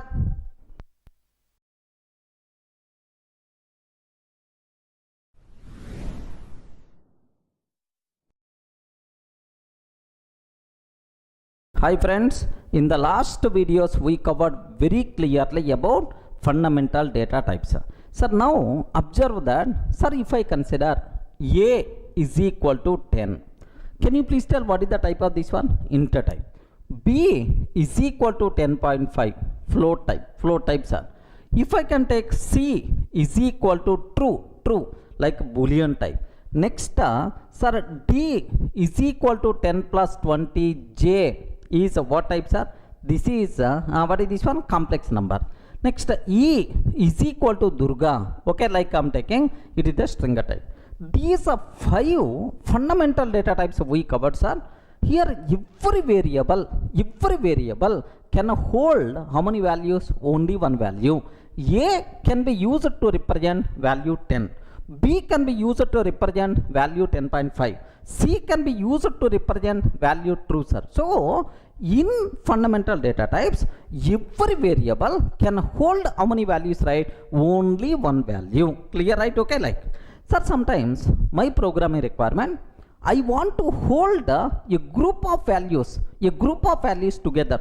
Regarding, I want to hold a group of values together, something like, sir, names of all students, or roll numbers of all students, or all mobile numbers, all mail IDs. I want to represent a group of things. Then we should not go for, okay, these fundamental data types. For that, we have to go for collection related data types. Are you getting? If you want to represent a group of values as a single entity, sir, something like here, this is the first value, second value, third value, fourth value, fifth value, sixth value, 7, like a group of values as a single entity, then we require to go for what? Collection related data types, right? Sir, what are various collection related data types are there in the Python? Sir, best example, list concept is available. Okay, list concept is available. Next, tuple concept is available. List tuple. Next, set. Next, frozen set. Next, dict. Next, followed by range. Next, bytes and byte array. Okay, all these data types can be used to represent a group of values. Remember this one, to represent a group of values as a single entity, then we require to go for these data types, right? Sir, anyway, almost sir, these are things we are going to discuss as a separate topics. List is almost around 3 to 4 sessions. Okay, topic list, tuple, set, dict, like this. But I have to show the basic idea about these things in detail. Take a bit very special care. Sir, can you please tell what is the main difference between fundamental data types, collection related data types? Fundamental data types can hold only one value at a time, but these collection related data types can hold multiple values. But there are some small differences are there, sir. Something like sir, order is important, duplicates are allowed, then we have to go for list. Sir, duplicates I don't want, then we have to go for set. Key values, key value pair, then we have to go for dict. So based on our requirement, we have to choose the corresponding collection related data types. Okay, anyway, as of now, aware multiple collection related data types are available. These are things we have to discuss one by one. Up to this is the clear, right? Sir, now the first type what I have to discuss, list concepts are. Sir, list of values, sequence of values, where order is there or not. In this list, this is the first element, this is the last element, like order is there. Duplicates are allowed or not. Remember that a bit very carefully, sir. If you want to represent a group of values, a group of objects as a single entity, where duplicates are allowed, order is important. Where order is important and duplicates are allowed, then we have to go for list concept. Remember this one, sir. So whenever I am using the word list, immediately in your mind 2 points should be injected. The first point, sir, okay, order is important. Insertion order preserved. Duplicates are allowed. Yes, duplicate objects, no problem. Happily it is allowed. Then we require to go for what? List concept. Very important, sir. Sir, how you can represent a list? Sir, take a bit very special care. Sir, what is this notation? Please respond. What is this notation? Okay, this one, square brackets. So list concept can be represented by using square bracket style. Remember that, sir. In the first value, comma second value, comma third value, like this one is list concept. Of course, I will explain related to the properties. Don't worry, sir. If you go for tuple, just evade this basic idea at the beginning only. If you want to go for tuple, then we have to go for parenthesis. Regarding, we require to go for what? Parenthesis. 10, 20, 30. This one is by default considered as tuple, sir. Tuple is 10, 20, 30. Okay, tuple, some people may pronounce as a tuple. Okay, like whatever your pronunciation, no problem, right? 10, 20, 30. Next, if I can take curly brace 10, 20, 30. Okay, just aware, within curly braces I'm taking this type of thing is called set concept, sir. Regarding set concept. Next, if you consider 100 colon Durga, 100 colon Durga, comma 200 colon Ravi, 200 colon Ravi. Okay, this is 100 colon Durga, 200 colon Ravi. This a type of key value. This type of thing is called dict concept, dictionary concept. Legend this, sir, just for basic idea purpose I'm telling at the beginning. Styles, sir, square bracket representation. What is this concept, sir? List concept. Next, parenthesis concept. What is this one? Tuple concept, right? Curly braces, first value, comma second value, comma third value, set concept, right? Again curly braces, key value, first value, colon, key value, comma, key value, like then we require to go for what? Dict concept. Okay, well, sir, now can you please tell how to represent list, sir? L is equal to, sir, I'm taking here 10, okay, Durga, 10 Durga. Next, 20, 10, 30, like this I'm taking, sir. Take very special care. Can I use the word? Is it a list or not? Yes. How many values are there in this list? Please confirm. First value, second value, third value, fourth value, fifth value. So this list contain 5 values are available. Now observe very carefully about this one. Sir, 10 Durga, 20, 10, 30. This is the list, right? Now L is the reference variable for this. So if you want to represent a group of objects as a single entity where duplicates are allowed. 10, how many times I'm taking, sir? 2 times. 10 I'm taking 2 times. So duplicates are allowed. Order is important. Sir, what is the meaning of order? I will discuss. Don't worry, sir. Duplicates are allowed. Order is important. Then we have to go for what? List concept, sir. Sir, I'm sure it is a list. Where is the proof? How you can conclude it the list? Like you may ask. Very simple, sir. Print of type of L. Are you getting? Print of type of L. Sir, what answer we are going to get? Yes, the answer we are going to get, sir, list. Is it clear for all of you, right? Let me cross check, is it really list or not? Okay, have a look once, sir. Sir, now observe a bit very carefully about this one. Here I am taking a small example, sir. Here see this one, sir. Here I am trying to take here just L is equal to square bracket. Sir, this representation is a very important square bracket. 10 comma Durga comma 20 comma 10 comma 30. Like 5 elements I am taking, sir. 20 comma 10 comma 30. Sir, now print of type of L. Sir, what is this type? Print of type of L. Like this I am taking, sir. So what answer we are going to get, sir? Yes, it is the list type. Are you getting that? This is the list type, sir. Print of type of L. This value itself is nothing but what? List type, sir. You people should aware clearly, right? Sir, now can you from this diagram you people can aware? Yes, man, duplicates are allowed. I will show, sir. If I print L, can you please print the values present inside list? Print of L, that's all. If I print this one, what is the answer we are going to get, sir? 10 Durga, 20, 30, 20, 10, 30. Like in which order you specified the element, in the same order only the output is going to come. In which order you provided elements, in the same order only the data will be stored inside memory. That's why order is important. Remember this one, sir. This is the output we are going to get if I print this one. Have a look once. If I print just L, if I print L I'm taking, sir. If I print of L, what is the output we are going to get, sir? Are you in the position to understand, right? 10 Durga, 20, 10, 30, like this we are going to get. 10 Durga, 20, 10, 30 itself is the answer we are going to get, sir. So in the same order only the output is going to come. So friends, the terminology is very clear for you people. So when we should go for list concept, if you want to represent a group of values as a single entity,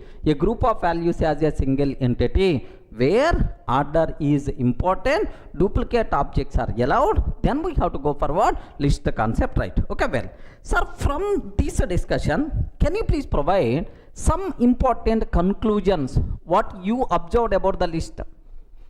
Please confirm some important conclusions, what you observed from the list. One thing is, okay, order preserved. But anyway, I will give much explanation, sir, soon. Don't worry about that. Order preserved. Duplicates are allowed or not allowed? Can you please spell out? 10. How many times I took, sir? 2 times. That's why duplicate objects are allowed. Allowed like this, right? Next, the values should be represented within square bracket representation. Okay, well. Next, sir, do you know heterogeneous objects are allowed or not? Yes, heterogeneous means what? Different type of objects. If you observe, one is integer type, the second one is string type. One is integer type, second one is string type. Heterogeneous objects are allowed. Okay, heterogeneous objects are allowed like this, right? Up to this, not required to keep any explanation about this one, sir. Okay, well, sir, take a bit very special care, sir. Sir, now, just I told, order is important. Order is important. What is the first element present in this one? Can you please spell out? What is the first element present in this one? 10. This 10 is located at 0 index, 1 index, 2 index, 3 and 4. How you can find the element present at 0 index? Here, if you observe, print of L of 0. Regarding L of 0, what is the answer we are going to get? 10, sir. Print L of 0, 10. Sir, print of L of minus 1 I am taking. Minus 1. Minus 1 means what? Last. What is the last element, sir? 30 itself is the valid. So, indexing concept applicable or not? Yes, applicable, because here order is important. Wherever order is there, wherever order preserved, compulsory indexing concept applicable. Next, slicing also. If you observe, print of L of 1, 4, like this I am taking, sir. L of 1 colon 4. Sir, 1 colon 4, what is this concept? What is this operator? Slice operator. Slice operator. So it returns list of elements. List of elements. Elements from list of elements from one index to begin to n minus 1. 4 minus 1. 4 minus 1 means 3 index. Are you getting? 4 minus 1 means 3 index, right? So 1 index to 3 index means which values are, okay, Durga 20, 10. This is the value we are going to get. Okay, remember this. Let me cross check whether it is going to be happen really or not. Observe carefully, sir. Sir, I'm trying to take here print of L of 0. L of 0 like this I'm taking. What is the answer we are going to get? 10. Regarding what the answer we are going to get, sir? 10 itself is the answer. L of minus 1 I am taking. L of minus 1 I am taking. Last element, sir. Yes, perfect. L of minus 1 is the 30. Oh, clear indication. Indexing concept is applicable, sir.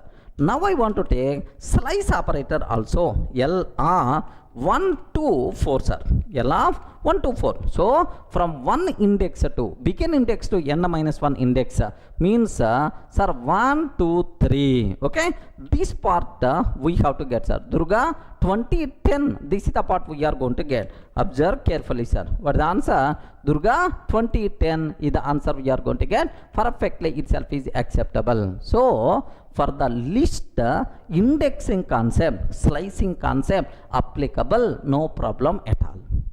Are you in the position to understand, right? Sir, next important point, of course, indexing and slicing concept applicable. And slicing concepts are applicable, right? Next, one more point. Listen very carefully, sir. Sir, if I can take L is equal to something like this style. Have a look once. L is equal to just square bracket open and close. What I am doing?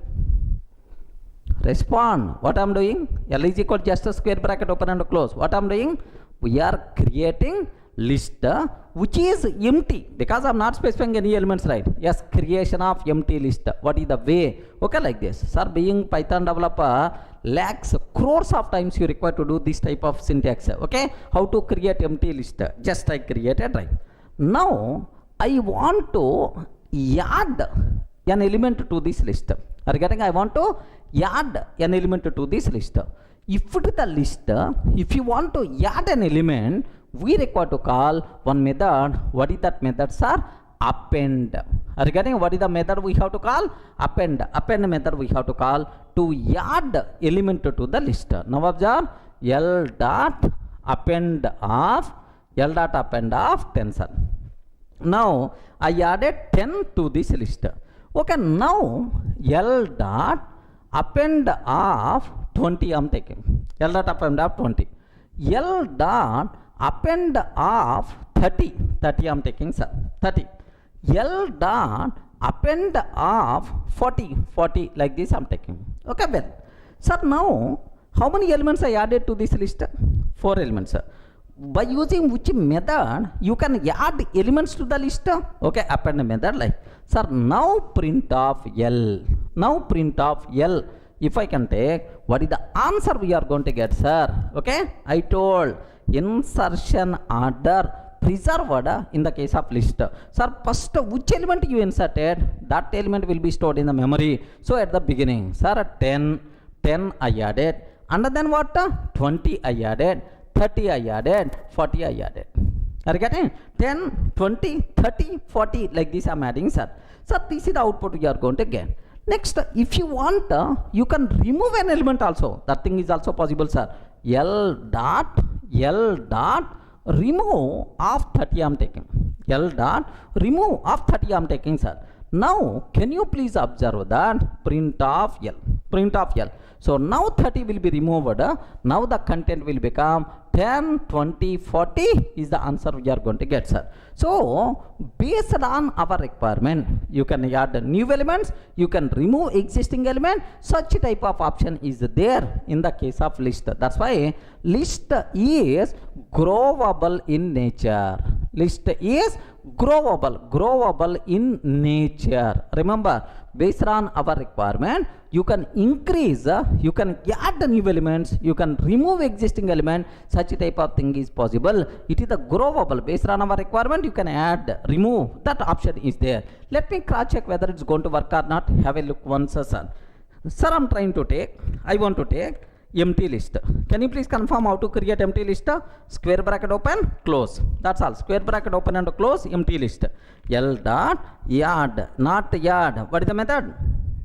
I forgot. Can you please confirm what is the method I have to take? Append. Are you getting? Append of 10. Okay. Next, L dot append of here 20. L dot append of, sir, here just only 2 elements I added. Assume that, sir. Let me print L. What answer we are going to get, sir? Yes, friends, 1020. What answer we are getting? 1020. Suppose assume I'm trying to add 2 more elements, 30 and then 40. 30 and then 40. Sir, now have a look once. Sir, how many elements are added? 4. First which element? 10. Next which element? 20, 30, 40. Order is important. Order will be preserved. Now have a look once. Observe a bit very carefully about this one.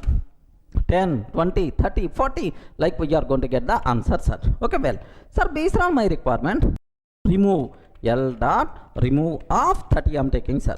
L dot remove of 30, print of L. What output we are going to get, sir? 10, 20, 40 like this.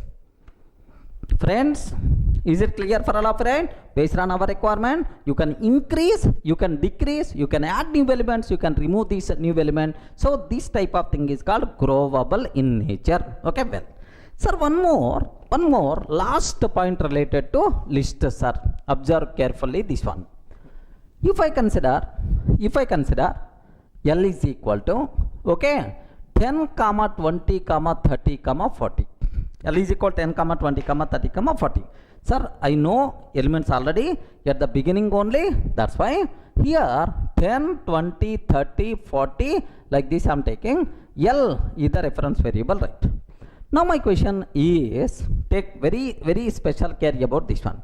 Now my question is, L here observe a bit carefully, sir. 10, 20, 30, 40. I thought that I want to replace this 0th element. 0th element is nothing but 0 index element is the 10. L of 0 is equal to 7777. L of 0 is equal to 7777. Sir, now in this existing element, this 10 will be replaced with 7777. Okay. Now print of L, sir. Now print of L.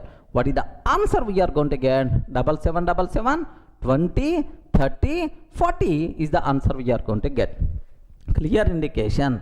Once we create list object, is it possible to perform some changes in this object or not? Yes, this changeable behavior is nothing but what? Mutability. So can you please tell, list is mutable or immutable? List is mutable. Remember this one, list is mutable. Mutable, we can modify, we can change the content of the list acceptable. That's why it is the mutable. Okay, have a look once here.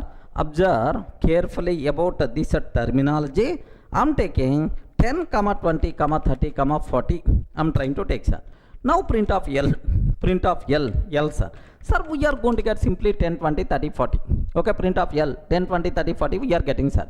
Sir, now my requirement is, let me modify L of 0 is equal to 7777, 7777, print of L, 7777, print of L. Okay, now 10 is replaced with 7777. Okay, now the remaining elements are as it is. So based on our requirement, we can perform any type of modifications in the existing list object. That's why list itself is what? Mutable. Everyone can aware, sir? These are basic information you people should aware related to list data structure. Are you in the position to understand? Sir, what is the list? When we should go for list? Next, what are various properties are available? Okay, like you should have clear clarity, sir. Order is important or not? Yes, man. Order is important. That's why indexing, slicing are applicable. Duplicates are allowed. Okay, within square bracket, we have to represent. Heterogeneous objects are allowed. Indexing and slicing are applicable. Growable in nature. Next and after that, mutable. These are various important things you should aware. By using which method you can add new element to the list? Append. Append is the method. By using which method you can remove element from the list? Remove is the method. But while covering list data structure detail, I will discuss multiple methods, multiple applications we are going to discuss. As of now, just get basic idea about the list concept. Clear, right?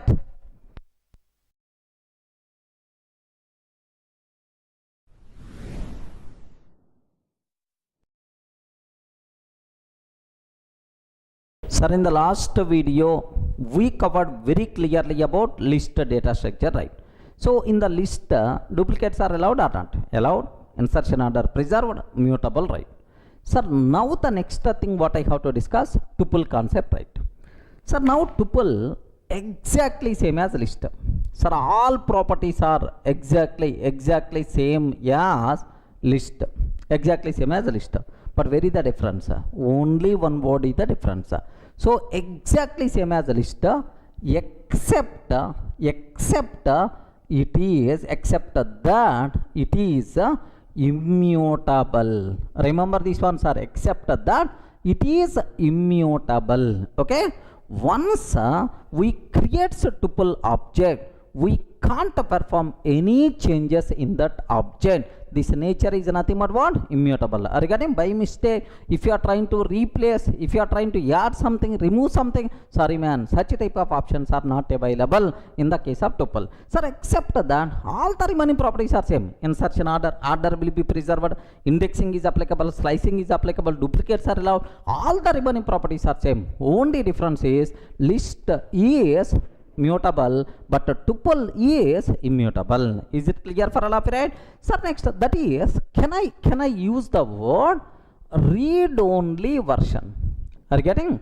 Read-only version of list. Read-only version of list is a tuple. So, I have one list is there. Sir, I want to perform only read operation. You can't add something, you can't remove something, you can't replace something. Such a type of read-only version of list, I can use the word, it is the tuple. Remember that, sir. Sir, now, how you can represent tuple? Very simple, sir. So, we can represent tuple. In the last video, I told, right? Have you remembered? Square bracket notation meant for, please guide. Square bracket notation meant for what? List concept. Sir, parenthesis notation meant for what? Tuple concept, sir. So, how you can represent a tuple? You can represent, sir, tuple by using square bracket, by using tuple parenthesis notation, right? Sir, 10, 20, 30, 10, 20. Are you getting? So 10 comma 20 comma 30 comma 10 comma 20 like this, right? Or even let me take a heterogeneous element also. No issue at all. Heterogeneous element possible man. Okay, sir, now duplicates are allowed. Duplicates are allowed.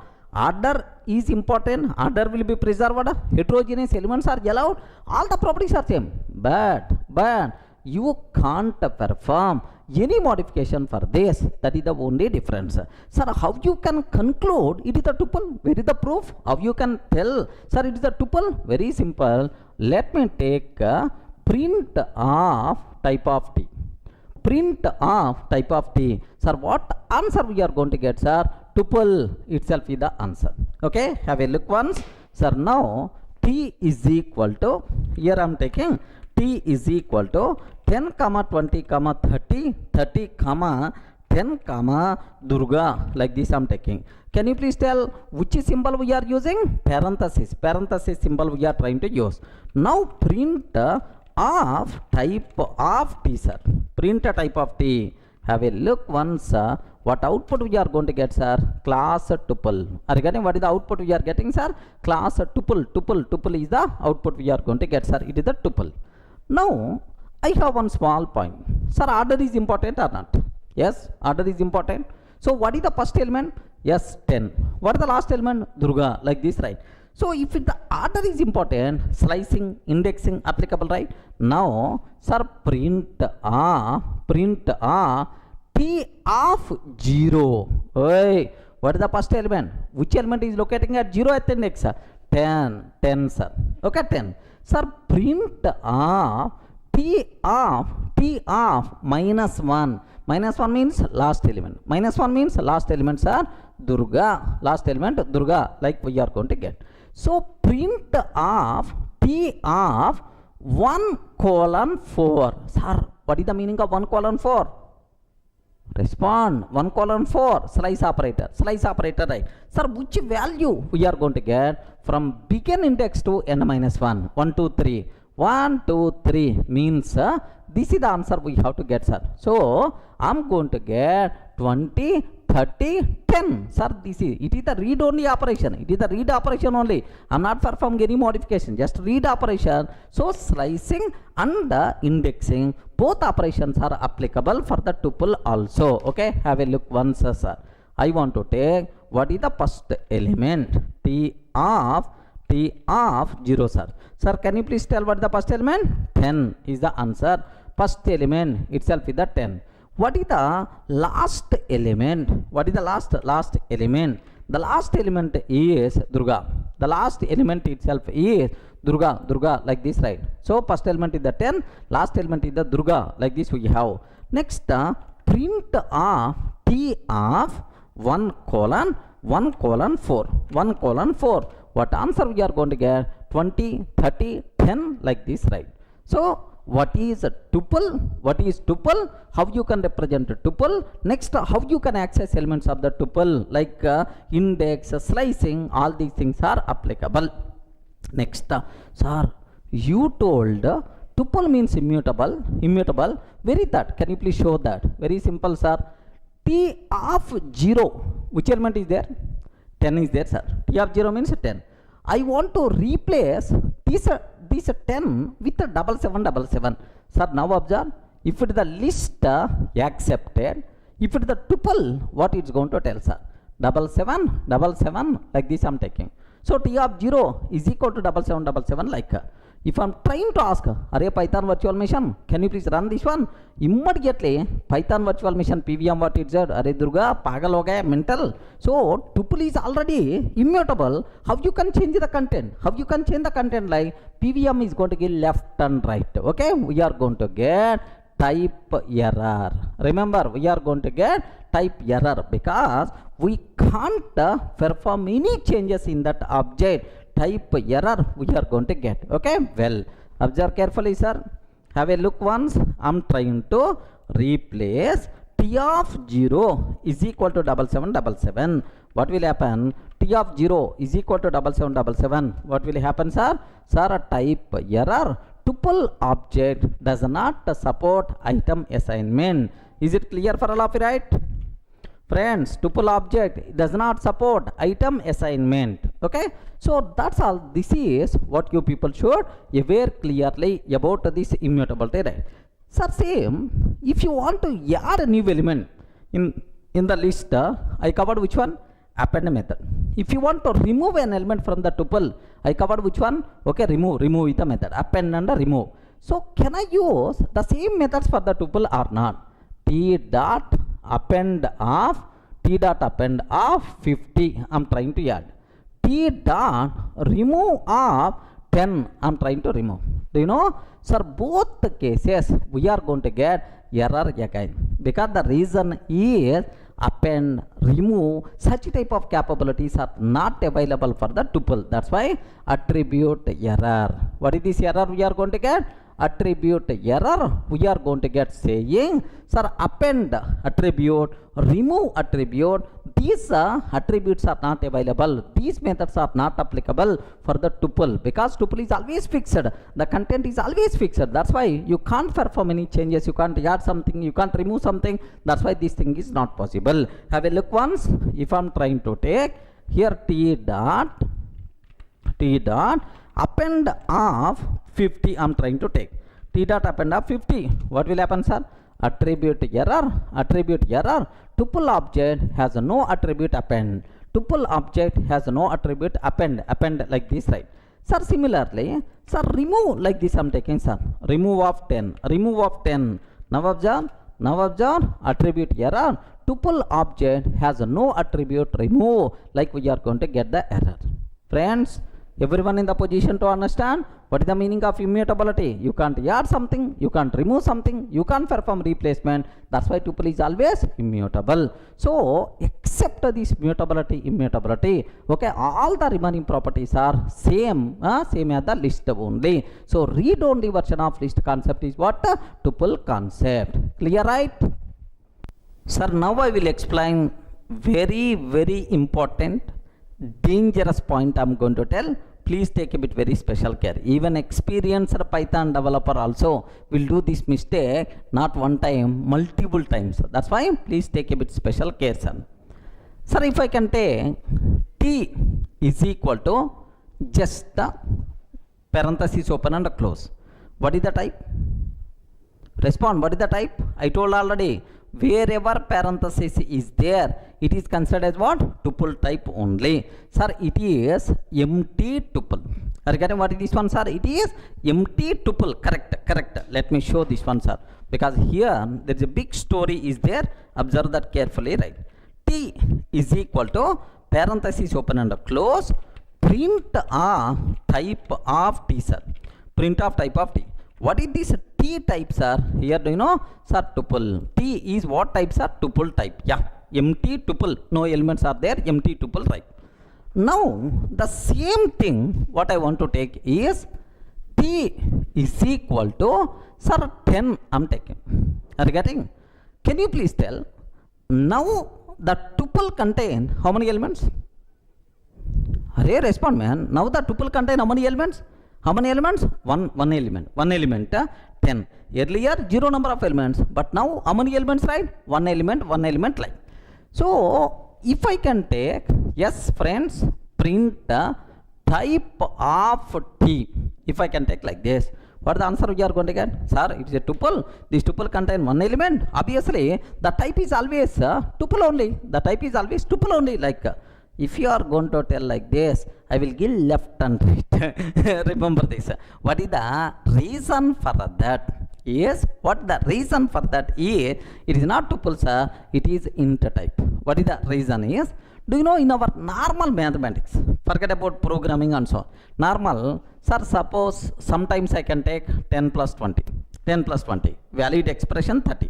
Sometimes I can take 10 plus 20 like this also. Have you remembered, right? A normal number we can take within parenthesis, then there is no change in the value. Operator precedence, parenthesis you can use anywhere. Okay, like, or you can take 10 plus 20. Okay, like this. Yes, now also the valid answer is the valid is nothing but 30 is the answer. So for numbers in operator, whenever we are performing operators for numbers, it is a very common trend. Okay, we are enclosing within parenthesis. Regarding we are enclosing within parenthesis, right? That's why here, do you know, I'm taking 10 within parenthesis. It is not considering tuple, sir. It is considering int value. Now, what is the type we are going to get, sir? Int. Remember this one. What the type? It is not tuple. It is not tuple. It is the int. Like now, have a look once. Sir, I'm taking just only one value, 10 I'm taking. 10 I'm taking, sir. Single value I'm taking. Now, if I can ask the question, what is the type, sir? Now I'm trying to get, now I'm getting int type. So clear indication that it is not, sir, tuple type, it is the int type. Okay. So this type of problem is going to come only for the tuple, because normal numbers, we never going to enclose within square bracket. Normal numbers we never going to enclose within curly braces. That's why, sir, but parenthesis is the very common. That's why only in the case of tuple, this type of problem is going to come. But in the case of list and set, we never going to have this type of problem, right? Now, how I can convey? Hey, Python virtual machine, don't consider this one as the int type. Please consider it is the tuple only. This is the first value. How you can specify, sir? What you have to take? 10 followed by comma we have to take. What is this one, sir? 10 followed by comma. Whenever I am taking comma internally, my Python virtual machine is going to consider that, oh, he is going to add some more values. Like it is going to feel that, so it is a group of values. It is not single int value. It is the tuple, like it is going to consider. Are you able to understand, right? Single valued tuple, you require to take a bit special care. Compulsory should ends with the comma. By mistake, comma is not there. It is not treated as the tuple. Single valued tuple should ends with the comma. It is the mandatory, right? Now, have a look once. Sir, I'm not taking comma. Comma is not there, sir. What the type? Int type, sir. Sir, if I can take comma. Now, what is the type? Itself is the tuple type. Everyone in the position to understand, right? What is the type? Itself is a tuple type, sir. So these are various. This is one very important dangerous point. Single valued tuple should compulsory ends with. Comma. Please make sure inject in your mind this point especially. Okay, well. Sir, next, very important question for the interview room. Crores of times asked question in the interview room, sir. What is the difference between list and tuple? Okay, sir, we are talking very briefly these data structures. Until that brief level only, 2 or 3 differences I will explain. But while covering tuple concept in detail, there a big table I'm going to discuss, right? So what are various differences between tuple and list? Can you please spell out? Up to this, whatever knowledge we have up to that, sir. Okay, what is the difference between list and tuple? The main important difference, list is mutable. Regarding list is mutable. We can perform any changes in the list object, no problem at all. Sir, but tuple is immutable. So means once we create tuple object, we can't perform any changes in that object. Okay, like next, list elements we can represent by using square bracket notation. Next, tuple elements we can represent by using parenthesis. Regarding tuple elements, we can represent by using parenthesis, right? Next, third one, very important. Take a bit very special care. I didn't cover, sir. Do you know tuple elements are always fixed? They never going to change at runtime. It's not no chance at all to change. That's why internally memory representation, Python is going to follow concise memory representation to store tuple values internally. So by using bits only, even the bigger value also, it's going to be specified, it's going to be stored by using single bit. So to store tuple elements, Python virtual machine required very less memory, very less memory. Next, to store list elements, PVM required more memory. Next, to access tuple elements, right? Tuple elements, very easily we can access tuple elements because the content is always fixed, it won't change at runtime. That's why, so it is the faster access. Are you getting? We can access tuple elements very fast. So internally we can use the word performance is more. Are you getting? Performance is more, but here performance is less. Performance is less, like this, right? Okay, next. So that's why if you know the content won't change, the data is always fixed, better to go for which concepts are tuple only to get memory benefit, and to get performance benefit compulsory our hand should go for tuple but not for the list. Remember, right? Sir, where we can use a list concept? Sir, YouTube comment is there, or Facebook comment is there, or your Udemy reviews are there. Today you are giving some review, tomorrow you want to edit that review. Is it possible or not? Yes, man, it's possible. You can add something, you can remove something, like possible. If the content changing, then we have to go for list concepts. Sir, adding new object, removing existing object, such type of capabilities are required, then better to go for list concept. But when we should go for tuple is always fixed, sir. Tuple is always content is always fixed. Best example, account type. Okay, in the bank, account type, only two values are there. Okay, one is savings account. Are you getting? One is savings account, second one is current account. Are you getting? One is a savings account, second one is current account. That's all. So at runtime, the account types never going to change throughout bank project. Then how you can represent these two values? Better to go for tuple concept.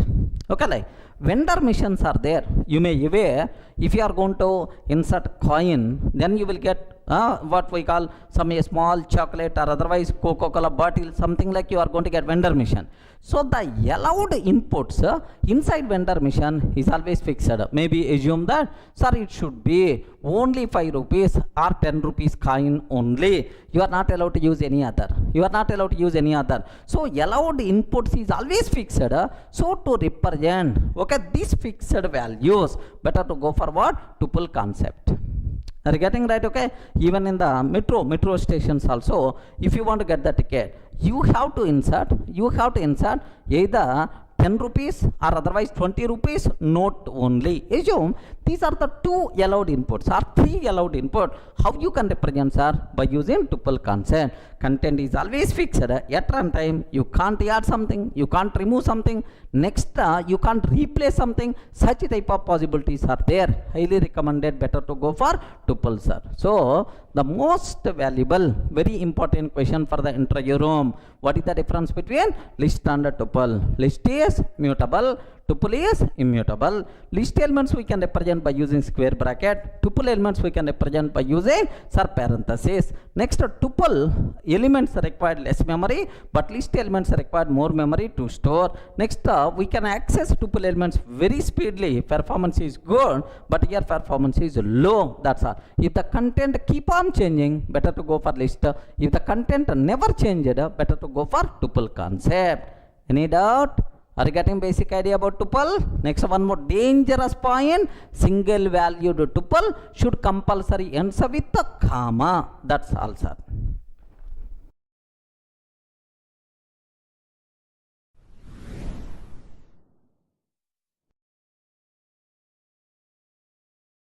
Sir, in the last videos we covered list concept, tuple concept. List and tuple, in both order is important, duplicates are allowed. But where is the difference? Tuple immutable, list is mutable, clear, right? But sometimes my requirement is I want to represent a group of values as a single entity where duplicates are not allowed. Observe very, very carefully about this one, sir. Duplicates are not allowed. I don't want duplicates. Okay, I don't want duplicates. I don't care about order. I don't want to worry, sir. Order, I don't want.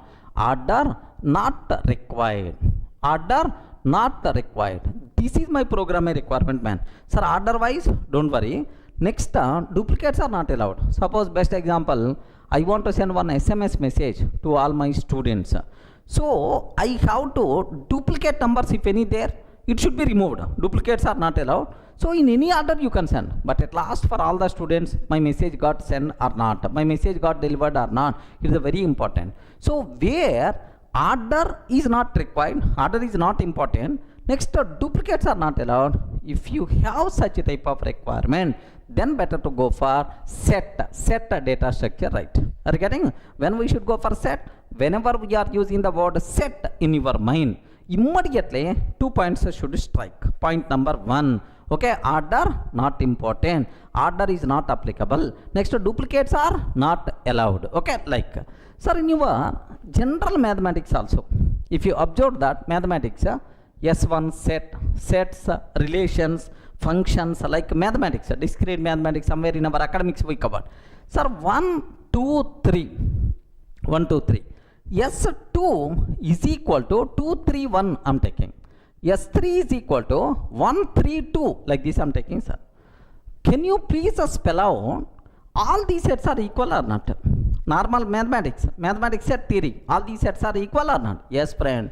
How you can tell two sets are equal? Okay, all elements present inside first set, present in the second set or not, irrespective of their order. Order wise, we are not required to worry. Here 1, 2, 3, here also 2, 3, 1, here also 1, 3, 2.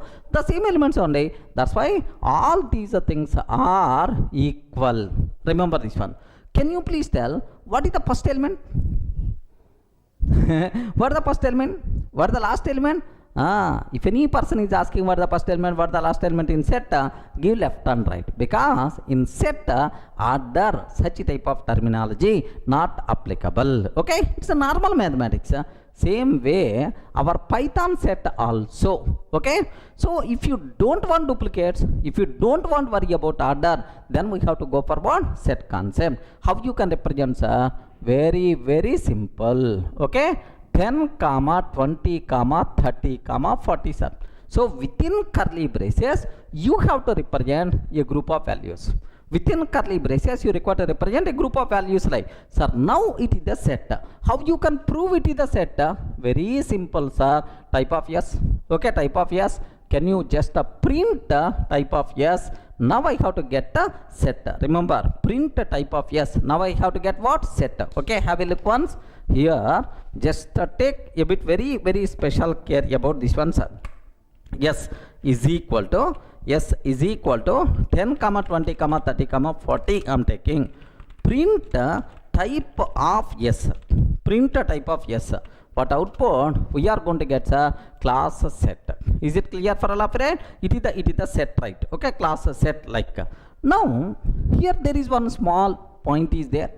There is one small twist is there. Observe carefully, right? If I can take my yes is equal to 10, 20. Sir, 10 Durga, 30, 40 like this I am taking. 10, 20, 10 Durga, 30, 40 I am taking. If I print yes, what output we are going to get? Can you please spell out, sir? What is the output we are going to get if I print yes? Can you please confirm? What is that output we are going to get in this case? Yes, very, very simple, sir. 10, 20. Sir, 10 is available 2 times, but in the set only once. The remaining duplicate element will be ignored. The remaining duplicate element will be ignored, sir. 10, 20. Next, Durga, 30, 40. Only this is. 10 two times won't be there. Even you are trying to add 2 times also, but it's always going to consider only once. Duplicates are not allowed. But what is the output? These are the elements, but I can't give the guarantee for the order. Order I don't know, sir. Order I don't know. In the case of set order wise, we can't give the guarantee. That's why. So these elements will come, but in which order I don't know. Okay, this is. Let me cross check, sir. Have a look once. If I can take S is equal to 10, 20, Durga, 10, 20, 10, 10, comma, Durga, 30, 40 is there. Print, yes, sir. Print, yes, sir. Sir, how many times 10 we are taking? 2 times, but still, what is the output we are going to get, sir? Okay, 10 we are going to get only once, sir. 10 we are getting only once, sir. But in which order the output is coming? Our order is 10, 20, 10, Durga 30, 40, but your output is 40, 10, Durga 20, 30, we are going to get. So order is preserved or not preserved? Not preserved, man. In the case of set, order, such type of thing is not applicable. Clear for all of you, right? If you don't want to worry about order, if you don't want to duplicate, okay, unique elements only I want, better to go for set concept, right? Next, one more important point, sir. Sir, now I have already set is there. Can you please tell what is the first element? What is the first element? Print of S of 0. Print of S of 0. Python virtual machine will give left and right. Array, there is no order. If there is no order, where is the question of first element? Where is the question of first element, second element like? So immediately we are going to get type error, index concept not applicable for the set, because order is not there, indexing is not applicable. Same story applicable for S of 1:4. What is this one, sir? Slice operator. Now also we are going to get, okay, type error saying set is not subscriptable. Like here type error, index is not applicable for set. Next type error, set is not subscriptable. Like we are going to get the error. Observe carefully, right? Sir, what I'm trying to take? S of 0. Here, just I'm trying to take S of 0. Observe that. I have already one set is there, sir. S of 0, like this I'm taking. Okay, observe carefully. Sir, type error, set object does not support indexing. Set object does not support indexing. Remember this one, sir. Okay, well, suppose I'm taking S of here 1:4 I'm taking. Slice operator, sir. If I can take slice operator 1:4, slice operator if I can take, what will happen, sir? Set object is not subscriptable. Set object is not subscriptable, like we are going to get. Sir, all the things are very clear for you people, right? You should have clear clarity about this terminology. Any doubt? So can you please tell for the set indexing, slicing applicable or not applicable? Not applicable, man. Now here the third point, duplicates are not allowed, order is not required. Next, indexing concept, slicing concepts are not applicable. Okay, next, heterogeneous objects are allowed, no problem at all. Heterogeneous objects are allowed. Heterogeneous objects are allowed everywhere, sir. Don't worry. In the list applicable, tuple applicable, set applicable, frozen set applicable, dict applicable, everywhere heterogeneous objects are allowed. Okay, well, sir, next, one more important conclusion is there. Take very special care about this one. Sir, S is equal to 10, 20, 30, 40 is there. Now my requirement is, observe carefully. Here I want to add 50. I want to add 50.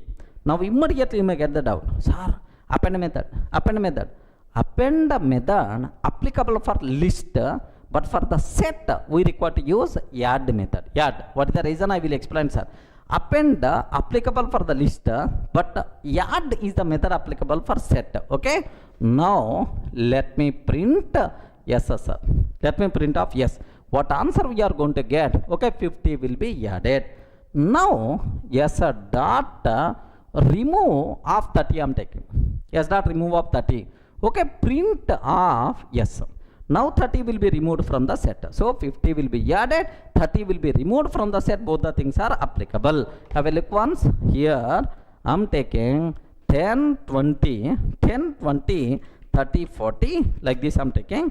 Yes sir, dot add 50 I am taking. Print of yes. Print of yes. Print of yes. Now observe 40, 10, 50, 20, 30 is there sir. 30 is there. Okay, like. Similarly, I want to add yes sir dot remove of 30. Yes dot remove of 30. Print of yes sir. Yes dot remove of 30. Print of yes. Yes, 30 got removed sir. 40, 10, 50, 20 is the answer we are going to get. Okay, clear, right? So the important point is once we create set object, happily we can perform changes to that object. Means set is mutable or immutable? Mutable. Set is growable. Set is growable and set is mutable. Remember, these are various important points what you people should be aware about set terminology, right? Next, one more small point is there. What is that point? Why? What is that point is? Append versus add. Append method versus add method. Sir, in the case of list, we have append method. But in the case of set, we have add method. Why, sir? What the reason? Why these different methods? Why the names are different? Very simple, very simple. Observe carefully, sir. If I consider this is my list, L is equal to 10, 20, 30, 40. Assume that 10, 20, 30, 40. If I add 50, if I am trying to add 50, where it will be added? At last. Compulsory, at last, in the last position, 50 will be added. Correct, right? If you are adding something at last, that operation is called append operation. Appending means existing plus new content. This is what appending. So there is a guarantee 50 is always going to add at last. At last. That's why for the list, what method is there? Append method is available. And 50 will be added at last. Okay. Print of L. There is a guarantee the output is always 10, 20, 30, 40, 50, sir. Are you getting? 50 is always going to add at last. But what about set? If I can take S is equal to 10, 20, 30, 40. Order is not important. In the memory, how these objects are going to be stored, there is no guarantee at all. Maybe 40 will come first. Maybe 40 will come first. We don't know that. Now, if I add 50, where this 50 will be added? Is there any guarantee? Is it always going to add at last? No guarantee at all. That's why append such type of terminology you can't use for the set. Simply we are using which terminologies are add. Observe the difference, right? Why here we are using append? Because this element is always going to add at last. But here there is no guarantee this element is going to add at last. Maybe somewhere in the middle also. That's why simply the method name is add. You should aware. Some students may ask, sir, for the list append you use, for the set add we use. Why, sir? Why these two different names? Based on internal functionality. Two different method names came in the picture. Clear, right? Sir, now I will explain the most dangerous point. Take very, very special care, sir. What is that point is? If I can take S is equal to, okay, curly brace open and close I am taking. Can you please tell what is this one? What is this? Set. Curly brace open and close is the set. How many elements are there in this set? How many elements are there in this set? Zero number of elements. Can I use the word it is empty set or not? Hare, respond, man. Is it empty set or not? Empty set or not? Remember, if you are going to use the word it is empty set, I will give left and right.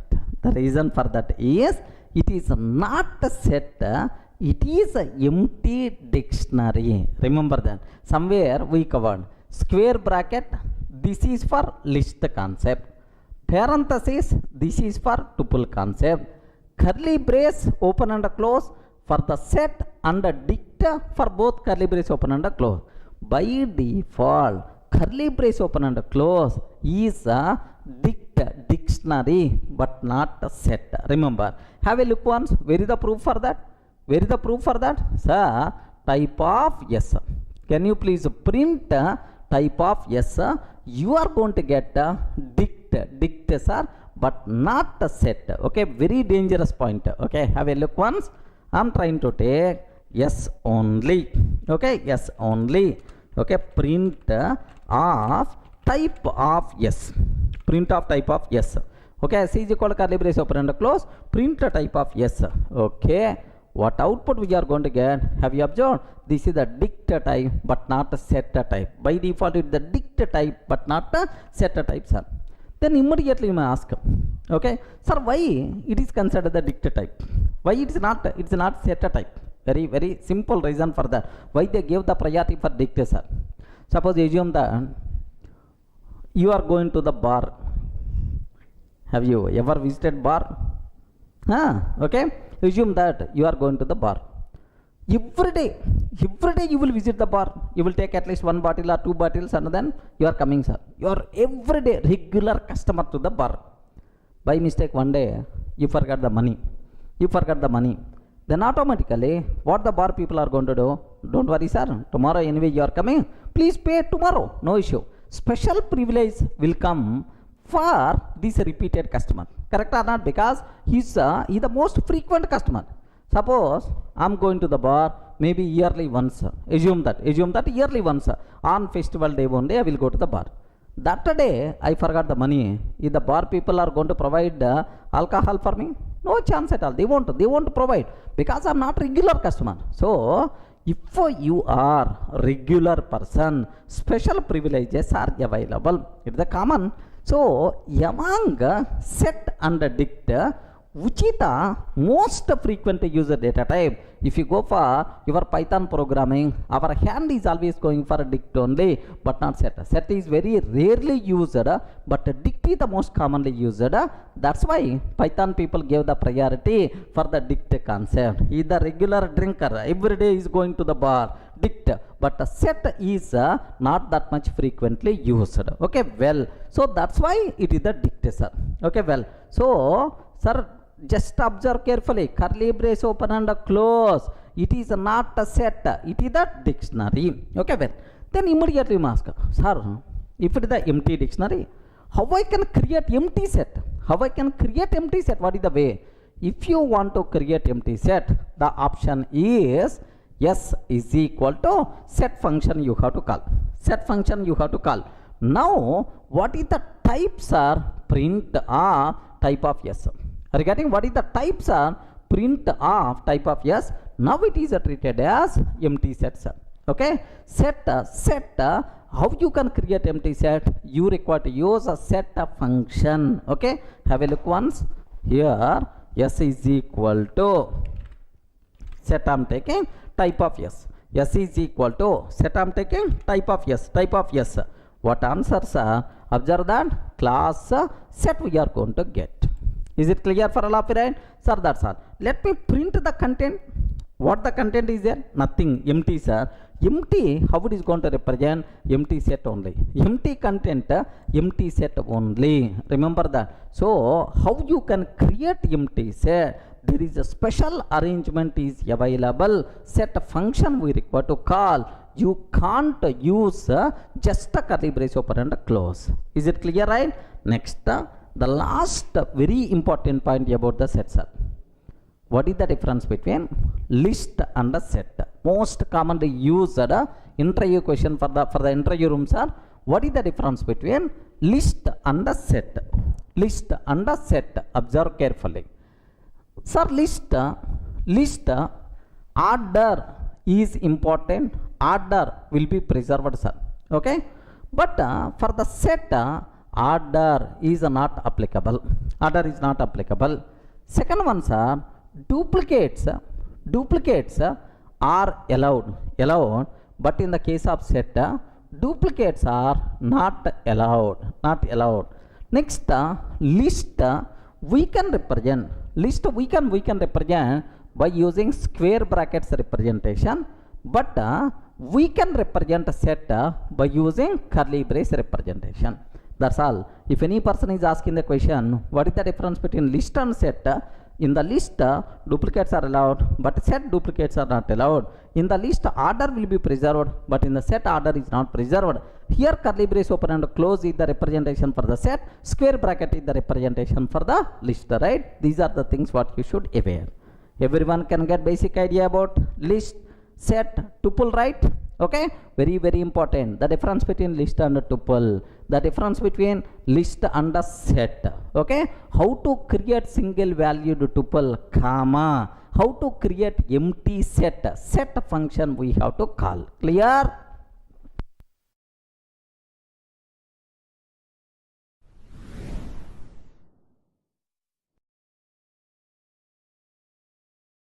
Hi friends, in the last videos we covered already list data type, next tuple data type, next and after that set data type we discussed, sir. I hope you people may remember well. Sir, can you please tell when we should go for list? Matter of 2 minutes to continue further. When we should go for list? List duplicates are allowed. Remember this one, list duplicates are allowed. Next, list talks about order, where the order is important. What is the 0th element? What is the first element? Like indexing, slicing, all those things are applicable. Next, for the list, do you know it is the mutable? Mutable. Once we can create list object, happily we can perform. Add some elements, remove some elements, we can replace existing elements, like happily we can do mutable, right? Sir, now the tuple we consider, sir. Tuple exactly same as list. Exactly same as list, except that tuple is immutable. Are you getting? Except that tuple is immutable. Once we create tuple object, we can't perform any changes in the tuple object. It is the just a read-only version of the list itself is the immutable, right? Sir, next, duplicates are allowed, order is important, indexing, all those things are applicable. Okay, now even I covered about set concept. Even I discussed about set concepts, sir. Take a bit very special care. In the case of set, duplicates are not allowed. Are you getting? In the case of set, duplicates are not allowed. Next, order is not applicable. Remember, order is not applicable. Duplicates are not allowed. Order is not applicable. Such type of requirement, happily we can go for sets. For the set, indexing concept, slice operator, this type of terminology not applicable. Okay, well, sir, now what is a frozen set? Are you getting? What is the frozen set? Sir, can you please tell what is the meaning of frozen? Sir, frozen. Have you observed, right? Frozen. What is the meaning of frozen? Freeze. Sir, ice got freezed. No one is going to change. Okay, can't move. It's always fixed. Something like frozen set. Means frozen set exactly same as set. Exactly same as set. Except that it is immutable. Remember this one, sir. Frozen set exactly same as set, except that it is immutable. The word frozen means what? Immutable. Okay, like suppose best example, if I consider set, sir, S is equal to 10, 20, 30, 40 is there. Okay, I'm taking the set. Set means curly braces story, you know, right? Now S dot add 50 I'm taking. Sir, I'm trying to add 50 like. Sir, S dot remove of 30 I'm taking, sir. So once we create set object, happily you can add some elements, you can remove elements, because set is always what? Mutable means changeable. Now if I print S value, what is the output we are going to get, sir? Okay, 10, 20, okay, 40, 50 is the answer. But only one thing I can't give the guarantee, order I can't give the guarantee, because it is a set, sir. Sir, clear indication, set is mutable or immutable? We respond, set is mutable or immutable? Yes, set is mutable. Happily we are allowed to change the content, no problem at all, right? Okay, But the same thing if I can do with the frozen set. How to create frozen set? Next, is it mutable or not? I have to show, sir. Sir, very simple. If I want to create frozen set, yes, what I am taking? Assume that I have set is there. I have some set is there, sir. 10, 20, 30, 40 is there, sir. Okay. Now, frozen set. How to create frozen set is we have to call inbuilt function frozen set of S. Fs is equal to frozen set of S. Now frozen set is ready, sir. Let me print type of Fs. What is the answer we are going to get? Just observe carefully. Here assume that I have S is equal to 10, 20, 30, 40 is there, sir. Frozen set Fs is equal to, I have to call frozen set of S. Are you getting? Frozen set of S. Print of type of Fs. What is the type of Fs, right? Like this I am taking. Now let me execute this code, sir. If I execute this code, what is the answer we are getting, sir? It is the frozen set type. No problem at all. It is frozen set type. Now, sir, is it clear for all of you, right? How you can create frozen set object? We require to call what? Frozen set function by passing this yes, sir. Sir, now you are going to get frozen set object, right? Now, I want to add a new element to the frozen set. Add 50 I am taking. Frozen set dot add 50 I am taking. Sir, Fs dot remove of 30 I am taking, sir. Immediately we are going to get error, sir. Immediately we are going to get error because there is no such type of add method, remove method, because it's already what? It is immutable. You can't change the content. You can't add something. You can't remove something on the frozen set object. Immediately we are going to get attribute error. Immediately we will get what? Attribute error. There is no such type of add attribute. There is no such type of remove attribute like we are going to get. Clear for all of you, right? So practical proof that frozen set is mutable or immutable? Immutable. No such type of adding capability. No such type of remove capability, right? Have a look once. If I print Fs. Sir, this is the previous example only. If I print Fs, what is the answer we are going to get? The frozen set of 40, 10, 20, 30. Are you seeing, right? Actually I provided 10, 20, 30, 40, but here 40, 10, 20, 30, because otherwise no guarantee at all. Okay, like now Fs dot add of 50 I am taking, sir. Fs dot add of 50 I am taking. Are you seeing? Attribute error. Frozen set object has no attribute add. Frozen set object has no attribute add. Add such type of capability is not there for the frozen set. Similarly, sir, I want to take instead of add Fs dot remove of 30 I am taking, sir. Fs dot remove of 30 I am taking. Immediately attribute error we are going to get. Frozen set object has no attribute, remove. Has no attribute, remove. Like this we are going to get the error, sir. So it's a very clear for you people. What is frozen set? What is the difference between set and frozen set? Set and frozen set both are same. Only difference is frozen set is frozen. What is the meaning of frozen, sir? Immutable. But set itself is nothing but what? Mutable concept. Clear, friends? Any doubt about this one? Up to this, not required to keep any explanation. Next, there is one small doubt for most of the people are going to ask, sir. What is that doubt here is, do you know, sir, just we completed tuple concept. Tuple is immutable.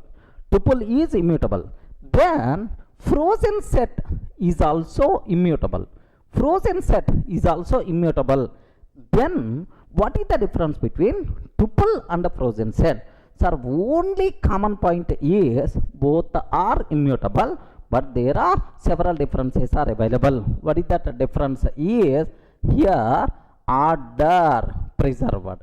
Are you getting? Order is important, but frozen set order not applicable. Remember this one. Order not applicable. Order insertion order not applicable. Next, second one, tuple duplicates are allowed. Are you getting? Tuple duplicates are allowed. But what about frozen set? Can you please tell? Frozen set or set duplicates are not allowed. Duplicates are not allowed. I hope clear. Next, third point, sir. If you consider duplicates are allowed, duplicates are not allowed. Next, third, indexing. Index, slice operators are applicable. Slice concepts are applicable. But this one, index, slicing, such type of things are not applicable. Observe carefully, sir. So seems to be, sir, tuple and frozen set both are same, both are immutable, but there are multiple differences are available. One is list related terminology, but second one is what? Set related. Here order is important. Next, duplicates are allowed, but here order concept not applicable. Duplicates are not allowed. There is a difference is there. Clear for all of you, right? So frozen set not usually commonly used data type. Just get a basic idea. I hope it is enough.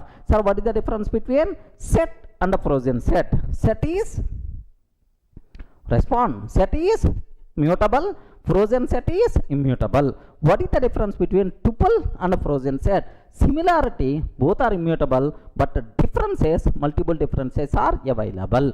Clear for all of you, right?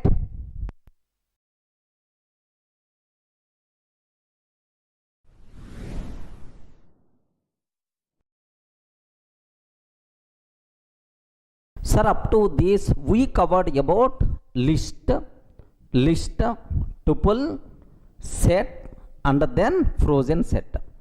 Have you remembered? Frozen, these are the 4 data types we discussed, right? But all these data types having some common point. What is that common point is, if you observe, what is this one? Can you please spell out? Immediately you have to tell. Square bracket representation. It is the list, sir. If it is the tuple, if it is the tuple 10, 20, 30, 40 parenthesis. Next, if it is the set 10, 20, 30, 40, okay, like this, right? If it is the frozen set, internally how it is going to represent, sir? Frozen set 10, 20, 30, 40, like this it's going to represent. If you print, this is the style we are going to get. If you observe this, all these data types always talks about a group of individual objects, a group of individual values. Sir, this is the first value, second value, third value, fourth value, like. So all these data types always talks about a group of individual objects. But sometimes my requirement is, I want to represent objects as key value pairs. Regarding I want to represent objects as key value pairs. Something like roll number name related, right? Roll number and the corresponding name. Next, sir, mobile number and the corresponding address. Mobile number and the corresponding address, something like. So if you want to represent a group of objects as key value pair, then we can't use these data types. For that, compulsory we should go for next data type. What is that next data type? Is dict data type, right? Are you in the position to understand, right? When we should go for dict data type? If you want to represent a group of objects as key value pairs, then we require to go for dict data type. Okay, well, sir, dict means what? Can you please respond? Dict means what? Dictionary. Dict means what? Dictionary. Okay, dictionary, in our Oxford dictionary, if you go for English dictionary, how the things will be there? Sir, word and the corresponding meaning. Are you getting? Word and the corresponding meaning, correct, right? So key value, the same thing is applicable even in our Python dictionary also. Okay, like, sir, how you can represent? What is the syntax for that, right? D is equal to, sir, curly brace open, key colon value. Are you getting? Key K1, sir, colon V1, okay, comma. So first key value, okay. Now K2 colon V2, second key value, okay. Now K3 colon V3, like you can take any number of key values, which is nothing but what? Dictionary. The most commonly used data type in Python, man. Dictionary is also one of the commonly used data type only. So just let me go for a small chota example. Here I am taking 100 is the roll number and corresponding name Durga. 100 Durga, like. Next 200 I am taking the corresponding name Sunny. Okay, like I am taking. Sir, 300 the corresponding name is Chinny, like I am taking, sir. Have you observed? This is a dictionary. Itself is a dictionary, sir. 100 Durga, 200 Sunny, 300 Chinny, like. Sir, this is the key. This is the value. 200 is the key. Sunny is the value. 300 is the key. Chinny itself is the value, right? If you want to represent a group of key value pairs, then we require to go for what? Dictionary concept. Is it clear, right? Sir, let me execute this one. Let me show what type it is. Observe carefully, sir. Here I am taking a simple example. D is equal to 100 colon, okay, Durga, like this I am taking, sir. Next 200 colon Sunny, like I'm taking. Sir, 300 colon, okay, some Chinny, like I'm taking, sir. Chinny, like this I'm taking. So how many key value pairs are there? 3, sir. First key value pair. Observe carefully. This is the first key value pair. Next second key value. Next third key value pair. Like total 3 key value pairs are available. Print of type of D. Print type of D. If I can take, what is the answer we are going to get, sir? Itself is the dict. Itself is the dict data type, right? Sir, any doubt about this terminology, right? So what is the dict? How to declare? What is the syntax for the dict? When we should go for dict data type? Now the terminology is very clear. Now observe. I hope you are getting clarity. What is the dict, sir? Sir, how you can create dict? Just now I told this is the way. Observe carefully, sir. D is equal to, sir, 100 colon Durga. Okay, like this is the first key value. 200 colon, okay, Ravi, like this. I can take. This is one style, sir. If you know all key values at the beginning, happily you can create like this. But sometimes my requirement is, array, can you please create empty dictionary? And then you can add the key value. Like this is about my requirement, right? How you can do that? D is equal to curly brace open and close. Sir, just I created empty dictionary. Sir, by default curly brace open and close. What is this type? Dictionary, but not setter type. Remember, sir, it is empty dictionary. Now I want to add the key value, one key value. What is the option, sir? Very simple. D of sir, key. D of key is equal to value. Like this is the syntax, right? If you want to add one key value to the dictionary, D of key is equal to value, automatically this key value by default will be added to the dictionary, right? Now D of 100 Durga. D of 100 Durga. So 100 Durga will be added to the dictionary.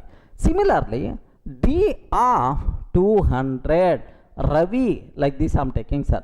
200 Ravi, like this I am taking. Sir, now how many key values are added to the dictionary? 2 key values, right? Now print of D, sir.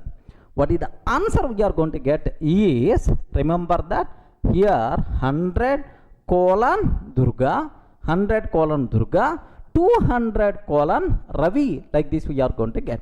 But one important rule what you people should be aware, otherwise no guarantee in the dictionary. Remember this one, sir. In the dictionary, all key value pairs will be added based on hash code of the keys. Okay, so internally for every object hash code is there.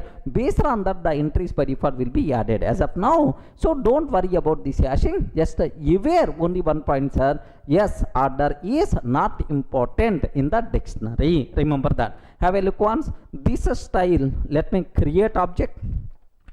Here I am taking D is equal to empty. What I am trying to do, can you please spell out? Just I am creating empty dictionary, right? Now D of 100 is equal to Durga. I'm taking one key value pair by default added. If you want, just observe print of D. One key value pair I added, print of D is 100 colon Durga. Like this we are going to get. Sir, now I'm taking D of 200 colon Ravi. Sir, now second key value also I added, sir.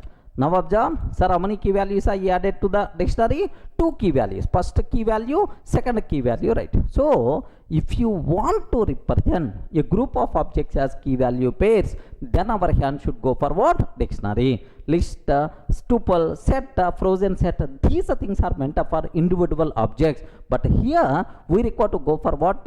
This concept itself is a dictionary concept. But here, make sure there are some small loopholes are available. In the dictionary, can you please tell what these things 100 and 200? Please confirm. 100 and 200. These things are what? Keys. And Durga, Ravi, these things are what? Values, right? Key value. Okay, right? Now my question here is, duplicate keys allowed or not allowed? Are you getting duplicate keys allowed or not allowed? Very important points are, duplicate keys are not allowed, but the values can be duplicated, no problem at all. Duplicate keys are not allowed, but the values can be duplicated. Then immediately, if I'm trying to insert one key value pair, where duplicate key, what will happen, sir? Observe that, array 100 and 200 keys are already available. Now, D of 100 is equal to Shiva. I'm taking, sir.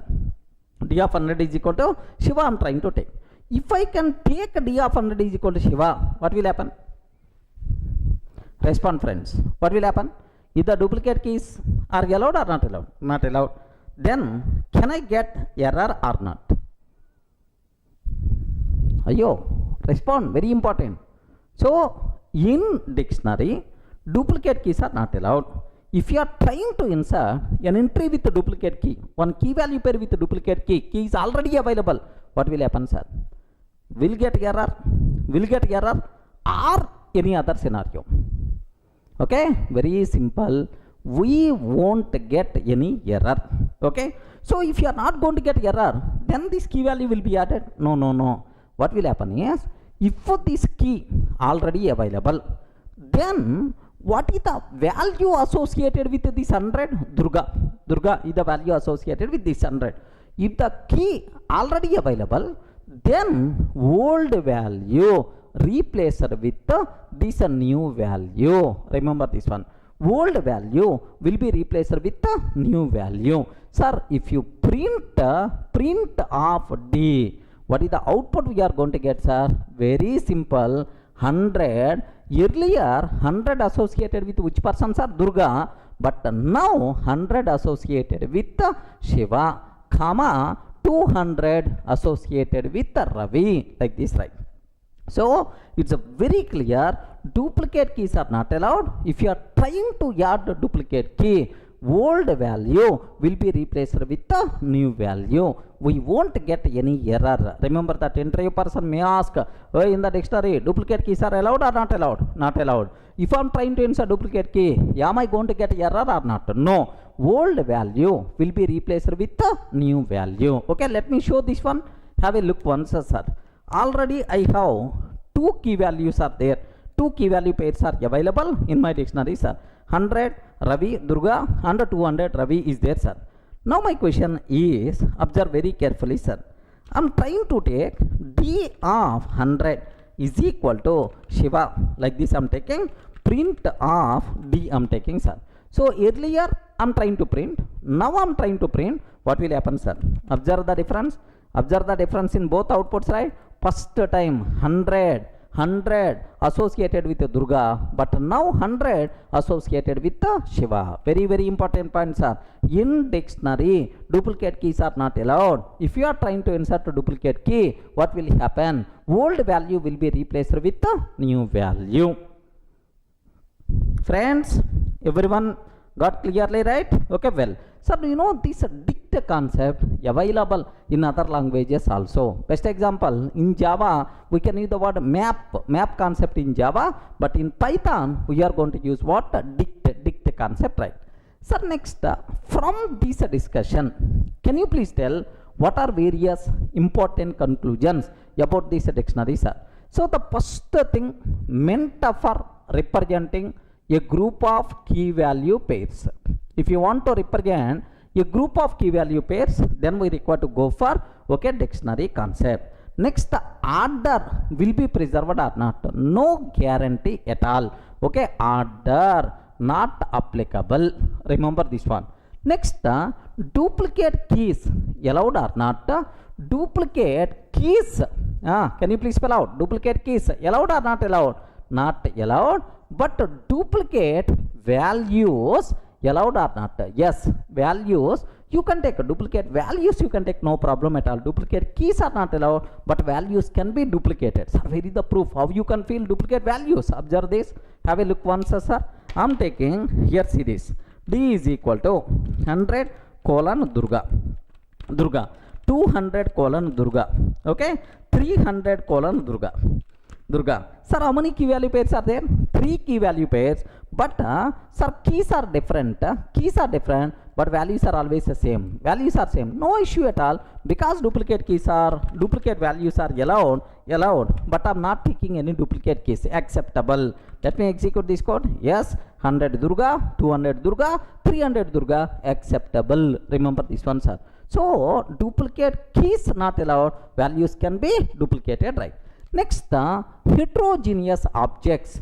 Heterogeneous objects means different type of objects allowed for both keys and values. Keys should be same type, value should be same type. No such type of terminology. Keys different types you can take, values you can take different types. Acceptable, right? Next, very important terminology. Can you please tell, either dict, either mutable or immutable? You respond. Is it mutable or immutable? Sir, mutable, because you can add something, you can replace something. All the possibilities you saw already. That's why it is mutable. Next, yes, order is not important. That's why indexing, slicing, these concepts are not applicable for the dict. Remember this one, indexing concept, slicing concept, these things are not applicable, right? Now the terminology is the very clear for you people. Now everyone got the basic idea what is the dict concept. Sir, here this is just the overview, basic idea, but the dict concept we are going to discuss minimum 3 to 4 hours. There we are going to explore API, next dictionary comprehension, like multiple things are available. There we have to discuss in detail with examples. My intention is everyone should get basic idea about all possible data types which are there in the Python. For that I am talking about this. Any doubt? Clear, right?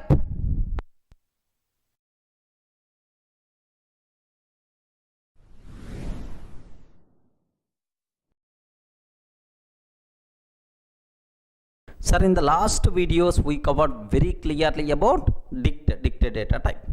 Sir, now the next data type, the most commonly used data type in Python is range data type, sir. What is that? Can you please spell out, sir? Range data type. Sir, now can you please spell what is a range?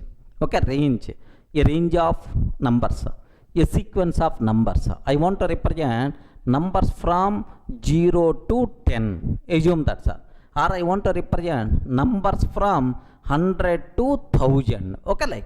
So if you want to represent a sequence of numbers, a range of numbers, then we have to go for range data type. Remember this one, sir. So how you can create range object, range data type objects are very simple. Just a basic idea sake, let me take, sir. Here R is equal to range. Range is the Python inbuilt data type. Range R 10 I am taking. Assume that, sir. So can you please represent range of first 10 numbers? Are you getting range of first 10 numbers? How many arguments are there? Only one argument. What is that argument I passed, sir? 10, 10. Do you know? It represents a sequence of values from 0 to, please confirm, 0 to, sir, total how many values? 10 values. 0 to 9. 0 to 9. If you want to represent, sir, a sequence of numbers from 0 to 9, yes, sir, this is the way, sir. Where is the proof? How you can conclude it contains 0 to 9? Very simple. Of course, first let me show what is the type. Print type of R. Print type of R. Now you are going to get what? Range. Range type, sir. Let me cross check up to this. Have a look once, sir. Here, if I consider R is equal to range of 10 I'm taking. Sir, print of type of R. Print of type of R. Type of R like this I'm taking. What is the output we are going to get, sir? If you observe, this is the range type. Are you getting what is the type, sir? This is the range. Range type, sir, we are going to get. Okay, well. Sir, now my requirement is I want to print which values are there in this range data type. In this range object, which values are there? I want to print, sir. Very simple. Sir, if you print of R, what is the output you are going to get? You never going to get 0 to 9. It is going to tell range of 0 to 10 like this. We are going to get the output, sir. Okay, like, sir, let me cross check. Let me cross check here.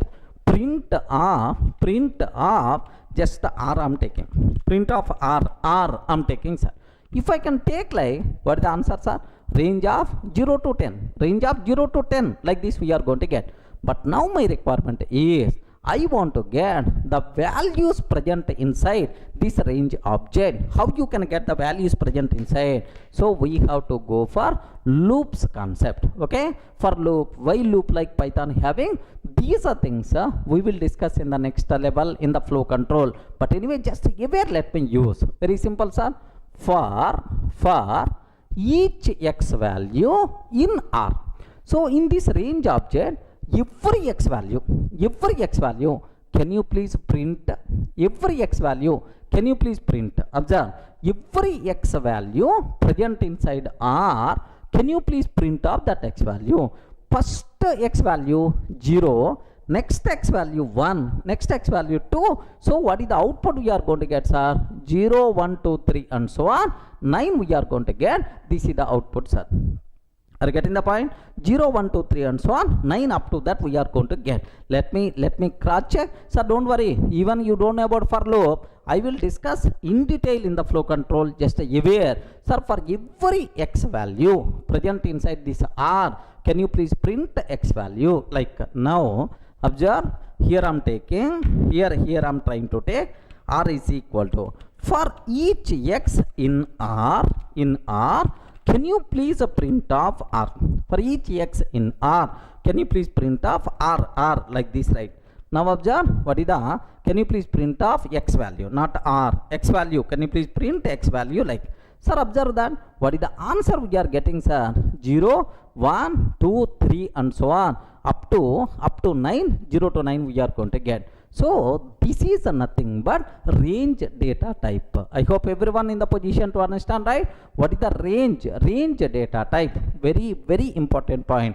If you want to represent a sequence of numbers, a range of numbers, then we have to go for what? Range data type.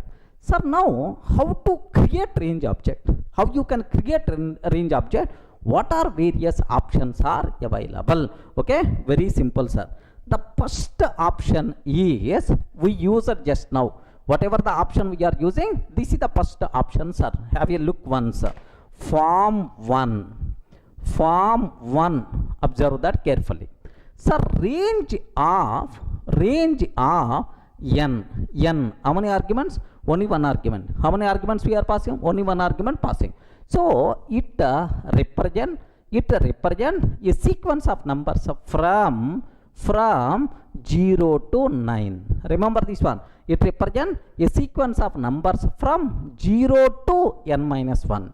0 to n minus 1. Observe very, very carefully, sir. It represents a sequence of numbers from 0 to n minus 1. Okay, like, sir, now observe that Here R is equal to range of 10. Range of 10. So it represents values from 0 to 9. Okay. R is equal to range of 100. If I can take, it represents values from 0 to 99. Observe like this, right? Sir, this is the first format whatever we used. Just I explain with an example also. But sometimes my requirement is, hey, I don't want from 0. I want from 1 to 10, or I want from 10 to 20. So if you want from 10 to 20 or 1 to 10, so begin not 0 always my own number. How you can do that is form 2. Are you getting right? What is these formats are? Form 2. Okay, now range of, sir, begin comma end, like you have to specify. So begin number, what begin number you want, what is the end number you want. It returns, it represents a sequence of numbers from begin to end minus 1. Remember this one, begin to end minus 1. If I can take R is equal to range of 1 to 10, can you please tell which values are going to be represented? Respond. Which values are going to be represented? 1 to 10. 1 to 10 means 1 comma 10. Begin to begin 1 to end minus 1. 10 minus 1 means 9 only. 1 to 9. Where is the proof? Where is the proof? Use for loop. For each x in R, print of x value. Print of x value. Now you are going to get 1 to 9 only. Observe, let me execute this code. Observe carefully, sir. Here I am trying to take, here see this one. R is equal to range of 1 to 10. 1 to 10. Print of, here just the for x in R, for x in R, print of x value. For x in R, print of x value. Like this I am taking. What is the answer we are going to get, sir? Have you observed, right? Now observe very carefully. 1 to 9. 1 to 9 we are getting the answer. 1 to 9 only we are getting the things. Okay, like, sir, I don't want 1 to 9. I want 1 to 10. If you want 1 to 10, what is the way we have to take is R is equal to range of, I want 1 to 10 value. 10 value also. Then you have to take 1 to 11. Remember this one. 1 to 11. Then obviously we are going to get 1 to 11 minus 1 means 10 we are going to represent. Is it clear for all of you, right? So if you want to represent a range of numbers from begin to end, then we have to go for form 2. Okay? Any explanation is required? Clear, right? So form 1 and form 2. Next, observe carefully. For form 1, how many arguments we passed? Respond. For form 1, how many arguments we passed? 1. But form 2, how many arguments we are passing? 2 arguments, right? Next, obviously, for form 3, how many arguments we have to pass? For form 3, how many arguments we have to pass? 3 arguments, right? Okay, perfect. Okay, have a look once. Here, form 3, I'm taking, sir. What is that? Is range of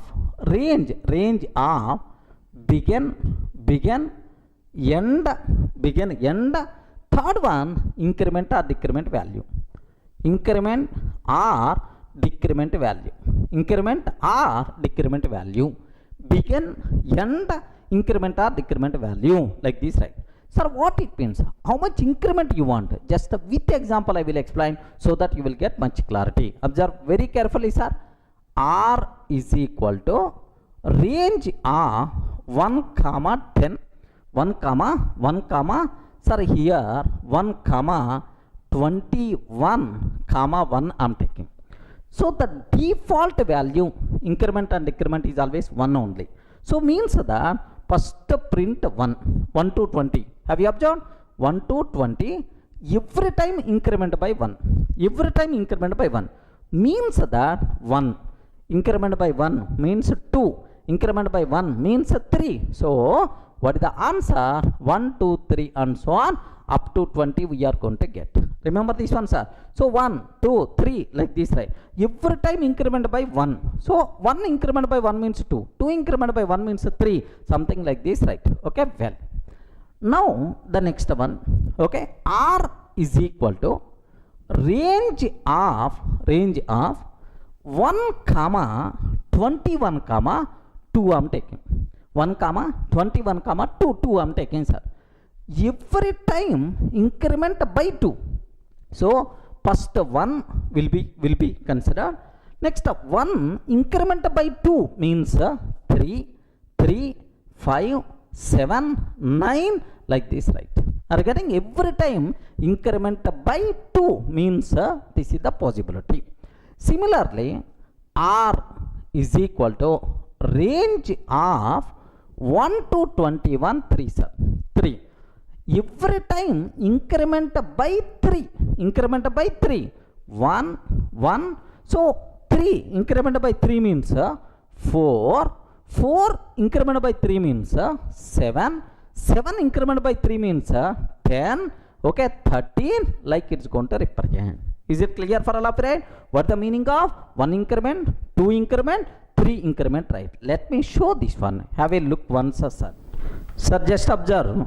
R is equal to range of 1 to 21 comma 1 increment by 1. So it will represent 1 to 20 every time with 1 increment. Okay, where is the proof for that? For x in R, can you please print x value like this, right? Now have a look once, sir.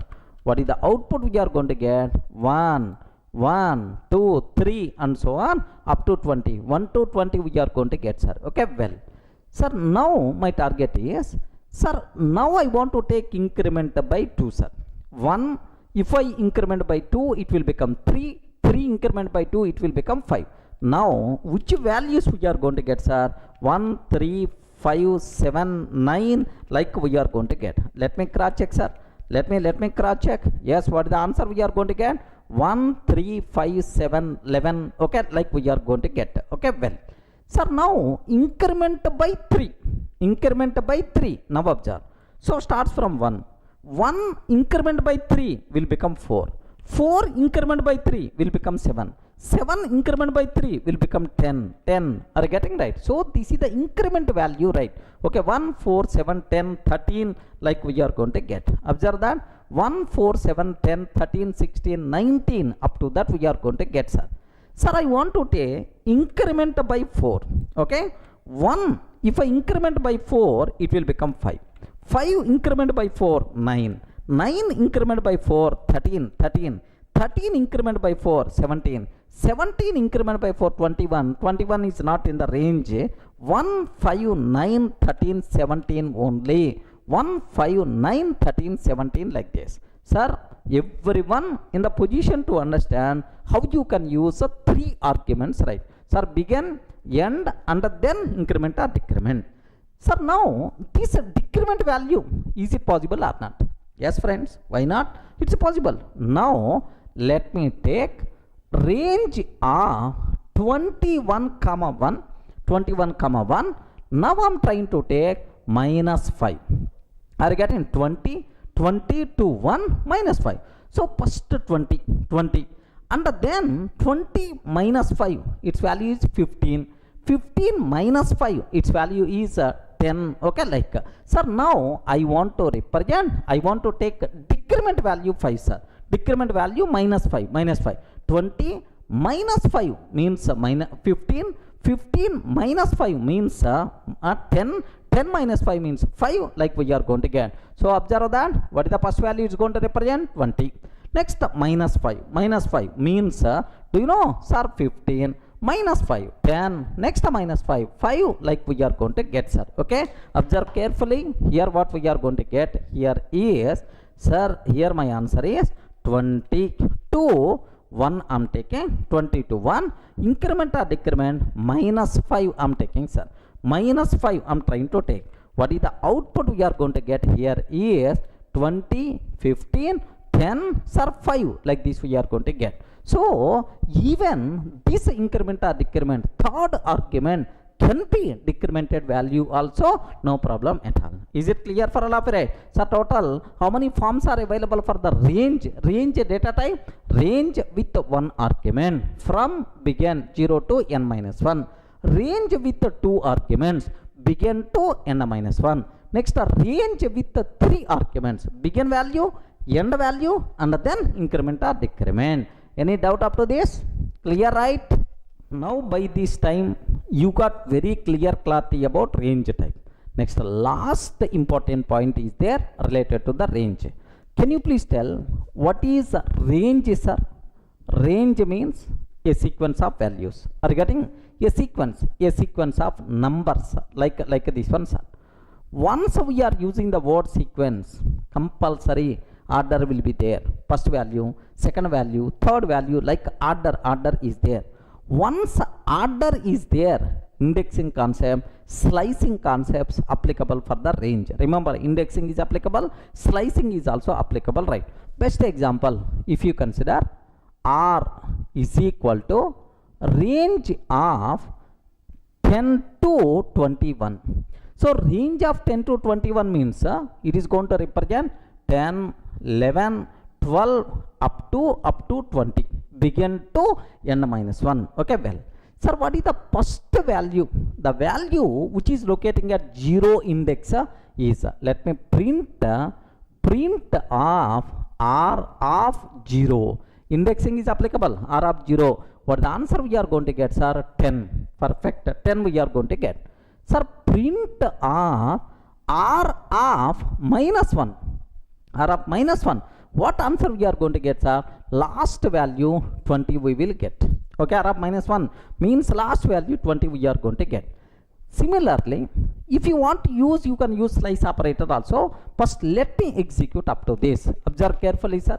Here I am taking R is equal to range of, R is equal to range of, here I am trying to take 10 comma 21 like this, right? Okay, print of R of 0.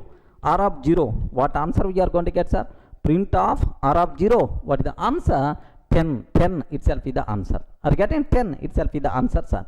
Sir, print of R of minus 1 I am taking. Last value obviously 20 is the answer we are going to get.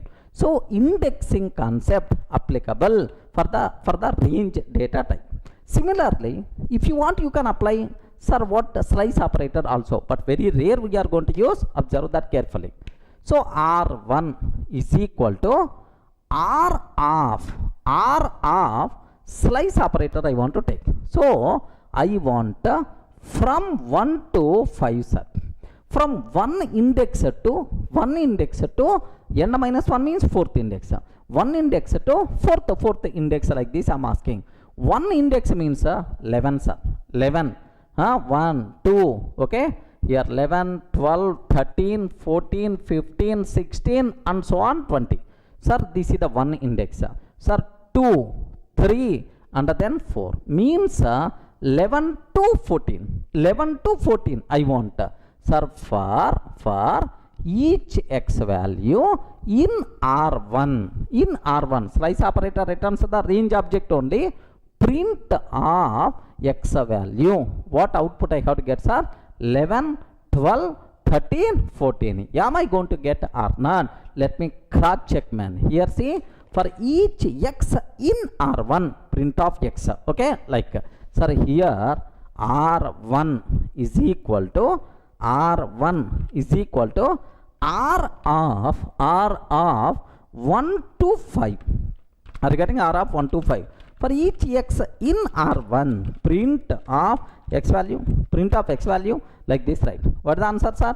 11, 12, 13, 14. We are going to get same expected answer only. So once order is important, obviously index concept applicable, slicing concept is also applicable. Any doubt up to this, right?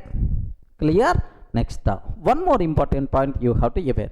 What is that point is? Now listen, range is always going to represent a sequence of numbers, something like 10, 11, 12, 13, 14 and so on 20.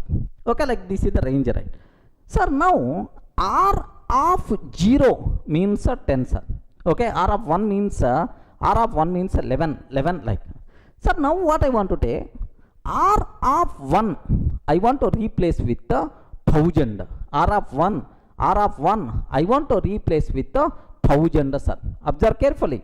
R of 1 I want to replace with 1000. Is it allowed or not allowed? Sir, after 10, is it instead of 11, 1000, under then 12, under then 13, meaningless. Regarding once, it is a sequence of numbers. Sir, how you can add 1000 in the middle? That's why range object is immutable. Once we create range object, you can't change its content by mistake. If you are trying to change the content, immediately Python virtual machine will give left and right. Observe carefully, right? Let me cross check, sir. Here my R is just R is 10 to 21. Print of R of 0. What output you are going to get? Sorry, R of 1.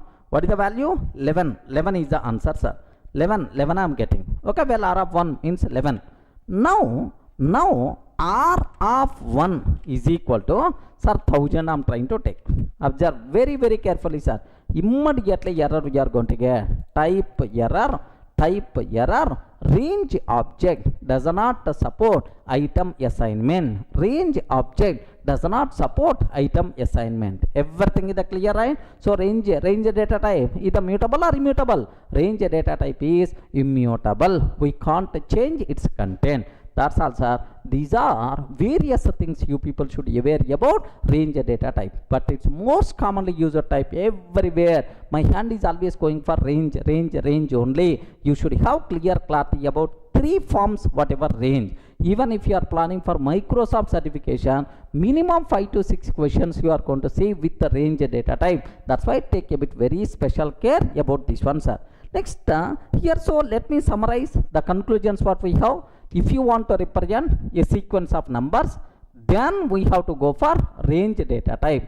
Next, how many forms of range data type is there? Range with 1 argument, range with 2 arguments, range with 3 arguments, range with 3 arguments like this, right? So 3 forms are available. Next, order is important. That's why index concept is applicable, slice concept is applicable. Next, range compulsory. Do you know? Here it is immutable. You can't change the content once we created. That's all. These are some important points related to range. Clear for all of you, right?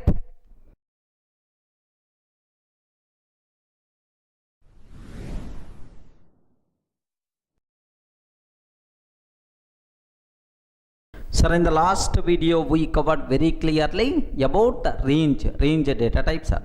Sir, now the next thing what I have to discuss, bytes data type. Sir, it's not that much frequently used type, but you people should aware very simple data types, sir. If you want to represent a group of byte values, I want to represent a group of byte values, just like arrays concept in other languages. I want to represent a group of byte values. Then we have to go for bytes data type. Sir, how you can create bytes type? What properties are there? Observe very carefully, sir. L is equal to 10, 20, 30, 40 is there. What is the value? L is equal to 10, 20, 30, 40 is there, sir. Now, is it bytes? It is the list. Square bracket convention is there. It is the list, right? Now, B is equal to bytes of L. B is equal to bytes of L. So, if you want to create bytes object, you have to call inbuilt function. What is that function, sir? Bytes of L. Sir, now print of type of B, sir. Print of type of B like this. What is the answer we are going to get, sir? Yes, it is bytes type we are going to get. Let me show this one. Have a look once, sir. Here I am taking L is equal to 10, 20, 30, 40. B is equal to bytes of L. B is equal to bytes of L, sir. Sir, now print of type of B, sir. Print of type of B like this I'm taking. What is the answer we are going to get, sir? Have you observed? This is bytes type. Remember this one. This is what types are? Bytes type we are going to get. Okay, well, sir, now I want to print all values present inside this B. All values present inside this B, sir. What that option? For each x value in B, sir. For each x value in B, print of x. For each x value in B, can you please print of x like this? What the answers are? 10, 20, 30, 40 by default we are going to get. Just do you know for loops, sir? We will discuss in detail about loops concept in the flow control. There I will explain. Just aware for every element present inside B, can you please print that element? Up to that you should aware. Have a look once. Can I get the same thing or not? Okay. For each x in B, can you please print of B, sir? Print of B like this I'm taking. Can you observe what is the answer we are going to get, sir? Here not B, I want to print x value, not binary data. I want to print x value, sir. Now here do you know what answers are? 10, 20, 30, 40 by default we are going to get. 10, 20, 30, 40 we are going to get, sir. So it's very clear for you people how you can create bytes object. Okay, like, sir, where this type of data type is very helpful. If you want to handle binary data like images, video files, audio files, like binary data, if you want to handle, compulsory we should go for bytes data type and byte array types. Remember that. But here two important conclusions are there about these bytes types.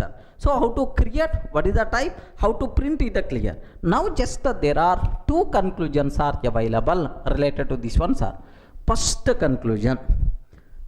Here how many values is represented? 4 values, 10, 20, 30, 40, that's all. So bytes data type can represent values only from 0 to 250, 0 to 256 or 255. Yes, friends? Can you please spell out 0 to 255 or 256? 0 to 255 only. Remember this one. Are you getting? Not 256. But sir, values only from 0 to 255 only. By mistake, if you are trying to add any other value, immediately we are going to get error, sir. Observe carefully. L is equal to 10, 20, 30, 40, 256 I am taking. Sorry, 256 is not allowed value. If I am trying to create bytes of L, I want to convert this list into bytes type. What will happen, sir? Have a look once. Error we are going to get. So here have a look once about this one, sir. Sir, 30, 10, 20, 30, 40, 256 I am taking. Are you getting? 256 I am taking, sir. What will happen is, observe very carefully, sir. 256 I am taking. What will happen is, sir, value error. Bytes must be in the range of are you seeing right? Range of 0 to 256. 0 to 256 range function means just now we covered 0 to 255 only. So if you are using any other value, we are going to get value error. Remember this one, sir. Okay, well, sir, suppose instead of 256, 255 I am taking, sir. Yes, then we are not going to get any error. Up to 255 it is allowed, sir. If you are taking 256, 257 like any other value, immediately we are going to get error. So conclusion 1. So in the bytes data type, the values must be within the range 0 to 255 only. Other than that, if you are taking, immediately which error we are getting? Please spell out which error we are getting? Value error. Okay, value error we are going to get. This is the first conclusion what we have. One more conclusion is there about this bytes data type, sir. What is that other conclusion is? Compulsory. Okay, bytes data type is sir, is it mutable or immutable? Okay, mutable or immutable? Sir, one point you should aware. So bytes data type, is it mutable or immutable? Yes, immutable. You can't change its content. But anyway, sequence of values, order is there, index is there, slicing is there, but you can't change its values. Now observe this one, sir. Here I'm taking, so print of b of 0. Let me write complete code so that you may get much clarity. Sir, here L is equal to 10, 20, 30, 40 friends. 10, 20, 30, 40. Now print of L of 0, let me convert into byte. B is equal to bytes of L. B is equal to bytes of L. Now let me print B of 0. B of 0, 10 we are going to get. What is the value? 10 we are getting. Sir, now B of 0 is equal to sum 77 I'm taking. It is within the range only, 0 to 255 only, within the range only. But still, it is not going to be accepted. What is the reason for that? Is bytes data type is immutable. Once we create bytes object, we can't change its content. By mistake, if you are trying to change its content, immediately error we are going to get. Everyone can able to understand, right? Have a look once, sir. Here I'm taking just this is bytes type. Bytes type, print of B of 0 I'm trying to take, sir. Print B of 0. What the answers are? 10, perfectly 10 we are going to get. Now B of 0 is equal to 77 I'm taking. 77 in the range only, 0 to 255 only. Now observe that. What the answer we are getting? Type error. Bytes object does not support item assignment. Are you getting? Bytes object does not support item assignment. Like type error we are going to get, sir. Are you getting? What is this error we will get? Type error we are going to get. So these are the two important conclusions you should aware about bytes type. The valid range 0 to 255 only, allowed elements in the bytes. Next bytes indexing concept, slicing concept applicable, but mutability you can't change it. It is immutable by default. Any doubt? Clear, right? Yes, up to this it's very clear for you people about bytes data type. Now the next data type what we have is byte array, sir. Then immediately we ask, sir, what is the difference between bytes and byte array? Very simple. Bytes data type, byte array, both are same. Only one difference. What is the difference? Is bytes is by default immutable. Immutable bytes. I want a mutable bytes. Then we require to go for byte array. Byte array is mutable. Bytes is immutable. Okay, like. Sir, now how you can create? Very, very simple. L is equal to 10, 20, 30, 40 is there. How to create bytes object? By using bytes function. How to create byte array object? Okay, B is equal to byte array. B is equal to byte array of L. So how you can create byte array? By using byte array function, right? Okay, like byte array is there. Now let me print the values present inside this byte array. Okay, very simple. L print of B of 0. What is the answer, sir? 10. Print of B of -1. What is the answer, sir? 40 we are going to get. Observe carefully, right? Now have a look once. I'm trying to create. Sir, L is equal to 10, 20, 30, 40, sir. Now B is equal to byte array of L, sir. Okay, let me print the type of B, sir. Let me print the type of B. Observe carefully. What is the type, sir? Byte array. Are you getting? What is the type we are getting? Byte array, like this, right? Now what is the first element in that? Sir, I'm trying to take B of 0. B of 0. The answer is 10. Okay, B of 1 minus 1 I'm taking. Last elements are 40 we are getting. 40 we are trying to get, sir. So it's very clear for you people how to create byte array like this, right? Sir, now first thing, here the values also should be in the range 0 to 255 only. If the value is not within the range, immediately you are going to get value error. Let me cross check. Have a look once, sir. By mistake 256 is there. 256 is there, sir. What will happen? 256 is there. What will happen? Immediately value error we are going to get. Byte must be in the range 0 to 256. Means, sir, 0 to 255 range. Like this is the one thing, right?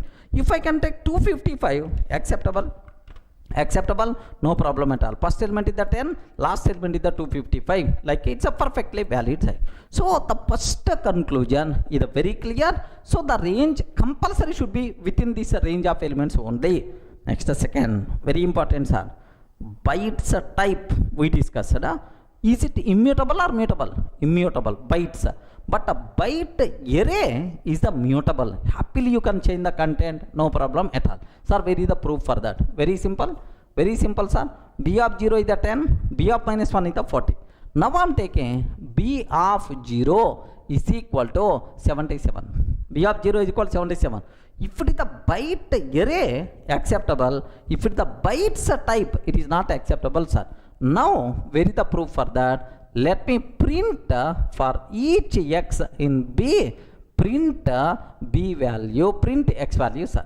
For every element present inside byte array, can you please print x? Now, definitely 77 you are going to get, sir. 77, 20, 30, 40, like you are going to get these outputs, sir. Means that byte array is modifiable, can be changeable. That's why byte array is what? Mutable or immutable? Respond, mutable or immutable? Byte array is mutable. Clear? Let me show this one. Have a look once, sir. Sir, let me remove this total 255. I don't want.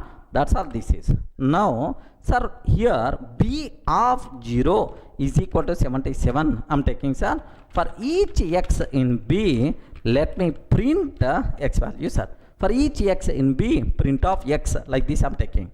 Have you observed? What is the answer, sir? 77, 20, 30, 40. Means that 10 replaced with 77. Okay, like. So can you please spell out? Bytes is immutable. Byte array is the mutable. Maybe a chance to ask in the interview room. What is the difference between bytes and byte array? Bytes is immutable. Byte array is mutable. Okay, like. Sir, where you can use these data types? Very rare if you are going to handle binary data. Okay, like images, video files, audio files. Then compulsory these data types must be required. Clear, right? Now I have one small point. Can you please clarify? We discussed about list concept. We discussed about tuple concept, set concept, frozen set concept, frozen set concept, dict concept we covered, dict. Now range concept we covered. Next bytes concept, byte array. All these data types we discussed, sir. Sir, now list is mutable or immutable? Respond. List is mutable or immutable? List is mutable, changeable. Tuple is immutable. Next, set. Can you please tell mutable or not? Yes, mutable. Frozen set, immutable. The name itself indicates, right? Frozen. Sir, freeze, you can't change. Freezed, okay, you can't change. Frozen set, immutable. Dictionary, mutable. Range, immutable. Range, you can't change the content because it's the sequence of values always. Bytes, immutable. Next, byte array is the mutable, like this, right? Okay, just aware this. Anyway, at last I will cover one summary diagram where we have to discuss about all these things. Don't worry, sir. Clear for all of you, right? Up to this, bytes and byte array type.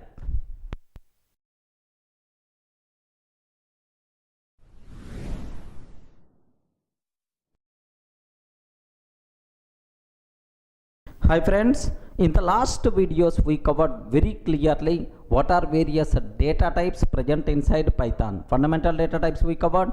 Next a list, tuple, set, a frozen set, range, dictionary, like all data types we discussed, right? Sir, let me summarize all these data types into a small table form so that you people will get much clarity on the subject. Okay, have a look once, sir. Sir, what fields I included? Sir, first one, data type. Data type, almost around 13 data types just I'm adding, sir. Int, float, complex, bool, str. These things are fundamental data types of Python. Next, list, tuple, set, frozen set, dict, bytes, byte array. Okay, like these things are extra data types what we have. Now description. Next, is it immutable or not? Next, order, insertion order preserved or not, order is there or not. Next, indexing concept, slicing concept applicable or not. Next, duplicates are allowed or not. So with respect to these properties, I want to compare these 13 data types so that I'm sure you people will get much clarity, and even it acts as a revision also. Just observe carefully, sir. Sir, what is the first data type? Int. What is the description for the int type, sir? Just to represent whole values. Are you getting? Just to represent whole numbers or integral numbers, whole numbers, right?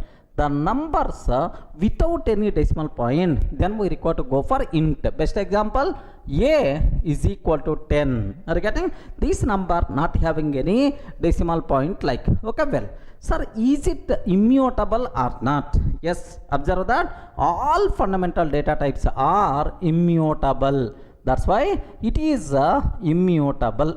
Okay, like, sir, order preserved or not? Because fundamental data types represent single value. If multiple values are there, then we have to talk about order, duplicates, indexing, like, but this is a single value. That's why, so order concept, indexing concept, next duplicates are allowed or not applicable. Remember this one. So these things are applicable for collection related data structures, right? Not for fundamental types. Okay, well, sir, now second one, floats.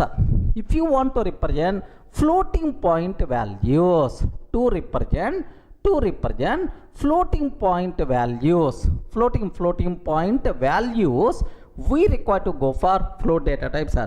Best example, floating point value means what? The number with the decimal point. Okay, like a is equal to 10.234.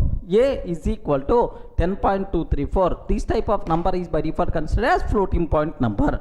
Sir, all fundamental data types are immutable. That's why, so float is the immutable or not? Immutable. What about insertion order? Not applicable. Indexing, not applicable. Duplicates concept, not applicable, because this is not a collection. It is a single value. Okay, like, sir, now complex, to represent complex numbers, to represent complex numbers, we require to go for complex type. Sir, a is equal to 10 plus 20j. Are you getting? A is equal to 10 plus 20j. These type of numbers are called complex number. All complex numbers are immutable. I mean, so fundamental data types are immutable. That's why immutable, sir. It is also single value. That's why duplicates concept, order concept, indexing concept, such type of terminology not applicable. Okay, like, sir, now bool type. Okay, to represent logical values, logical values, we require to go for bool data types. The only allowed values for the boolean data type are true and false. Remember this one, sir. So now a is equal to true. Are you getting? A is equal to true. Compulsory capital T. You should aware. B is equal to false. Like these are the only possible values for the boolean data types. Sir, bool data type, bool object is immutable or not? Yes, obviously all fundamental data type objects are immutable. It is also single value, either true or false. Where is the question of order, indexing and so on? Not applicable. Order is not applicable, indexing not applicable, duplicates not applicable, right?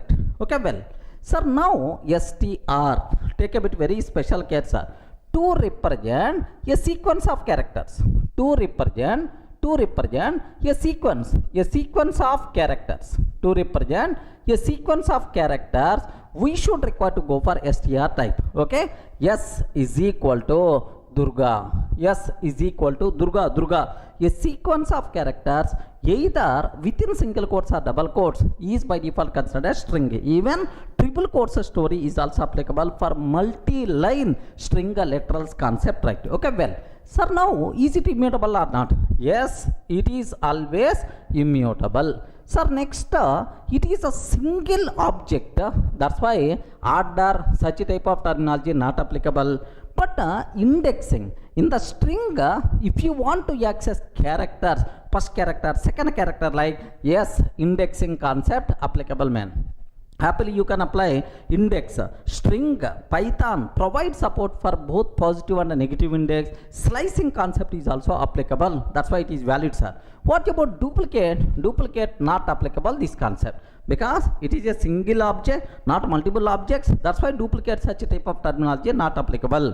One speciality for the string, if you want to access a single character by using index, we can access. If you want to access a group of characters, something like substring, then we require to go for what? Slice operator, right? Okay, well, sir, that's all. These are first 5 fundamental data types what we have. All fundamental data types are immutable, remember that carefully, sir. Okay, well, now list, sir, when we should go for list, to represent an ordered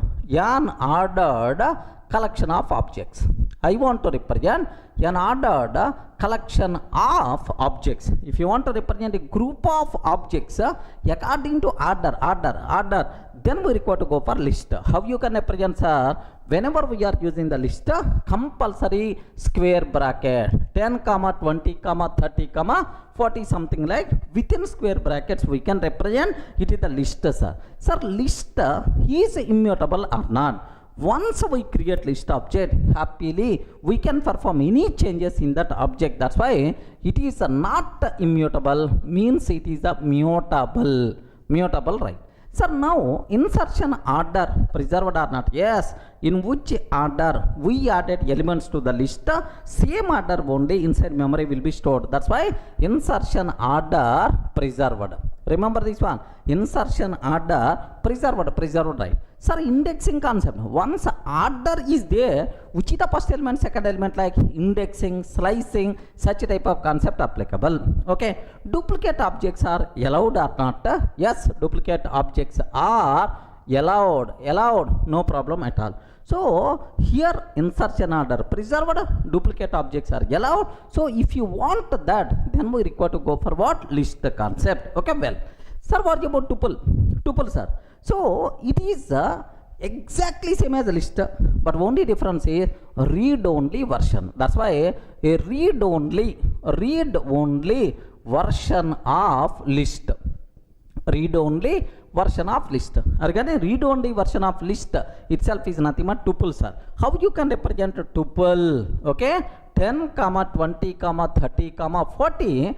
Within parentheses we are going to represent. I hope you people are aware. Within parentheses we have to represent, sir. Sir, now is it immutable or not? What the answer you can tell? Is it immutable? Tuple is immutable. List is immutable. Yes, it is immutable. It is the immutable, sir.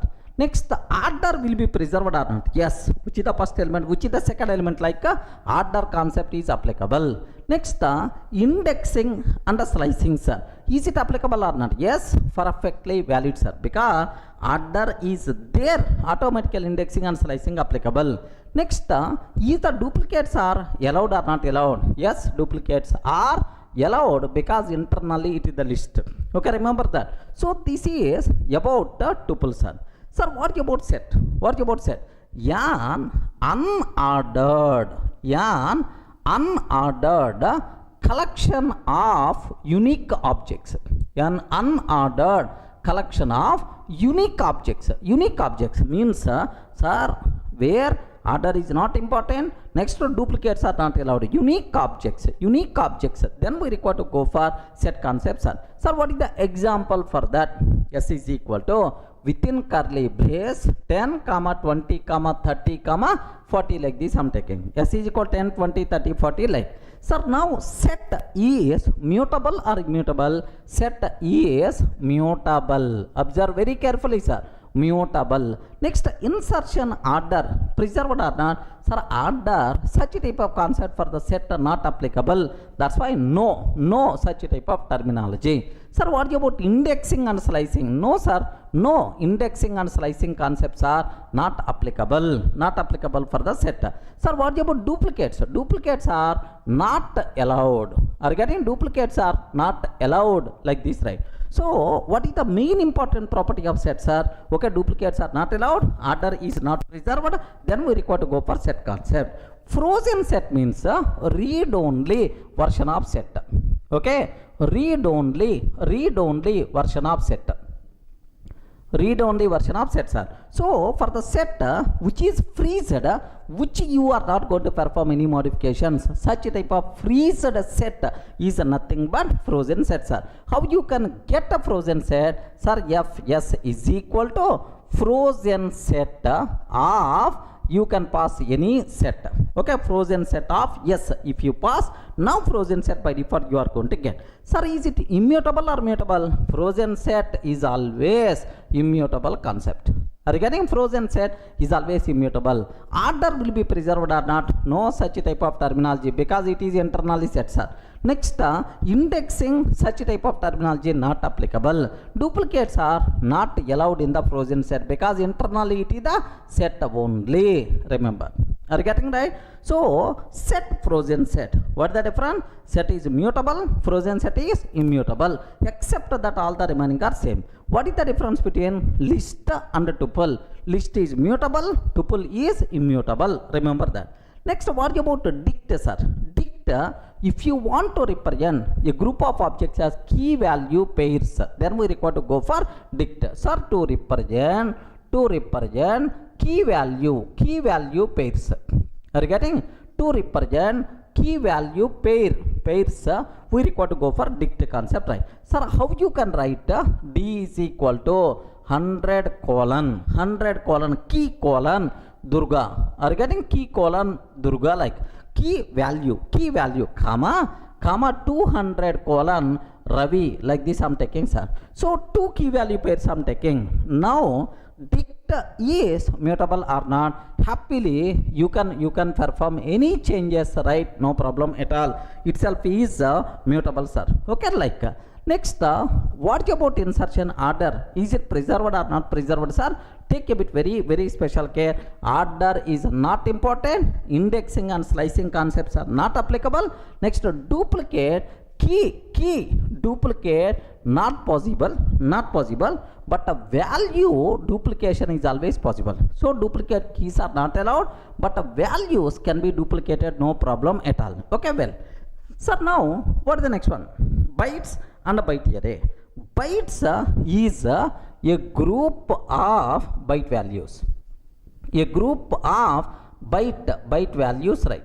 If you want to represent a group of byte values, then we have to go for bytes type, but compulsory the values should be in the range 0 to 255 only. Remember this one, 0 to 255 only. Next, bytes, is it mutable or immutable? Sir, believe me, this one is what? Immutable. Bytes is immutable. Next, order. Yes, order will be preserved, sir. Order will be preserved. Indexing and slicing is applicable. Next, duplicates are allowed, no problem at all. Duplicates are allowed, no issue at all. So, bytes is immutable. Order will be there. By using index you can access elements. Next, duplicates are allowed or not? Yes, allowed, no problem at all. So now byte array is it is also a group of byte values. A group of byte values. It's also a group of byte values, right? Sir, now do you know compulsory the value should be 0 to 255 only. But where is the difference between bytes and byte array? The bytes and byte array is, it is mutable. Are you getting? This one is what? Mutable. Observe that bytes is immutable, but byte array is mutable. Next, order will be preserved, sir. Yes. Next, indexing is possible. Next, duplicates are allowed, no problem at all. Are getting? Duplicates are allowed, acceptable, right? Okay, like. So now still we are missing one data type. Have you remembered, right? Okay, still we are missing one type. What that is? Range data type. Are you getting? Range data types are. When we should go for range, if you want to represent a sequence of values, so if you want to represent a sequence of values, we require to go for range type. Remember that a bit very carefully, sir. Range. When we should go for range, a sequence of values if you want to represent, then we have to go for range. Sir, range is mutable or immutable? Immutable. In the middle, you can't add something, you can't replace something like so range itself is immutable. Observe very carefully, sir. Immutable. Next, order is important or not? Yes, man. Order is important for the range, because 0 to 9, 1 to 10 or 10 to 20 is the indexing concept applicable or not? Perfectly indexing concept applicable, no problem at all, sir. Next, duplicates are allowed or not allowed? No, not allowed. Duplicates are not allowed in the case of sets, in the case of range. Remember, that's all. These are various data types whatever we have, sir.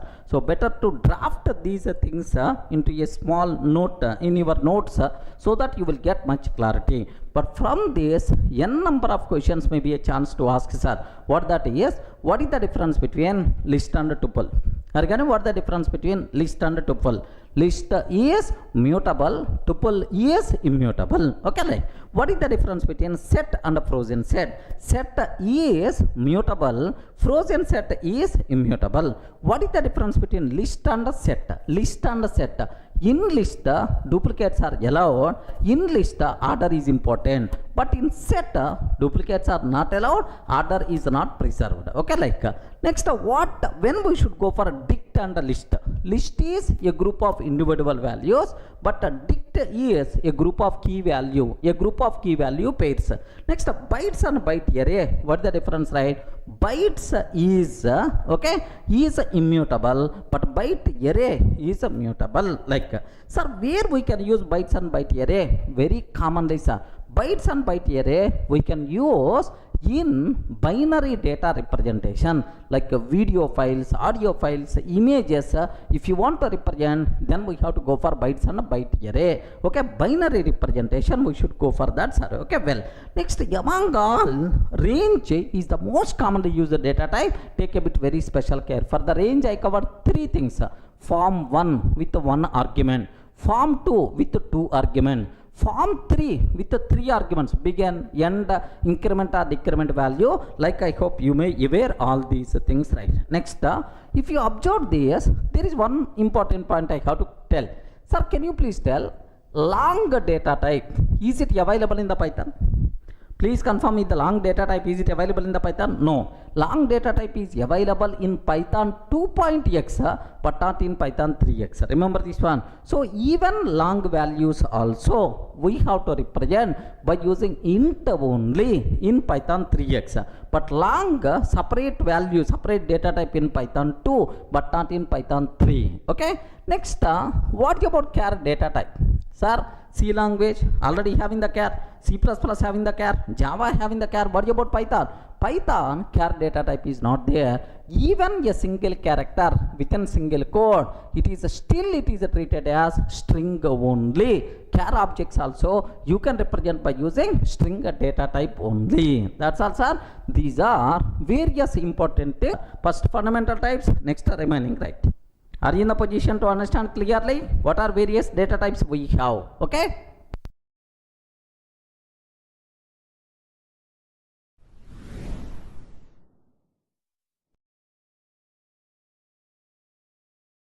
Sir, the next thing what I have to discuss, none data type, sir.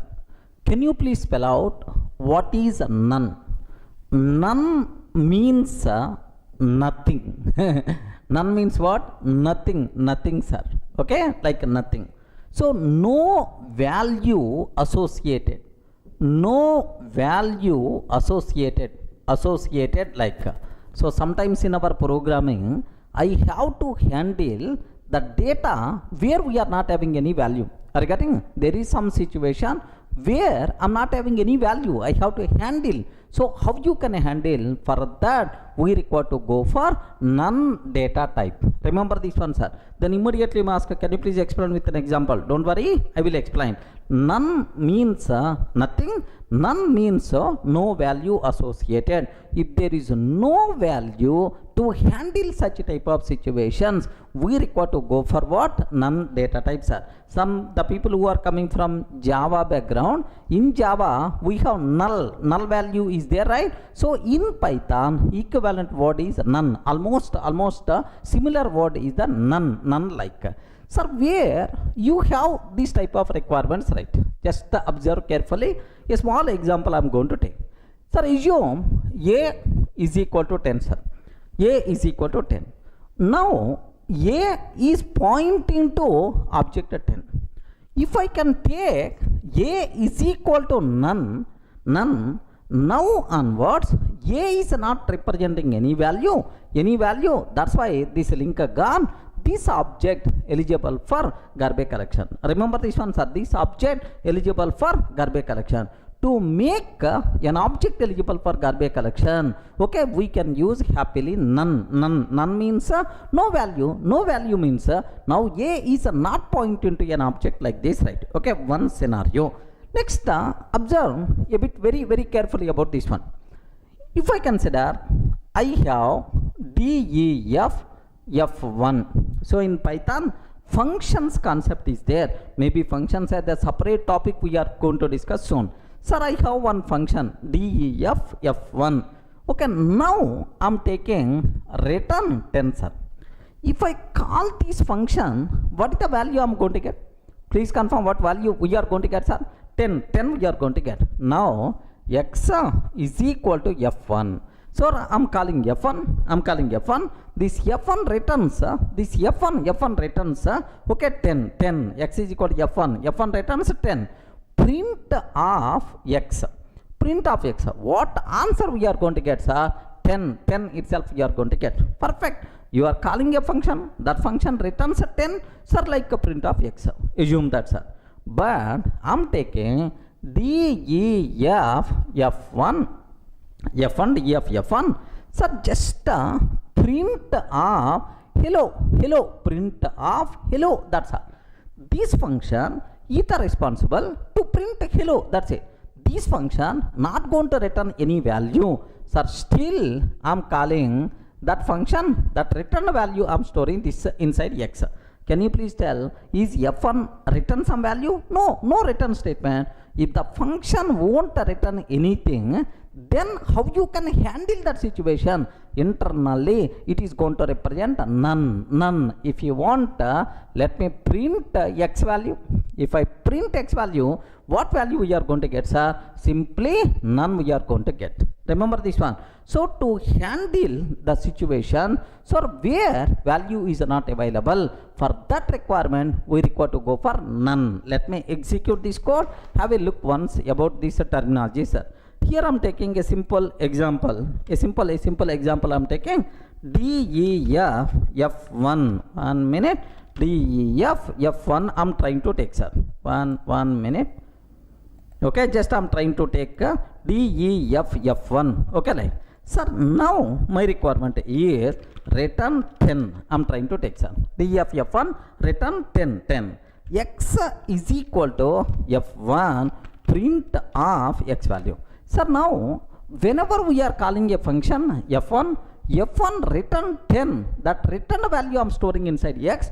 Whenever we are trying to print x, which value we are going to get, sir? 10 we are going to get. Have a look once. Observe carefully, sir. Here, if I execute this code, the answer we are going to get, sir, 10 itself is the answer, sir. Okay, well. Sir, now my requirement is, observe that this function just print hello, that's all. It is not going to return any value. So I'm not using any return statement, sir. Observe that I'm not using any return. So this function not return any value. Just f1 print hello, it won't return anything. If it won't return anything, how to handle such a type of scenario? We can handle such a type of scenario with sir, which common none, right? What is the output we are going to get, sir? Observe that. Yes, simply we are going to get none is the answer we are going to get, sir. Okay, well, so none means nothing, no value associated. In Python, there are some situations where value is not available. To handle such type of situations, happily we can go for none type. Clear for all of you, right? Sir, strictly speaking, internally, how this none is implemented? None is also an object only. Remember that, because in Python everything is an object. None is also internally represented as object only. Even we are using if the reference variable pointing to none, meaning that no value, but strictly speaking, none is also an object only, right? So best example, A is equal to none I'm taking, sir. None. Now A is pointing to none object. So if it is pointing to none object, mean it is indirectly means that it is not pointing to any official value. No value means none. Okay. Sir, now if it is really object, compulsory address will be there. What is the address of this object? Print of ID of A. What is the address of the none? Yes, you can get. Next, if it is really an object, what is the type, sir? What is the type? Print of type of A. Print of type of A. Do you know what is the type we are going to get, sir? None type. Remember this one. What is the internal corresponding? Sir, type is none type. This is the internal corresponding type. Okay, have a look once. Sir, now I'm trying to take A is equal to none. A is equal to none. Print of ID of A. What is the address of this none? What is the address of this none, sir? Address is, sir, it is representing address, right? Sir, next, what is the type of A? What is the type of A? Like, sir, what output by default we are going to get? Have a look once. Sir, this is the address we are going to get. The type itself is none type. Remember this one. The type itself is none type. Okay. So this is what you people should be aware about the none. Next, one more small point is there. So none means internally it's an object. If a reference variable point into none means no value. But strictly speaking, none is also an object in Python, sir. Okay, well. Next, how many none objects will be created are there in the Python? Remember this one, sir. Throughout the Python, sir, throughout Python, only one none object is available, sir. Okay, if you are using any number of times none, all the references are pointing to the same object only. So how many none objects will be there inside Python? Inside Python virtual machine, our PVM will create how many none objects? Only one object. Where is the proof for that? Observe carefully. Where is the proof for that? Have a look once. A is equal to none. A is equal to none. B is equal to none. Okay, C is equal to none. A, B, C is equal to none. Next, I'm taking D, E, F, F1. This F1 not having any body, empty body. How you can represent empty body? By using pass statement. Sir, what is the meaning of pass? Don't worry. We will concentrate in the next sessions. I will explain very clearly, don't worry, sir. But as of now, concentrate only on none. So this F1 won't return anything. Now I'm taking D is equal to F1. So can you please tell which value will be saved inside D? Or D refers which value? None, because F1 won't return anything. So A value none, B value none, C value none, D internally contains none only. So all these things will be pointed to only one none object. A is the none, B is also none, D is also like this. Are you getting right? So how many none objects will be created by the Python virtual machine? Only one object. Where is the proof, sir? How you can conclude? Like very simple, man. Print of ID of A. What is the address of A? Next ID of B. What is the address of B? Next ID of C. Next ID of D, like this, right? Sir, now A, B, C, D, like 4 variables are available, right? Sir, do you know in Python print statement, any number of arguments you can pass, no problem at all. More flexibility, man. Any number of arguments. What the address of A? What the address of B? What the address of C? What the address of D? What the address? Sir, we are always going to get same value. Because how many none objects will be created internally, sir? Only one none object. Remember, have a look once. Observe carefully, sir. Here I am taking same example. A, B is equal to none. C is equal to none, sir. C is equal to none, like I have. D, E, F, F1 function. Sir, just a pass. Pass means empty implementation. D is equal to F1. I'm calling F1 function. D, I'm calling F1. F1 is not going to return anything. Which value will be there, sir? None by default will be there. Sir, print of A comma B comma C comma D. In all cases, none is the answer. What is the address of this? ID of A. Next and after that, comma, ID of B, ID of A, ID of B, ID of C I am taking. Next, ID of D I am trying to take, sir. ID of A, B, C, D, like this. What is the answer we are going to get, sir? Observe that in all cases, none only. Sir, are you seeing? Sir, 976. Sir, 18, last 976. Is it the same value we are going to get or not? Yes, the same value. So, in Python, how many none objects got created by the Python virtual machine?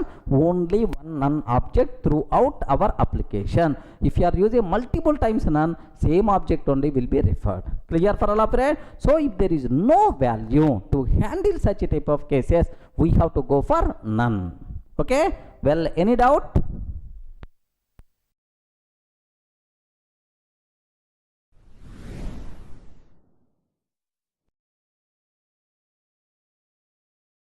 Sir, in the last video, we covered very clearly about none type.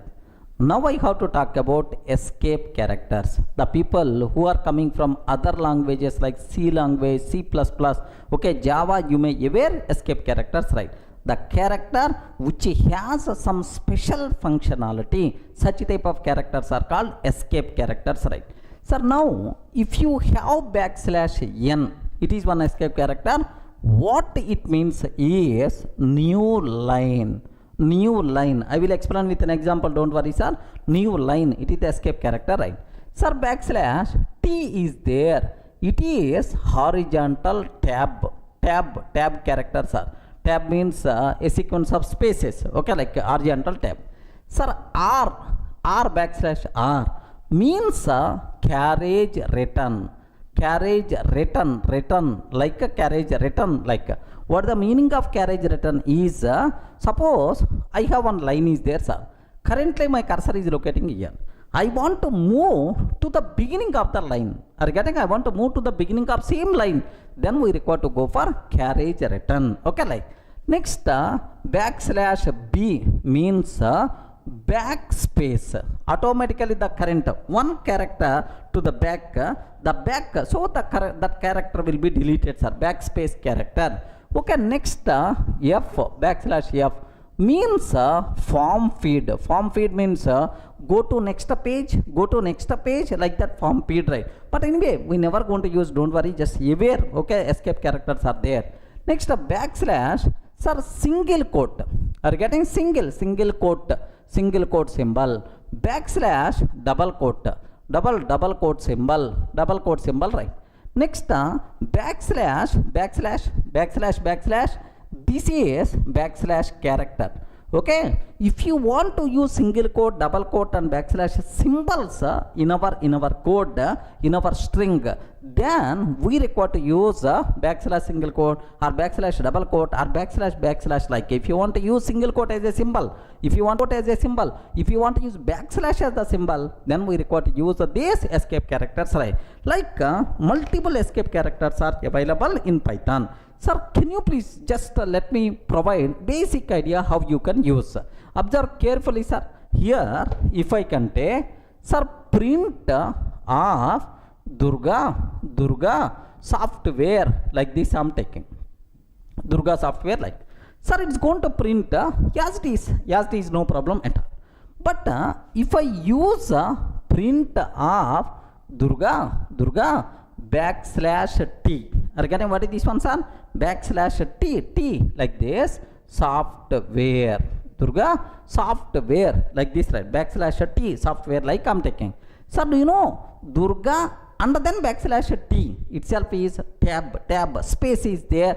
Now if you observe the output between Durga and the software, space you can see. Have a look once, just observe carefully, right?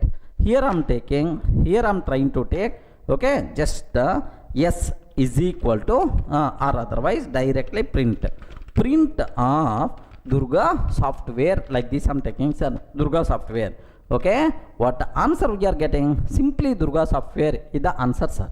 Now my question is Durga and then \t I'm taking. Have you observed, right? A special escape character I used \t. What it means? A tab. Tab means what? Spaces like. What the answer? Now are you in the position to see, sir? Yes, perfectly, sir. Like a space is going to come, no problem at all, sir. Okay, now the next one, sir, I want to use \n. Are you getting? I require to use what? \n. N means new line character. Instead of \t, if I use \n, now you are going to get Durga and the software will come in the next line. Remember this one, next line. Have a look once. \n means new line, right? Okay, observe \n I'm taking, sir. \n. What the answer? Durga is coming in the first line. Software is coming in the next line. \n, like this, right? Okay, like. So, what is the meaning of \t? What is the meaning of \n? Like it's clear. Sometimes my requirement is, I want to use a single quote as the symbol. Okay, single quote symbol. I require to use, sir. Observe carefully. Sir, print of, this is single quote symbol. Okay, like I'm taking, sir. Now, if I can take like, do you know, immediately I may get error. This is single quote symbol, I may get error. Sir, you open single quote here, you close the single quote. Now like, so I want to use single quote at the symbol. Okay, we have some alternative ways. Better to enclose by using double quotes, or better to enclose by using triple quotes, like there is a way. But anyway, I don't want to use that approach. I want to use single quotes only. Here also single quote. How you can use? If you want to use single quote as the symbol, compulsory we require to go for \. Single quote. Now it is treated, yeah, single quote symbol only. Observe that carefully, sir. Here, what I'm trying to take is, I don't want this is single quote symbol, like this I'm taking, sir.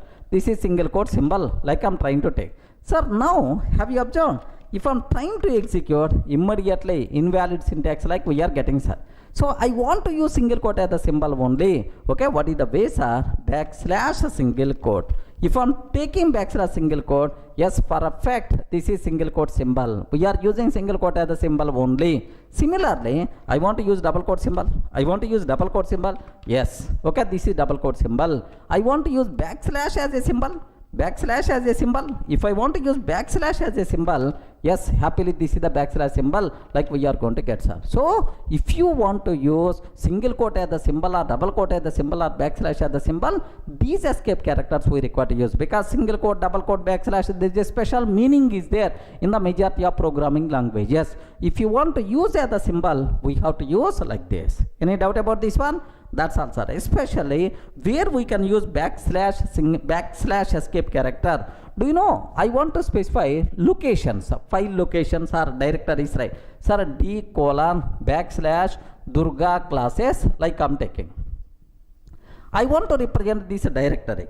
Whenever we are taking \d, immediately it is telling illegal escape character, something like, we may get error. That's why don't consider this \d as escape character. please consider backslash as symbol only. How you can specify backslash backslash? Are you getting? If I can take backslash backslash, now this backslash is treated as one symbol, not internal meaning is not applicable. Is it clear, right? These are various escape characters which are available in Python. Of course these are available in other languages also, like Java, C, C++, like everywhere these escape characters are applicable. Any doubt? Clear, right? Sir, now I will explain comments. How you can declare comments in Python. If you go for any other language like Java, sir, here if I can take like this, single line comment. This is single line comment. Okay, how you can write this one, single line comment. Next, multi-line comment if you want to write. Of course, this is the Java related terminology, man. Just observe. Multi-line comments if you want. Okay, first line, second line, third line, and so on like this. This is a multi-line comment. Okay, multi-line comment in Java, sir. Same way, can you please tell in Python how you can represent single line comment? Very simple, sir. We have to use hash symbol. Regarding we are using which symbol, sir? Hash symbol. This is symbol. This is single line comment. This is single line comment. Okay. Now my requirement is I want to use multi-line comments. Regarding single line comment anyway. If any line preceded starting with hash symbol, this total thing will become comment. Python virtual machine won't execute this line, sir. Remember, just it's a comment. That's all. Multi-line comments. How you can write in Python? Anyone? Can you please tell? Yes. Sir, somewhere I saw by using triple quote symbols we can write multi-line comments like. So what is the way? How you can? Can I use the same syntax? No. Such type of syntax is not there in Python, man. Okay. How you can write multi-line comments? For your kind information, multi-line comments not available in Python. Remember that. Then how you can write multi-line comments if you have multiple lines are there? Sir, line 1, line 2, line 3. I want to comment all the 3 lines. I require to comment all the 3 lines. How you can? Very simple. Use hash symbol for every line. Are you getting? Use hash symbol for every line. That's all. Multi-line comments are not there. Even multiple lines you require to comment. Compulsory you should go for hash symbols only. Sir, somewhere I saw. Okay. If I can take triple quotes.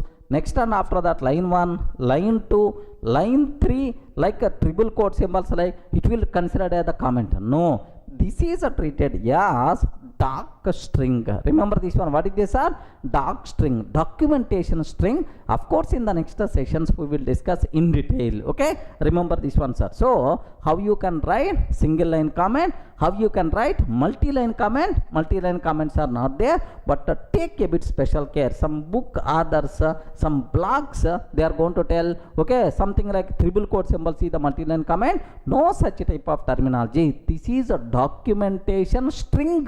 Sir, if you are going to generate documentation for your code, then this code will be there in the documentation. That is the doc string. This is, it is not multi-line comment. Clear for all of you, right? Just have a look once. Sir, I want to take here just the hash symbol, print this is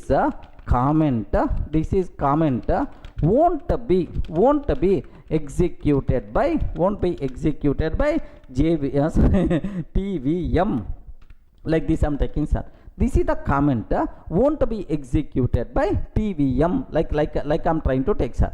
Now print this is a comment demo. Regarding this is a comment demo like this. So if I execute this code, what is the answer we are going to get, sir? Only this answer we will get. You never going to get this one as the answer. If you want Have a look once. What the answers are? Only one line. Only one line. Why the first line is not executed? Because it is a comment. Python virtual machine is going to ignore this comment. Suppose I want to take this one also comment, sir. Okay, I want to take this one also comment. Then automatically, what output by default we will get? Nothing. Nothing will be there. So multi-line comments how you can do, single line comments how you can do. That's all. This is the comments story in Python. Clear, right? Sir, I hope the people who are coming from other languages, you may aware constant. Constant means the value fixed, we can't change the value. Best example, sir, in Java. Assume that in Java, how you can declare constants? There is a way, is there, sir? Final int x is equal to 10. Final int x is equal to 10. Sir, x is always 10 only. If any person trying to change x value, immediately you are going to get error, sir. Remember, by mistake, if I am trying to change x value at the 20, immediately you are going to get error. In Java, this is just have a look once. Is it going to be happen or not? So which are called constants? Okay, here I am taking class test. Assume Java code, sir. Don't worry if you don't know about Java. Just for basic idea sake, I am taking, sir. Final int x is equal to 10. 10 like. Let me save this code as test.java. Okay, like first we have to compile Java code, Java C test.java. Next we have to run. Perfect, sir. It's a valid. Compiles and fine, no problem at all. Sir, now I'm trying to change its value as a 20, sir. Immediately compiler will give left and right. Observe that. Cannot here. Have you observed? Cannot assign a value to final variable x. Regarding immediately error by default we are going to get. Cannot assign a value to final variable x. Like this we are getting the error, sir. Okay, like. Sir, same. How you can implement in Python? What is the way, sir? Sir, very simple. In Python, modifiers concept is not applicable. Regarding final, static, such type of terminology is not applicable. That's why there is no way to define constants in Python. Remember, constants concept not applicable in Python. Then, but there is a convention. If you don't want to change the value, better to use uppercase characters. Max length is equal to 10. Something like. Now, if you don't want to change the value, just you can take max length is equal to value, something like the variable name. If you are going to take in uppercase character, it is the convention that it is the constant value. But make sure it is simply convention for coding. But if you want, you can change the value also. Just convention is there, but concept really internally not implemented, right? Okay. So can you please spell out constants concept applicable in Python or not? No. Constants concept is not applicable. So in convention, in program, if you don't want to change the value, better to use the convention. Sir, all the variable name should be in uppercase. Okay, let me show this one, sir.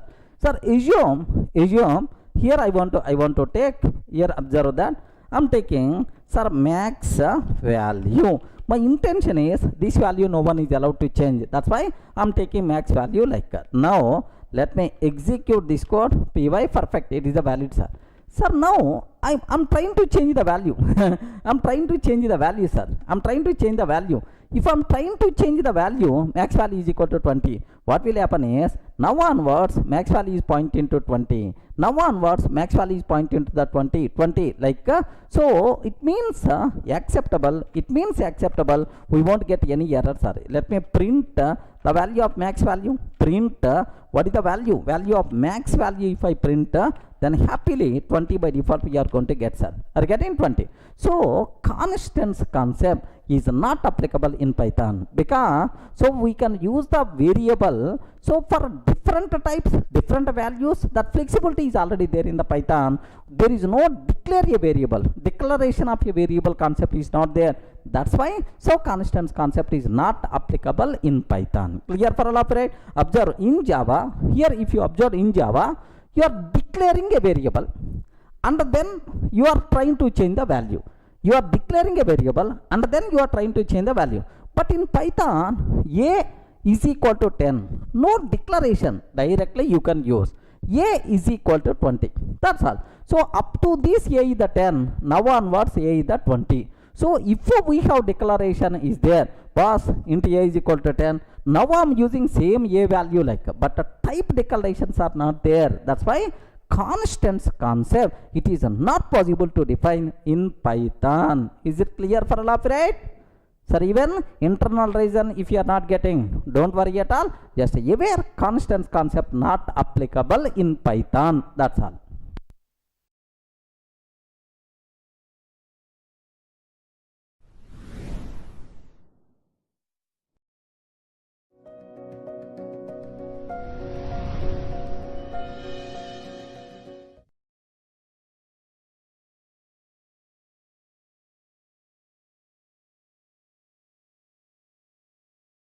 Hi friends, let me start the first topic in our Python, language fundamentals. Okay, so first language fundamentals, next input and output statements, operators, flow control, like almost around 25 topics we are going to discuss, right? But please make sure you people should have clear clarity about one point, sir. So if you aware the first basic classes very confidently, if you are getting perfection in basic concepts, then the remaining concepts will become very easy for you. That's why first 4 or 5 units, something like language fundamentals, operators, flow control, these kind of things better to have clear clarity. Automatically remaining things will become very easy for you people, right? Okay, so now the first topic, language fundamentals, right? This is the topic what I have to discuss. As a part of language fundamentals, okay, we have to talk about introduction. Array, what is Python? Why the name Python? Oh, why the name Python? Like sir, general syntax related things I will explain. Next, application areas of Python. Sir, where we can use this Python? Okay, next, features of Python. Either Python in the open source or not, platform independent or not, portable or not, like features of Python. Next, limitations of Python. Limitations, sir, where we can't use Python. Okay, like next, flavors of Python. Okay, multiple flavors are available for the Python, sir, as it is the open source, like Jython, Anaconda Python, Iron Python, like multiple flavors are there. I will explain. Next, sir, what are various versions? Python 2x, 2.x, Python 3.x, like we have to discuss about these version related issues, right? Next, identifiers concept we have to discuss, reserved words concept we have to talk, and then data types concept we have to discuss, right? Sir, under data types concept, almost around 14 data types we are going to discuss. Of course, all these things, fundamental data types I will explain, but all these things has a separate topics we are going to discuss in the next sessions also. But here basic idea about data types what we are going to use in Python, so we are going to discuss, right? Next, type casting, how to convert from one type to another type, is it possible? Like, so this is the agenda related to our language fundamentals concepts, sir. Almost around around 10 hours we are going to discuss only about these things, sir. That's why take a bit very special care to understand each and every point, sir. If you are very strong in the basics, then the remaining things will become so easily you can able to understand. The remaining things will become very easy. That's why please make sure you should have clear clarity. You require to spend much time on these basics, right? Okay, sir, let me talk about language fundamentals introduction part. Sir, first question I will ask, can you please tell what is a Python? Please respond. What is Python? Python, we are going to discuss Python almost around 2 months 3 months time we are going to spend on this. What is Python? Please spell out. Can I use the word? It is what is Python? Don't tell, sir, this is one type of snake. Regarding, don't tell it is one type of snake. Sir, in our technical terminology, it is a programming language. Observe that it is the programming language, right? We can develop applications by using this language. It's a programming language. Okay, like small applications, web applications, like we can develop applications by using this Python. Sir, best example, you are using calculator application. I'm sure if you know Python, you can develop that calculator by using our Python language. What we are using, sir? Okay, Gmail application you are using, gmail.com. That Gmail application we can develop by using Python. Remember, so what is Python, sir? Python is a programming language. Okay, well, sir, now I can use the word Python is high level programming language. Are you getting? Python is high level programming language. Then immediately you may ask, what is high level? High level means programmer friendly language. We are not required to worry about low level things. Are you getting right? It is a programmer friendly language, not a mission friendly language. Remember this one, sir. It's not mission friendly, programmer friendly. Programmer, by simply seeing the code, he can understand. He can write the code very easily, right? It is a programmer friendly language, but not a mission friendly language. Remember, low level activities. So being a programmer, we are not required to worry. Sir, what it means? Here observe that if I can take A is equal to 10, I am taking 10, B is equal to 20, I am taking, A is equal to 10, B is equal to 20, C is equal to 30, 30, if A greater than B, else 40 I am taking, 30, if A greater than B, else 40 I am taking, print C, sir. Are you getting? Print of C. Sir, here, do you know, if I can take this code, are you in the position to understand this code? Okay, you are not required to have any programming knowledge. Remember this one.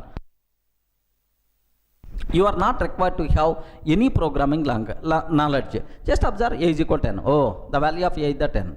B is equal to 20. The value of B is the 20. C is equal to 30 if A greater than B. 30 if A greater than B. Else 40, sir. So A, what is the value of A? 10. 10 greater than 20. No. 10 is greater than 20 fails. So if it satisfied 30, otherwise it is 40. Then obviously, what is the value of C, sir? The value of C, we are going to get what? 40. Sir, if you have the kid, can you please show these 4 lines of the code to your kid? Array, can you tell what thing is happening? What thing is happening?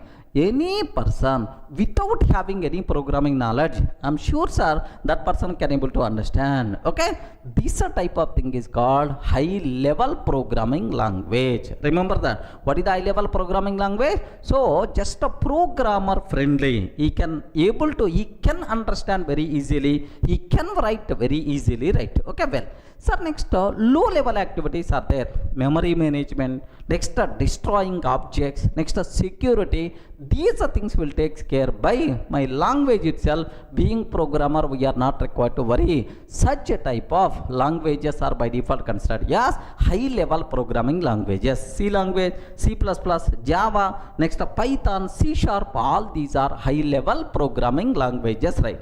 Then immediately you may have the doubt, sir, you are writing just 4 lines of the code. Is really Python code? Is it going to work? Is it going to work? Yes, believe me, it is really Python code, sir. It is going to print 40 are the answer. If you want, observe a bit very carefully. Sir, same lines of the code I want to show so that you people can feel more comfortable, right? Sir, what is the code? A is equal to 10.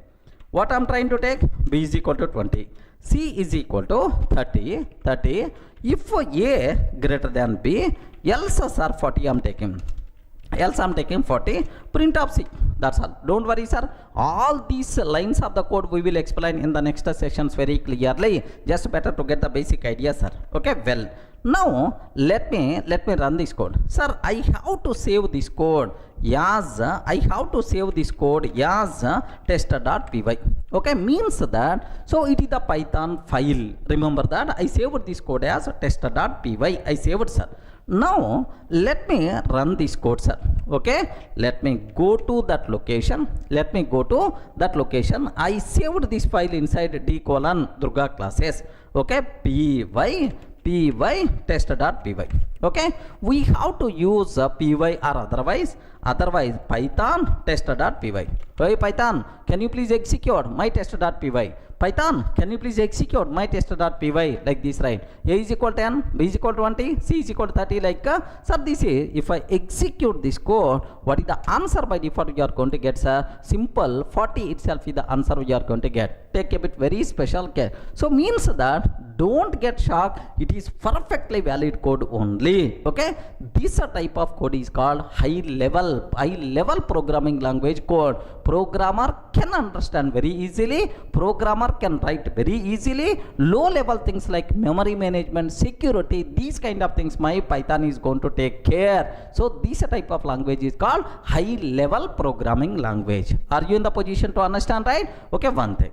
Next, one more, observe that carefully, sir. It is a general purpose. It is the general purpose.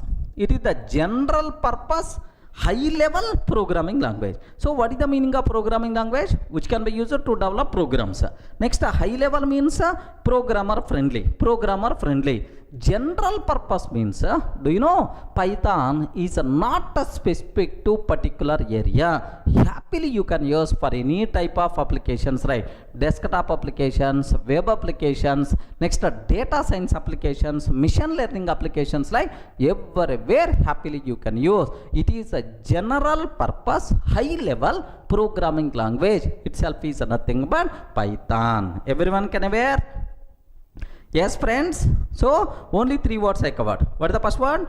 What is the first one? General purpose. For any type of application, happily we can use Python.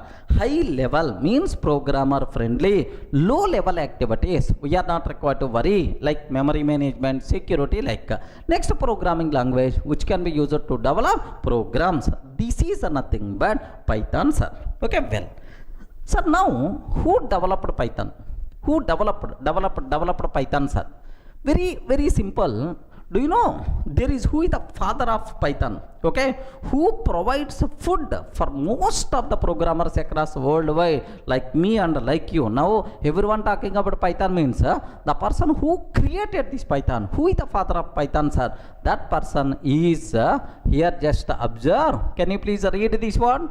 Can you please read? Guido van Rossum.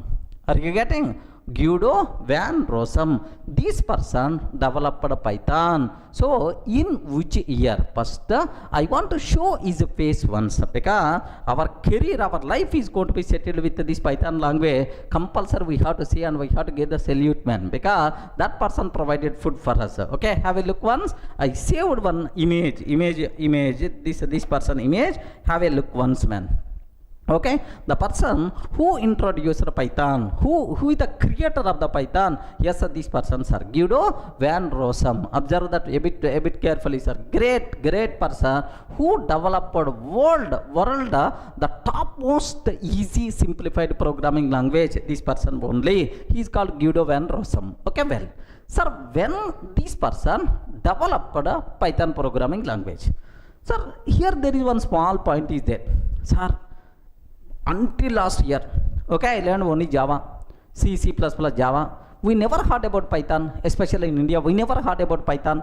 Okay, like, but suddenly Python, okay, now the people are start learning. Obviously, Python is the new programming language. Java is the old programming language. Some people are going to feel like this. Remember this one, sir. So, Java came in 1995. Remember this one. Sir, Java came in which year? 1995, sir. 1995, and officially released in 1996, sir. Remember. Next, Python, when this Python came, sir, 1989 only. Remember this one, 1989 only. So here means that it is the old language even than Java also. Remember, Java came in 1995 or 1996, sir, but Python came in 1989. It is the old language, right? Then immediately you may have the doubt, sir, why suddenly it became popular? Yes, I will explain the reason also. Just observe. So who developed Python language? Guido van Rossum developed Python language in which year, sir? 19 1989. Clear, right? Okay. Sir, while working in National Research Institute, in Netherlands.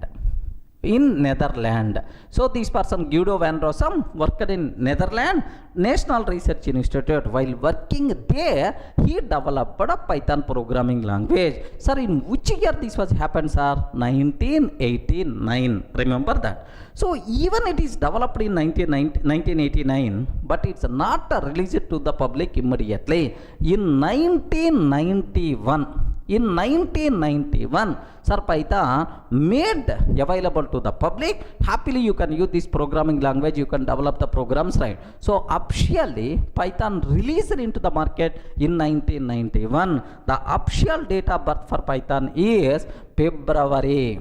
Okay? February 20th, 1991, the great day when the Python was introduced to the public, introduced to the market. February 20th, 1991, official date of birth for the Python.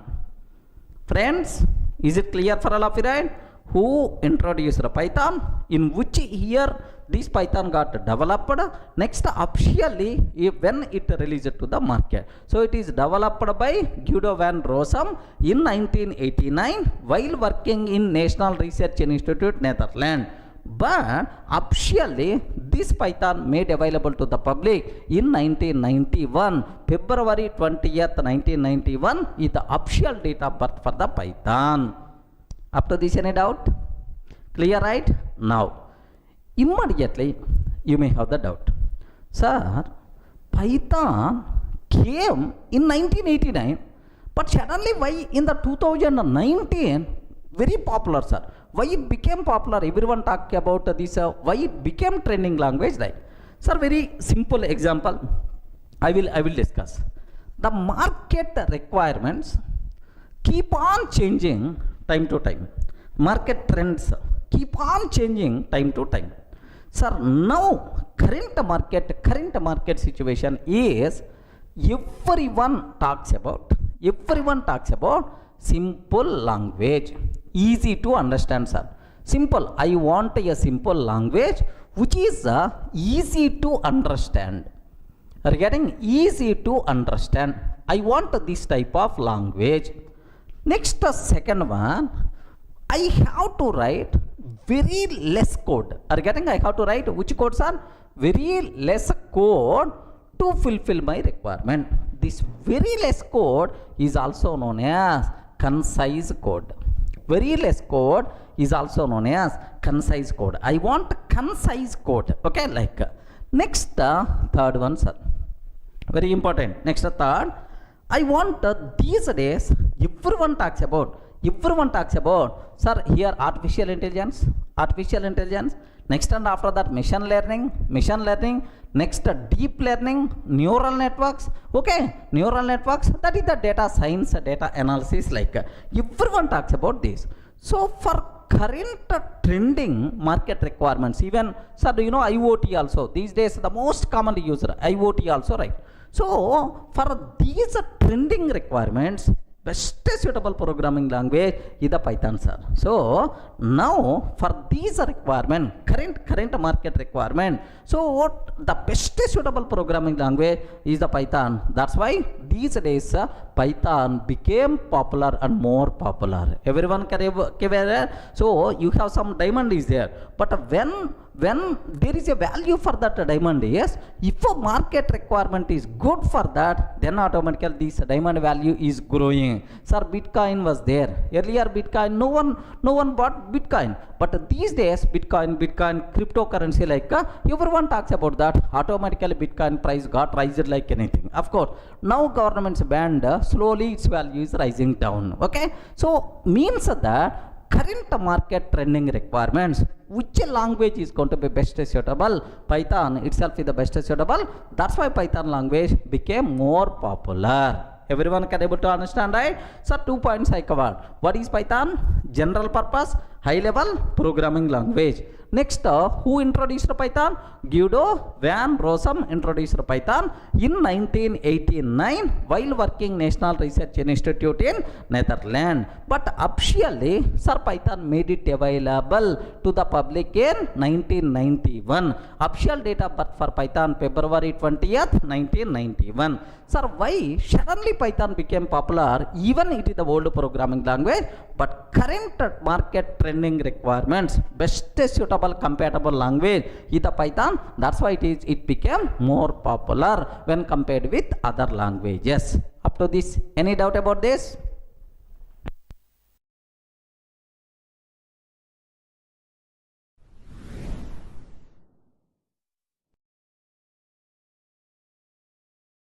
In the last video, we covered clearly what is Python, who introduced Python, what is the official date of birth for Python. Now I will explain. Sir, if you want to learn Python, what are various prerequisites are there? Sir, I don't know anything about programming. Can I learn Python or not? Sir, I know testing. I know manual testing. So can I learn Python or not? Sir, I'm coming from network background, no programming knowledge. Can I learn Python or not? Sir, these type of questions in my offline sessions, online sessions are very, very common, sir. So just aware only one point. If you want to learn Python, what thing is required? What prerequisite? What existing knowledge is? Simple, nothing. Remember this one. You are not required to know anything. If you know something, then it may be the problem. Remember that. You are not required to know anything to learn Python. Just are you in the position to read English statements or not? Okay. If you can read English, that thing is more enough to learn Python. Okay, that's all. So that's why even school kid also can learn Python, can write programs by using Python. That's why don't worry, sir. If you want to learn Python, if you have the kids, better to bring those kids also. If you are getting some doubt, your kid can clarify that doubt. Okay, that much easy programming language is the Python. Sir, orally you can tell any number of words, but can you please show some example? Really, is that much easy or not? Yes, man. Okay. If you learned any programming language, what is the first application? Hello world application. Correct or not? What is the first application we have to discuss? Hello world application. Sir, in C language, how many lines of the code we have to write to print hello world to the console? If it is the Java, if it is the Python, just I will show, sir. Example 1. To print hello world to the console. Sir, if you go for C language code, okay, here do you know main, of course, C language code if you want, here hash include stdio.h. Sir, I don't know about this, not required. We are just, I'm showing, just see the basic difference. Sir, like now I'm taking main method, main function, like here just my requirement is print f of hello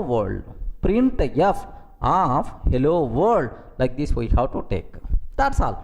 This is the code related to C programming language, and we have to compile this code and we have to run this code, then hello world will be printed to the console. Assume that, sir. Sir, oddly 1, 2, 3, 4, 5 lines of the code I wrote. Okay, excellent. Now if I consider Java code, what we have to write in Java to print hello world, sir? Very simple. Public class test. In Java, everything we have to write inside a class because it is object oriented programming. Public class test, and then public static void main method,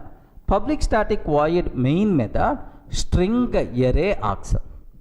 Public static void main string array args, and then system dot out dot println. Here we have to take hello world, hello world, like this I'm taking, sir, hello world. And then I have to compile this code, I have to run this code. So to compile, most of the people already aware, Java C test.java, the code is going to compile. Once the code compile, now Java test, are you getting? Once the code compile, Java test, this is now you can see hello world to the console, right? So if this is the Java code, what I have to write? To print hello world. Just let me show, sir. Now, instead of writing orally, let me show that output also. Matter of 1 minute. Have a look once. I have to write Java code. Okay, don't worry. Even you don't know Java, I want to teach Java. You are not required to worry, sir. So public class test I'm taking. Next and after that, public, okay, static void main method. Public static void main, and then string array accept. Okay, like now system dot out dot println of hello world, like this I'm taking, sir, hello world, like, sir. Now let me save this code as test.java, like this I took, sir, test.java. Now let me go to the console. Okay, Java C test.java, we have to compile. Yes, the code compiles fine. Java test, okay, like happily hello world will be printed to the console. Okay, how many lines of the code we require to write to do this? Almost around 7 lines of the code, 7 or 8 lines of the code we have to write. Okay, well, sir, now if it is the Python, how many lines of the code we have to write? How many lines of the code we require to write? Okay, if it is the Python, sir, can you please guess? If it is the C language, almost 4 or 5 lines. If it is the Java language, almost around 7 lines of the code we wrote. Can you please confirm? If it is the Python, how many lines of the code is required? Only 1 line. Only 1 line. What is that line? Is print of hello world. Are you getting? Print of hello world. That's all. Okay, semicolon is also optional. Print of hello world, like this, right? Only 1 line itself is enough. We are not required to compile, just run, that's all. Okay, how you can run, sir? Python test.py. Assume that I saved this line inside test.py, Python test.py, or shortly in some systems we can take py test.py also will work, sir. Okay, either this command or this command. Instead of Python, you can take just a py. Happily it's going to run. Okay, let me show this one, sir. Okay, here have a look once, sir. I have test.py is there. In that print hello world, like this I'm taking, sir. Hello world, like no semicolon. Next, instead of double quotes, you can take single quotes also acceptable. Okay, happily, do you know, just I want to compile Python test.py, yes, hello world, or py test.py, hello world is the answer you are going to get. Have you observed, right? Now just to print hello world, if it is the C language, how much code we have to write? If it is the Java, how much code? If it is the Python, how much code we have to write? Only 1 line. So if you show this code to your kid, okay, you are a school student, some 3rd standard, 4th standard kid is there. Sir, can you please explain about this code? Like you can ask your kid, Dad, what you are doing? Are you getting? Dad, what you are doing? I didn't get anything. Array, what is public? What is class? What is test? What is public? Static, void, main, string array. Like he may not. So if any kid coming to learn programming language, if I show in the first class, this is the hello world program, like do you know what will happen here? That kid will run like anything. I don't want this programming I don't want this programming like. But if you show this line, array, this is the simple, it is the easy way of programming, definitely that kid can be, yes, easily can able to understand, like. So when compared with any other language, either C language or Java language, C++ or your C#.net, okay, the easiest programming language is the Python language, man. Okay, how many lines of the code we have to write? Please confirm how many lines of the code I wrote? Only one line. That is what the concise code. Are you getting? That's what concise code. Not only hello world program. In every area, Python is always showing yes some kind of mechanism, some benefit when compared with other languages, right? Easiness, concise code, library support makes Python as more popular these days. Remember, are you in the position to understand, right? Simple hello world program. Let me go for one more example. What I want to take is array to print sum of two numbers. That's about my requirement. Are you getting? I have two numbers are there. To print sum of two numbers I require to print. Okay, have a look once, sir. I will go for that. Sir, I want to print the sum of two numbers. This is my next program. If it is the C, how we can write the code? Java, what is the code? Python, what is the code? So that is really Python is the beautiful programming language or not, you can able to observe, sir. Observe carefully. In C language, what's my requirement, sir? The sum of two int values I want to print. Okay, well, sir, here I'm taking hash include, okay, stdio.h. stdio.h. Next, main method, like some people may have the doubt, sir, you didn't keep return type. Default return type is int. Sir, if you are not writing return 0, automatically is going to take care. We are not required to worry. Main, sir, in that I'm declaring int a comma b. How many variables I declare? Two variable. Both variables are what type? Int type, int values, right?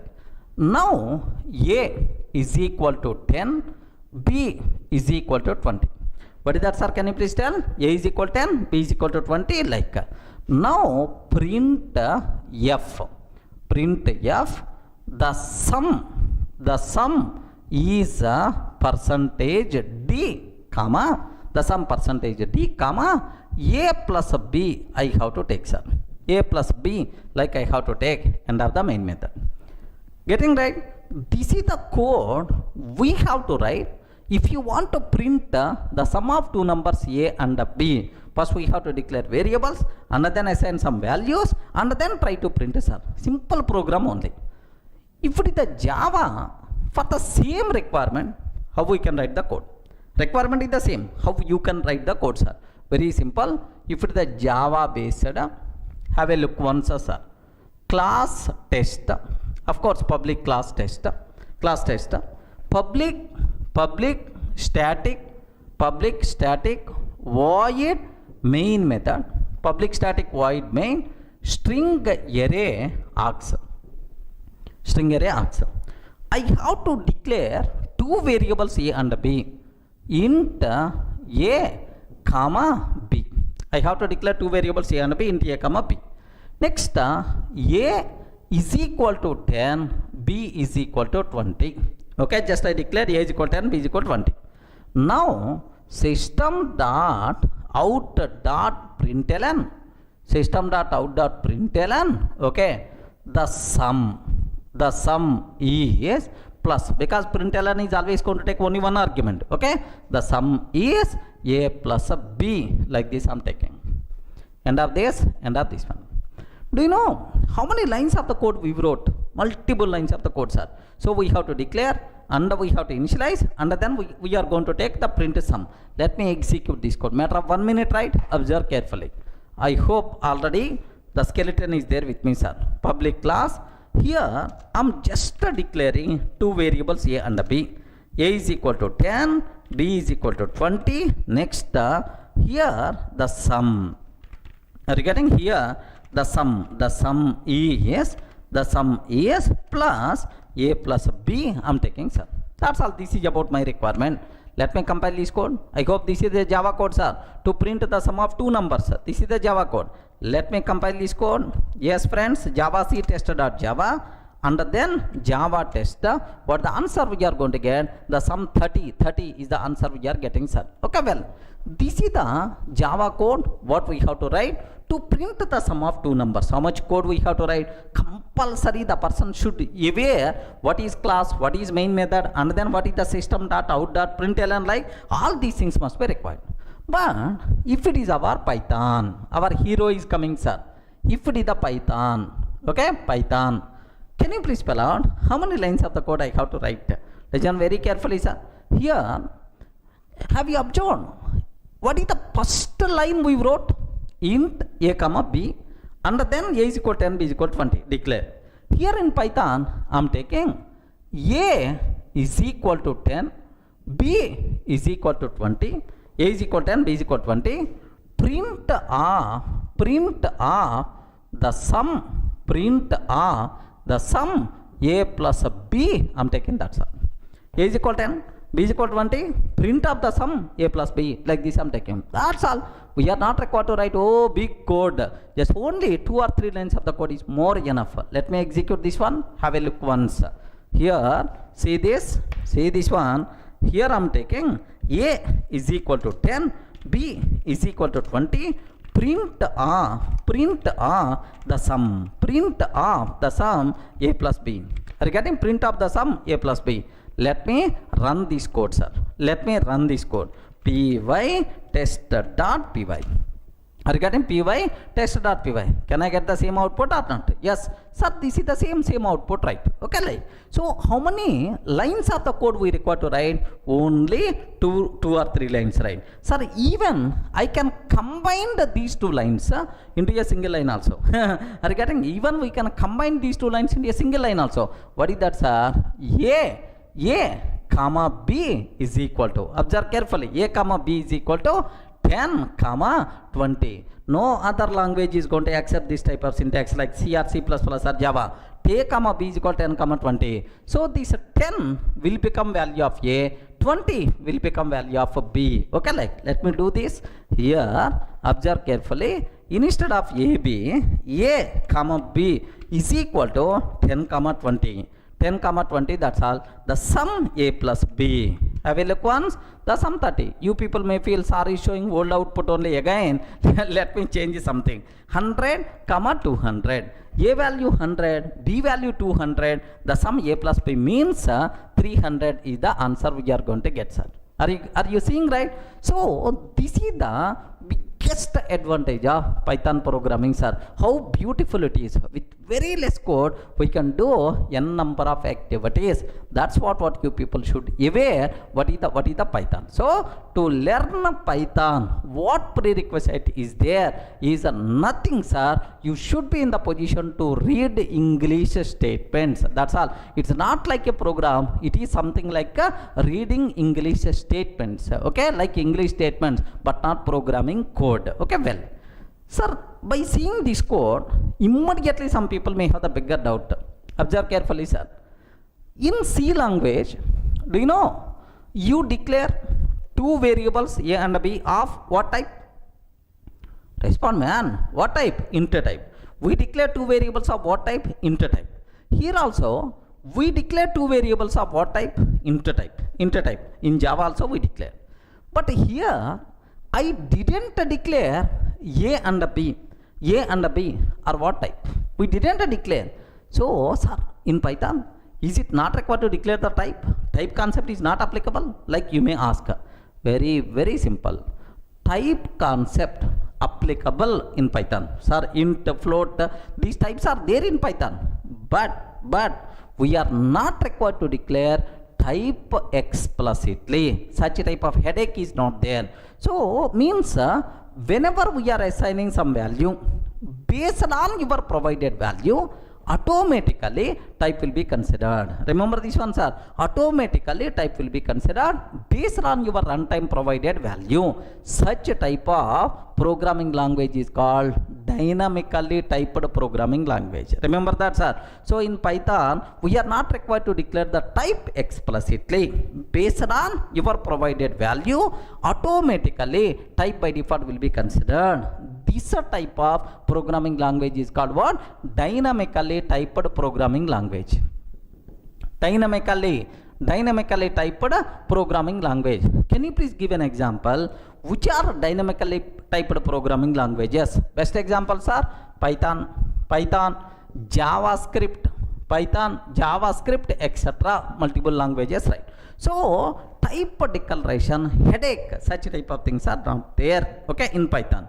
But in Java, compulsory each and every variable should be declared with a type. Without a type, you can't use any single variable also. Such type of programming languages are statically typed programming languages. Are you getting right? What is this one? Statically typed programming languages. Best examples are C language, C++, Java. These are things are statically typed programming languages. So one more important point, sir. Okay, type headaches also not there in Python. Any doubt? So are you going to learn easy programming language or difficult programming language? Sir, any prerequisite is required to learn Python? Nothing, sir. If you don't know anything, well and good. If you know something, then it may be the problem. Are you getting? Sir, I'm not having any programming knowledge. Can I learn Python? Yes, you are the best person to learn Python, man. Sir, I know Java. Can I learn Python? Yes, you can learn. But every time you are going to compare Python with Java, then obviously you may get confusion. That's why. So don't worry at all. So to learn Python, nothing, no prerequisite is required. Easily you can learn. That's why. So do you know? So for the beginner, yeah, the first programming language, if you want to learn, better to go for what? Yes, friends. Yeah, the first programming language for the beginner, if you want to learn, better to go for Python. That's why in our colleges, first C language, next C++, Java like, but that style got changed. Now first Python, after that any other language. Okay, so easy programming language is the Python. In schools in India, there are some schools are there, CBSE central syllabus, 8th standard or 9th standard Python programming language is there in schools. Remember, not in at least intermediate +2 also. In the school itself, this subject is there. That much easy programming language you people are going to learn. So be ready to give left and right to the Python. Clear? Sir, just now I told dynamically typed. Based on runtime value, automatically type will be considered. Correct, right? Sir, can you please show some idea? We didn't get much clarity about this one. Can you please show some idea, like you may ask? Very, very simple, sir. Do you know, in Java, if you consider int, just I'm taking a is equal to 10. Observe very carefully, sir. In Java, if I can take a is equal to 10, immediately error. Hey, what is the type of a? Where you declare the type? Okay, like immediately error we are going to get. Type compulsory we have to declare. Regarding otherwise error, sir. But in Python, a is equal to 10. So Python virtual machine never going to object what is the type of a, because so which value you provided? 10. So based on 10, automatically type will be considered. Sir, where is the proof? How you can tell that? It is 10. It is the int type. How you can tell it is the int type? Very simple, sir. Print type of a. Can you please print a type of a? Type of a. Now it is going to tell that int type, sir. Remember this one. It is going to tell int type. Let me show this one. Have a look once, sir. Very, very carefully observe that. Here let me take a is equal to 10. Print of type of a. Print of type of a. Now observe carefully, sir. What is the answer? Class int type. It is what type? Int type, sir. Suppose instead of 10, if I can take 10.5, if I can take 10.5, 10.5 means float type. It is called float type. Next, sir, instead of 10.5, I'm taking true like this, right? What is the type, sir? Bool type, boolean, true, false means bool type, like type will be considered automatically based on our provided value. Clear for all of you, right? Next, one more advantage I will tell, sir. What is that advantage? Is in Java, if I can take int a is equal 10, observe carefully, int a is equal 10. Now a is what type? Respond. A is what type? Int type. What is the value? 10. Sir, now after some lines, A is equal to 10.5 I am taking, sir. In Java, A is equal to 10.5 I am taking. Java compiler will give left and right. Hey, it is int type. How you can assign double value? It is the int type. How you can assign double value? Like a compile time error. So throughout its lifetime, this A is always what types are? Int type only. Okay. But in Python, do you know what is the type of A? Int, sir. In the next line, A is equal to 10.5 I can take. Next line only, A is equal to 10.5. Now onwards, A is float type variable. If you want, you can print type of A. Type of A. Now you are going to get float type, sir. Okay. Next, after that, immediately I am taking A is equal to Durga. A is equal to Durga. It is the string type. Again, now onwards, A is acts as Durga. So throughout life, A is always in type. Throughout life, A is always float type. No such type of terminology. Whenever you are assigning different type of value, automatically type will be changed as per requirement. Regarding that's why same variable we can use with the multiple types possible, right? Okay, let me show this one. So A is equal to 10 I am taking, sir. A is equal to 10, print type of A. Now it is int type. Okay, well. Now after that, suddenly I am taking A is equal to 10.5, print of type of A. Sir, same A only. Sir, once this line assigned, now onwards it will become float type. Now onwards it will become float type. Have you observed, right? Now onwards A will become float type. Now A is equal to Durga I am taking, sir. Print type of A. Print type of A. Now onwards it will become string type. Regarding str type. Str means what? String type, like this. Of course, all these types I will explain in detail. Don't worry, sir. So this is more easiness, more flexibility to the programmer. Not required to declare the type explicitly. Next, based on our requirement, you can use the same variable with different types also. That possibility is there. This nature is called dynamically typed programming language, which is the more flexible to the programmer. Clear, right?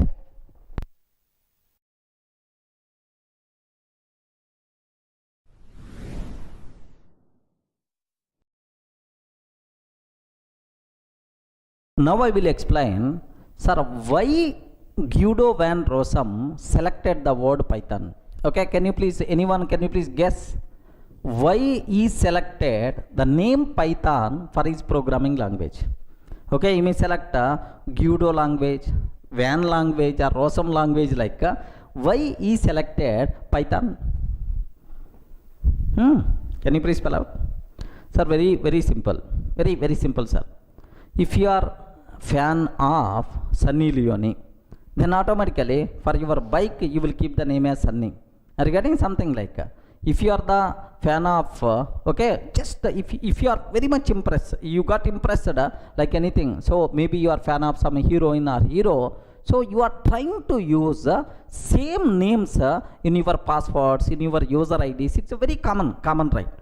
The same way, this Guido also very much impressed with one fun show, comedy show. Okay, in Telugu we have Jabardasti, Extra Jabardasti, like full comedy shows are there. In India, Coffee with Karan, like there are some programs are there, sir.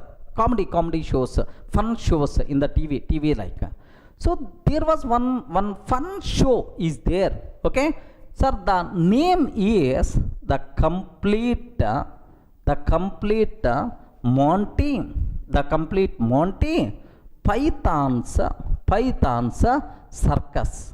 The complete Monty Python's circus. Okay, like, so do you know this is the comedy show which was broadcasted in BBC. Okay, 1969 to 1974.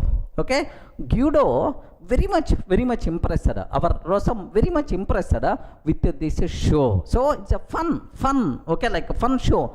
From this, he selected the word Python to our programming language. Remember this one, sir. So, sir, why the word Python? Sir, because of snake or because of anaconda, like no such a type of reasons, right? Why the word Python got selected? Okay, our who developer, our father of Python, this person very much impressed with this show, fun show, the complete Monty Python's circus, okay, which was broadcasted in the BBC in 1969 to 1974. From this, the name Python came in the picture. Sir, not only this one, sir, for any name, there is some story is there, sir. If you consider Java, sir, just only 2 minutes, I won't take much time. Java, why the name Java came in the picture? Do you know James Gosling, who is the father of Java, sir? Why the name Java came in the picture? He is very, very simple, sir. Do you know? They used the word, they developed some language, programming language. They required some name. So what, in the building, just beside their window, there are oak trees are there, sir. Oak trees are there beside the window. Then automatically, these developers thought that, James Gosling team thought that, hey, we can keep oak name for our programming language. Like they decided oak as the name and went to the registration. But whenever they approach a registration, oak, this word already registered with some electronics company. Sorry, we can't give this name. Then automatically they have to choose other name. Then usually, so they will very much fancy. The James Gosling, who is the father of Java, they are very much fancy about one coffee flavor, tea, coffee flavor. That coffee flavor name is Java. Are you getting that? Coffee flavor name is Java. That's why they choose the Java name for that programming language. Are you getting? Just based on the coffee flavor name they used, that's why the name Java came in the picture. Next, do you know, somewhere you may heard about Hadoop? Hadoop, sir. For the Hadoop, what is the logo for Hadoop? Ayo, Hadoop, big data, man. Big data. What is the logo for Hadoop? Logo for Hadoop is, do you know, something like a yellow elephant with cap. Correct or not? Yellow elephant with cap. If you want to observe that. Okay, some people may not aware. So do you know Java logo? Java. Here if you observe Java logo. Observe that. So do you know this is the Java logo. Okay, the logo. This is the Java logo. Why? Because James Gosling team, they are always prefer Java flavor tea, Java flavor coffee. That's why they used this word Java. That's why logo. If you consider why coffee cup logo in Java, the reason you know, right? Hadoop, what is the Hadoop logo? If you consider Hadoop logo, are you seeing, right? Yellow elephant. Are you seeing yellow elephant? You can see, sir, yellow elephant. Sir, who is the father of Hadoop? Who is the father of Hadoop, sir? Just cutting some names, sir. Yes, cutting. Dog cutting is the name. Sir, do you know why this yellow color elephant came? Anyone, can you please tell the reason? Very simple. The reason for that is, sir, Hadoop means big data. Big data means elephant is the big animal. That's why the name.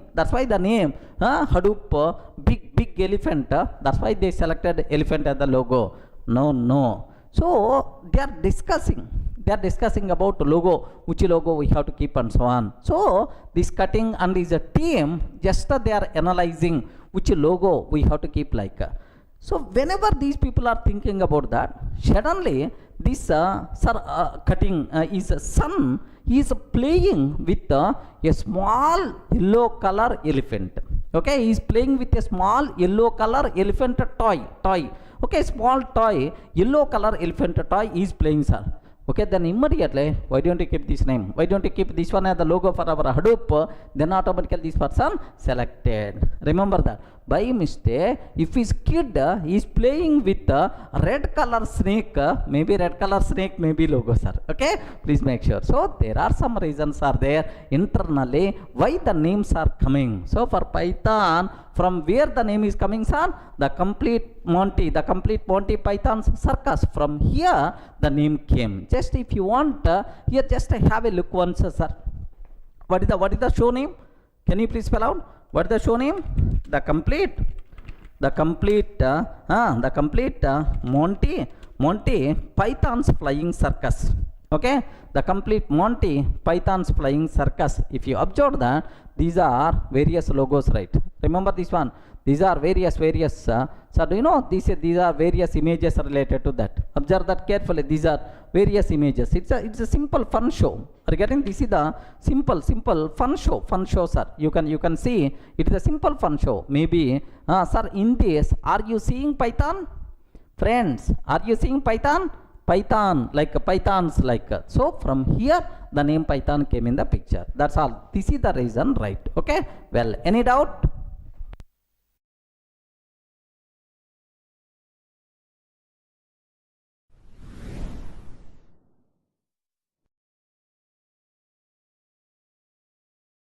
Now I will explain very important special feature of the Python. What is that is? Observe carefully. If you consider C language, if you consider C programming language, can you please tell C is functional programming language? What is this one, sir? Can you please spell out? C is functional programming language. Functional programming language is the C, sir. If you consider C++ and Java, Java, these are object-oriented programming languages, C++ and Java. If you go for Perl, okay, Perl and shell script. If you go for Perl and shell script, these languages are scripting languages. Are you getting scripting languages, right? These are scripting languages. If you go for modular, okay, like these are scripting languages, right?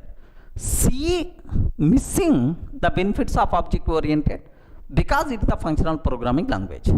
Next, so if I can ask C, can you please provide support for inheritance, polymorphism, encapsulation, like C person is going to tell what all these things. I don't know, nonsense. I don't know, like.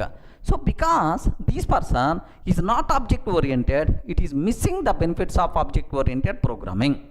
If I can ask a C++ and Java, C++ person, okay, Java person, immediately, yes, I'm object oriented programming language, so I can provide benefits of reusability, inheritance, code inheritance, next polymorphism, encapsulation, like all the things I can talk, like. Array, can you please talk about functional programming, like? If I can ask these people, sorry man, I can't.